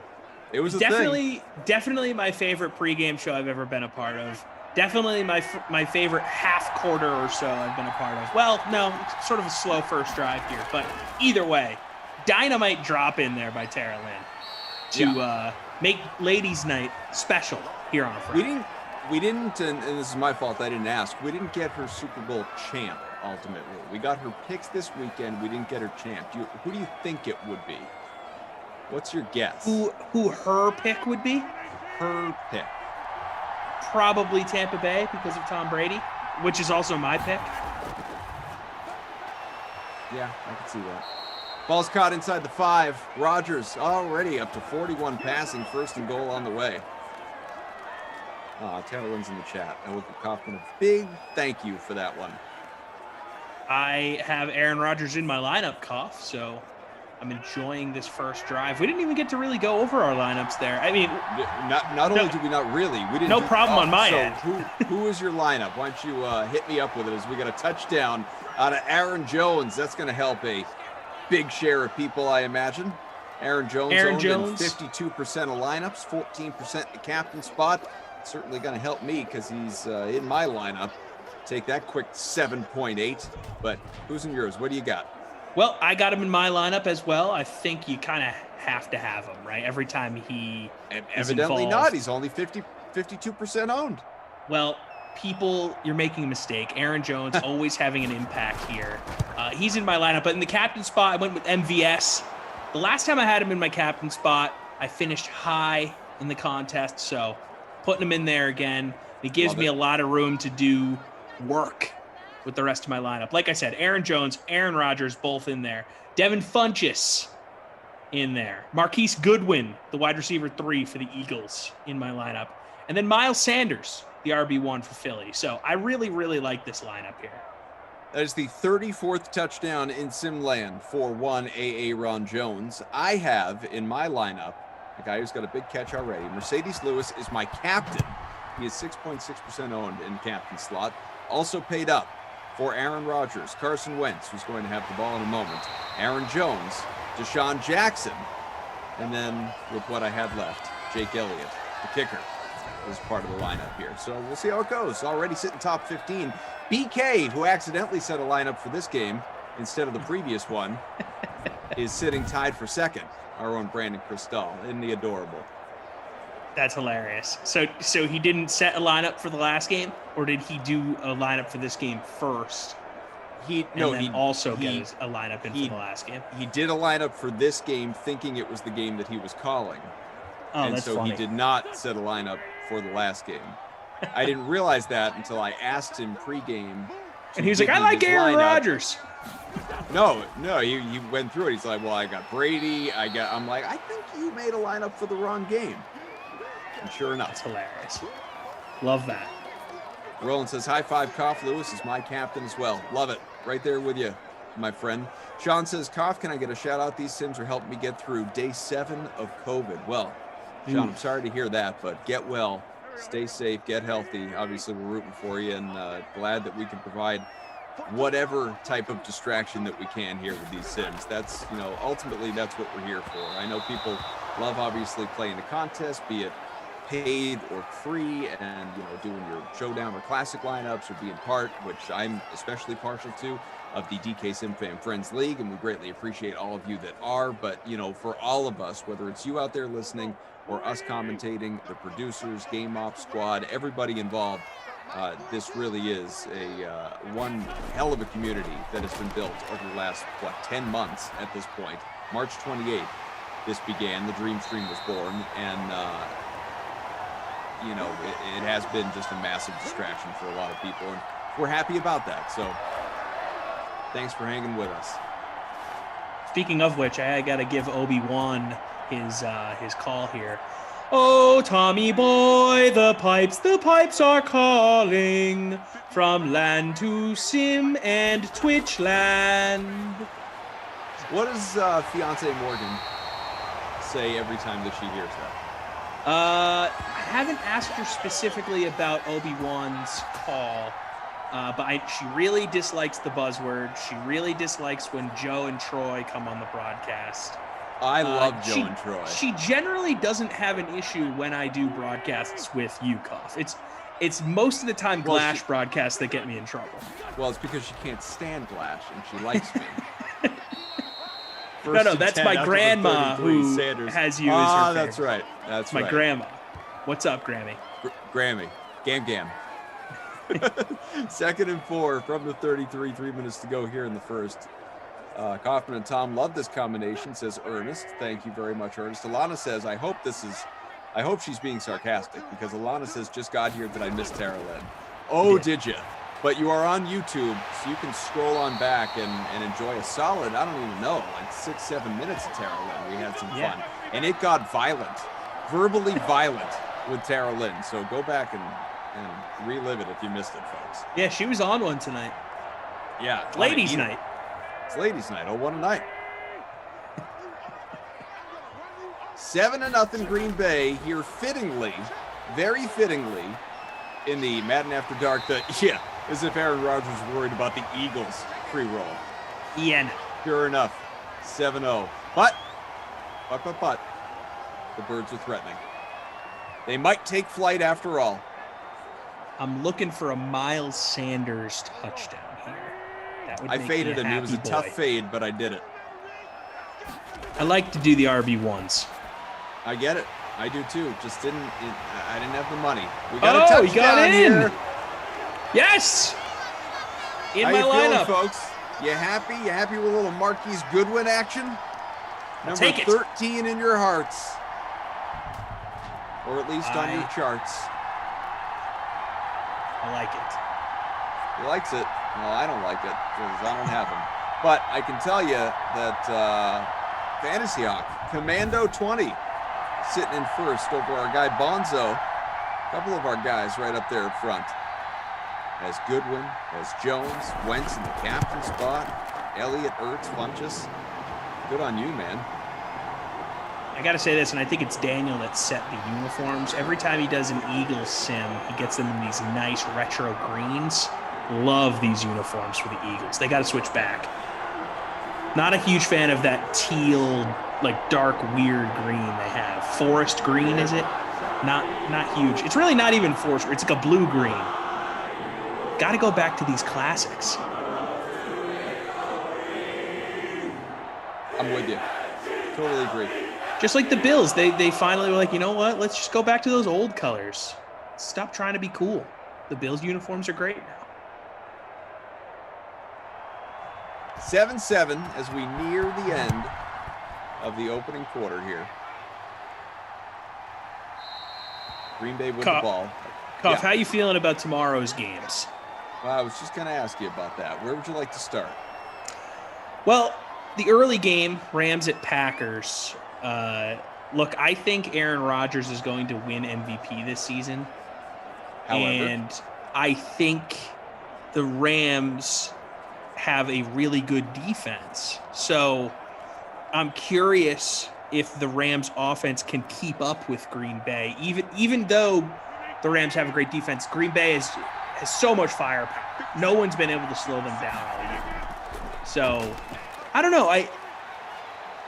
LA is a team that's been sort of boring to me all season long. Goff, don't really have, any confidence in him at all. So I just wouldn't be shocked if we see Packers win tomorrow like 28-3. Yeah, I don't think it's going to be that lopsided, but I do think it's going to be a double-figure game. I certainly, and it's funny, who was I working with the other day? Zach. I think it was with Zach Thompson, and he wasn't outright calling for this to be the outcome, but he said he likes all the road teams this weekend. He could make a compelling case for all the road teams, and I said, and we can get into these game by game, obviously, but a big picture, I said, Bucs Saints, I actually think the Bucs will win, so I agree with him there, but I won't be surprised no matter which way that game goes, and I think it'll be close. Ravens and Bills, I think Buffalo's going to win, but same thing. Whichever team wins, it won't surprise me. Green Bay and Kansas City, I think, are going to win comfortably.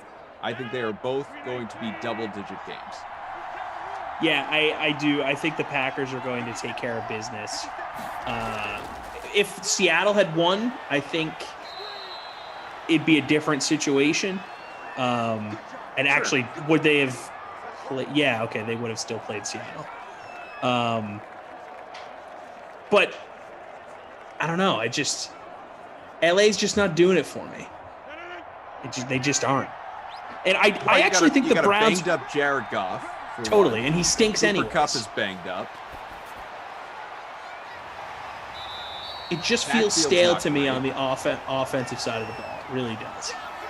Two generational talents on defense, but if you can't hang with the Packers offense, it's going to be really tough. So that's asking a lot. Even as good as that defense is, to slow down Aaron Rodgers, no one's done it all year.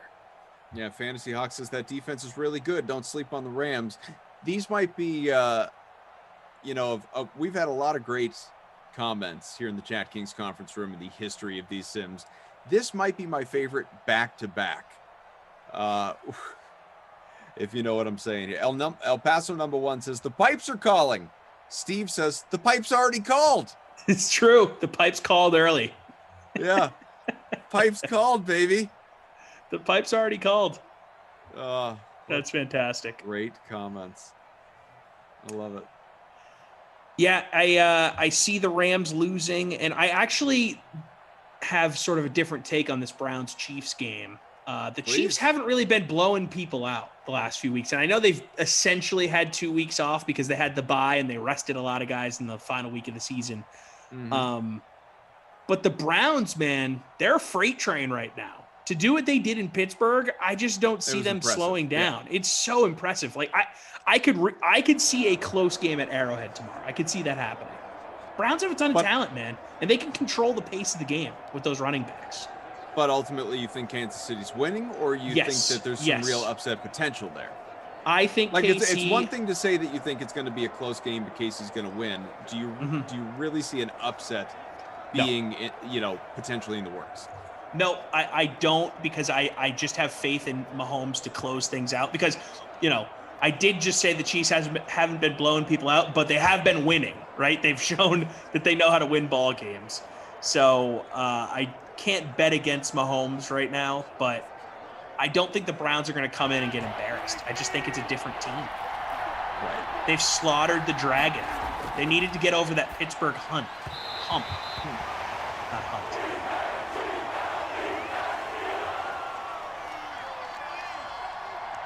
That's a great football town, too. I mean, wouldn't it be great if Cleveland was good for the next few years? It'd be awesome. It would be, I mean, it'd be great for the city, great for the dog pound, great for, the league, quite frankly. I agree. I mean, if you had a guy like Baker Mayfield and all that swagger.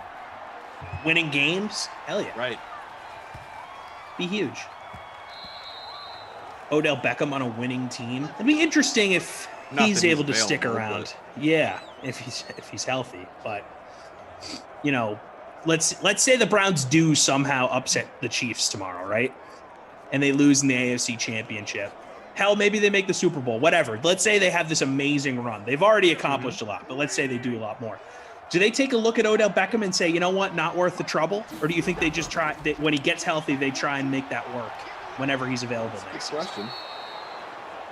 I think you try and make it work unless for some reason he wants to leave, which is entirely possible when you're talking about OBJ. I mean, that's been out there for a couple of years, obviously. Right. That's something I'll definitely have my eye on. I will say this about Baker Mayfield. Despite how I feel, which again is that Kansas City is going to win this thing going away ultimately. I don't think it's going to be a close game. Well, let me rephrase. I think it will be a double-figure game, as I said. It would be too much to say I think they're going to win going away. Like, it could be close into the fourth quarter and then a late score. And you think they're going to win by like 10? Yeah, 10 plus. That's what I think this game is going to be looking at. Doesn't mean it won't be close late. I just think ultimately it's going to be a 10-plus point win for Kansas City. All of that being said, as we have a 3rd and 16 not completed, but not converted, and we're going to have a 4th and 10 punt on the way from the 20. Not a great showing there out of Philadelphia on that particular drive. 7-7 game here still, early second quarter. Tom Carroll, Adam Kaufman, thanks for being with us. I do think that if there's anyone, an underdog, that I would trust going into that situation with the swagger that he's got, it's Baker Mayfield. I don't think he cares one iota about what other people think about how the Browns are going to perform in that game. I agree. I think he has the right mindset. It's not like Jared Goff going into Green Bay. Right. Deer in a headlights situation. Absolutely. Right. I think you're totally right. We have Jordan Lindenbaum saying, tell OBJ to don't let the door hit you on the way out. So he thinks the Browns better off without him in that situation. He might be right. Sometimes when you have a huge ego like that and you got things rolling, it's best to just say thanks, but no thanks. Remember the Pats? They had to part ways with Randy Moss to, have that second dynasty sort of hit, right? Well, I mean, things were great for a little bit, and then all of a sudden he wanted to get paid more, and they said, okay, bye-bye. it ended so fast there. It was fascinating. But then we took off, right? We went to a Super Bowl, I believe, the following year. I think they were the number 1 seed the year that they traded Moss in season to Tennessee. So sometimes you just got a addition by subtraction situation. I believe Bill Simmons calls it the Ewing theory. Right. He does and has branded that for a long time. 1st and 10. 2 minutes gone by here in this second quarter. Ball at midfield for the Pack and future MVP Aaron Rodgers, because I'm right there with you. Been on that train for a while. That ball completed and out to the 31. Rodgers has 83 passing. Yeah, I think it was sort of neck and neck with him and Mahomes for a while, and I still think you could make a very valid case for Mahomes, but I just think the last few weeks Rodgers has separated himself. And when you really think about the word value, who's bringing more value to their team right now than Aaron Rodgers? Man. Especially with how they were able to keep playing through all those injuries that they had. I mean, you had Lazard burst out of the gate, was awesome for a couple weeks, got hurt, was never the same when he came back. Obviously, he turned, Tunyon went from someone no one had ever heard of to all of a sudden, one of the top fantasy tight end performers out there this season. Pro Bowl level guy. Yeah, obviously Devontae Adams is Devontae Adams, and he's incredible. He's, arguably, I don't happen to think he is this, but he is in the conversation for sure. Arguably the best wide receiver in the entire NFL. A lot of that has to do with Rodgers, and I take nothing, from Adams. A lot of that has to do with him as well. And he also, Rodgers, had all that success in spite of MVS really not having a good year. Yep. Totally. And, Packers were ready to sort of get that succession plan in place, right? They took a number 1 draft pick, late first rounder on Jordan Love. Like, think about that. Rodgers is still the MVP of the league, and they're wasting draft capital on quarterbacks. Laughably bad decision by the Packers. And maybe Jordan Love ends up being great. Who knows? But I still think, even if he is great, sort of a weird move when you have a guy in his playing at his prime level and you can give him more support and you don't do that. Not smart. Not what you want. 3rd and 12, halfway through the second.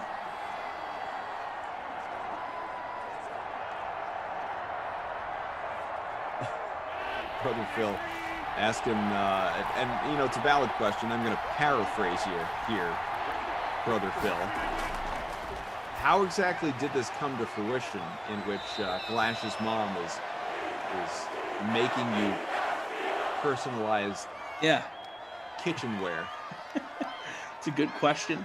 I don't know if it was her watching a sim or Glash telling her about working with someone that has the nickname Freeze Pops. But I guess she had made Freeze Pop holders for his little cousins in the past with this cricket machine she has. So she thought, oh, his name's Freeze Pops. I'll just make him a Freeze Pop holder. I already make them. So she put 2 and 2 together. She made me a Freeze Pop holder for Christmas, and Glash sent it out a few days before Christmas, and I got it this week in the mail. Are you serious? It took that long? Yeah, it took a long time. Wow. He shoved it in an envelope, like just a regular mailing envelope. So maybe because it was a large item in an envelope like that, sort of had to go through a different channel, a few channels to make sure it was okay. Because I would be an irresponsible postal person. I can totally see that. Yeah, I have a feeling that it was what the heck is in this package situation. It had a weird amount of tape on it. So I think that's what happened there. Who's got Mason Crosby, folks? You got yourselves a field goal, obviously, 10-7, Pack in front. Well, that's very check out kind. my lineup here. I assume by now you had the opportunity to thank her personally. Yeah, so she joined us on the sim last night. Did she go on the Zoom? Glash FaceTime on camera. He FaceTimed her in. I don't think he showed her on camera, but I was able to thank her through the Zoom, through Glash's FaceTime. Love that. Great stuff. I mean, it's people helping people here in Simland. That's what it's all about. What a world, man. Are you always well stocked with regard to Freeze Pops? It's one of those things where people buy them for me periodically because they think it's funny, which it is. And I'll just throw them in the freezer. So yeah, it's not like this is the time of year where you're eating a ton of Freeze Pops as it is. So I've got probably 100 Freeze Pops in the freezer. Maybe you're wanting a Freeze Pop. That's a good point. I had one last night in the Freeze Pop holder, and I was thinking to myself, I've got so many of these on deck. I should dig into this more. But yeah, I probably have 100 Freeze Pops in my freezer as we speak. So yeah, I'd say you're well stocked. Yeah. Yep. Because people buy me pack here, pack there, and you don't eat a pack of Freeze Pops all that quickly. I mean, unless at least I don't. So, you just throw it in the freezer, it just sits back there. It don't go bad. I'm assuming, like most people, you're not you're not seeing people often these days. No, obviously. exactly. So but when you do, when life is normal, because this thing has preceded the pandemic, obviously. How often do people come over your home and say, "Yeah, I'll have a Freeze Pop"? Like, do you offer people Freeze Pops when they come to your house? No, Does that happen not even organically? No, it's really not even. I would be trying to give them away if you got 100 in the freezer, man. Well, think about it. They come in packs of like 40, right? And they don't take up that much room. It's sort of like like the size of a football, the pack. So probably get 2 footballs worth of them just sitting like way in the back of the freezer. Alana says, buy stream trash, frozen Freeze Pops, room temperature Freeze Pops, warm Freeze Pops, aka liquid, I'm guessing. Yeah, okay, let's do this. You gotta buy frozen. I'll stream. Yeah, I mean they don't call them Tommy Warm Pops. He's not Tommy room temperature Pops. He's Tommy I will say Freeze though, Pops. He needs the frozen ones. Part of the reason why people it was such an uproar when I sent out that email accidentally to ESPN was the people in Bristol were very upset by the warm liquid tubes that were just sitting in the freezer. I don't know what story we're talking about here. Okay, so this is I can tell you how I got the nickname. Here. Yes. Yeah, please. We have a touchdown here for the Birds late in the opening half. Eagles take the lead here, and nicely done. Deshaun Jackson, he's on my roster. So I feel maybe I haven't told you this story, but you admittedly do have a bad memory. So I'll tell you again. It's awful. So, but here's the thing: you'll get halfway through, and then I will remember if I've heard it. Yeah. Okay. I think that's going to happen here. So when I first got out of school, one of the first jobs I had was as a production assistant at ESPN Radio down at the headquarters in Bristol. And one of the things I wanted to do as sort of the new guy, being nice to everyone, I put a pack of Freeze Pops in the freezer because it was the summer. And I sent out an email to what I thought was my department saying, hey, everyone, I'm the new guy. Just threw some Freeze Pops in the freezer. Everyone help yourself. Hope we get to know each other soon. Turns out I sent that email to the entire ESPN Radio distribution list. It was like 9,000 people internationally. People in Brazil, LA, Chicago, Austin, Texas, all replying like, there's no Freeze Pops in our green room. What the heck? Who are you? All flipping out at me. And then the people in Bristol all went to the green room immediately thinking it was hilarious. And they were like, Tom, why would you send that email before the Freeze Pops are frozen? These are just tubes of liquid. What are we supposed to do with these? So I don't think I've heard that story, or if I have forgotten it. In the moment, epic failure, but it has been a good nickname for me. It's carried on through multiple jobs here. I mean, that was in 2015. We're now in 2020, and the name is still stuck. So, although Tommy Freeze Pops it is. I think part of the reason it's stuck, though, is because you carry it with you. Like, if you would come to the Dream Stream, nobody would have any idea that you go by Tommy Freeze Pops. It was one of those things where, after I left ESPN, I got a job at the Sports Hub, and people at the Sports Hub knew people at ESPN, so they're like, "Oh, you're the Freeze Pops kid." So that stuck there. And then when I moved out here to St. Louis for the job, it was with someone I had previously worked at ESPN, and she was like, "Oh, Freeze Pops." So then it stuck there. And so now it's just my thing. So at a certain point, you become who you are, right? So, right. It is what Alana it is. says, I love a classic accidental reply all email story. We all have one. Steve says, I sent an email company-wide similar to you about my smelly feet very early on at a job. See, you don't want to become Stevie Smelly Feet. Yeah, exactly. Tommy Freeze Pops is much better than that. So I hope that didn't stay with you, my friend. No, right. I got lucky with my nickname being very harmless. It rolls off the tongue. People enjoy it. Freeze Pops is a good nickname to shorten up from Tommy Freeze Pops. Go by TFP. So there's a lot of benefits to this nickname. TFP. Are you like PFT from Barstool? Your TFP? Yeah, we both probably rose to prominence around the same time. PFT and TFP. Sure. So I hadn't even looked, but a bunch of people are shouting out in the chat that I have risen. I am sitting first in our contest right now. Wow. Now it's out of 167 people. If Aaron Rodgers worried about the Eagles, free roll that we've got going on, and hey, I'm just happy to be there. I mean, obviously, if this can stick, that'd be great. But as we well know, it's still the opening half. It's way too early to get excited. But that'll help a little bit. Aaron Rodgers with a completion in the hands of Mr. Funchess, who I heavily considered rostering. He's a tough guy to fade, Devin Funchess, the way the opt-out player in real life performs in these sims. Yeah, I'm sitting in 100th right now, which is surprising to me because I have, Marquise Goodwin, I have Aaron Jones. They both have touchdowns. I have Aaron Rodgers. But, I feel like I have a lot of guys in my lineup that a lot of other people have. And that typically ends up being the issue here. It's the little differentiations that end up being the difference. I'll tell you, my captain, Mr. Lewis, is doing great, though. It's your boy. He could get to the bonus, hopefully. Alana says, hey, guys, I left some meatballs I found in the woods in the break room. No need to thank me. Enjoy. Thank God I did not become Tommy Forrest meatballs. I have no doubt that I have some sort of embarrassing reply all story from a work experience. I just can't think of one right now. Yep, that's mine. Unfortunately, it was at the largest sports international company in the world. Right. But again, it's not a bad free nickname spots. to have. So wait, how many replies were there to your email since it went to so many people? Probably 30. Mostly directly to you, or any other reply? I'd say half and half. A lot of half and half. It was on a weekend when it happened. If it happened on a weekday, it probably would have become more of a thing as far as like email replies. But when you first start at these companies, you're not working those hours, right? So I sent it on like a Saturday evening, and then that's when I got all those replies. That's awesome.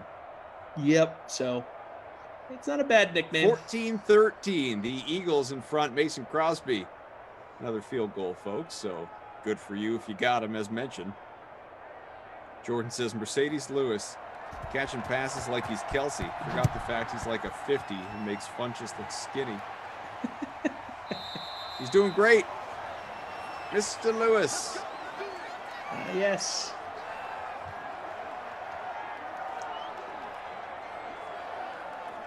Sean says, can someone add me to the DK family game? And someone else asking, Cough, how do we participate in this contest?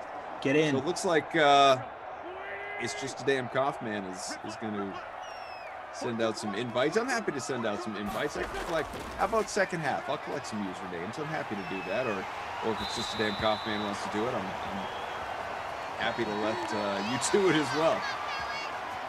Either way, you tell me. Coming on up on halftime here, 14-13. Eagles are leading. Maybe Aaron Rodgers should be worried about the Birds.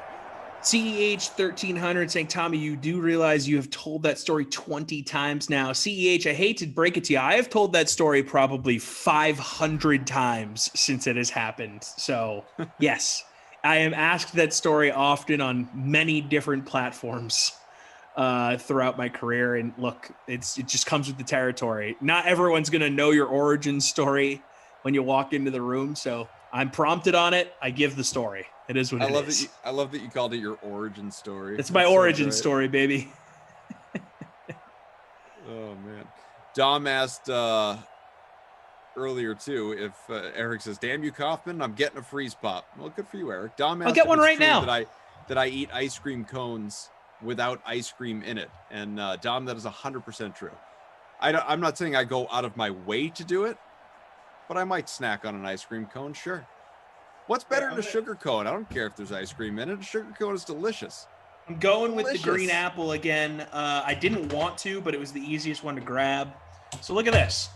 Okay. Goes right in the slot. There you go. Keep your hand warm. As it was written. Are you going to scissor off the top or? Of course, I dropped the scissors. Drop the scissors. Oh man, you got to be careful. Watch those toes, man. Good thing I wear slippers at all you get times. hurt on the sim. I'm a slippers in the house guy because I have stinky feet as well. Sorry if that's too personal. Yeah. It is what it is. Steve. Couple of stinky feet. Stinky feet guy. Got to be slippers guys. I mean, I honestly didn't even really know that was a thing. Like that a person just has stinky feet. You know, I mean, for like full on BO, sure, but specific to the feet. Yeah. Region. I mean, you have a fungal issue, athlete's foot. What's going on? Why? I didn't know I had it really either until probably sophomore year of college. Until roommate got engaged. Oh no, a roommate told me. He was like, "Dude, your feet stink. Your shoes." It's not. They can't tell that your feet stink. It's that your shoes stink. You know. Right. So it's sort of the transitive property. So that's when I became a hardcore slipper guy, and then I started trying to put my shoes in various places where it wouldn't be as stinky for my roommates. It's been a challenge, but you know, we live and we adapt. Well, I'm sorry to hear that. That's true, Ryan. Al Bundy did have stinky feet. That's a great point. Roland says easy buzzword, stinky feet. Yeah, if we believed in the buzzword over here, I would agree with you. Steve says, I don't actually have stinky feet. The group was having a down day. Sales, I was trying to lighten the atmosphere. Yeah, right. Come on, Steve. Yeah, you're one of us. Come on, Stinky okay, Pete Steve. Weber. It's We fine know, to we admit hear it. you. Yeah, come on. It's a very common thing.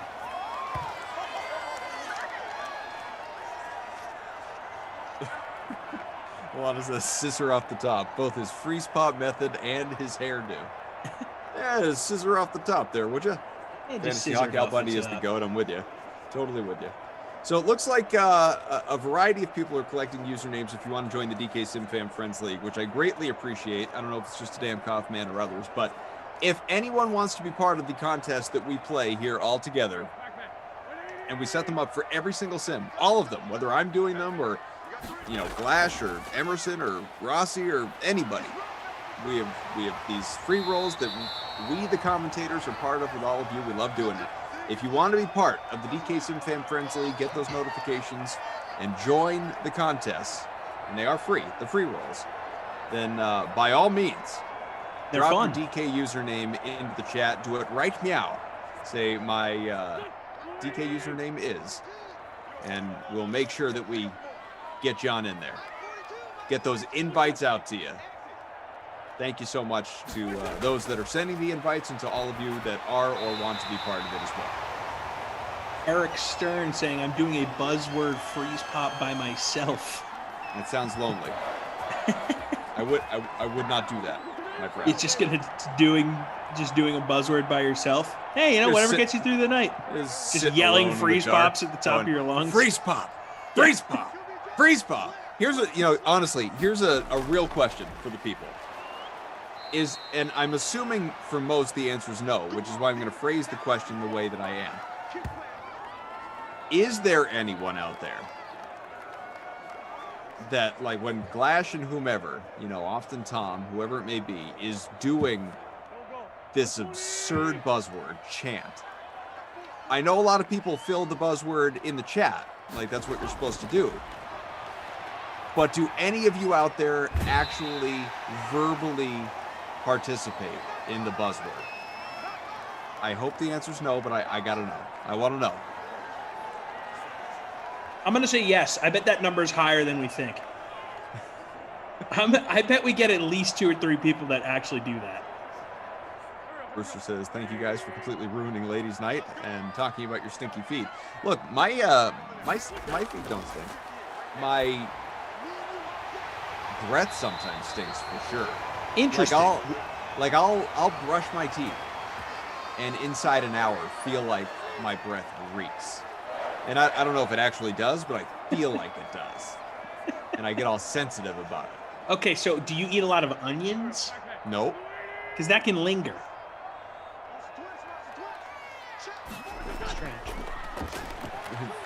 Fantasy. Oh my God, there are a lot of people chiming in here.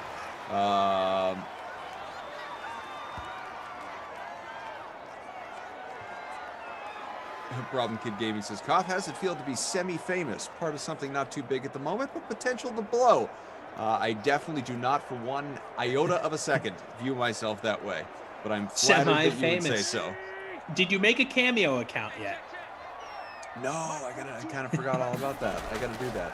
So Gotta some do it, people are man. including their DK usernames, which is awesome. Fantasy Hawk, if I didn't read this, already said that you are the DK SimFam or commentator sixth man of the year, or maybe just sixth man, whatever it said. Either way. LOL, hell no from Jordan. Not verbal, not verbal. Herb Dog says, yep. Fantasy Hawk says Kaufman thinks Flash is a cult leader. Eric says, oh, hell yeah. Brock says, without question.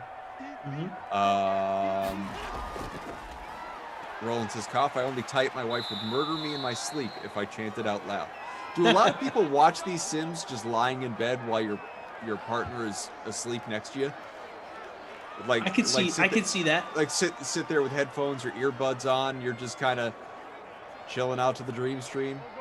But no judgment. I'm just curious because I mean, look, some of these are depending on where you are. If you're on the East Coast, you might want to just be comfy in bed. For the Madden After Dark sim. I agree. And if you're, look at Carson Wentz here with the wheels. Could have used you, pal. Keep going. And these things are podcast-esque, right? So if you're laying in bed, you're just looking for something to listen to, nice conversation to fall to sleep to. I understand it. I also feel like you'd probably hate the buzzword if that was what you were trying to do.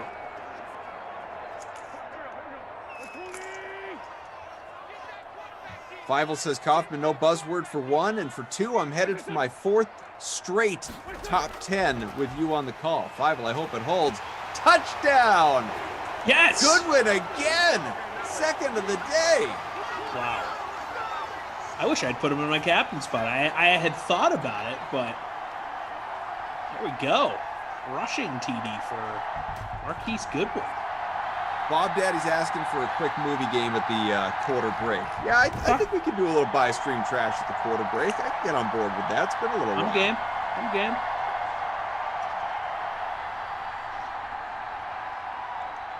A lot of people, for all you that participate in the buzzword, there's a lot of just detest for the buzzword in the chat. Why do you all participate if you hate it so much?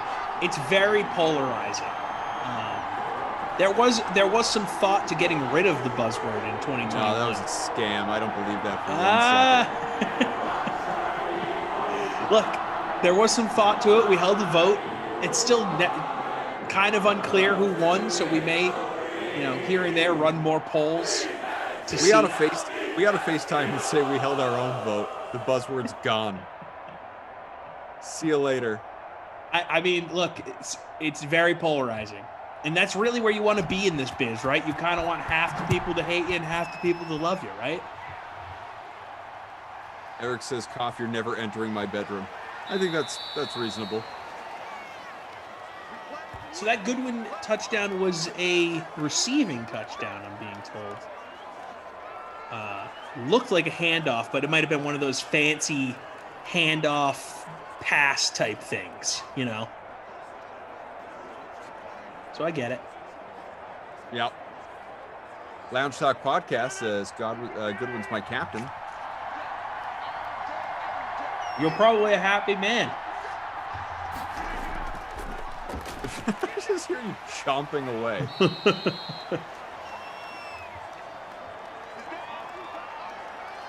Green apple, man. It's underrated flavor. Look at this guy just crushing the freeze pop. 92nd for me in the contest. I am 5th. That's good stuff.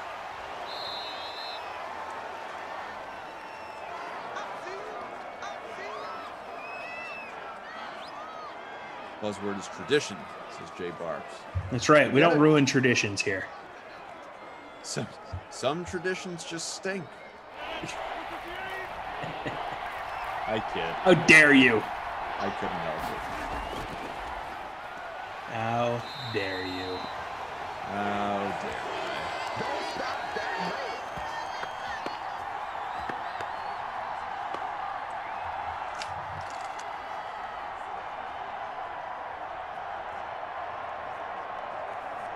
I want to know how long I could be quiet and people would tolerate just listening to you eat that thing. Yeah. Let's try it. No.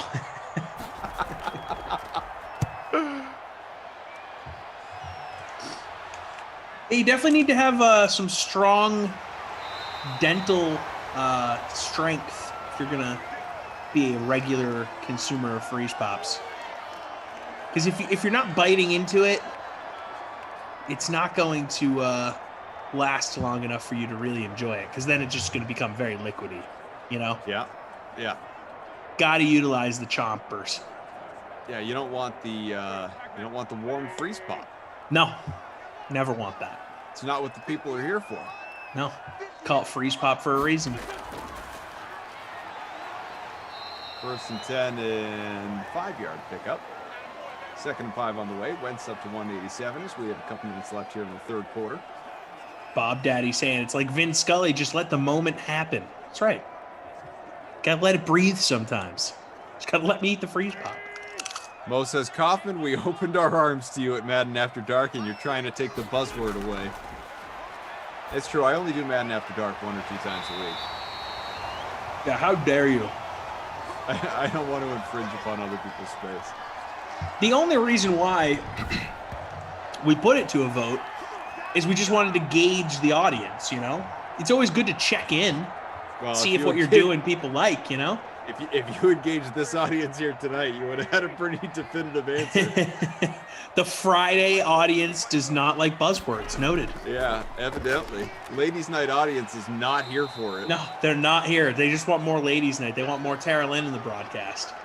She gave us a solid 6 minutes. Yep, which is really all you can ask.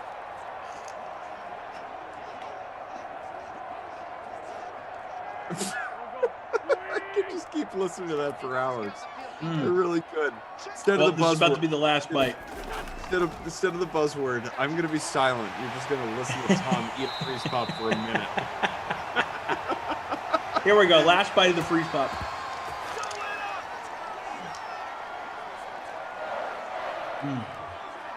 And then you got to drink the small amount of liquid at the bottom. Got to do it. Yeah, it's good stuff.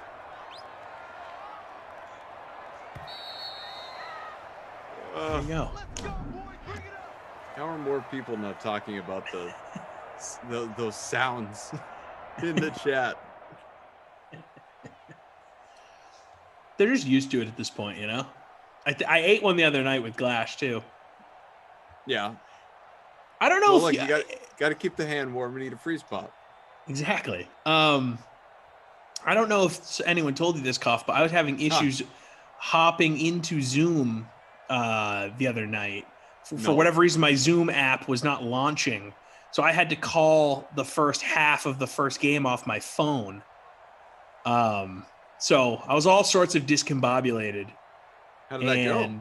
Was it smooth? Was it fine? No, not for me. Not so much. I eventually was able to hop back in for whatever. I just needed to restart my computer or whatever it was. But I don't recommend doing the phone. But I will say this. The video quality on phones, way nicer than the video quality on laptops. I looked crystal clear on my phone, but I had to use my earpods, my AirPods. Okay. Which don't sound as good. I can't connect the mic to the phone. At least I don't have the proper adapter to do that. I should buy it though, because the video was so nice. Maybe set up a little tripod situation. You probably wouldn't be able to see the game real well though, right? Yeah, I'd have to probably still join the Zoom on my laptop, you know? Right. And that might just get complicated. 2 Zooms. We could talk about it with the powers that be. Yeah, guys, how many Zooms can I get in here? How many Zooms can I be part of for this one tonight? Yeah, let me join the Zoom on my laptop, and then I'll join on my phone. I'm gonna zoom on in, guys. I'll be right there. This guy.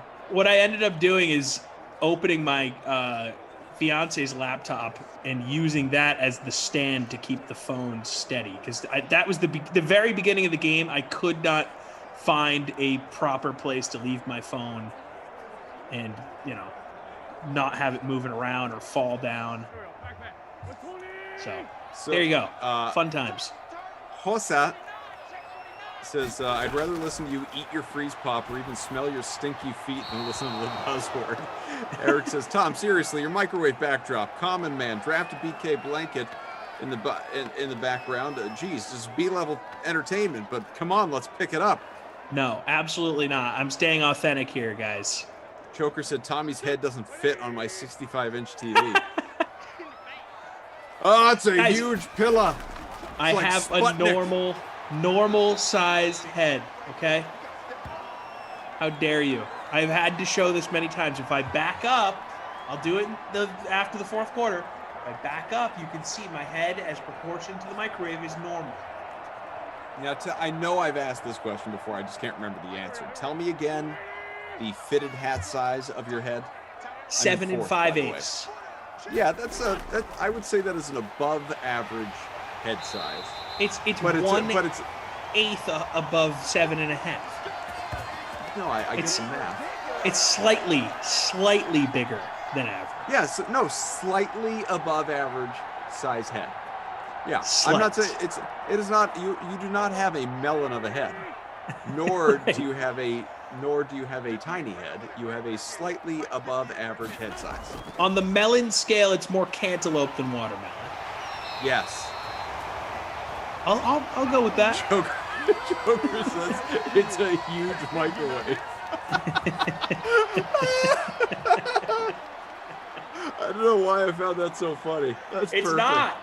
It's not. It's normal. Yeah, of course it's normal next to that microwave. It's enormous. You can put a Thanksgiving turkey in that microwave. It's a normal head and it's a normal microwave. How dare you? Oh my.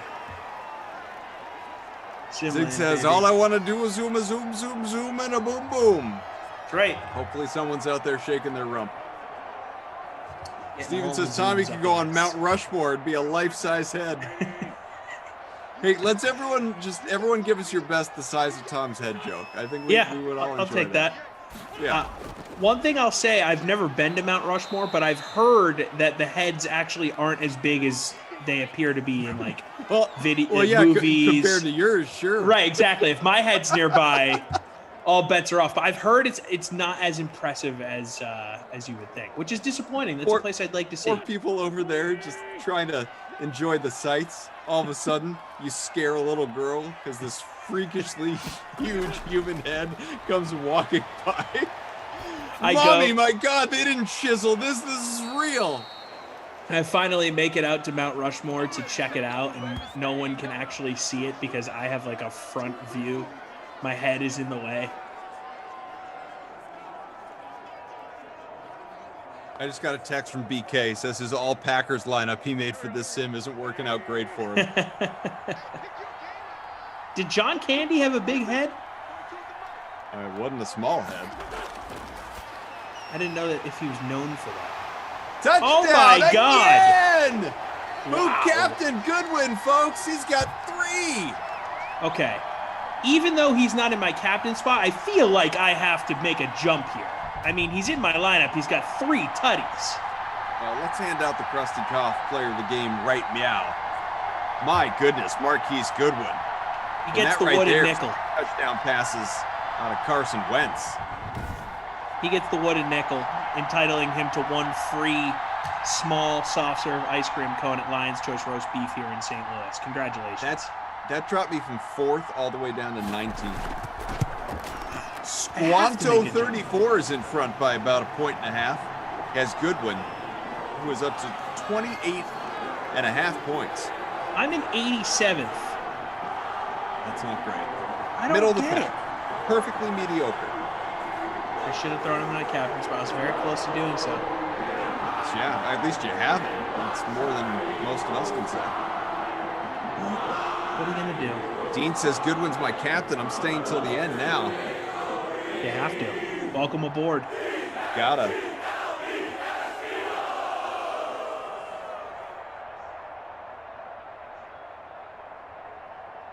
Man. Joker says they can't make a bobblehead of Tommy. Physics rules the top-heavy nature of this conundrum. I actually used to collect bobbleheads as a child. Yeah? Yep. Nothing extravagant. Did you have a nice collection, though? Good number of them? It's all right. It was all right. So you say they're used collecting to, dust in the still- basement.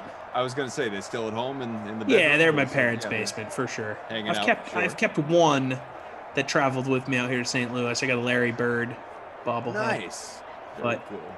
yeah, everything else in the basement. My prized bobblehead that I wish I brought with me is a Trot Nixon Paw Sox bobblehead. Okay. But no, that's still in the basement as well.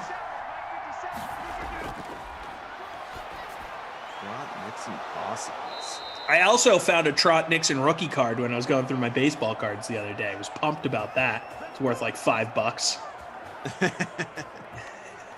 One of my most prized possessions.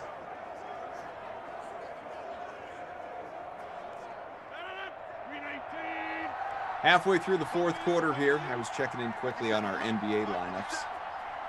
Oh, how's that going for me? Not great. Yeah, I didn't think so. Still time. I mean, technically. There is time remaining. JB so, on 3 YouTube. touchdowns. Real quick, 3 touchdowns, sim high, courtesy of producer Mike for good win in the game. Wentz's career sim high touchdowns is 5. He's got 4 tonight. Whoa, Bundy, as a lot of people said in the chat when he hit that mark. Yeah, we were joking, and the name of the sim says as much. You know, Aaron Rodgers, like he's worried about the Eagles. Look at the Eagles putting on a show. Look at look, this The is Eagles. not how they looked in week 17. Tell you that right meow. No, they were actively trying to lose, and Doug Peterson lost his job for doing so. He was tired of being told what to do. If before we run out of time, by the way, if anyone else is looking for an invite to the DK Sim Fan Friends League, I'm not sure how many people we added tonight, but if anyone's looking for an invite to the DK Sim Fan Friends League, send your username into the chat. Say, this is my username for DraftKings, and you'll be added. Roland, I'm not sure what the difference is really between your what you're asking, but they are in my parents' basement. Some people think, and I did not. This didn't occur to me. I didn't take it this way, but some people think you were sending a veiled shot my way, saying that you collected bobbleheads as a child, as people are used to seeing. No, that sit behind me on my shelves. No, he's calling you a child, Cough. No, which, you know what? I'll tell you what. I do have a childlike exuberance about me. No, that was not a veiled shot. It was just, when I was a kid, I collected a lot of stuff. I had many collections. I was really into it. I had, all the baseball, basketball, football cards. I had bobbleheads. I had Pez dispensers. I had foreign coins I was into for a little bit. I went through a bunch of phases. Wooden nickels as I collect now. I like collecting things. Yeah. No, I'm right there with you. I definitely have collections of a number of different things. It's a problem. I like things. It's a problem for me as well. My wife can't stand it. She thinks I'm a hoarder, which I'm not. I've seen that show. I know what a hoarder looks like. That show is so gross. But do I have a fair amount of stuff that I am unwilling to part with? Sure. But like a hoarder has 75 rolls of paper towels because they're, they fear the day they run low. No, dude, hoarders are their houses are just like trash piles, and there's you can't even walk around. Animal feces, and people will point to a bucket on the ground. They're like, "What's in that bucket?" They're like, "Oh, that's where I go to the bathroom." It's like, why? Well, my bathroom's full of stuff, so I can't use the toilet. That show is disgusting. Out on that show. Out. 13 passing. Just gross. Now, Michael says he keeps newspapers from 20 years. Yeah, I know people that do that. Or was he just giving an example? I think he was giving an example. I don't think he was saying he does that. People definitely do that, though. Oh, hoarders, yeah. I know, it's wild. I used to keep like all my old SI magazines, and at a certain point, I was like, why? So I still have all of mine. They're not like out on display. They're in a bin. Yeah, they're just in bins. Yeah, I had a big drawer in my parents' my bedroom at my parents' house, and at a certain point, I was like, I need this drawer for clothing. No, I probably have every issue of Sports Illustrated for like a 10-year period of time, just in bins. Yep, I had that for a while. I actually just canceled my Sports Illustrated subscription the other day. I honestly didn't even know there was still a physical copy. Yeah, I was still getting it in the mail. My wife was like, "This is a fire hazard," you know. Yeah. No. I was like, "Look, I still read SI here and there. I mean, they have some writers, but everything's through my phone now. You know, I just have no reason to have the physical copy of it. None." Listen to this guy. Reads. Yeah, I know, right? Unbelievable. And SI's, could use an Aaron touchdown here, folks. That'd be nice. Hasn't thrown for one yet today. My goodness. Aaron, touchdown! Packers! Needed that. There we go. I think we all did. Marquez Valdez-Scantling. Good on you if you got that stack. With 1:01 to go here in the fourth. Had him as my captain. So that will vault me up. I'm in 37th. Maybe that will climb even a little more here as we continue to update the scores. Robbie Noble says Adam has every DVD since '96. That's true. You do. I mean, the DVD collection is a perfect example. Yeah, I mean, at least I still watch some of them sometimes, but there's no question that, let's say there's a movie that I want to watch that I do own. I will absolutely, out of pure laziness, look to see if it's streaming first. And if it's not, I mean, why wouldn't you? Yeah. You'd be crazy not to. It's like, I'm already on the couch. Right. Let's just see if it's available somewhere. If it's not, then maybe I'll go get the disc, or I'll go watch something that is streaming. Yeah, you gotta look to the streamers first. There's no question. Gotta do it. Have to. You'd be crazy not to.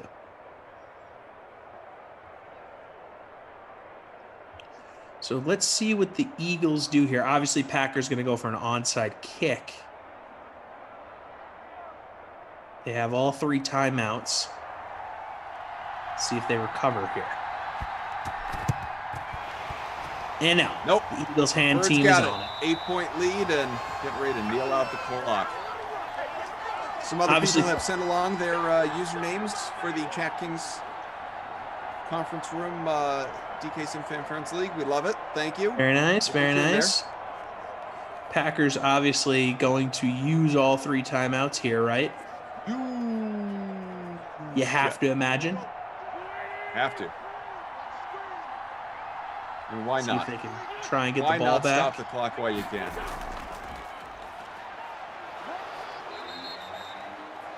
Quick timeout there from LaFleur. All right, so before we run out of time, LaFleur. just to reset, give me your winners this weekend. I'm going Packers, Bills, Chiefs, Bucks. Bucks are the only upset pick for me. I can't pick against Brady. And look, I think you said this earlier. Wouldn't be shocked if New Orleans wins. I mean, they're at home. I think it's going to be a close game, but I can't see Tom Brady losing 3 times to the same team in 1 year. Can't see it. Just can't see it. Has that I feel it's like never the answer happened has in to his be career. no. Has that ever happened? There's no chance. It's never happened in his career. But it's twice, obviously sure. happened in the history of football. Oh yeah. I just mean Brady. But There's no never way Brady. that's ever Nope. happened. Never. Bad Boys of Pops says Devontae's hoarding Z's tonight. Yeah, Devontae Adams is not a name that we have been shouting out. That's for sure. It's true.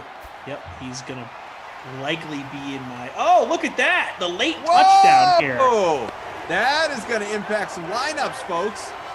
Carson Deshaun. Wentz, number 5, Deshaun Jackson. Wow, did not expect. Oh, Rodgers is livid on the sidelines. Oh, he's so upset. He threw his helmet. That's going to help me. I got both those guys. Let's see what happens here. I'm not going to win. Wow. Let's jump. Can we jump top 10 maybe? Craziness. Ooh, sitting 11 right now. So close. So close. Rodgers And now gonna we get have the ball back. I was gonna say, now we got some time for Funchess and MVS to and Aaron Jones, Devontae Adams. Get some Rodgers points here. So the contest is not over. Nope. Wentz is the captain in the free showdown. That's the larger one. Same case in the smaller one. Closing in on 50 points. 5 passing touchdowns for Carson Wentz. The man might not even be an Eagle in real life next year, but he is representing here in Simland. Rodgers, Goodwin, Jeffrey, Lewis, MVS, all in that leading lineup here by half a point by Sam 24-26. Can it hang on? Yeah, I wonder if Wentz will be with the Eagles next year. I'd have to imagine he won't be. It's just not great for if you really want Jalen Hurts to be the future of your team. I feel like keeping Wentz around, breathing over his shoulder, probably not the best route to go. Especially got a new head coach coming in. Just cut your ties. Love this from Vital Ways. This is my last sim game, fam. No more free rolls for me. Wow. Did you lose something? I was gonna say. You lost nothing but time. It's a Something free must roll. have happened. He must that last touchdown must have just broken him. Buzz Killington says, I hate the Sim Eagles just as much as the real Eagles. Sim Eagles are nice.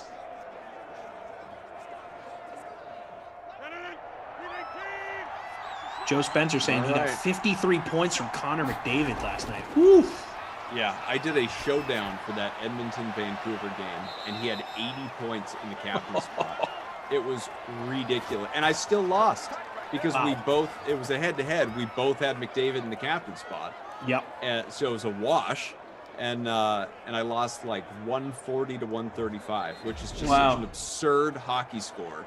Yeah, I've never done a hockey head-to-head. Probably won't. Just really don't feel comfortable enough to lay it all on the line in a hockey head-to-head. But that's absurd. Absurd. Well, you want it? We could do a $1 or $2 one if you want to get your feet wet at some point. You just let me know. Possibly. Just as an experiment. Yeah, just for funsies. It is a. I mean, hockey it's tough. It's such a luck-driven game. There's an element of predictability in terms of usage and statistics for NBA. For NHL, there.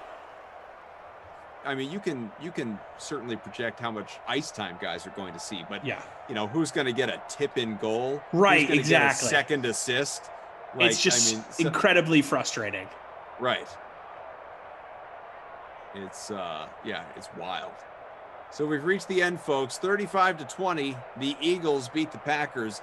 Zig here was just asking if there will be Sims tomorrow. I'm glad you asked, and let me.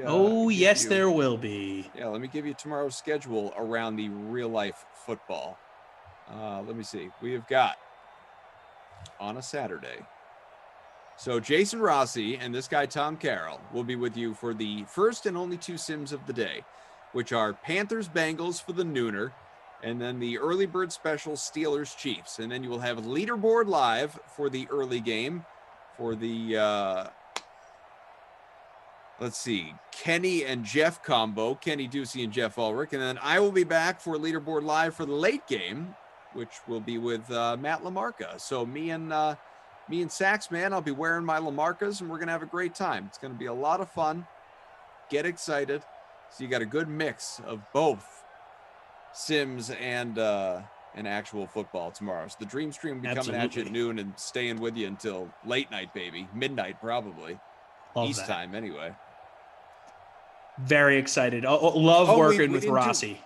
I forgot. Forgive me, whomever it was that asked. I forgot. We didn't do our buy stream trash. Ah, damn it. We won't keep the people, hanging on tonight, but we can do one next time around. I promise. Absolutely. Yeah, absolutely. So anyway, I think that's about it. We want to thank, of course, producer Mike, Daniel, our technical director, Patrick, Zach, our game ops crew, Tara Lynn, who feels like eons ago, but she was part of this sim. First 5 minutes, it was funny, it was entertaining. Scroll on back on the YouTube and check it out for yourselves if you want to watch it and experience it. And again, you will have Tom for the first 2 sims tomorrow. I'll be back for Leaderboard Live in the evening, and that'll about put a wrap here on Ladies' Night with limited ladies and a Friday here in the Dream Stream. Thank you all for watching. We appreciate you. Best of luck in your contests. I'm sure people will be playing a lot of football this weekend. Me too. Should be a great time. Tommy, Freeze Pops, pleasure, buddy. Pleasure as always, Koff. Have a good weekend.